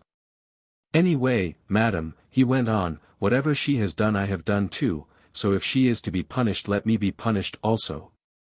And I tell thee, he went on, working himself up into a fury, that if thou biddest one of those dead and dumb villains to touch her again I will tear him to pieces. And he looked as though he meant it. Ayesha listened in icy silence, and made no remark. When he had finished, however, she addressed Ustane. Hast thou aught to say, woman? Thou silly straw, thou feather, who didst think to float towards thy passion's petty ends, even against the great wind of my will. Tell me, for I fain would understand. Why didst thou this thing? And then I think I saw the most tremendous exhibition of moral courage and intrepidity that it is possible to conceive. For the poor doomed girl, knowing what she had to expect at the hands of her terrible queen, knowing, too, from bitter experience, how great was her adversary's power, yet gathered herself together. And out of the very depths of her despair drew materials to defy her. I did it, oh she answered, drawing herself up to the full of her stately height and throwing back the panther skin from her head, because my love is stronger than the grave. I did it because my life without this man whom my heart chose would be but a living death. Therefore did I risk my life, and, now that I know that it is forfeit to thine anger, yet am I glad that I did risk it, and pay it away in the risking, because he embraced me once, and told me that he loved me yet. Here Ayesha half rose from her couch, and then sank down again. I have no magic, went on Ustane, her rich voice ringing strong and full, and I am not a queen, nor do I live for ever, but a woman's heart is heavy to sink through waters, however deep, O queen. And a woman's eyes are quick to see, even through thy veil, O queen. Listen, I know it, thou dost love this man thyself, and therefore wouldst thou destroy me who stand across thy path. I die, and go into the darkness, nor know I whither I go. But this I know. There is a light shining in my breast, and by that light, as by a lamp, I see the truth, and the future that I shall not share unroll itself before me like a scroll. When first I knew my lord, and she pointed to Leo, I knew also that death would be the bridal gift he gave me, it rushed upon me of a sudden, but I turned not back, being ready to pay the price, and, behold, death is here. And now, even as I knew that, so do I, standing on the steps of doom, know that thou shalt not reap the profit of thy crime. Mine he is, and, though thy beauty shine like a sun among the stars, mine shall he remain for thee. Never here in this life shall he look thee in the eyes and call thee spouse. Thou too art doomed, I see, and her voice rang like the cry of an inspired prophetess, ah, I see. Then came an answering cry of mingled rage and terror. I turned my head. Ayesha had risen, and was standing with her outstretched hand pointing at Ustane, who had suddenly stopped speaking. I gazed at the poor woman, and as I gazed there came upon her face that same woeful, fixed expression of terror that I had seen once before when she had broken out into her wild chant. Her eyes grew large, her nostrils dilated, and her lips blanched. Ayesha said nothing, she made no sound, she only drew herself up, stretched out her arm, and, her tall veiled frame quivering like an aspen leaf, appeared to look fixedly at her victim. Even as she did so Ustane put her hands to her head, uttered one piercing scream, turned round twice, and then fell backwards with a thud, prone upon the floor. Both Leo and myself rushed to her, she was stone dead, blasted into death by some mysterious electric agency or overwhelming willforce whereof the dread she had command. For a moment Leo did not quite realize what had happened. But, when he did, his face was awful to see. With a savage oath he rose from beside the corpse, and, turning, literally sprang at Ayesha. But she was watching, and, seeing him come, stretched out her hand again, and he went staggering back towards me, and would have fallen, had I not caught him. Afterwards he told me that he felt as though he had suddenly received a violent blow in the chest, and, what is more, utterly cowed, as if all the manhood had been taken out of him. Then Ayesha spoke. "Forgive me, my guest," she said softly, addressing him, "if I have shocked thee with my justice." "Forgive thee, thou fiend," roared poor Leo, wringing his hands in his rage and grief. "Forgive thee, thou murderess. By heaven, I will kill thee if I can." "Nay, nay," she answered in the same soft voice, "thou dost not understand, the time has come for thee to learn. Thou art my love, my Callicrates, my beautiful, my strong. For 2000 years, Callicrates, have I waited for thee, and now at length thou hast come back to me, and as for this woman, pointing to the corpse, she stood between me and thee, and therefore have I laid her in the dust, Callicrates." "It is an accursed lie," said Leo. "My name is not Callicrates. I am Leo Vincey, my ancestor was Callicrates, at least, I believe he was." "Ah, thou sayest it, thine ancestor was Callicrates, and thou, even thou, art Callicrates reborn, come back, and mine own dear lord. I am not Callicrates, and, as for being thy lord, or having aught to do with thee, I had sooner be the lord of a fiend from hell, for she would be better than thou." Sayest thou so, Callicrates? "Nay, but thou hast not seen me for so long a time that no memory remains. Yet am I very fair, Callicrates. I hate thee, murderess, and I have no wish to see thee. What is it to me how fair thou art? I hate thee, I say. Yet within a very little space shalt thou creep to my knee, and swear that thou dost love me," answered Ayesha, with a sweet, mocking laugh. "Come, there is no time like the present time, here before this dead girl who loved thee, let us put it to the proof. Look now on me, Callicrates." And with a sudden motion she shook her gauzy covering from her, and stood forth in her low kirtle and her snaky zone, in her glorious radiant beauty in her imperial grace, rising from her wrappings, as it were, like Venus from the wave. Or Galatea from her marble, or a beatified spirit from the tomb. She stood forth, and fixed her deep and glowing eyes upon Leo's eyes, and I saw his clenched fists unclasp, and his set and quivering features relax beneath her gaze. I saw his wonder and astonishment grow into admiration, and then into fascination, and the more he struggled the more I saw the power of her dread beauty fasten on him and take possession of his senses, drugging them. And drawing the heart out of him. Did I not know the process? Had not I, who was twice his age, gone through it myself? Was I not going through it afresh even then, although her sweet and passionate gaze was not for me? Yes, alas, I was. Alas, that I should have to confess that at that very moment I was rent by mad and furious jealousy. I could have flown at him, shame upon me. The woman had confounded and almost destroyed my moral sense, as she was bound to confound all who looked upon her superhuman loveliness. But, I do not quite know how, I got the better of myself, and once more turned to see the climax of the tragedy. "Oh, great heaven," gasped Leo, "art thou a woman? A woman in truth, in very truth, and thine own spouse, Callicrates," she answered, stretching out her rounded ivory arms towards him, and smiling, ah, so sweetly. He looked, and slowly I perceived that he was drawing nearer to her. Suddenly his eye fell upon the corpse of poor Ustane, and he shuddered and stopped. "How can I?" he said hoarsely. "Thou art a murderess, she loved me." Observe, he was already forgetting that he had loved her. "It is not," she murmured, and her voice sounded sweet as the night wind passing through the trees. "It is not at all. If I have sinned, let my beauty answer for my sin. If I have sinned, it is for love of thee, let my sin, therefore, be put away and forgotten." And once more she stretched out her arms and whispered, "Come," and then in another few seconds it was all over. I saw him struggle, I saw him even turn to fly.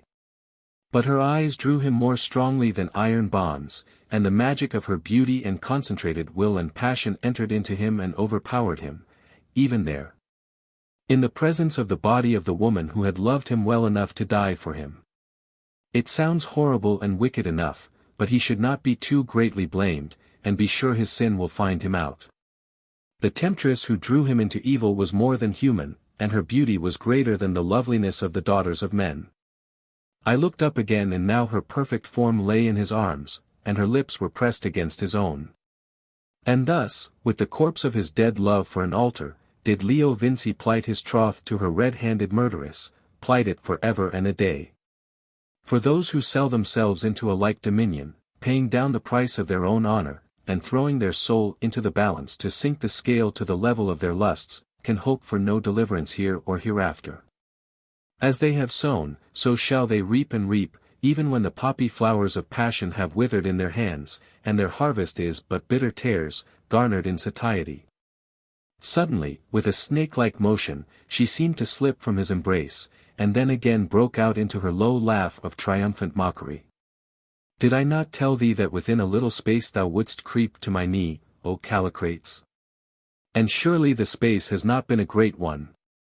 Leo groaned in shame and misery, for though he was overcome and stricken down, he was not so lost as to be unaware of the depth of the degradation to which he had sunk. On the contrary, his better nature rose up in arms against his fallen self, as I saw clearly enough later on. Ayesha laughed again, and then quickly veiled herself, and made a sign to the girl mute, who had been watching the whole scene with curious startled eyes. The girl left, and presently returned, followed by 2 male mutes, to whom the queen made another sign. Thereon they all 3 seized the body of poor Ustane by the arms, and dragged it heavily down the cavern and away through the curtains at the end. Leo watched it for a little while, and then covered his eyes with his hand, and it too, to my excited fancy, seemed to watch us as it went. "There passes the dead past," said Ayesha, solemnly, as the curtains shook and fell back into their places, when the ghastly procession had vanished behind them. And then, with one of those extraordinary transitions of which I have already spoken, she again threw off her veil, and broke out, after the ancient and poetic fashion of the dwellers in Arabia 22 into a paean of triumph or epithalamium, which, wild and beautiful as it was, is exceedingly difficult to render into English, and ought by rights to be sung to the music of a cantata, rather than written and read. It was divided into 2 parts, one descriptive or definitive, and the other personal, and, as nearly as I can remember, ran as follows. "Love is like a flower in the desert. It is like the aloe of Arabia that blooms but once and dies. It blooms in the salt emptiness of life, and the brightness of its beauty is set upon the waste as a star is set upon a storm. It hath the sun above that is the spirit, and above it blows the air of its divinity. At the echoing of a step, love blooms, I say love blooms, and bends her beauty down to him who passeth by. He plucketh it, yea, he plucketh the red cup that is full of honey, and beareth it away. Away across the desert, away till the flower be withered, away till the desert be done. There is only one perfect flower in the wilderness of life. That flower is love. There is only one fixed star in the midst of our wandering. That star is love. There is only one hope in our despairing night. That hope is love. All else is false. All else is shadow moving upon water. All else is wind and vanity. Who shall say what is the weight or the measure of love? It is born of the flesh, it dwelleth in the spirit. From each doth it draw its comfort. For beauty it is as a star. Many are its shapes, but all are beautiful, and none know where the star rose, or the horizon where it shall set. Then, turning to Leo, and laying her hand upon his shoulder, she went on in a fuller and more triumphant tone. Speaking in balanced sentences that gradually grew and swelled from idealized prose into pure and majestic verse. Long have I loved thee, O, my love. Yet has my love not lessened. Long have I waited for thee, and behold my reward is at hand, is here. Far away I saw thee once, and thou wast taken from me. Then in a grave sowed I the seed of patience, and shone upon it with the sun of hope, and watered it with tears of repentance, and breathed on it with the breath of my knowledge. And now, lo! It hath sprung up, and borne fruit. Lo! Out of the grave hath it sprung. Yea, from among the dry bones and ashes of the dead. I have waited and my reward is with me. I have overcome death, and death brought back to me him that was dead. Therefore do I rejoice, for fair is the future. Green are the paths that we shall tread across the everlasting meadows. The hour is at hand. Night hath fled away into the valleys. The dawn kisseth the mountain tops. Soft shall we live, my love, and easy shall we go. Crowned shall we be with the diadem of kings. Worshipping and wonder-struck all peoples of the world, blinded shall fall before our beauty and might. From time unto times shall our greatness thunder on, rolling like a chariot through the dust of endless days. Laughing shall we speed in our victory and pomp, laughing like the daylight as he leaps along the hills. Onward, still triumphant to a triumph ever new. Onward, in our power to a power unattained. Onward, never weary, clad with splendor for a robe. Till accomplished be our fate, and the night is rushing down. She paused in her strange and most thrilling allegorical chant, of which I am, unfortunately, only able to give the burden, and that feebly enough, and then said. Perchance thou dost not believe my word. Callicrates, perchance thou thinkest that I do delude thee, and that I have not lived these many years, and that thou hast not been born again to me. Nay, look not so, put away that pale cast of doubt, for oh be sure herein can error find no foothold. Sooner shall the suns forget their course and the swallow miss her nest, than my soul shall swear a lie and be led astray from thee, Callicrates. Blind me, take away mine eyes, and let the darkness utterly fence me in, and still mine ears would catch the tone of thy unforgotten voice. Striking more loud against the portals of my sense than can the call of brazen-throated clarions, stop up mine hearing also, and let 1,000 touch me on the brow, and I would name thee out of all, yea, rob me of every sense. And see me stand deaf and blind, and dumb, and with nerves that cannot weigh the value of a touch, yet would my spirit leap within me like a quickening child and cry unto my heart, Behold Callicrates. Behold, thou watcher, the watches of thy night are ended. Behold thou who seekest in the night season, thy morning star Ariseth. She paused a while and then continued, But stay, if thy heart is yet hardened against the mighty truth and thou dost require a further pledge of that which thou dost find too deep to understand, even now shall it be given to thee, and to thee also. O my Holly! Bear each one of you a lamp, and follow after me whither I shall lead you. Without stopping to think, indeed, speaking for myself, I had almost abandoned the function in circumstances under which to think seemed to be absolutely useless. Since thought fell hourly helpless against a black wall of wonder, we took the lamps and followed her. Going to the end of her boudoir, she raised a curtain and revealed a little stair of the sort that is so common in these dim caves of Kôr.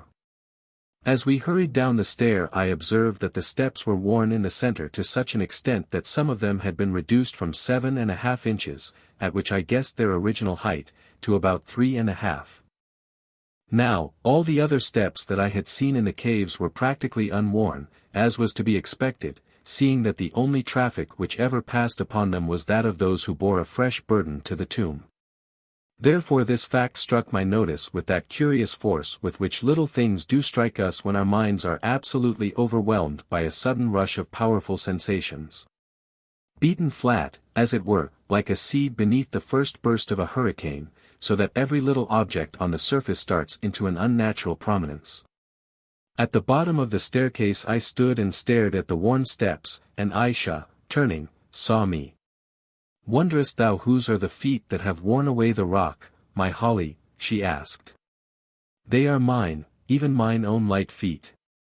I can remember when those stairs were fresh and level, but for 2,000 years and more have I gone down hither day by day, and see, my sandals have worn out the solid rock." I made no answer, but I do not think that anything that I had heard or seen brought home to my limited understanding so clear a sense of this being's overwhelming antiquity as that hard rock hollowed out by her soft white feet. How many hundreds of thousands of times must she have passed up and down that stair to bring about such a result? The stair led to a tunnel, and a few paces down the tunnel was one of the usual curtain-hung doorways, a glance at which told me that it was the same where I had been a witness of that terrible scene by the leaping flame.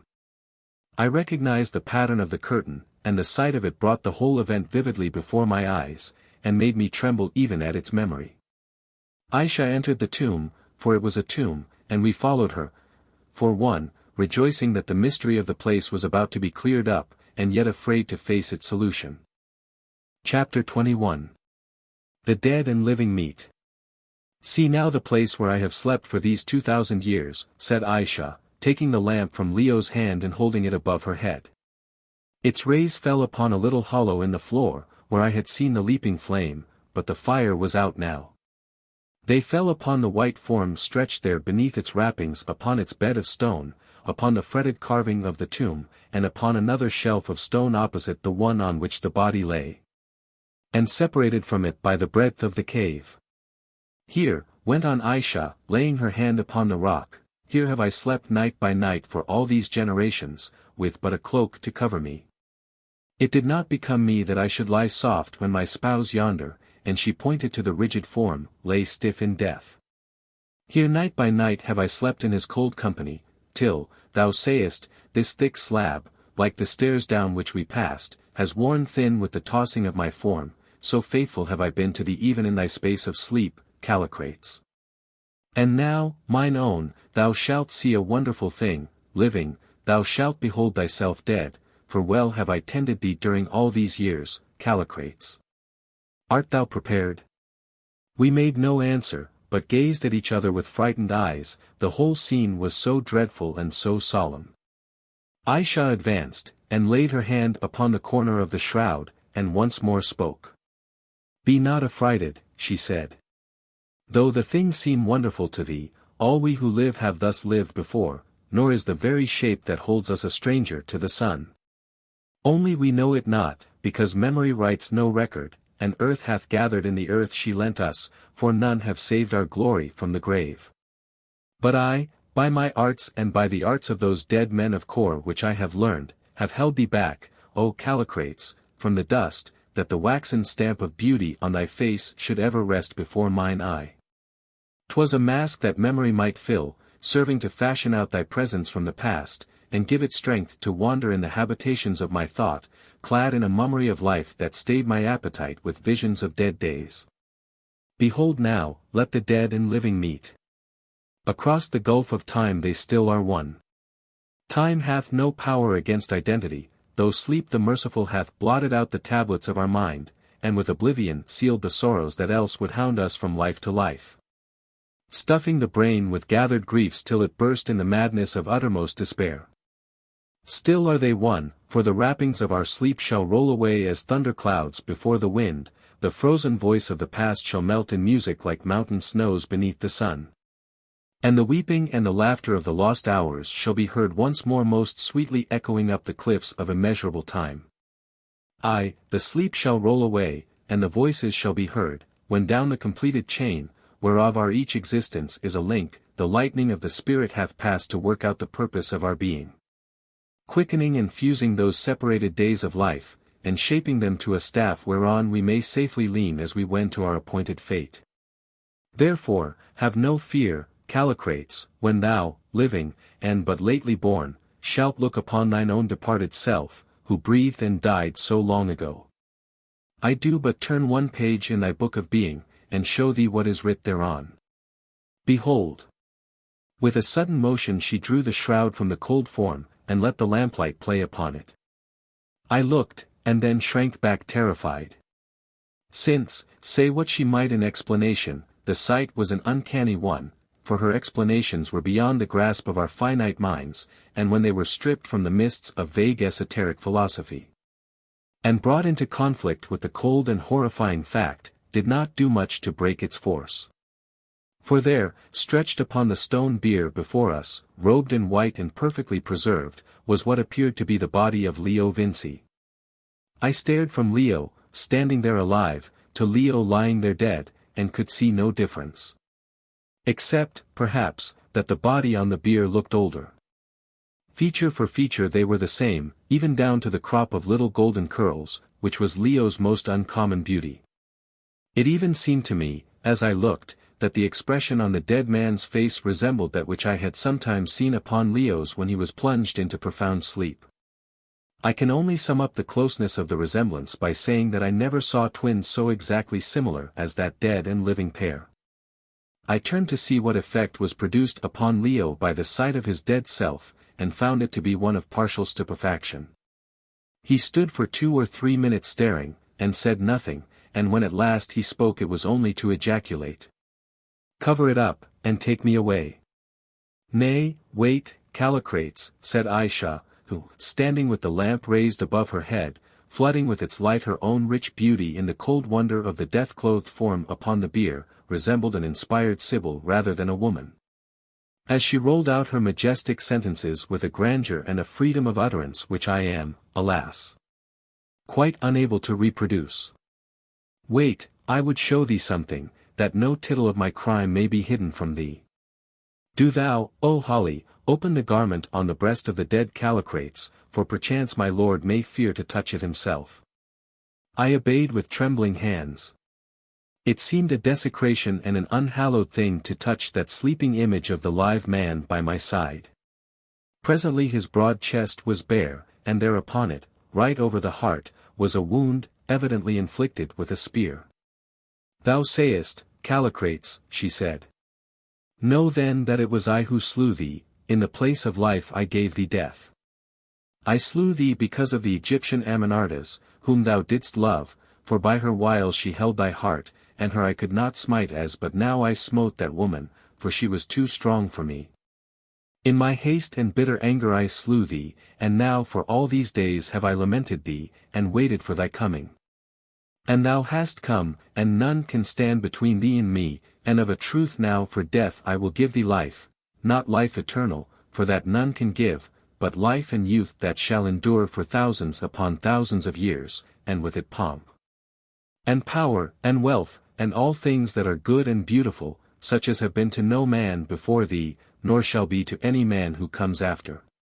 And now one thing more, and thou shalt rest and make ready for the day of thy new birth. Thou sayest this body, which was thine own. For all these centuries it hath been my cold comfort and my companion, but now I need it no more, for I have thy living presence, and it can but serve to stir up memories of that which I would fain forget. Let it therefore go back to the dust from which I held it. Behold, I have prepared against this happy hour. And going to the other shelf or stone ledge, which she said had served her for a bed, she took from it a large vitrified double-handed vase, the mouth of which was tied up with a bladder. This she loosed, and then, having bent down and gently kissed the white forehead of the dead man, she undid the vase, and sprinkled its contents carefully over the form, taking, I observed, the greatest precautions against any drop of them touching us or herself, and then poured out what remained of the liquid upon the chest and head. Instantly a dense vapor arose, and the cave was filled with choking fumes that prevented us from seeing anything while the deadly acid, for I presume it was some tremendous preparation of that sort, did its work. From the spot where the body lay came a fierce fizzing and cracking sound, which ceased, however, before the fumes had cleared away. At last they were all gone, except a little cloud that still hung over the corpse. In a couple of minutes more this too had vanished, and, wonderful as it may seem, It is a fact that on the stone bench that had supported the mortal remains of the ancient Callicrates for so many centuries there was now nothing to be seen but a few handfuls of smoking white powder. The acid had utterly destroyed the body, and even in places eaten into the stone. Ayesha stooped down, and, taking a handful of this powder in her grasp, threw it into the air, saying at the same time, in a voice of calm solemnity, "Dust to dust. The past to the past, the dead to the dead, Callicrates is dead, and is born again." The ashes floated noiselessly to the rocky floor, and we stood in awed silence and watched them fall, too overcome for words. "Now leave me," she said, "and sleep if ye may. I must watch and think, for tomorrow night we go hence, and the time is long since I trod the path that we must follow." Accordingly we bowed, and left her. As we passed to our own apartment I peeped into Job's sleeping place, to see how he fared, for he had gone away just before our interview with the murdered Ustane, quite prostrated by the terrors of the Haggard festivity. He was sleeping soundly, good honest fellow that he was, and I rejoiced to think that his nerves, which, like those of most uneducated people, were far from strong, had been spared the closing scenes of this dreadful day. Then we entered our own chamber, and here at last poor Leo, who, ever since he had looked upon that frozen image of his living self, had been in a state not far removed from stupefaction, burst out into a torrent of grief. Now that he was no longer in the presence of the dread she, his sense of the awfulness of all that had happened, and more especially of the wicked murder of Ustane, who was bound to him by ties so close, broke upon him like a storm, and lashed him into an agony of remorse and terror which was painful to witness. He cursed himself, he cursed the hour when we had first seen the writing on the sherd, which was being so mysteriously verified, and bitterly he cursed his own weakness. Ayesha he dared not curse, who dared speak evil of such a woman, whose consciousness, for aught we knew, was watching us at the very moment. "What am I to do, old fellow?" he groaned, resting his head against my shoulder in the extremity of his grief. "I let her be killed, not that I could help that, but within 5 minutes I was kissing her murderess over her body. I am a degraded brute, but I cannot resist that," and here his voice sank, "that awful sorceress. I know I shall do it again tomorrow, I know that I am in her power for always. If I never saw her again I should never think of anybody else during all my life, I must follow her as a needle follows a magnet, I would not go away now if I could. I could not leave her, my legs would not carry me, but my mind is still clear enough, and in my mind I hate her, at least, I think so. It is all so horrible, and that body. What can I make of it? It was I. I am sold into bondage, old fellow, and she will take my soul as the price of herself." Then, for the first time, I told him that I was in a but very little better position. And I am bound to say that, notwithstanding his own infatuation, he had the decency to sympathize with me. Perhaps he did not think it worth while being jealous, realizing that he had no cause so far as the lady was concerned. I went on to suggest that we should try to run away, but we soon rejected the project as futile, and, to be perfectly honest, I do not believe that either of us would really have left Ayesha even if some superior power had suddenly offered to convey us from these gloomy caves and set us down in Cambridge. We could no more have left her than a moth can leave the light that destroys it. We were like confirmed opium eaters, in our moments of reason we well knew the deadly nature of our pursuit, but we certainly were not prepared to abandon its terrible delights. No man who once had seen she unveiled, and heard the music of her voice, and drunk in the bitter wisdom of her words, would willingly give up the sight for a whole sea of placid joys. How much more, then, was this likely to be so when, as in Leo's case, to put myself out of the question, this extraordinary creature declared her utter and absolute devotion, and gave what appeared to be proofs of its having lasted for some 2,000 years. No doubt she was a wicked person, and no doubt she had murdered Ustane when she stood in her path, but then she was very faithful, and by a law of nature man is apt to think but lightly of a woman's crimes, especially if that woman be beautiful, and the crime be committed for the love of him. And then, for the rest, when had such a chance ever come to a man before as that which now lay in Leo's hand? True, in uniting himself to this dread woman, he would place his life under the influence of a mysterious creature of evil tendencies, 23, but then that would be likely enough to happen to him in any ordinary marriage. On the other hand, however, no ordinary marriage could bring him such awful beauty, for awful is the only word that can describe it, such divine devotion, such wisdom and command over the secrets of nature, and the place and power that they must win. Or, lastly, the royal crown of unending youth, if indeed she could give that.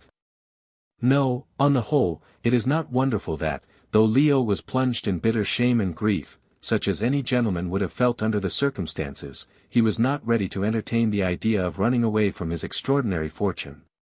My own opinion is that he would have been mad if he had done so. But then I confess that my statement on the matter must be accepted with qualifications. I am in love with Ayesha myself to this day, and I would rather have been the object of her affection for one short week than that of any other woman in the world for a whole lifetime. And let me add that, if anybody who doubts this statement, and thinks me foolish for making it, could have seen Ayesha draw her veil and flash out in beauty on his gaze, his view would exactly coincide with my own. Of course, I am speaking of any man. We never had the advantage of a lady's opinion of Ayesha, but I think it quite possible that she would have regarded the queen with dislike, would have expressed her disapproval in some more or less pointed manner. And ultimately have got herself blasted. For 2 hours or more Leo and I sat with shaken nerves and frightened eyes, and talked over the miraculous events through which we were passing. It seemed like a dream or a fairy tale, instead of the solemn, sober fact. Who would have believed that the writing on the potsherd was not only true, but that we should live to verify its truth, and that we two seekers should find her who was sought, patiently awaiting our coming in the Tombs of Kôr? Who would have thought that in the person of Leo this mysterious woman should, as she believed, discover the being whom she awaited from century to century, and whose former earthly habitation she had till this very night preserved? But so it was. In the face of all we had seen, it was difficult for us as ordinary reasoning men any longer to doubt its truth, and therefore at last, with humble hearts and a deep sense of the impotence of human knowledge, and the insolence of its assumption that denies that to be possible which it has no experience of, we laid ourselves down to sleep, leaving our fates in the hands of that watching providence which had thus chosen to allow us to draw the veil of human ignorance, and reveal to us for good or evil some glimpse of the possibilities of life. Chapter 22. Job has a presentiment. It was 9 o'clock on the following morning when Job, who still looked scared and frightened, came in to call me, and at the same time breathe his gratitude at finding us alive in our beds. Which it appeared was more than he had expected. When I told him of the awful end of poor Ustane, he was even more grateful at our survival, and much shocked, though Ustane had been no favorite of his, or he of hers, for the matter of that. She called him pig in bastard Arabic, and he called her hussy in good English, but these amenities were forgotten in the face of the catastrophe that had overwhelmed her at the hands of her queen. "I don't want to say anything as mayn't be agreeable, sir," said Job, when he had finished exclaiming at my tale, "but it's my opinion that there she is the old gentleman himself, or perhaps his wife, if he has one, which I suppose he has. For he couldn't be so wicked all by himself. The witch of Endor was a fool to her, sir, bless you, she would make no more of raising every gentleman in the Bible out of these here beastly tombs than I should of growing cress on an old flannel. It's a country of devils, this is, sir, and she's the master one of the lot, and if ever we get out of it it will be more than I expect to do. I don't see no way out of it. That witch isn't likely to let a fine young man like Mr. Leo go." "Come," I said, "at any rate she saved his life." "Yes, and she'll take his soul to pay for it. She'll make him a witch, like herself. I say it's wicked to have anything to do with those sort of people. Last night, sir, I lay awake and read in my little Bible that my poor old mother gave me about what is going to happen to sorceresses and them sort, till my hair stood on end. Lord, how the old lady would stare if she saw where her job had got to." "Yes, it's a queer country, and a queer people too, Job," I answered, with a sigh, for, though I am not superstitious like Job, I admit to a natural shrinking, which will not bear investigation, from the things that are above nature. You are right, sir, he answered, and if you won't think me very foolish, I should like to say something to you now that Mr.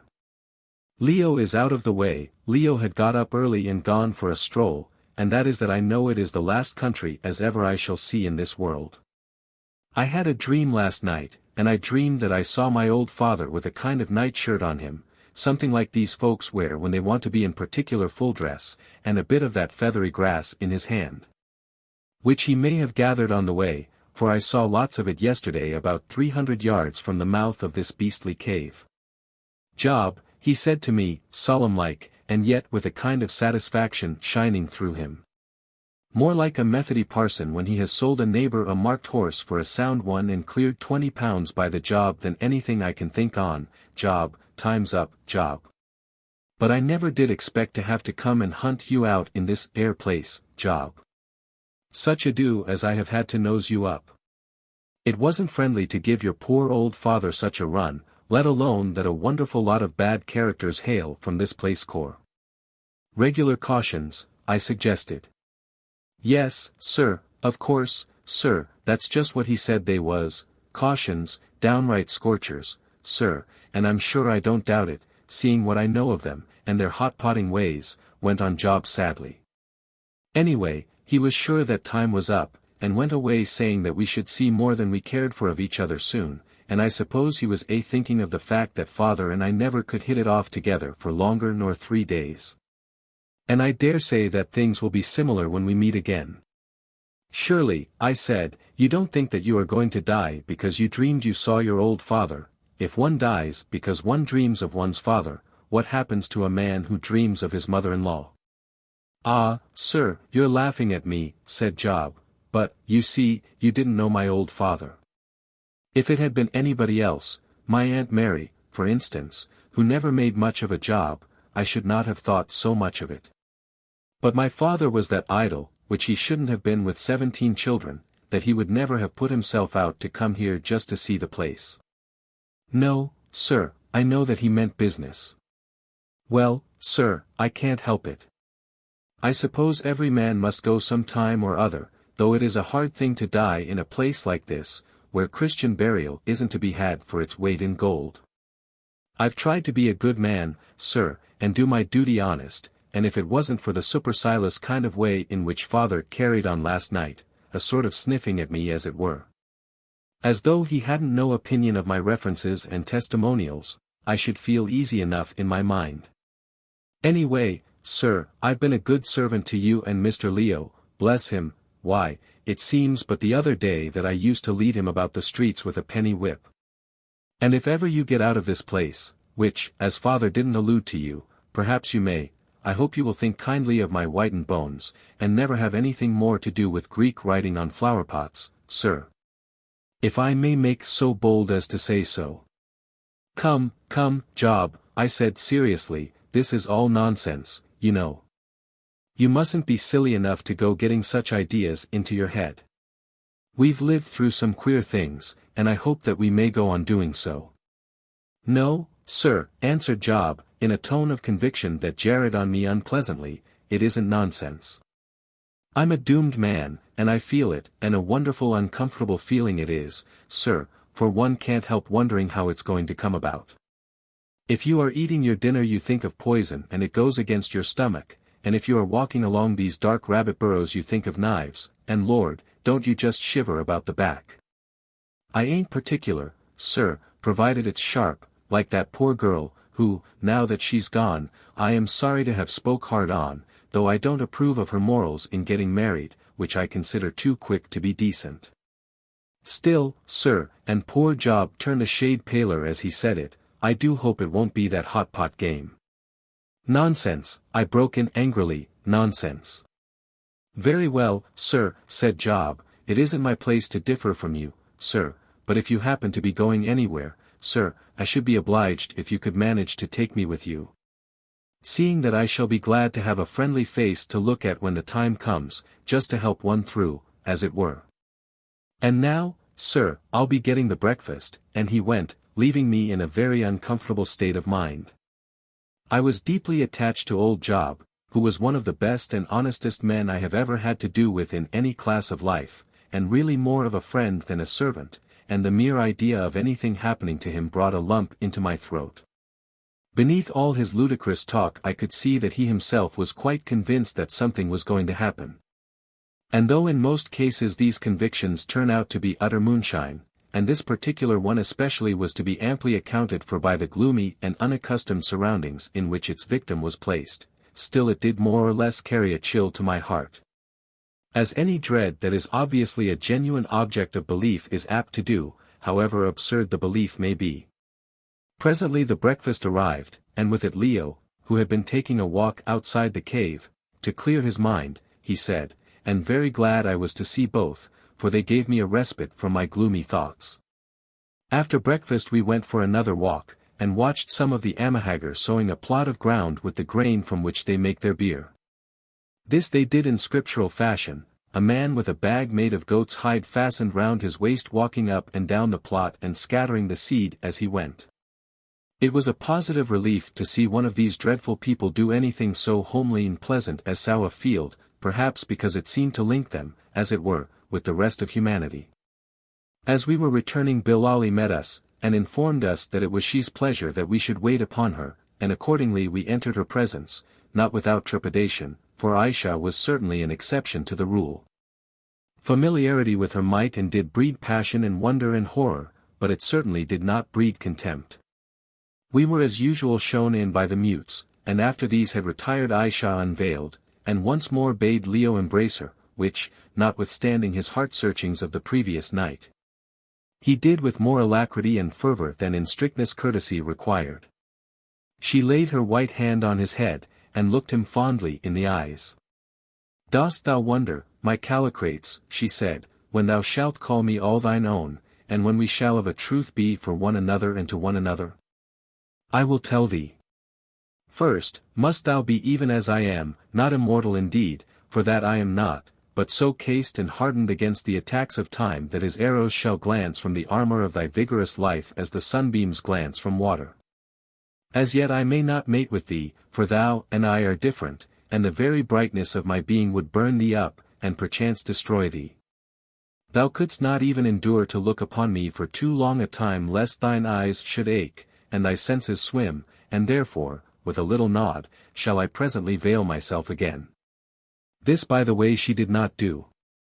"No, listen, thou shalt not be tried beyond endurance, for this very evening, an hour before the sun goes down, shall we start hence, and by tomorrow's dark, if all goes well, and the road is not lost to me, which I pray it may not be, shall we stand in the place of life, and thou shalt bathe in the fire, and come forth glorified, as no man ever was before thee, and then, Callicrates, shalt thou call me wife, and I will call thee husband." Leo muttered something in answer to this astonishing statement, I do not know what, and she laughed a little at his confusion, and went on. "And thou, too, O Holly. On thee also will I confer this boon, and then of a truth shalt thou be evergreen, and this will I do, well, because thou hast pleased me, Holly, for thou art not altogether a fool, like most of the sons of men, and because, though thou hast a school of philosophy as full of nonsense as those of the old days, yet hast thou not forgotten how to turn a pretty phrase about a lady's eyes." "Hullo, old fellow," whispered Leo, with a return of his old cheerfulness, "have you been paying compliments? I should never have thought it of you." "I thank thee, O Ayesha," I replied, with as much dignity as I could command, "but if there be such a place as thou dost describe, and if in this strange place there may be found a fiery virtue that can hold off death when he comes to pluck us by the hand, yet would I none of it. For me, O Ayesha, the world has not proved so soft a nest that I would lie in it for ever. A stony-hearted mother is our earth, and stones are the bread she gives her children for their daily food. Stones to eat and bitter water for their thirst, and stripes for tender nurture. Who would endure this for many lives? Who would so load up his back with memories of lost hours and loves, and of his neighbor's sorrows that he cannot lessen, and wisdom that brings not consolation? Hard is it to die, because our delicate flesh doth shrink back from the worm it will not feel, and from that unknown which the winding sheet doth curtain from our view. But harder still, to my fancy, would it be to live on, green in the leaf and fair, but dead and rotten at the core, and feel that other secret worm of recollection gnawing ever at the heart. Bethink thee, Holly, she said. Yet doth long life and strength and beauty beyond measure mean power and all things that are dear to man. And what, O Queen, I answered, are those things that are dear to man? Are they not bubbles? Is not ambition but an endless ladder by which no height is ever climbed till the last unreachable rung is mounted? For height leads on to height, and there is no resting place upon them, and rung doth grow upon rung, and there is no limit to the number. Doth not wealth satiate, and become nauseous, and no longer serve to satisfy or pleasure, or to buy an hour's peace of mind? And is there any end to wisdom that we may hope to reach it? Rather, the more we learn, shall we not thereby be able only to better compass out our ignorance? Did we live 10,000 years could we hope to solve the secrets of the suns, and of the space beyond the suns, and of the hand that hung them in the heavens? Would not our wisdom be but as a gnawing hunger calling our consciousness day by day to a knowledge of the empty craving of our souls? Would it not be but as a light in one of these great caverns, that, though bright it burn, and brighter yet, doth but the more serve to show the depths of the gloom around it? And what good thing is there beyond that we may gain by length of days? Nay, my Holly, there is love, love which makes all things beautiful, and doth breathe divinity into the very dust we tread.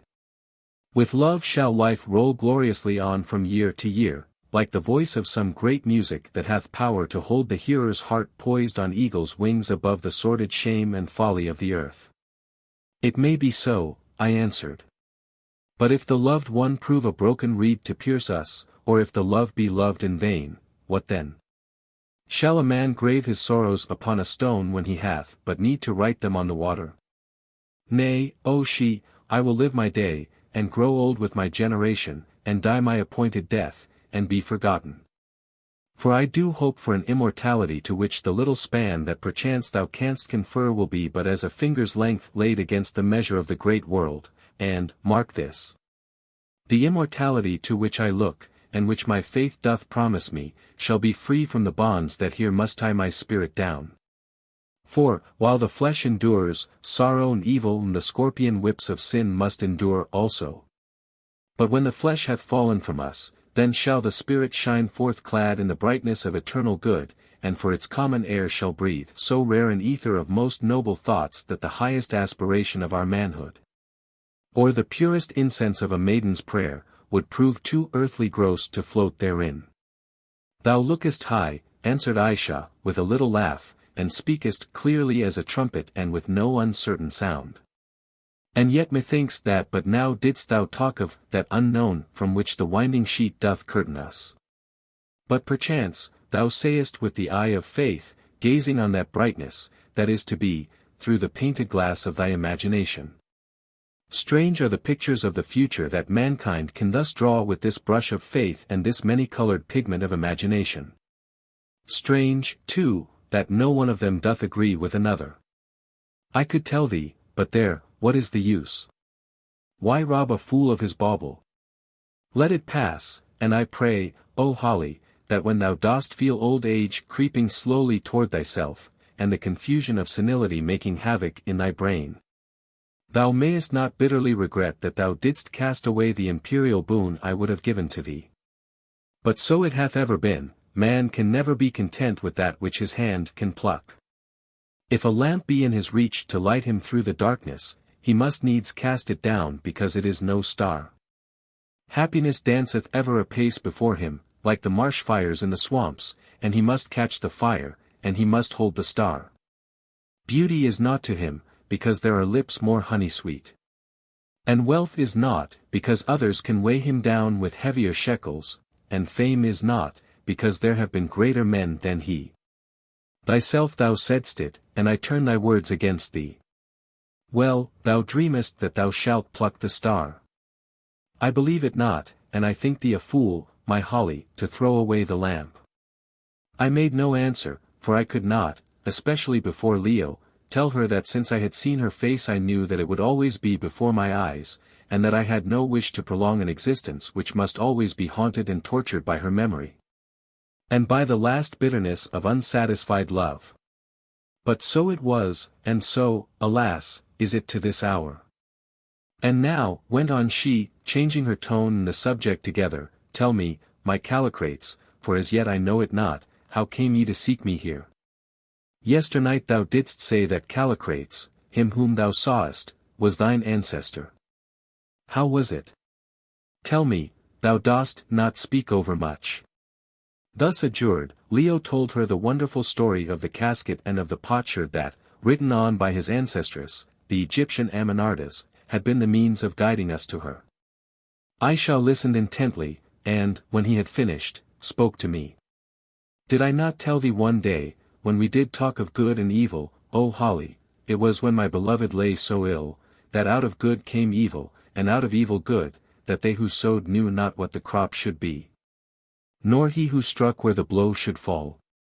See, now, this Egyptian Amenartas, this royal child of the Nile who hated me, and whom even now I hate, for in a way she did prevail against me, see, now, she herself hath been the very means to bring her lover to mine arms. For her sake I slew him, and now, behold, through her he hath come back to me.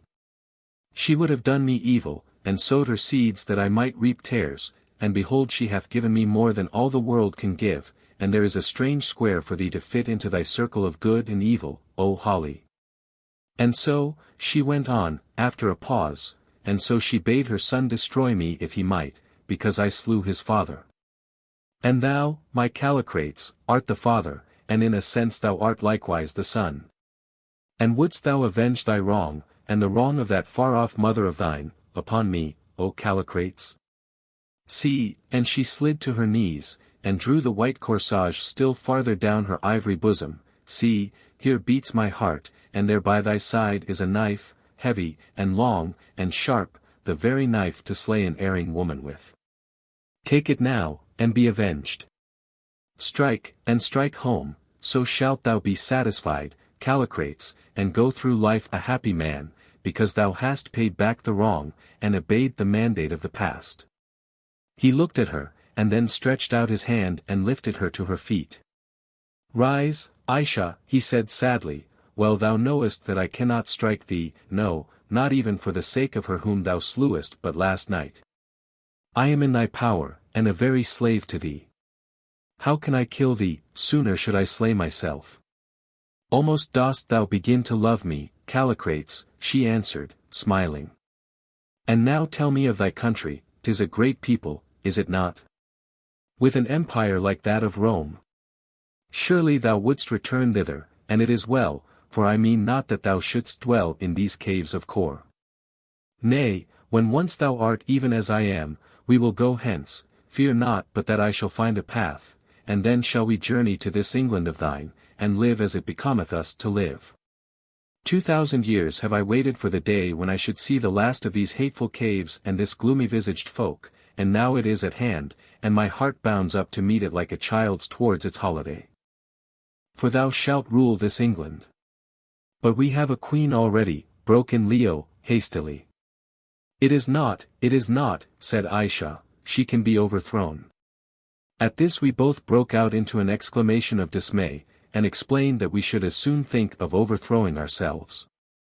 But here is a strange thing, said Ayesha, in astonishment, a queen whom her people love. Surely the world must have changed since I dwelt in Kôr. Again we explained that it was the character of monarchs that had changed, and that the one under whom we lived was venerated and beloved by all right-thinking people in her vast realms. Also, we told her that real power in our country rested in the hands of the people, and that we were in fact ruled by the votes of the lower and least educated classes of the community. Ah, she said, a democracy, then surely there is a tyrant, for I have long since seen that democracies, having no clear will of their own, in the end set up a tyrant, and worship him. Yes, I said, we have our tyrants. Well, she answered resignedly, we can at any rate destroy these tyrants, and Callicrates shall rule the land. I instantly informed Ayesha that in England blasting was not an amusement that could be indulged in with impunity, and that any such attempt would meet with the consideration of the law and probably end upon a scaffold. The law, she laughed with scorn, the law. Canst thou not understand, O Holly, that I am above the law, and so shall my callicrates be also? All human law will be to us as the north wind to a mountain. Does the wind bend the mountain, or the mountain the wind? And now leave me, I pray thee, and thou too, my own callicrates, for I would get me ready against our journey, and so must ye both, and your servant also. But bring no great quantity of things with thee, for I trust that we shall be but 3 days gone. Then shall we return hither, and I will make a plan whereby we can bid farewell for ever to these sepulchres of Kôr. Yea, surely thou mayst kiss my hand. So we went, I, for one, meditating deeply on the awful nature of the problem that now opened out before us. The terrible she had evidently made up her mind to go to England, and it made me absolutely shudder to think what would be the result of her arrival there. What her powers were I knew, and I could not doubt but that she would exercise them to the full. It might be possible to control her for a while, but her proud, ambitious spirit would be certain to break loose and avenge itself for the long centuries of its solitude. She would, if necessary, and if the power of her beauty did not unaided prove equal to the occasion, blast her way to any end she set before her, and, as she could not die, and for aught I knew could not even be killed 24, what was there to stop her? In the end she would, I had little doubt, assume absolute rule over the British dominions, and probably over the whole earth, and though I was sure that she would speedily make ours the most glorious and prosperous empire that the world has ever seen, it would be at the cost of a terrible sacrifice of life. The whole thing sounded like a dream or some extraordinary invention of a speculative brain, and yet it was a fact, a wonderful fact, of which the whole world would soon be called on to take notice. What was the meaning of it all?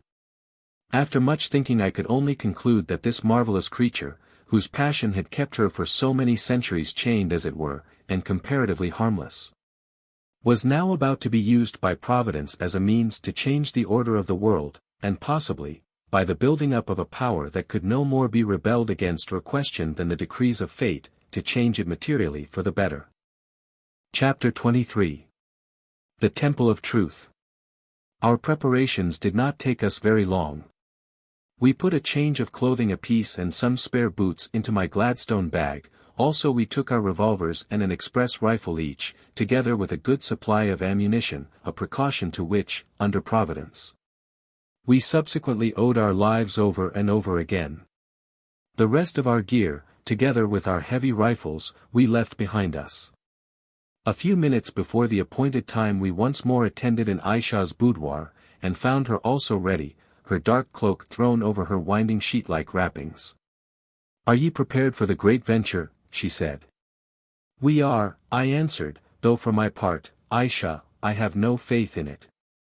"Ah, my Holly," she said, "thou art of a truth like those old Jews, of whom the memory vexes me so sorely, unbelieving, and hard to accept that which they have not known. But thou shalt see. For unless my mirror beyond lies," and she pointed to the font of crystal water, "the path is yet open as it was of old time. And now let us start upon the new life which shall end, who knoweth where?" "Ah," I echoed, "who knoweth where?" And we passed down into the great central cave, and out into the light of day. At the mouth of the cave we found a single litter with 6 bearers, all of them mutes, waiting, and with them I was relieved to see our old friend Bilali, for whom I had conceived a sort of affection. It appeared that, for reasons not necessary to explain at length, Ayesha had thought it best that, with the exception of herself, we should proceed on foot, and this we were nothing loath to do, after our long confinement in these caves, which, however suitable they might be for sarcophagi, a singularly inappropriate word, by the way, for these particular tombs, which certainly did not consume the bodies given to their keeping, were depressing habitations for breathing mortals like ourselves. Either by accident or by the orders of she, the space in front of the cave where we had beheld that awful dance was perfectly clear of spectators. Not a soul was to be seen, and consequently I do not believe that our departure was known to anybody, except perhaps the mutes who waited on she, and they were, of course, in the habit of keeping what they saw to themselves. In a few minutes' time we were stepping out sharply across the great cultivated plain or lake bed, framed like a vast emerald in its setting of frowning cliff. And had another opportunity of wondering at the extraordinary nature of the site chosen by these old people of Kôr for their capital, and at the marvelous amount of labor, ingenuity, and engineering skill that must have been brought into requisition by the founders of the city to drain so huge a sheet of water, and to keep it clear of subsequent accumulations. It is, indeed, so far as my experience goes, an unequaled instance of what man can do in the face of nature. For in my opinion such achievements as the Suez Canal or even the Mont Cenis Tunnel do not approach this ancient undertaking in magnitude and grandeur of conception. When we had been walking for about half an hour, enjoying ourselves exceedingly in the delightful cool which about this time of the day always appeared to descend upon the great plain of Kôr, and which in some degree atoned for the want of any land or sea breeze, for all wind was kept off by the rocky mountain wall, we began to get a clear view of what Bilali had informed us were the ruins of the great city.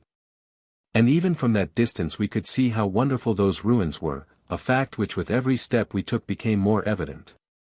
The town was not very large if compared to Babylon or Thebes, or other cities of remote antiquity. Perhaps its outer wall contained some 12 square miles of ground, or a little more. Nor had the walls, so far as we could judge when we reached them, been very high, probably not more than 40 feet, which was about their present height where they had not through the sinking of the ground, or some such cause, fallen into ruin.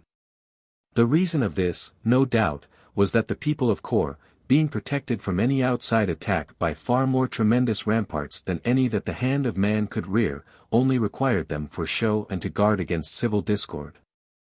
But on the other hand they were as broad as they were high, built entirely of dressed stone, hewn, no doubt, from the vast caves, and surrounded by a great moat about 60 feet in width, some reaches of which were still filled with water. About 10 minutes before the sun finally sank we reached this moat, and passed down and through it, clambering across what evidently were the piled-up fragments of a great bridge in order to do so. And then with some little difficulty over the slope of the wall to its summit. I wish that it lay within the power of my pen to give some idea of the grandeur of the sight that then met our view. There, all bathed in the red glow of the sinking sun, were miles upon miles of ruins, columns, temples, shrines, and the palaces of kings, varied with patches of green bush. Of course, the roofs of these buildings had long since fallen into decay and vanished, but owing to the extreme massiveness of the style of building, and to the hardness and durability of the rock employed, most of the party walls and great columns still remained standing. 25.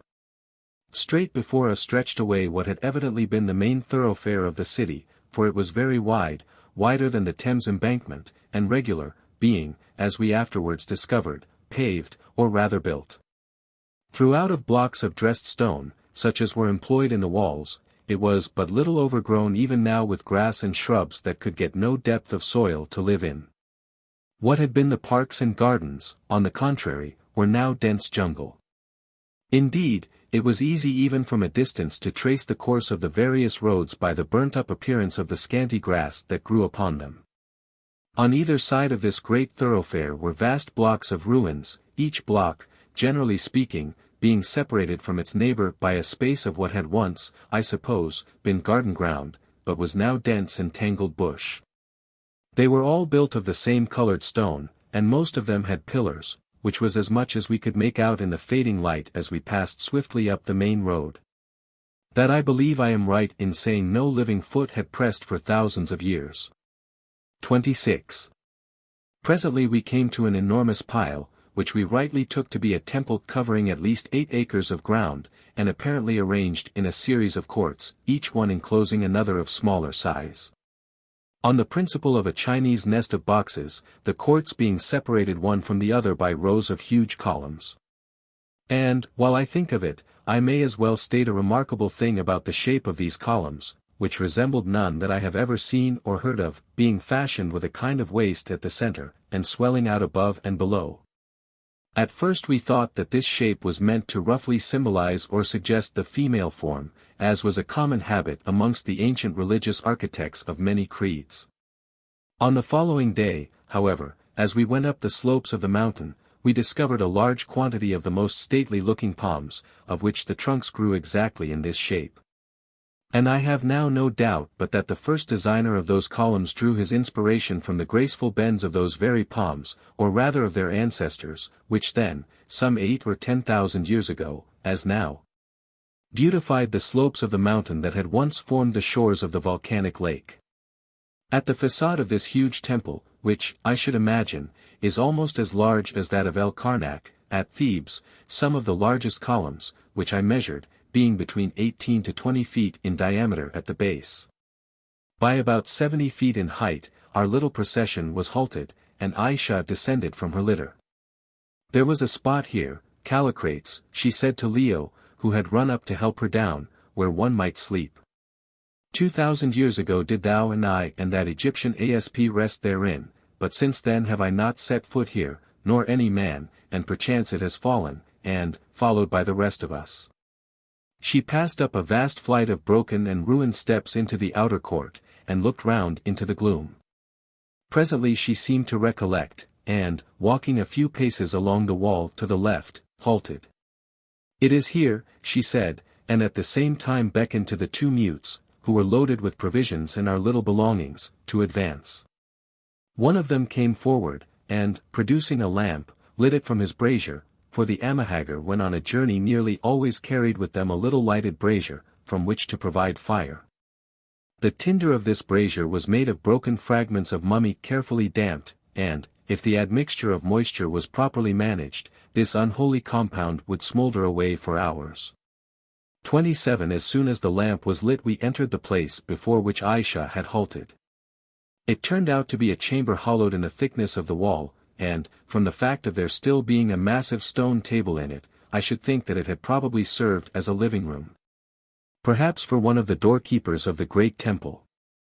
Here we stopped, and after cleaning the place out and making it as comfortable as circumstances and the darkness would permit, we ate some cold meat, at least Leo, Job and I did, for Ayesha, as I think I have said elsewhere, never touched anything except cakes of flour, fruit and water. While we were still eating, the moon, which was at her full, rose above the mountain wall, and began to flood the place with silver. "Wot ye why I have brought you here tonight, my Holly?" said Ayesha, leaning her head upon her hand and watching the great orb as she rose, like some heavenly queen, above the solemn pillars of the temple. "I brought you, nay, it is strange, but knowest thou, Callicrates, that thou liest at this moment upon the very spot where thy dead body lay when I bore thee back to those caves of Kôr so many years ago? It all returns to my mind now. I can see it, and horrible is it to my sight," and she shuddered. Here Leo jumped up and hastily changed his seat. However the reminiscence might affect Ayesha, it clearly had few charms for him. "I brought you," went on Ayesha presently, "that ye might look upon the most wonderful sight that ever the eye of man beheld, the full moon shining over ruined Kôr. When ye have done your eating, I would that I could teach you to eat naught but fruit, Callicrates, but that will come after thou hast laved in the fire. Once I, too, ate flesh like a brute beast. When ye have done we will go out, and I will show you this great temple and the God whom men once worshipped therein." Of course we got up at once, and started. And here again my pen fails me. To give a string of measurements and details of the various courts of the temple would only be wearisome, supposing that I had them, and yet I know not how I am to describe what we saw, magnificent as it was even in its ruin. Almost beyond the power of realization. Court upon dim court, row upon row of mighty pillars, some of them, especially at the gateways, sculptured from pedestal to capital, space upon space of empty chambers that spoke more eloquently to the imagination than any crowded streets. And over all, the dead silence of the dead, the sense of utter loneliness, and the brooding spirit of the past. How beautiful it was, and yet how drear. We did not dare to speak aloud. Ayesha herself was awed in the presence of an antiquity compared to which even her length of days was but a little thing. We only whispered, and our whispers seemed to run from column to column, till they were lost in the quiet air. Bright fell the moonlight on pillar and court and shattered wall, hiding all their rents and imperfections in its silver garment, and clothing their hoar majesty with the peculiar glory of the night. It was a wonderful sight to see the full moon looking down on the ruined Plain of Kôr. It was a wonderful thing to think for how many thousands of years the dead orb above and the dead city below had gazed thus upon each other. And in the utter solitude of space poured forth each to each the tale of their lost life and long-departed glory. The white light fell, and minute by minute the quiet shadows crept across the grass-grown courts like the spirits of old priests haunting the habitations of their worship. The white light fell. And the long shadows grew till the beauty and grandeur of each scene and the untamed majesty of its present death seemed to sink into our very souls, and speak more loudly than the shouts of armies concerning the pomp and splendor that the grave had swallowed, and even memory had forgotten. "Come," said Ayesha, after we had gazed and gazed, I know not for how long, "and I will show you the stony flower of loveliness and wonder's very crown. If yet it stands to mock time with its beauty and fill the heart of man with longing for that which is behind the veil," and, without waiting for an answer, she led us through 2 more pillared courts into the inner shrine of the old fane. And there, in the center of the inmost court, that might have been some 50 yards square, or a little more, we stood face to face with what is perhaps the grandest allegorical work of art that the genius of her children has ever given to the world. For in the exact center of the court, placed upon a thick square slab of rock, was a huge round ball of dark stone, some 20 feet in diameter.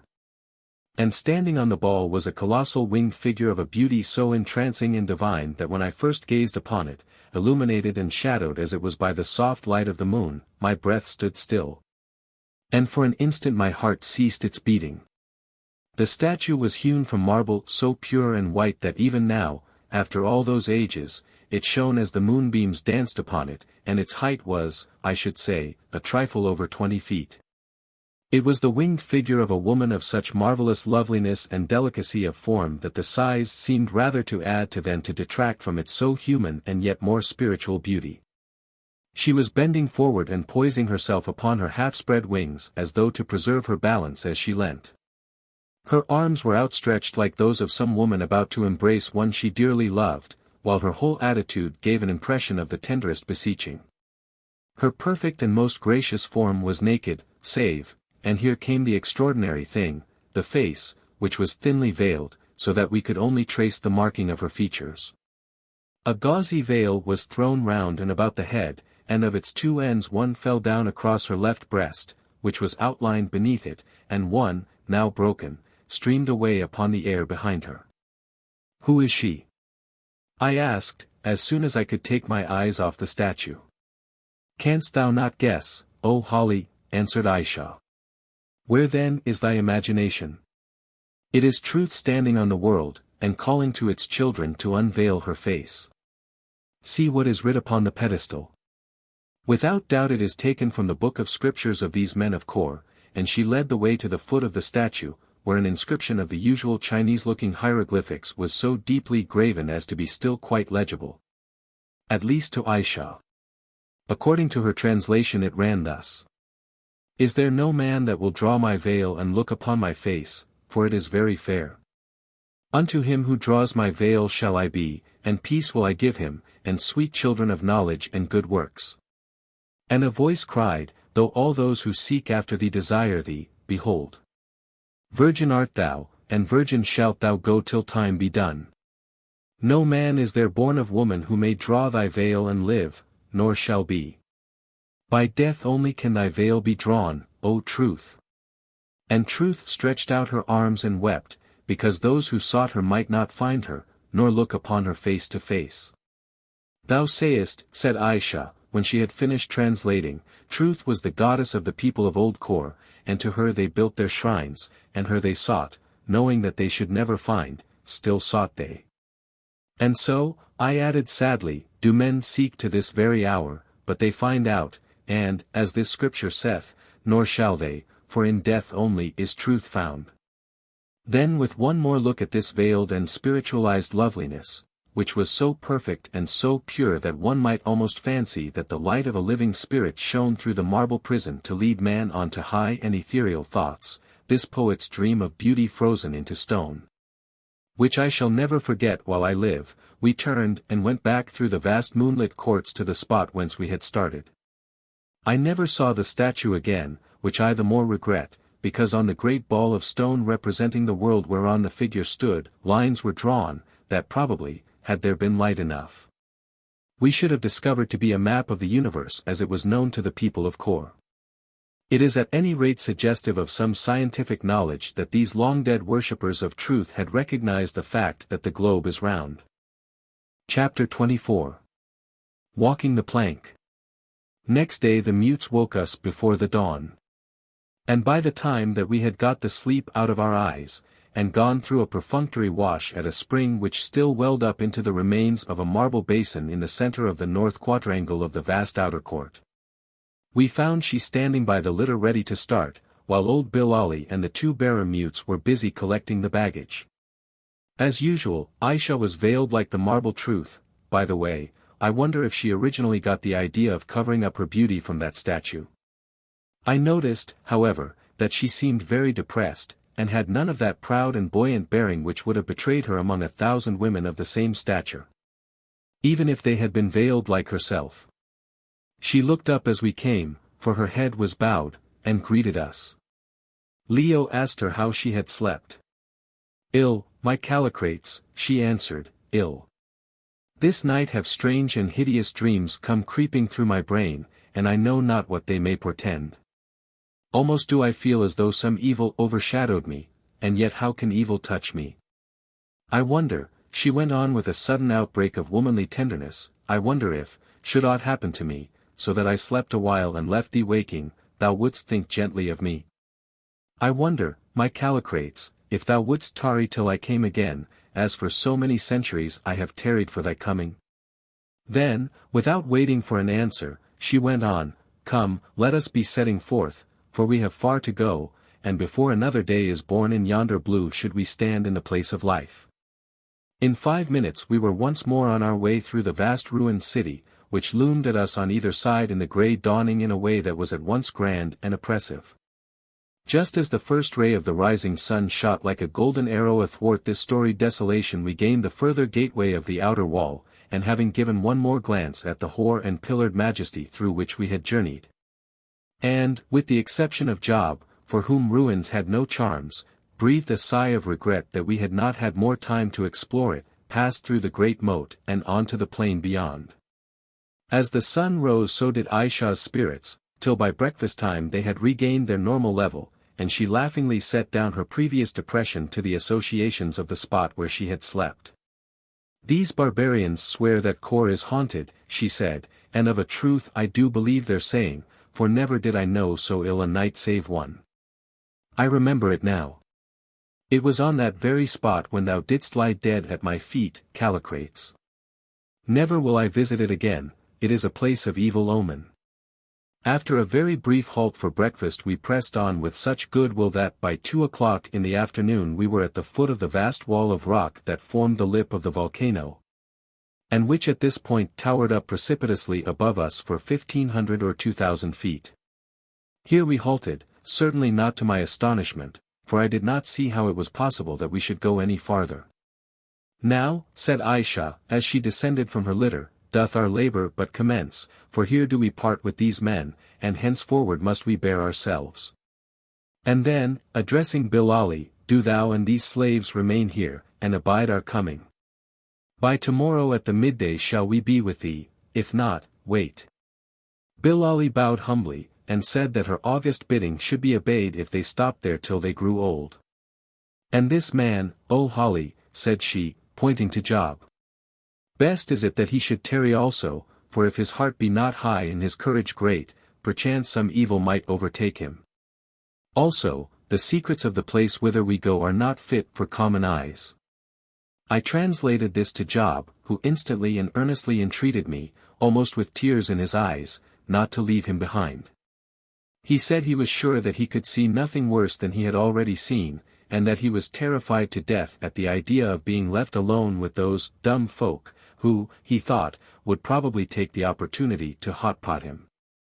I translated what he said to Ayesha, who shrugged her shoulders, and answered, "Well, let him come, it is not to me. On his own head be it, and he will serve to bear the lamp and this," and she pointed to a narrow plank, some 16 feet in length, which had been bound above the long bearing pole of her hammock. As I had thought to make curtains spread out better, but, as it now appeared, for some unknown purpose connected with our extraordinary undertaking.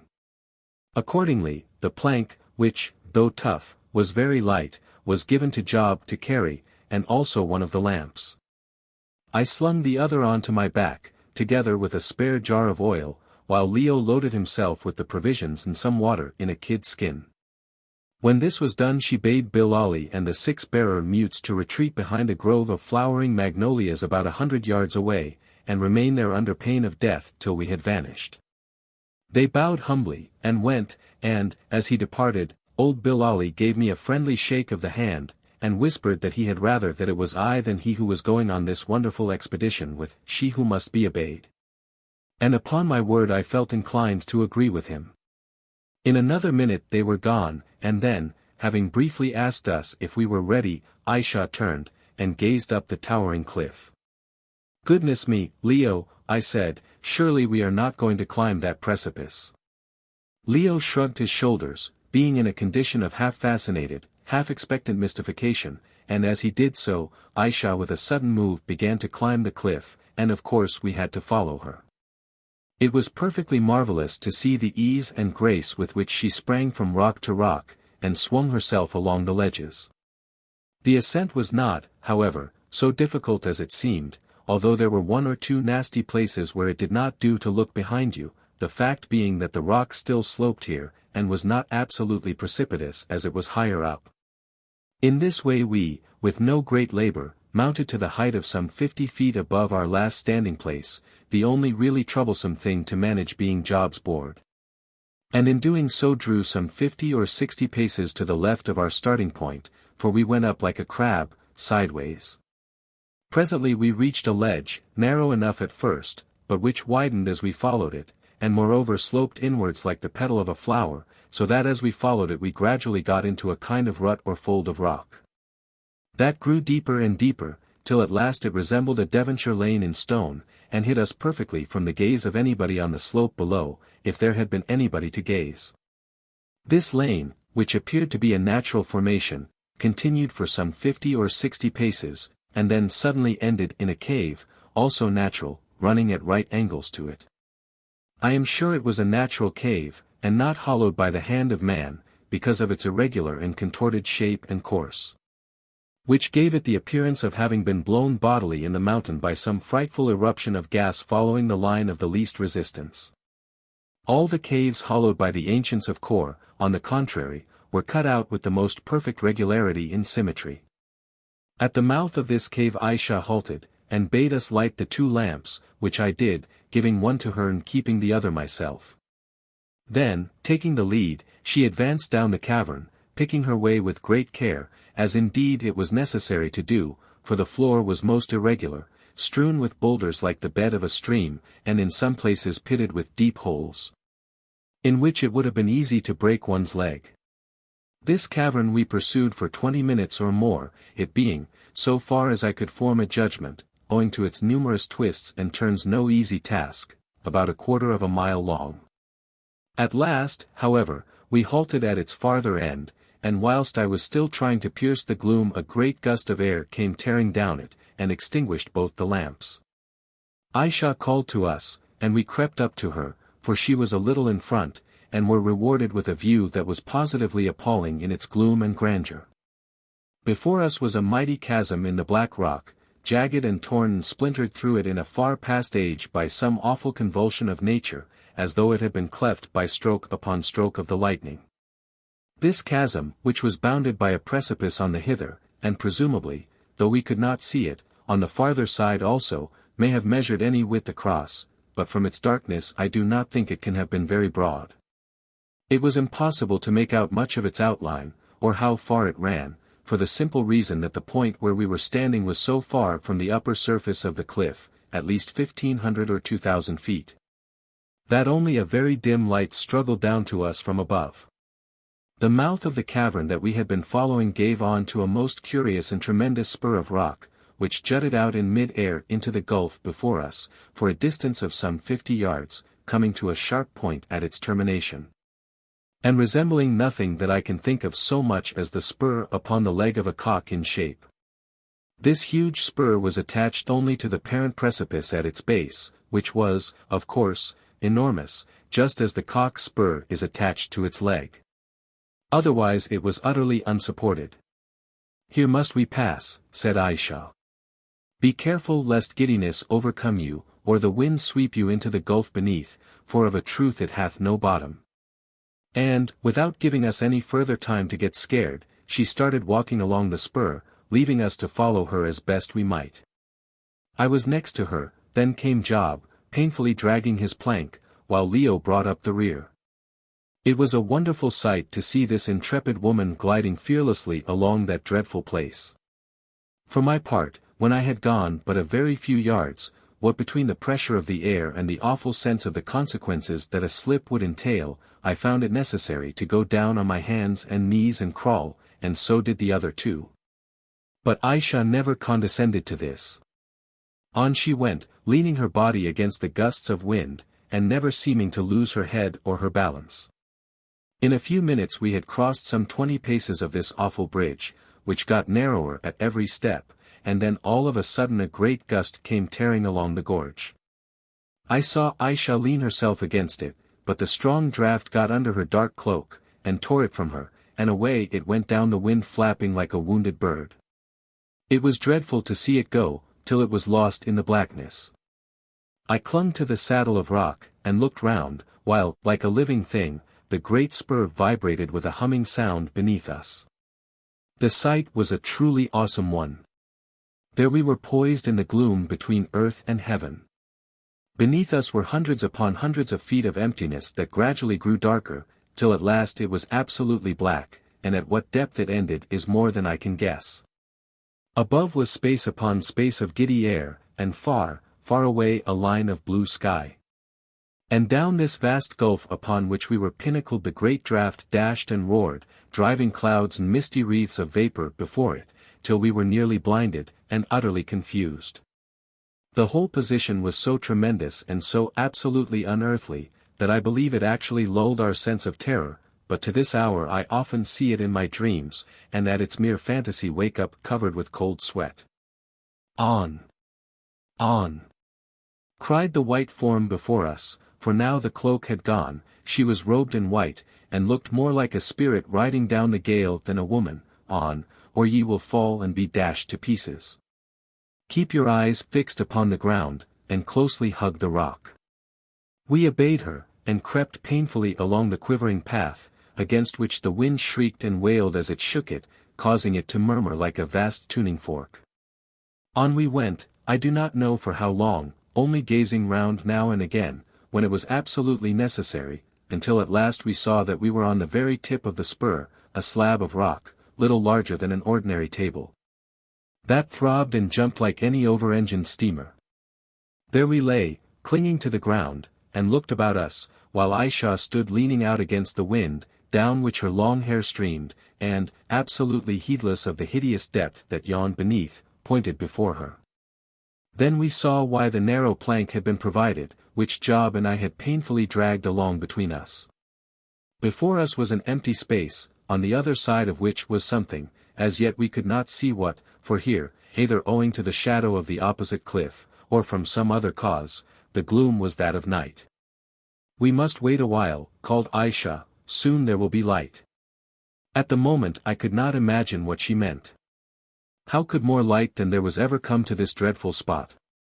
While I was still wondering, suddenly, like a great sword of flame, a beam from the setting sun pierced the Stygian gloom, and smote upon the point of rock whereon we lay, illumining Ayesha's lovely form with an unearthly splendor. I only wish I could describe the wild and marvelous beauty of that sword of fire, laid across the darkness and rushing mysteries of the gulf. How it got there I do not to this moment know, but I presumed that there was some cleft or hole in the opposing cliff, through which it pierced when the setting orb was in a direct line therewith. All I can say is, that the effect was the most wonderful that I ever saw. Right through the heart of the darkness that flaming sword was stabbed, and where it lay there was the most surpassingly vivid light, so vivid that even at a distance we could see the grain of the rock, while, outside of it, yes, within a few inches of its keen edge, was naught but clustering shadows. And now, by this ray of light, for which she had been waiting, and timed our arrival to meet, knowing that at this season for thousands of years it had always struck thus at sunset, we saw what was before us. Within 11 or 12 feet of the very tip of the tongue-like rock whereon we stood there arose, presumably from the far bottom of the gulf, a sugarloaf-shaped cone, of which the summit was exactly opposite to us. But had there been a summit only it would not have helped us much, for the nearest point of its circumference was some 40 feet from where we were. On the lip of this summit, however, which was circular and hollow, rested a tremendous flat boulder, something like a glacier stone, perhaps it was one. For all I know to the contrary, and the end of this boulder approached to within 12 feet or so of us. This huge rock was nothing more or less than a gigantic rocking stone, accurately balanced upon the edge of the cone or miniature crater, like a half-crown on the rim of a wineglass. For, in the fierce light that played upon it and us, we could see it oscillating in the gusts of wind. "Quick," said Ayesha, "the plank, we must cross while the light endures, presently it will be gone." "Oh, Lord, sir!" groaned Job, "surely she don't mean us to walk across that there place on that there thing," as in obedience to my direction he pushed the long board towards me. "That's it, Job," I halloed in ghastly merriment, though the idea of walking the plank was no pleasanter to me than to him.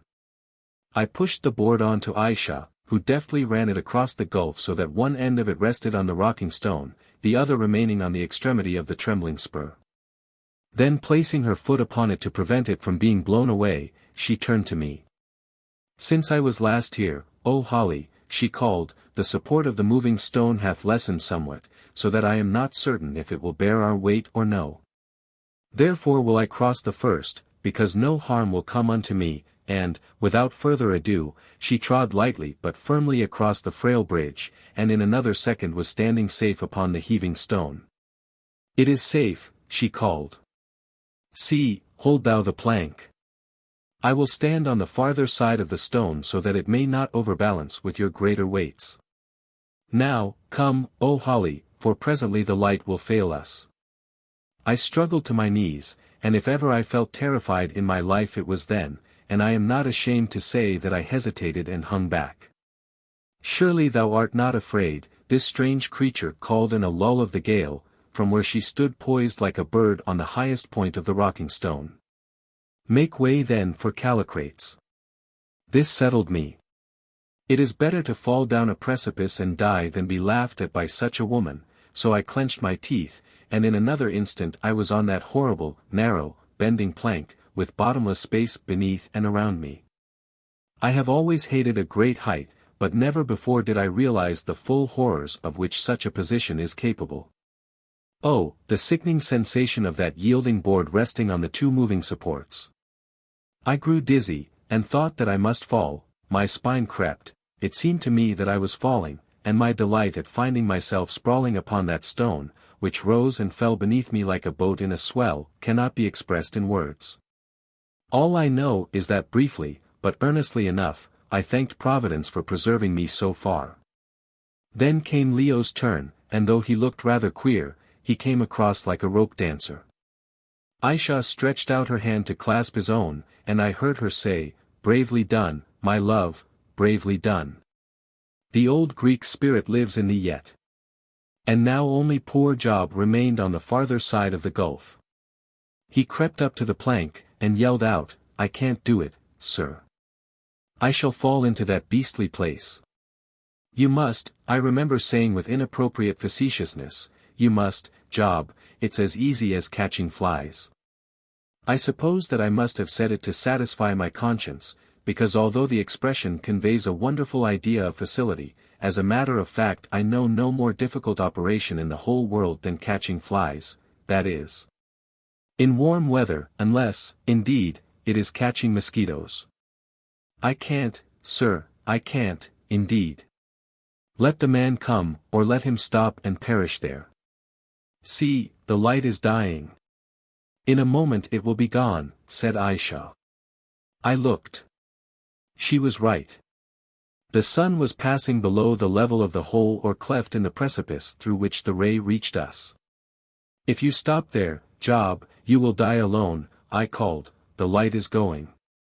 Come, be a man, Job, roared Leo, it's quite easy. Thus adjured, the miserable Job, with a most awful yell, precipitated himself face downwards on the plank. He did not dare, small blame to him, to try to walk it, and commenced to draw himself across in little jerks. His poor legs hanging down on either side into the nothingness beneath. His violent jerks at the frail board made the great stone, which was only balanced on a few inches of rock, oscillate in a most dreadful manner, and, to make matters worse, when he was halfway across, the flying ray of lurid light suddenly went out, just as though a lamp had been extinguished in a curtained room, leaving the whole howling wilderness of air black with darkness. Come on, Job, for God's sake! I shouted in an agony of fear, while the stone, gathering motion with every swing, rocked so violently that it was difficult to hang on to it. It was a truly awful position. Lord have mercy on me! Cried poor Job from the darkness. Oh, the plank slipping, and I heard a violent struggle, and thought that he was gone. But at that moment his outstretched hand, clasping in agony at the air, met my own, and I hauled, ah, how I did haul! Putting out all the strength that it has pleased Providence to give me in such abundance, and to my joy in another minute Job was gasping on the rock beside me. But the plank!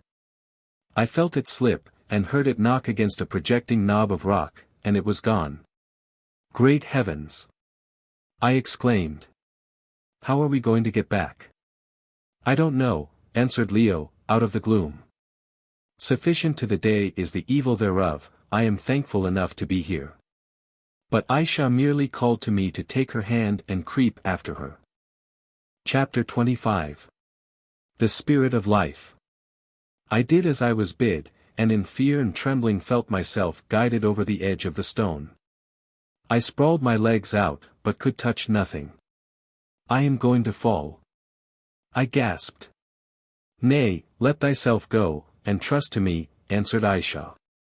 Now, if the position is considered, it will be easily understood that this was a greater demand upon my confidence than was justified by my knowledge of Ayesha's character. For all I knew, she might be in the very act of consigning me to a horrible doom. But in life we sometimes have to lay our faith upon strange altars, and so it was now. Let thyself go, she cried, and, having no choice, I did. I felt myself slide a pace or two down the sloping surface of the rock, and then pass into the air, and the thought flashed through my brain that I was lost. But no. In another instant my feet struck against a rocky floor, and I felt that I was standing upon something solid, and out of reach of the wind, which I could hear singing away overhead. As I stood there thanking heaven for these small mercies, there was a slip and a scuffle, and down came Leo alongside of me. Hello, old fellow, he called out, are you there? This is getting interesting, is it not? Just then, with a terrific yell, Job arrived right on the top of us, knocking us both down. By the time we had struggled to our feet again, Ayesha was standing among us, and bidding us light the lamps, which fortunately remained uninjured, as also did the spare jar of oil. I got out my box of wax matches, and they struck as merrily, there, in that awful place, as they could have done in a London drawing-room. In a couple of minutes both the lamps were alight and revealed a curious scene. We were huddled together in a rocky chamber, some 10 feet square, and scared enough we looked, that is, except Ayesha, who was standing calmly with her arms folded, and waiting for the lamps to burn up. The chamber appeared to be partly natural, and partly hollowed out of the top of the cone. The roof of the natural part was formed of the swinging stone, and that of the back part of the chamber, which sloped downwards, was hewn from the live rock. For the rest, the place was warm and dry, a perfect haven of rest compared to the giddy pinnacle above, and the quivering spur that shot out to meet it in mid-air. "So," said she, "safely have we come, though once I feared that the rocking stone would fall with you, and precipitate you into the bottomless depths beneath, for I do believe that the cleft goeth down to the very womb of the world. The rock whereon the stone reesteth hath crumbled beneath the swinging weight. And now that he, nodding towards Job, who was sitting on the floor, feebly wiping his forehead with a red cotton pocket handkerchief, whom they rightly call the pig, for as a pig is he stupid, hath let fall the plank. It will not be easy to return across the gulf, and to that end must I make a plan. But now rest a while, and look upon this place. What think ye that it is?" "We know not," I answered. "Wouldst thou believe, O Holly, that once a man did choose this airy nest for a daily habitation, and did here endure for many years, leaving it only but one day in every 12 to seek food and water and oil that the people brought, more than he could carry, and laid as an offering in the mouth of the tunnel through which we passed hither?" We looked up wonderingly, and she continued. "Yet so it was. There was a man, Nut, he named himself, who, though he lived in the latter days, had of the wisdom of the sons of Kôr. A hermit was he, and a philosopher, and greatly skilled in the secrets of nature, and he it was who discovered the fire that I shall show you, which is nature's blood and life, and also that he who bathed therein, and breathed thereof, should live while nature lives. But like unto thee, O Holly, this man, Nut, would not turn his knowledge to account. Ill, he said, was it for man to live, for man was born to die. Therefore did he tell his secret to none, and therefore did he come and live here, where the seeker after life must pass, and was revered of the Haggard of the day as holy, and a hermit. And when first I came to this country, knowest thou how I came, Callicrates? Another time I will tell thee, for it is a strange tale. I heard of this philosopher, and waited for him when he came to fetch his food, and returned with him hither, though greatly did I fear to tread the gulf. Then did I beguile him with my beauty and my wit, and flatter him with my tongue, so that he led me down and showed me the fire, and told me the secrets of the fire, but he would not suffer me to step therein, and, fearing lest he should slay me, I refrained, knowing that the man was very old, and soon would die. And I returned, having learned from him all that he knew of the wonderful spirit of the world, and that was much, for the man was wise and very ancient, and by purity in abstinence, and the contemplations of his innocent mind, had worn thin the veil between that which we see and the great invisible truths, the whisper of whose wings at times we hear as they sweep through the gross air of the world. Then, it was but a very few days after, I met thee, my Callicrates, who hadst wandered hither with the beautiful Egyptian Amenartas, and I learned to love for the first and last time, once and for ever. So that it entered into my mind to come hither with thee, and receive the gift of life for thee and me. Therefore came we, with that Egyptian who would not be left behind, and, behold, we found the old man Nut lying but newly dead. There he lay, and his white beard covered him like a garment, and she pointed to a spot near where I was sitting. But surely he hath long since crumbled into dust, and the wind hath borne his ashes hence. Here I put out my hand and felt in the dust, and presently my fingers touched something. It was a human tooth, very yellow, but sound. I held it up and showed it to Ayesha, who laughed. Yes, she said, it is his without a doubt. Behold what remaineth of Nut, and the wisdom of Nut, one little tooth. And yet that man had all life at his command, and for his conscience' sake would have none of it.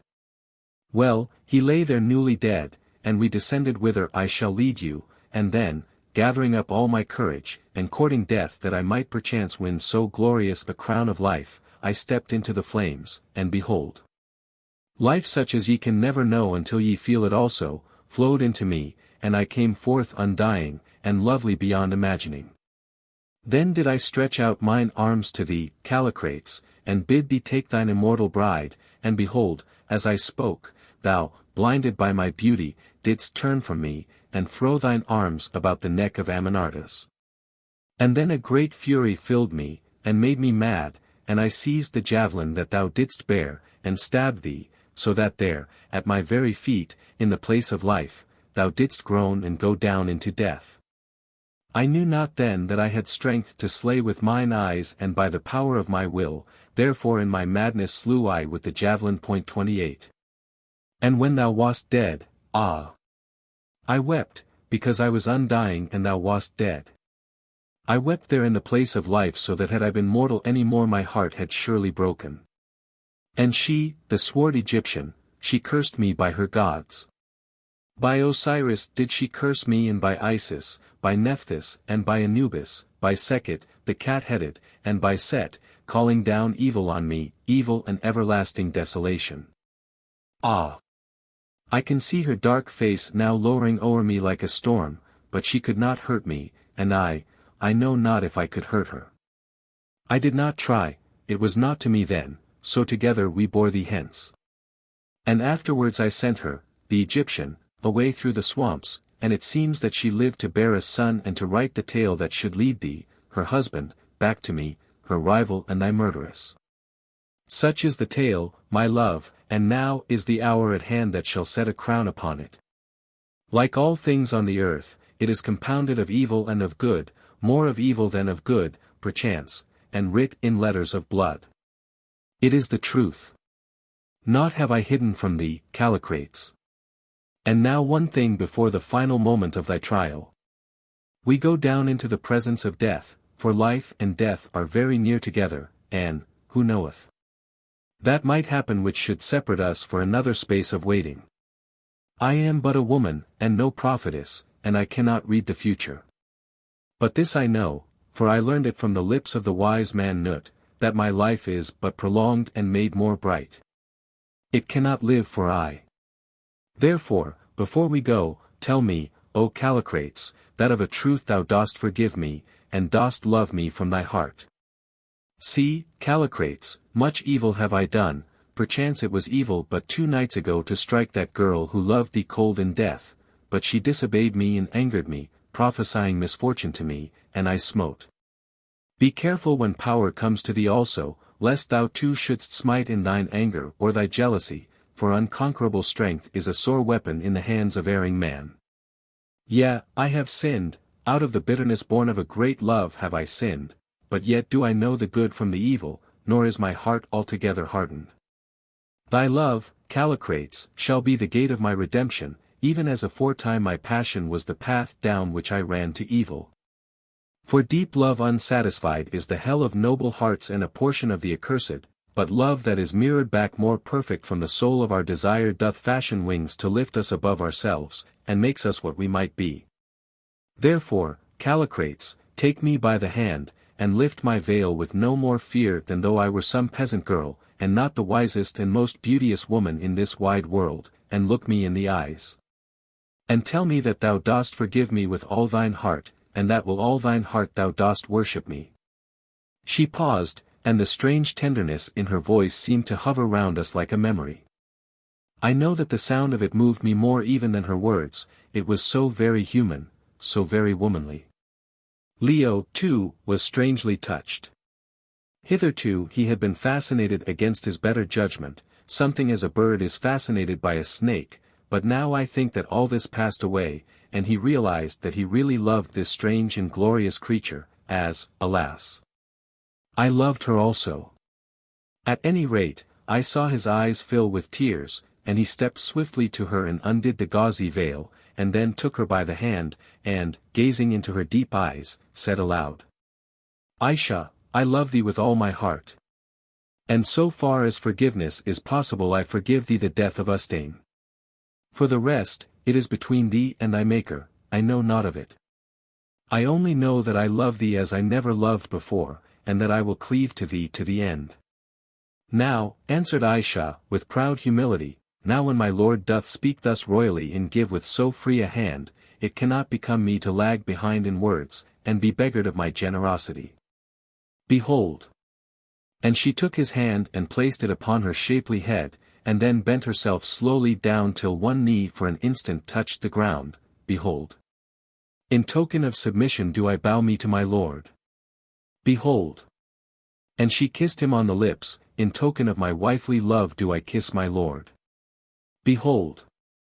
And she laid her hand upon his heart, by the sin I sinned, by my lonely centuries of waiting wherewith it was wiped out, by the great love wherewith I love, and by the Spirit, the eternal thing that doth beget all life, from whom it ebbs.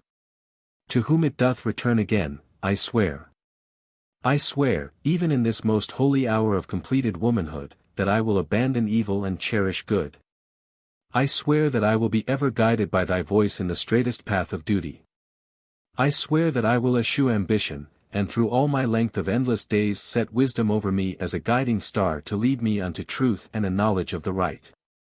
I swear also that I will honor and will cherish thee, Callicrates, who hast been swept by the wave of time back into my arms, aye, till the very end, come it soon or late. I swear, nay, I will swear no more, for what are words? Yet shalt thou learn that Ayesha hath no false tongue. So I have sworn, and thou, my Holly, art witness to my oath. Here, too, are we wed, my husband, with the gloom for bridal canopy, wed till the end of all things. Here do we write our marriage vows upon the rushing winds which shall bear them up to heaven, and continually round this rolling world. And for a bridal gift I crown thee with my beauty's starry crown, and enduring life, and wisdom without measure, and wealth that none can count. Behold!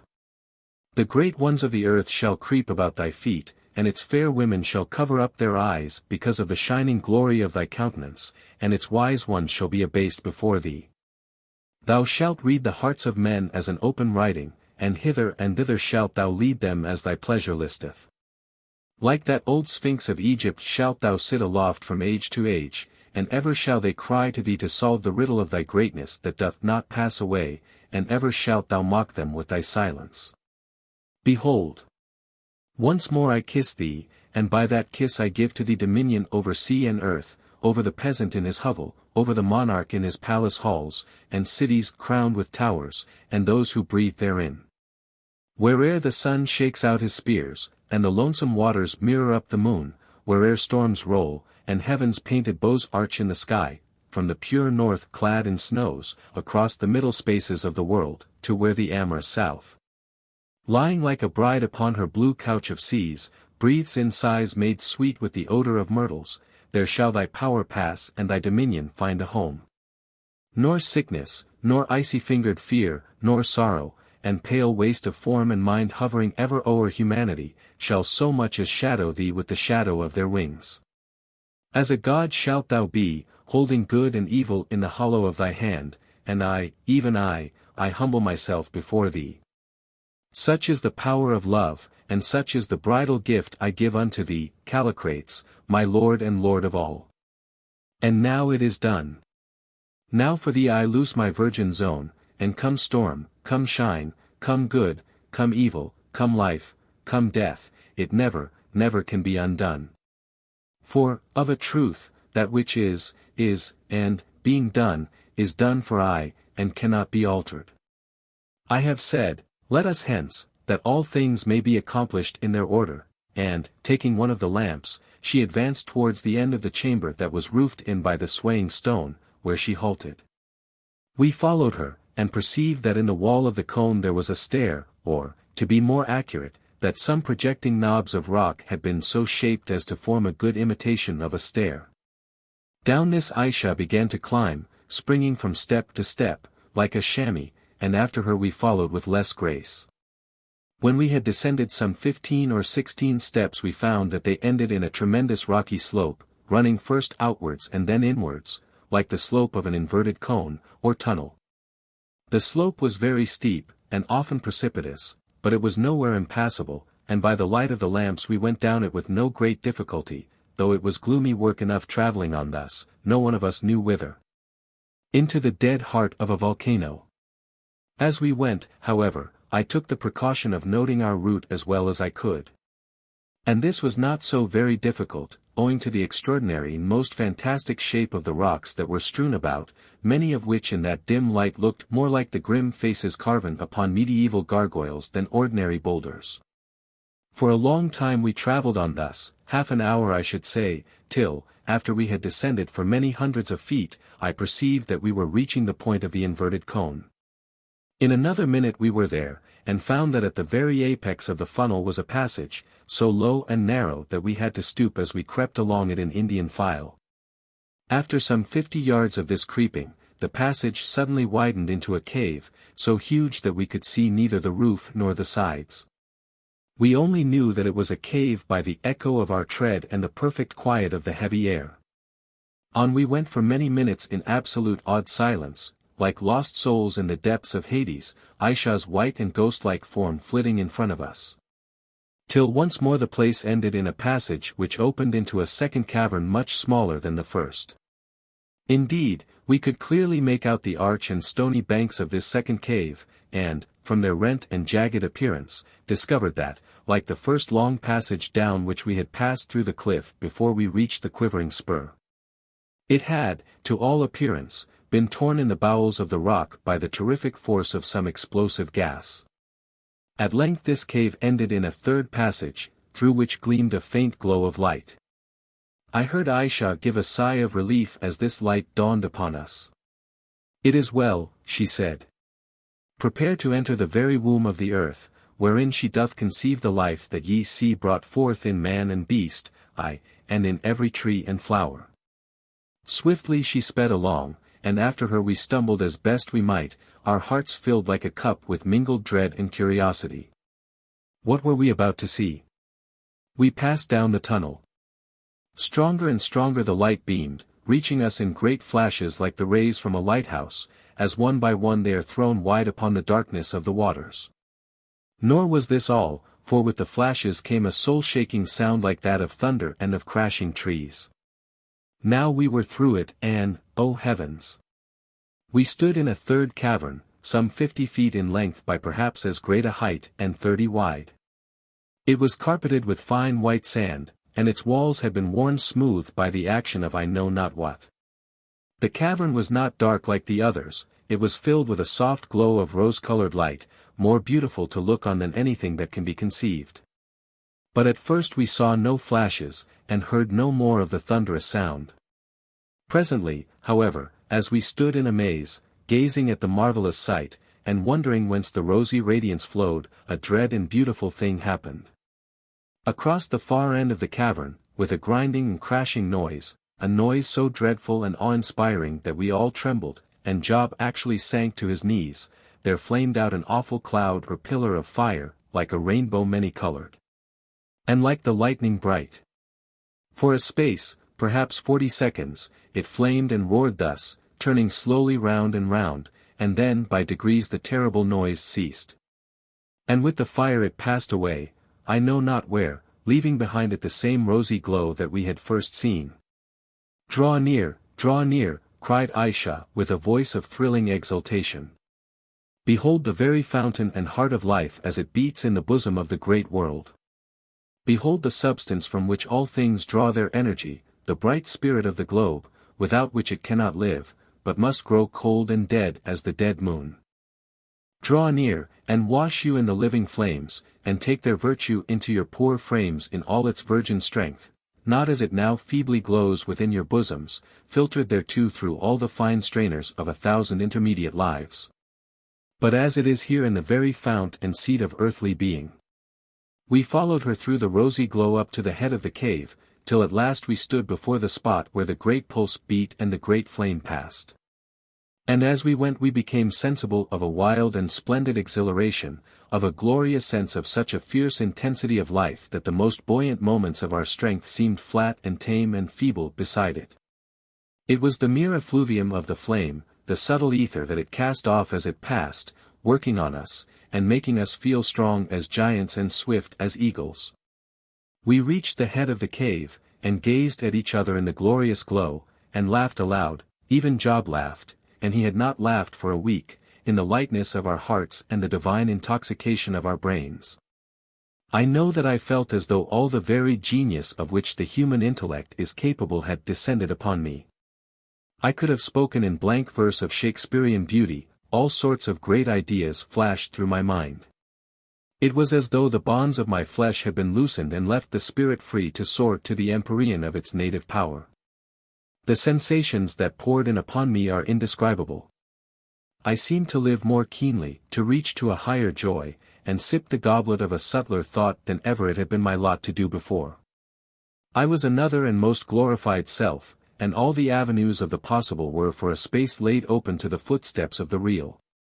Then, suddenly, whilst I rejoiced in this splendid vigor of a new-found self, from far, far away there came a dreadful muttering noise, that grew and grew to a crash and a roar, which combined in itself all that is terrible and yet splendid in the possibilities of sound. Nearer it came, and nearer yet, till it was close upon us, rolling down like all the thunder wheels of heaven behind the horses of the lightning.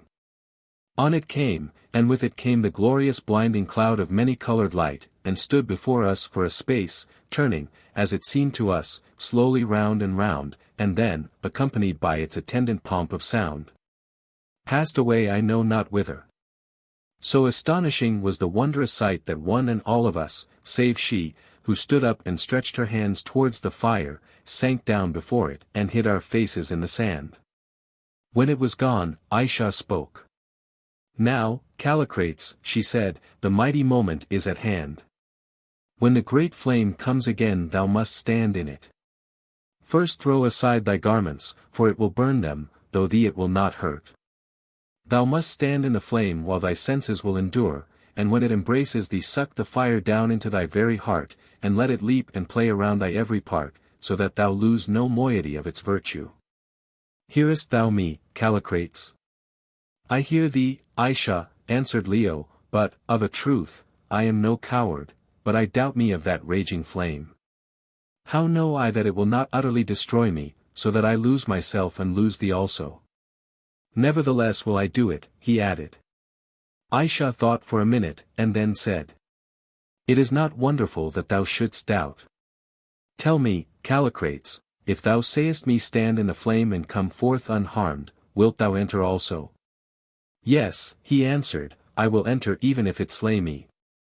I have said that I will enter now. And that will I also, I cried. What, my Holly, she laughed aloud, methought that thou wouldst not of length of days. Why, how is this?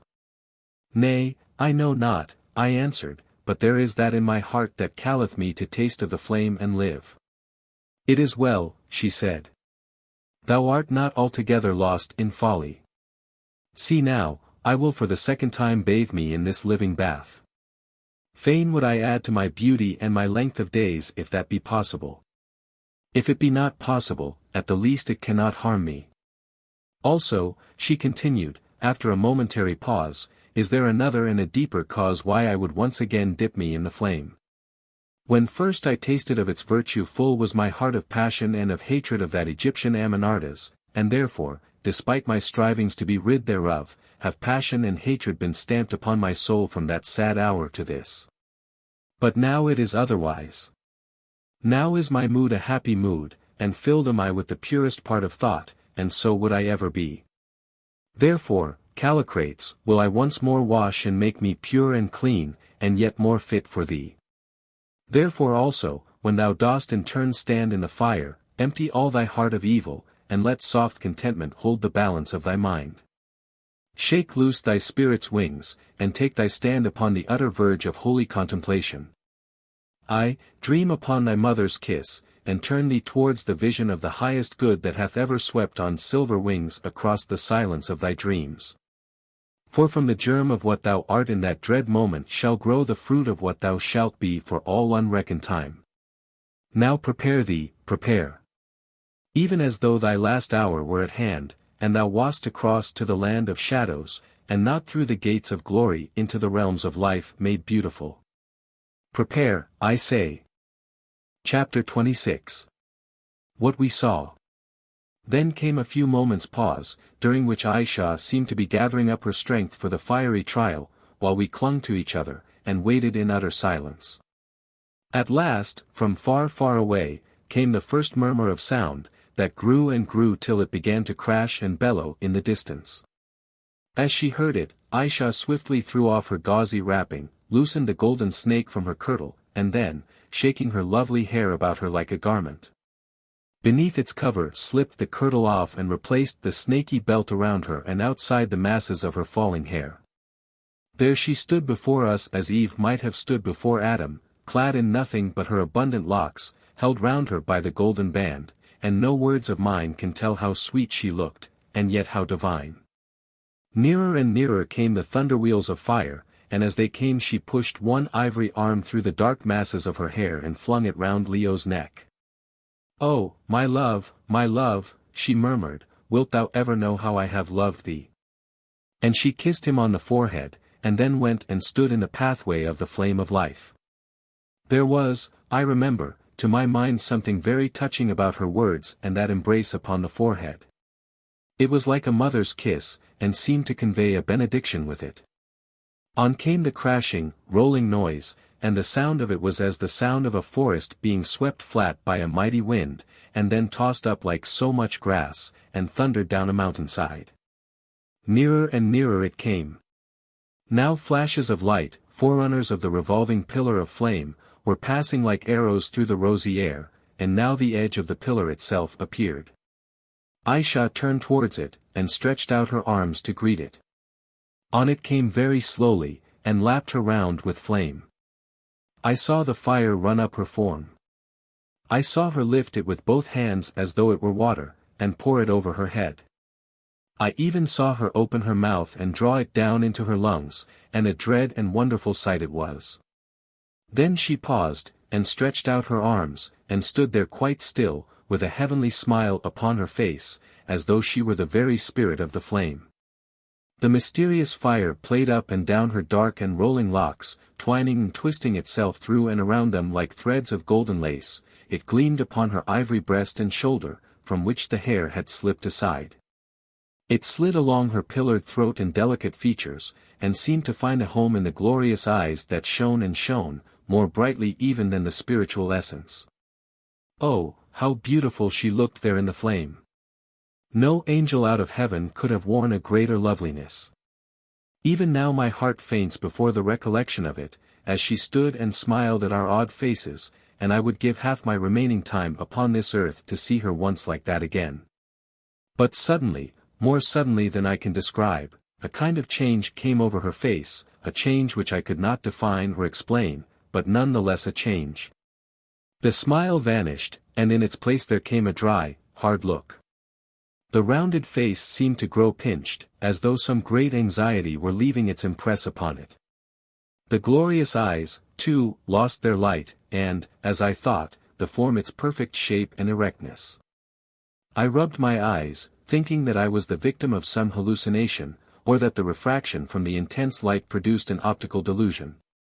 And, as I did so, the flaming pillar slowly twisted and thundered off whithersoever it passes to in the bowels of the great earth, leaving Ayesha standing where it had been. As soon as it was gone, she stepped forward to Leo's side. It seemed to me that there was no spring in her step, and stretched out her hand to lay it on his shoulder. I gazed at her arm. Where was its wonderful roundness and beauty? It was getting thin and angular. And her face, by heaven, her face was growing old before my eyes. I suppose that Leo saw it also. Certainly he recoiled a step or two. "What is it, my Callicrates?" she said, and her voice, what was the matter with those deep and thrilling notes?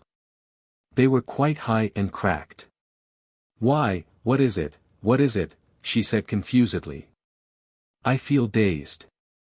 Surely the quality of the fire hath not altered. Can the principle of life alter? Tell me, Callicrates, is there aught wrong with my eyes? I see not clear," and she put her hand to her head and touched her hair, and oh, horror of horrors, it all fell upon the floor. "Oh, look, look, look!" shrieked Job, in a shrill falsetto of terror, his eyes nearly dropping out of his head, and foam upon his lips. "Look, look, look! She's shriveling up. She's turning into a monkey," and down he fell upon the ground, foaming and gnashing in a fit. True enough, I faint even as I write it in the living presence of that terrible recollection. She was shriveling up, the golden snake that had encircled her gracious form slipped over her hips and to the ground. Smaller and smaller she grew. Her skin changed color, and in place of the perfect whiteness of its luster it turned dirty brown and yellow, like a piece of withered parchment. She felt at her head, the delicate hand was nothing but a claw now, a human talon like that of a badly preserved Egyptian mummy, and then she seemed to realize what kind of change was passing over her, and she shrieked. She shrieked. She rolled upon the floor and shrieked. Smaller she grew, and smaller yet, till she was no larger than a monkey. Now the skin was puckered into a million wrinkles, and on the shapeless face was the stamp of unutterable age. I never saw anything like it. Nobody ever saw anything like the frightful age that was graven on that fearful countenance, no bigger now than that of a 2 months' child, though the skull remained the same size, or nearly so, and let all men pray they never may. If they wish to keep their reason. At last she lay still, or only feebly moving. She, who but 2 minutes before had gazed upon us the loveliest, noblest, most splendid woman the world has ever seen, she lay still before us, near the masses of her own dark hair, no larger than a big monkey, and hideous, too hideous for words. And yet, think of this, at that very moment I thought of it, it was the same woman. She was dying, we saw it, and thanked God, for while she lived she could feel, and what must she have felt? She raised herself upon her bony hands, and blindly gazed around her, swaying her head slowly from side to side as a tortoise does. She could not see, for her whitish eyes were covered with a horny film. Oh, the horrible pathos of the sight! But she could still speak. "Callicrates," she said in husky, trembling notes. "Forget me not, Callicrates. Have pity on my shame, I shall come again, and shall once more be beautiful, I swear it, it is true. Oh, and she fell upon her face, and was still. On the very spot where more than 20 centuries before she had slain Callicrates the priest, she herself fell down and died. I know not how long we remained thus. Many hours, I suppose. When at last I opened my eyes, the other two were still outstretched upon the floor. The rosy light yet beamed like a celestial dawn, and the thunderwheels of the spirit of life yet rolled upon their accustomed track, for as I awoke the great pillar was passing away. There, too, lay the hideous little monkey frame, covered with crinkled yellow parchment, that once had been the glorious she. Alas! It was no hideous dream, it was an awful and unparalleled fact. What had happened to bring this shocking change about? Had the nature of the life-giving fire changed? Did it, perhaps, from time to time send forth an essence of death instead of an essence of life? Or was it that the frame once charged with its marvelous virtue could bear no more, so that were the process repeated, it mattered not at what lapse of time, the two impregnations neutralized each other, and left the body on which they acted as it was before it ever came into contact with the very essence of life? This, and this alone, would account for the sudden and terrible aging of Ayesha, as the whole length of her 2,000 years took effect upon her. I have not the slightest doubt myself but that the frame now lying before me was just what the frame of a woman would be if by any extraordinary means life could be preserved in her till she at length died at the age of 22 centuries. But who can tell what had happened? There was the fact. Often since that awful hour I have reflected that it requires no great imagination to see the finger of Providence in the matter. Ayesha locked up in her living tomb waiting from age to age for the coming of her lover worked but a small change in the order of the world. But Ayesha strong and happy in her love, clothed in immortal youth and goddess beauty, and the wisdom of the centuries, would have revolutionized society, and even perchance have changed the destiny of mankind. Thus she opposed herself against the eternal law, and, strong though she was, by it was swept back to nothingness, swept back with shame and hideous mockery. For some minutes I lay faintly turning these terrors over in my mind, while my physical strength came back to me, which it quickly did in that buoyant atmosphere. Then I bethought me of the others, and staggered to my feet, to see if I could arouse them. But first I took up Ayesha's kirtle and the gauzy scarf with which she had been wont to hide her dazzling loveliness from the eyes of men, and, averting my head so that I might not look upon it, covered up that dreadful relic of the glorious dead. That shocking epitome of human beauty and human life. I did this hurriedly, fearing lest Leo should recover, and see it again. Then, stepping over the perfumed masses of dark hair that lay upon the sand, I stooped down by Job, who was lying upon his face, and turned him over. As I did so his arm fell back in a way that I did not like, and which sent a chill through me, and I glanced sharply at him. One look was enough. Our old and faithful servant was dead. His nerves, already shattered by all he had seen and undergone, had utterly broken down beneath this last dire sight, and he had died of terror, or in a fit brought on by terror. I had only to look at his face to see it. It was another blow. But perhaps it may help people to understand how overwhelmingly awful was the experience through which we had passed. We did not feel it much at the time. It seemed quite natural that the poor fellow should be dead. When Leo came to himself, which he did with a groan and trembling of the limbs about 10 minutes afterwards, and I told him that Job was dead, he merely said, "Oh." And, mind you, this was from no heartlessness, for he and Job were much attached to each other, and he often talks of him now with the deepest regret and affection. It was only that his nerves would bear no more. A harp can give out but a certain quantity of sound, however heavily it is smitten.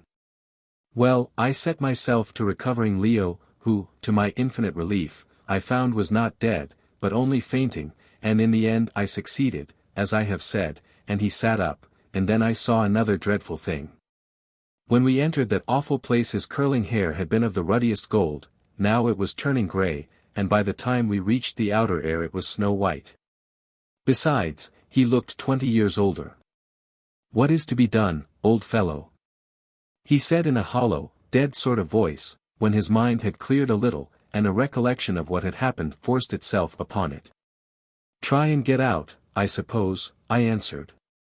"That is, unless you would like to go in there," and I pointed to the column of fire that was once more rolling by. "I would go in if I were sure that it would kill me," he said with a little laugh.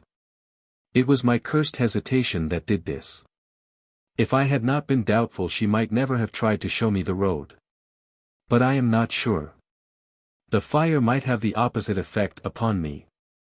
It might make me immortal. And, old fellow, I have not the patience to wait a couple of 1,000 years for her to come back again as she did for me. I had rather die when my hour comes, and I should fancy that it isn't far off either, and go my ways to look for her. Do you go in if you like." But I merely shook my head. My excitement was as dead as ditch water, and my distaste for the prolongation of my mortal span had come back upon me more strongly than ever. Besides, we neither of us knew what the effects of the fire might be. The result upon she had not been of an encouraging nature, and of the exact causes that produced that result we were, of course, ignorant. "Well, my boy," I said, "we cannot stop here till we go the way of those two," and I pointed to the little heap under the white garment and to the stiffing corpse of poor Job. "If we are going we had better go. But, by the way, I expect that the lamps have burnt out," and I took one up and looked at it, and sure enough it had. "There is some more oil in the vase," said Leo indifferently, "if it is not broken, at least."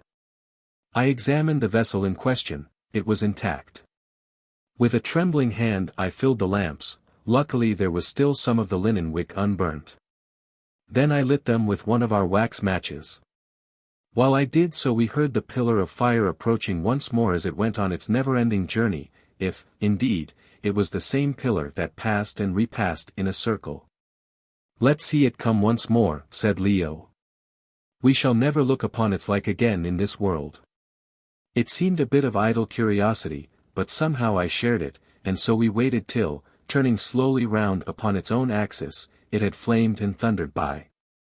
And I remember wondering for how many thousands of years this same phenomenon had been taking place in the bowels of the earth, and for how many more thousands it would continue to take place. I wondered also if any mortal eyes would ever again mark its passage, or any mortal ears be thrilled and fascinated by the swelling volume of its majestic sound. I do not think that they will. I believe that we are the last human beings who will ever see that unearthly sight. Presently it had gone, and we too turned to go. But before we did so we each took Job's cold hand in ours and shook it. It was a rather ghastly ceremony, but it was the only means in our power of showing our respect to the faithful dead and of celebrating his obsequies. The heap beneath the white garment we did not uncover. We had no wish to look upon that terrible sight again. But we went to the pile of rippling hair that had fallen from her in the agony of that hideous change which was worse than 1,000 natural deaths, and each of us drew from it a shining lock, and these locks we still have. The sole memento that is left to us of Ayesha as we knew her in the fullness of her grace and glory. Leo pressed the perfumed hair to his lips. She called to me not to forget her, he said hoarsely, and swore that we should meet again. By heaven! I never will forget her. Here I swear that if we live to get out of this, I will not for all my days have anything to say to another living woman, and that wherever I go I will wait for her as faithfully as she waited for me. Yes, I thought to myself, if she comes back as beautiful as we knew her. But supposing she came back like that, 29. Well, and then we went. We went, and left those two in the presence of the very well and spring of life, but gathered to the cold company of death. How lonely they looked as they lay there, and how ill-assorted. That little heap had been for 2,000 years the wisest, loveliest, proudest creature, I can hardly call her woman, in the whole universe. She had been wicked, too, in her way, but, alas! Such is the frailty of the human heart, her wickedness had not detracted from her charm. Indeed, I am by no means certain that it did not add to it. It was after all of a grand order, there was nothing mean or small about Ayesha. And poor Job too. His presentiment had come true, and there was an end of him. Well, he has a strange burial place, no Norfolk hind ever had a stranger, or ever will, and it is something to lie in the same sepulchre as the poor remains of the imperial she. We looked our last upon them and the indescribable rosy glow in which they lay, and then with hearts far too heavy for words we left them. And crept thence broken down men, so broken down that we even renounced the chance of practically immortal life, because all that made life valuable had gone from us. And we knew even then that to prolong our days indefinitely would only be to prolong our sufferings. For we felt, yes, both of us, that having once looked Ayesha in the eyes, we could not forget her for ever and ever while memory and identity remained. We both loved her now and for all time, she was stamped and carven on our hearts, and no other woman or interest could ever raise that splendid die. And there lies the sting, I had and have no right to think thus of her. As she told me, I was not to her, and never shall be through the unfathomed depths of time, unless, indeed, conditions alter, and a day comes at last when two men may love one woman, and all three be happy in the fact. It is the only hope of my broken-heartedness, and a rather faint one. Beyond it I have nothing. I have paid down this heavy price, all that I am worth here and hereafter, and that is my sole reward. With Leo it is different, and often I bitterly envy him his happy lot, for if she was right, and her wisdom and knowledge did not fail her at the last, which, arguing from the precedent of her own case, I think most unlikely. He has some future to look forward to. But I have none, and yet, mark the folly and the weakness of the human heart, and let him who is wise learn wisdom from it, yet I would not have it otherwise. I mean that I am content to give what I have given and must always give, and take in payment those crumbs that fall from my mistress's table, the memory of a few kind words. The hope one day in the far undreamed future of a sweet smile or two of recognition, a little gentle friendship, and a little show of thanks for my devotion to her, and Leo. If that does not constitute true love, I do not know what does, and all I have to say is that it is a very bad state of affairs for a man on the wrong side of middle age to fall into. Chapter 27. We leap. We passed through the caves without trouble, but when we came to the slope of the inverted cone two difficulties stared us in the face. The first of these was the laborious nature of the ascent, and the next the extreme difficulty of finding our way. Indeed, had it not been for the mental notes that I had fortunately taken of the shape of various rocks, I am sure that we never should have managed it at all. But have wandered about in the dreadful womb of the volcano, for I suppose it must once have been something of the sort, until we died of exhaustion and despair. As it was we went wrong several times, and once nearly fell into a huge crack or crevasse. It was terrible work creeping about in the dense gloom and awful stillness from boulder to boulder, and examining it by the feeble light of the lamps to see if I could recognize its shape. We rarely spoke, our hearts were too heavy for speech, we simply stumbled about, falling sometimes and cutting ourselves, in a rather dogged sort of way. The fact was that our spirits were utterly crushed, and we did not greatly care what happened to us. Only we felt bound to try and save our lives whilst we could, and indeed a natural instinct prompted us to it. So for some 3 or 4 hours, I should think, I cannot tell exactly how long, for we had no watch left that would go, we blundered on. During the last 2 hours we were completely lost, and I began to fear that we had got into the funnel of some subsidiary cone, when at last I suddenly recognized a very large rock which we had passed in descending but a little way from the top. It is a marvel that I should have recognized it, and, indeed, we had already passed it going at right angles to the proper path, when something about it struck me, and I turned back and examined it in an idle sort of way, and, as it happened, this proved our salvation. After this we gained the rocky natural stair without much further trouble, and in due course found ourselves back in the little chamber where the benighted Nut had lived and died. But now a fresh terror stared us in the face. It will be remembered that owing to Job's fear and awkwardness, the plank upon which we had crossed from the huge spur to the rocking stone had been whirled off into the tremendous gulf below. How were we to cross without the plank? There was only one answer: we must try and jump it, or else stop there till we starved.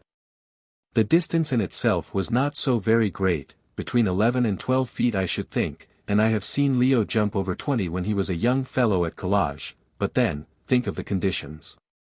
2 weary, worn-out men, one of them on the wrong side of 40, a rocking stone to take off from, a trembling point of rock some few feet across to land upon, and a bottomless gulf to be cleared in a raging gale.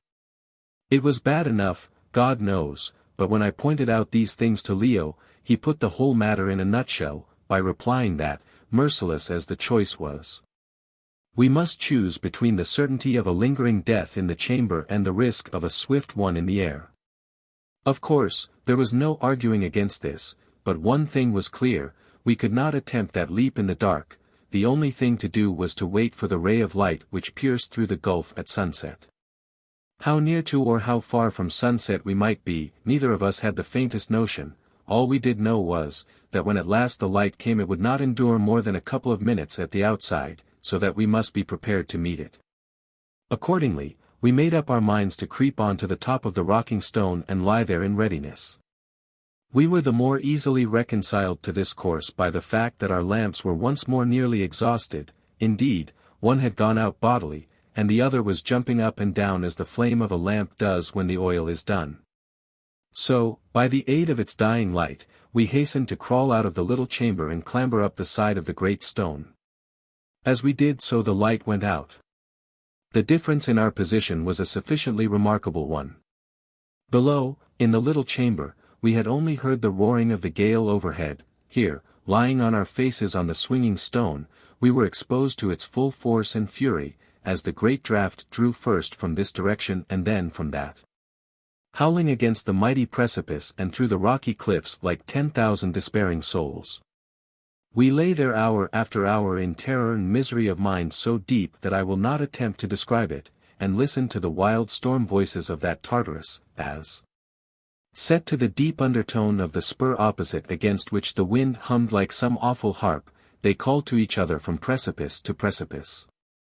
No nightmare dreamed by man, no wild invention of the romancer, can ever equal the living horror of that place, and the weird crying of those voices of the night, as we clung like shipwrecked mariners to a raft, and tossed on the black, unfathomed wilderness of air. Fortunately the temperature was not a low one, indeed, the wind was warm, or we should have perished. So we clung and listened, and while we were stretched out upon the rock a thing happened which was so curious and suggestive in itself, though doubtless a mere coincidence, that, if anything, it added to, rather than deducted from, the burden on our nerves. It will be remembered that when Ayesha was standing on the spur, before we crossed to the stone, the wind tore her cloak from her, and whirled it away into the darkness of the gulf, we could not see whither. Well, I hardly like to tell the story. It is so strange.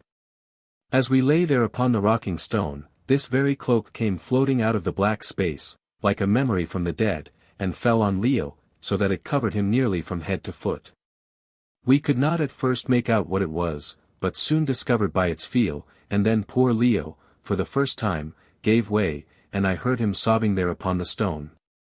No doubt the cloak had been caught upon some pinnacle of the cliff, and was thence blown hither by a chance gust, but still, it was a most curious and touching incident. Shortly after this, suddenly, without the slightest previous warning, the great red knife of light came stabbing the darkness through and through, struck the swaying stone on which we were, and rested its sharp point upon the spur opposite. "Now for it," said Leo, "now or never."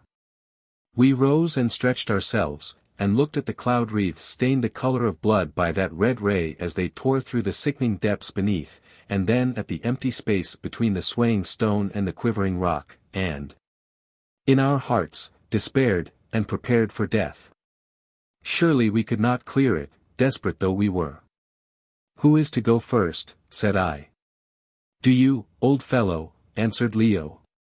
"I will sit upon the other side of the stone to steady it. You must take as much run as you can, and jump high." "And God have mercy on us," say I. I acquiesced with a nod, and then I did a thing I had never done since Leo was a little boy. I turned and put my arm round him, and kissed him on the forehead. It sounds rather French, but as a fact I was taking my last farewell of a man whom I could not have loved more if he had been my own son twice over. "Goodbye, my boy," I said, "I hope that we shall meet again, wherever it is that we go to." The fact was I did not expect to live another 2 minutes. Next I retreated to the far side of the rock, and waited till one of the chopping gusts of wind got behind me, and then I ran the length of the huge stone, some 34 feet, and sprang wildly out into the dizzy air. Oh! The sickening terrors that I felt as I launched myself at that little point of rock, and the horrible sense of despair that shot through my brain as I realized that I had jumped short. But so it was, my feet never touched the point, they went down into space, only my hands and body came in contact with it. I gripped at it with a yell, but one hand slipped, and I swung right round, holding by the other, so that I faced the stone from which I had sprung. Wildly I stretched up with my left hand, and this time managed to grasp a knob of rock, and there I hung in the fierce red light, with thousands of feet of empty air beneath me. My hands were holding to either side of the under part of the spur, so that its point was touching my head. Therefore, even if I could have found the strength, I could not pull myself up. The most that I could do would be to hang for about a minute, and then drop down into the bottomless pit. If any man can imagine a more hideous position, let him speak. All I know is that the torture of that half-minute nearly turned my brain. I heard Leo give a cry, and then suddenly saw him in mid-air springing up and out like a chamois. It was a splendid leap that he took under the influence of his terror and despair, clearing the horrible gulf as if it were nothing, and, landing well on to the rocky point, he threw himself upon his face, to prevent his pitching off into the depths. I felt the spur above me shake beneath the shock of his impact, and as it did so I saw the huge rocking stone, that had been violently depressed by him as he sprang, fly back when relieved of his weight till, for the first time during all these centuries, it got beyond its balance, fell with a most awful crash right into the rocky chamber which had once served the philosopher Nook for a hermitage, and, I have no doubt, forever sealed the passage that leads to the place of life with some hundreds of tons of rock. All this happened in a second, and curiously enough, notwithstanding my terrible position, I noted it involuntarily, as it were. I even remember thinking that no human being would go down that dread path again. Next instant I felt Leo seize me by the right wrist with both hands. By lying flat on the point of rock he could just reach me. "You must let go and swing yourself clear," he said in a calm and collected voice, "and then I will try and pull you up, or we will both go together. Are you ready?" By way of answer I let go, first with my left hand and then with the right, and, as a consequence, swayed out clear of the overshadowing rock, my weight hanging upon Leo's arms. It was a dreadful moment. He was a very powerful man, I knew, but would his strength be equal to lifting me up till I could get a hold on the top of the spur, when owing to his position he had so little purchase? For a few seconds I swung to and fro, while he gathered himself for the effort, and then I heard his sinews cracking above me, and felt myself lifted up as though I were a little child, till I got my left arm round the rock. And my chest was resting on it. The rest was easy. In 2 or 3 more seconds I was up, and we were lying panting side by side, trembling like leaves, and with the cold perspiration of terror pouring from our skins. And then, as before, the light went out like a lamp. For some half-hour we lay thus without speaking a word, and then at length began to creep along the great spur as best we might in the dense gloom. As we drew towards the face of the cliff, however, from which the spur sprang out like a spike from a wall, the light increased, though only a very little, for it was night overhead. After that the gusts of wind decreased, and we got along rather better, and at last reached the mouth of the first cave or tunnel. But now a fresh trouble stared us in the face. Our oil was gone, and the lamps were, no doubt, crushed to powder beneath the fallen rocking stone. We were even without a drop of water to stay our thirst, for we had drunk the last in the chamber of Nut. How were we to see to make our way through this last boulder-strewn tunnel?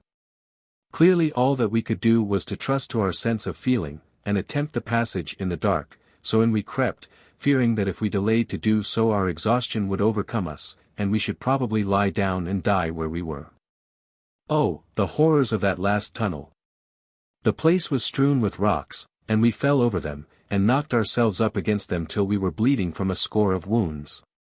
Our only guide was the side of the cavern, which we kept touching, and so bewildered did we grow in the darkness that we were several times seized with the terrifying thought that we had turned, and were traveling the wrong way.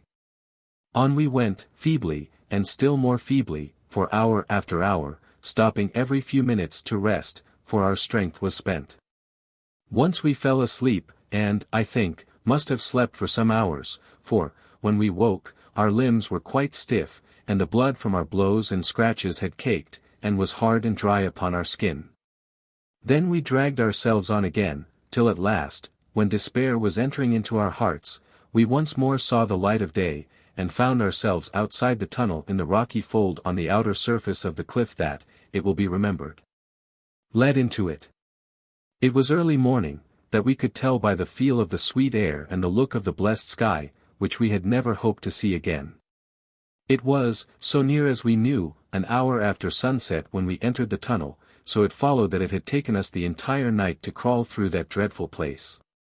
One more effort, Leo, I gasped, and we shall reach the slope where Bilali is, if he hasn't gone. Come, don't give way, for he had cast himself upon his face.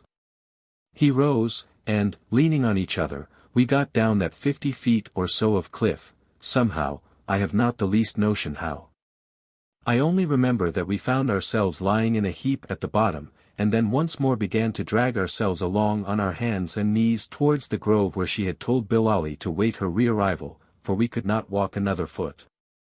We had not gone 50 yards in this fashion when suddenly one of the mutes emerged from the trees on our left, through which, I presume, he had been taking a morning stroll, and came running up to see what sort of strange animals we were. He stared, and then held up his hands in horror, and nearly fell to the ground. Next, he started off as hard as he could for the grove some 200 yards away. No wonder that he was horrified at our appearance, for we must have been a shocking sight.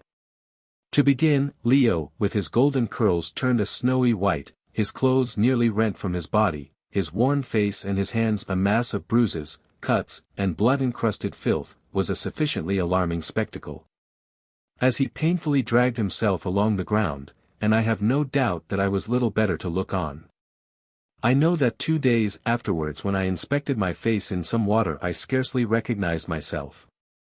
I have never been famous for beauty, but there was something beside ugliness stamped upon my features that I have never got rid of until this day. Something resembling that wild look with which a startled person wakes from deep sleep more than anything else that I can think of. And really it is not to be wondered at. What I do wonder at is that we escaped at all with our reason. Presently, to my intense relief, I saw old Bilali hurrying towards us, and even then I could scarcely help smiling at the expression of consternation on his dignified countenance. "Oh, my baboon! My baboon!" he cried, "my dear son, is it indeed thee and the lion? Why, his mane that was ripe as corn is white like the snow. Whence come ye? And where is the pig, and where too she who must be obeyed?" "Dead, both dead," I answered, "but ask no questions. Help us, and give us food and water, or we too shall die before thine eyes. Sayest thou not that our tongues are black for want of water? How, then, can we talk?" "Dead," he gasped. "Impossible. She who never dies, dead, how can it be?" And then, perceiving, I think, that his face was being watched by the mutes who had come running up, he checked himself, and motioned to them to carry us to the camp, which they did. Fortunately when we arrived some broth was boiling on the fire, and with this Bilali fed us, for we were too weak to feed ourselves, thereby I firmly believe saving us from death by exhaustion. Then he bade the mutes wash the blood and grime from us with wet cloths, and after that we were laid down upon piles of aromatic grass, and instantly fell into the dead sleep of absolute exhaustion of mind and body. Chapter 28. Over the Mountain. The next thing I recollect is a feeling of the most dreadful stiffness, and a sort of vague idea passing through my half-awakened brain that I was a carpet that had just been beaten. I opened my eyes, and the first thing they fell on was the venerable countenance of our old friend Bilali, who was seated by the side of the improvised bed upon which I was sleeping, and thoughtfully stroking his long beard.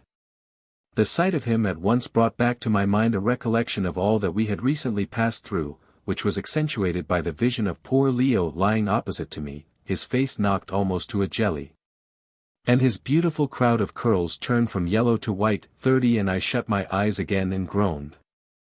"Thou hast slept long, my baboon," said old Bilali. "How long, my father?" I asked. "A round of the sun and a round of the moon, a day and a night hast thou slept, and the lion also. See, he sleepeth yet." "Blessed is sleep," I answered, "for it swallows up recollection." "Tell me," he said, "what hath befallen you, and what is this strange story of the death of her who dieth not? Bethink thee, my son, if this be true, then is thy danger and the danger of the lion very great, nay, almost is the pot red wherewith ye shall be potted, and the stomachs of those who shall eat ye are already hungry for the feast. Knowest thou not that these Haggard, my children, these dwellers in the caves, hate ye? They hate ye as strangers, they hate ye more because of their brethren whom she put to the torment for your sake. Assuredly, if once they learn that there is naught to fear from Haya, from the terrible one who must be obeyed, they will slay ye by the pot. But let me hear thy tale, my poor baboon."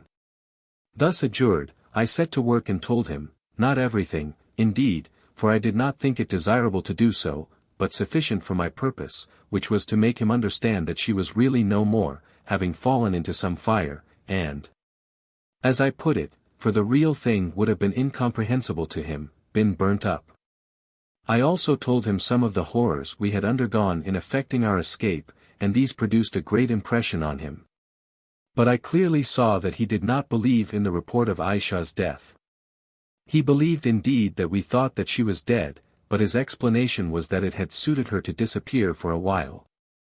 Once, he said, in his father's time, she had done so for 12 years, and there was a tradition in the country that many centuries back no one had seen her for a whole generation, when she suddenly reappeared, and destroyed a woman who had assumed the position of queen. I said nothing to this, but only shook my head sadly. Alas! I knew too well that Ayesha would appear no more, or at any rate that Bilali would never see her again. "And now," concluded Bilali, "what wouldst thou do, my baboon?" "Nay," I said, "I know not, my father. Can we not escape from this country?" He shook his head. It is very difficult. By Kôr ye cannot pass, for ye would be seen, and as soon as those fierce ones found that ye were alone, well," and he smiled significantly, and made a movement as though he were placing a hat on his head. "But there is a way over the cliff whereof I once spake to thee, where they drive the cattle out to pasture. Then beyond the pastures are 3 days' journey through the marshes, and after that I know not, but I have heard that 7 days' journey from thence is a mighty river, which floweth to the black water. If ye could come thither, perchance ye might escape, but how can ye come thither?" "Bilali," I said, "once, thou knowest, I did save thy life. Now pay back the debt, my father, and save me mine and my friends, the lions. It shall be a pleasant thing for thee to think of when thine hour comes, and something to set in the scale against the evil doing of thy days, if perchance thou hast done any evil. Also, if thou be right, and if she doth but hide herself, surely when she comes again she shall reward thee." "My son the baboon," answered the old man, "think not that I have an ungrateful heart. Well do I remember how thou didst rescue me when those dogs stood by to see me drown. Measure for measure will I give thee, and if thou canst be saved, surely I will save thee. Listen, by dawn tomorrow be prepared, for litters shall be here to bear ye away across the mountains, and through the marshes beyond. This will I do, saying that it is the word of she that it be done, and he who obeyeth not the word of she food is he for the hyenas. Then when ye have crossed the marshes, ye must strike with your own hands, so that perchance, if good fortune go with you, ye may live to come to that black water whereof ye told me. And now, see, the lion wakes, and ye must eat the food I have made ready for you." Leo's condition when once he was fairly aroused proved not to be so bad as might have been expected from his appearance, and we both of us managed to eat a hearty meal, which indeed we needed sadly enough. After this we limped down to the spring and bathed, and then came back and slept again till evening, when we once more ate enough for 5. Bilali was away all that day, no doubt making arrangements about litters and bearers, for we were awakened in the middle of the night by the arrival of a considerable number of men in the little camp. At dawn the old man himself appeared, and told us that he had by using she's dreadful name, though with some difficulty, succeeded in getting the necessary men and 2 guides to conduct us across the swamps, and that he urged us to start at once. At the same time announcing his intention of accompanying us so as to protect us against treachery. I was much touched by this act of kindness on the part of that wily old barbarian towards 2 utterly defenseless strangers. A 3, or in his case, for he would have to return, 6 days' journey through those deadly swamps was no light undertaking for a man of his age, but he consented to do it cheerfully in order to promote our safety. It shows that even among those dreadful Haggard, who are certainly with their gloom and their devilish and ferocious rites by far the most terrible savages that I ever heard of, there are people with kindly hearts. Of course, self-interest may have had something to do with it. He may have thought that she would suddenly reappear and demand an account of us at his hands, but still, allowing for all deductions, it was a great deal more than we could expect under the circumstances. And I can only say that I shall for as long as I live cherish a most affectionate remembrance of my nominal parent, old Bilali. Accordingly, after swallowing some food, we started in the litters, feeling, so far as our bodies went, wonderfully like our old selves after our long rest and sleep. I must leave the condition of our minds to the imagination. Then came a terrible pull up the cliff. Sometimes the ascent was more natural, more often it was a zigzag roadway cut, no doubt, in the first instance by the old inhabitants of Kôr. The Haggard say they drive their spare cattle over it once a year to pasture outside. All I know is that those cattle must be uncommonly active on their feet. Of course the litters were useless here, so we had to walk. By midday, however, we reached the great flat top of that mighty wall of rock, and grand enough the view was from it, with the Plain of Kôr, in the center of which we could clearly make out the pillared ruins of the Temple of Truth to the one side, and the boundless and melancholy marsh on the other. This wall of rock, which had no doubt once formed the lip of the crater, was about 1.5 miles thick, and still covered with clinker. Nothing grew there, and the only thing to relieve our eyes were occasional pools of rain water, for rain had lately fallen, wherever there was a little hollow. Over the flat crest of this mighty rampart we went, and then came the descent, which, if not so difficult a matter as the getting up, was still sufficiently breakneck, and took us till sunset. That night, however, we camped in safety upon the mighty slopes that rolled away to the marsh beneath. On the following morning, about 11 o'clock, began our dreary journey across those awful seas of swamps which I have already described. For 3 whole days, through stench and mire, and the all-prevailing flavor of fear, did our bearers struggle along, till at length we came to open rolling ground quite uncultivated, and mostly treeless, but covered with game of all sorts, which lies beyond that most desolate, and without guides utterly impracticable, district. And here on the following morning we bade farewell, not without some regret, to old Bilali, who stroked his white beard and solemnly blessed us. "Farewell, my son the baboon," he said, "and farewell to thee too, O lion. I can do no more to help you. But if ever ye come to your country, be advised, and venture no more into lands that ye know not, lest ye come back no more, but leave your white bones to mark the limit of your journeyings. Farewell once more. Often shall I think of you, nor wilt thou forget me, my baboon, for though thy face is ugly thy heart is true." And then he turned and went, and with him went the tall and sullen-looking bearers, and that was the last that we saw of the Amahagger. We watched them winding away with the empty litters like a procession bearing dead men from a battle, till the mists from the marsh gathered round them and hid them, and then, left utterly desolate in the vast wilderness, we turned and gazed round us and at each other. 3 weeks or so before 4 men had entered the marshes of Kôr, and now 2 of us were dead, and the other 2 had gone through adventures and experiences so strange and terrible that death himself hath not a more fearful countenance. 3 weeks, and only 3 weeks. Truly time should be measured by events, and not by the lapse of hours.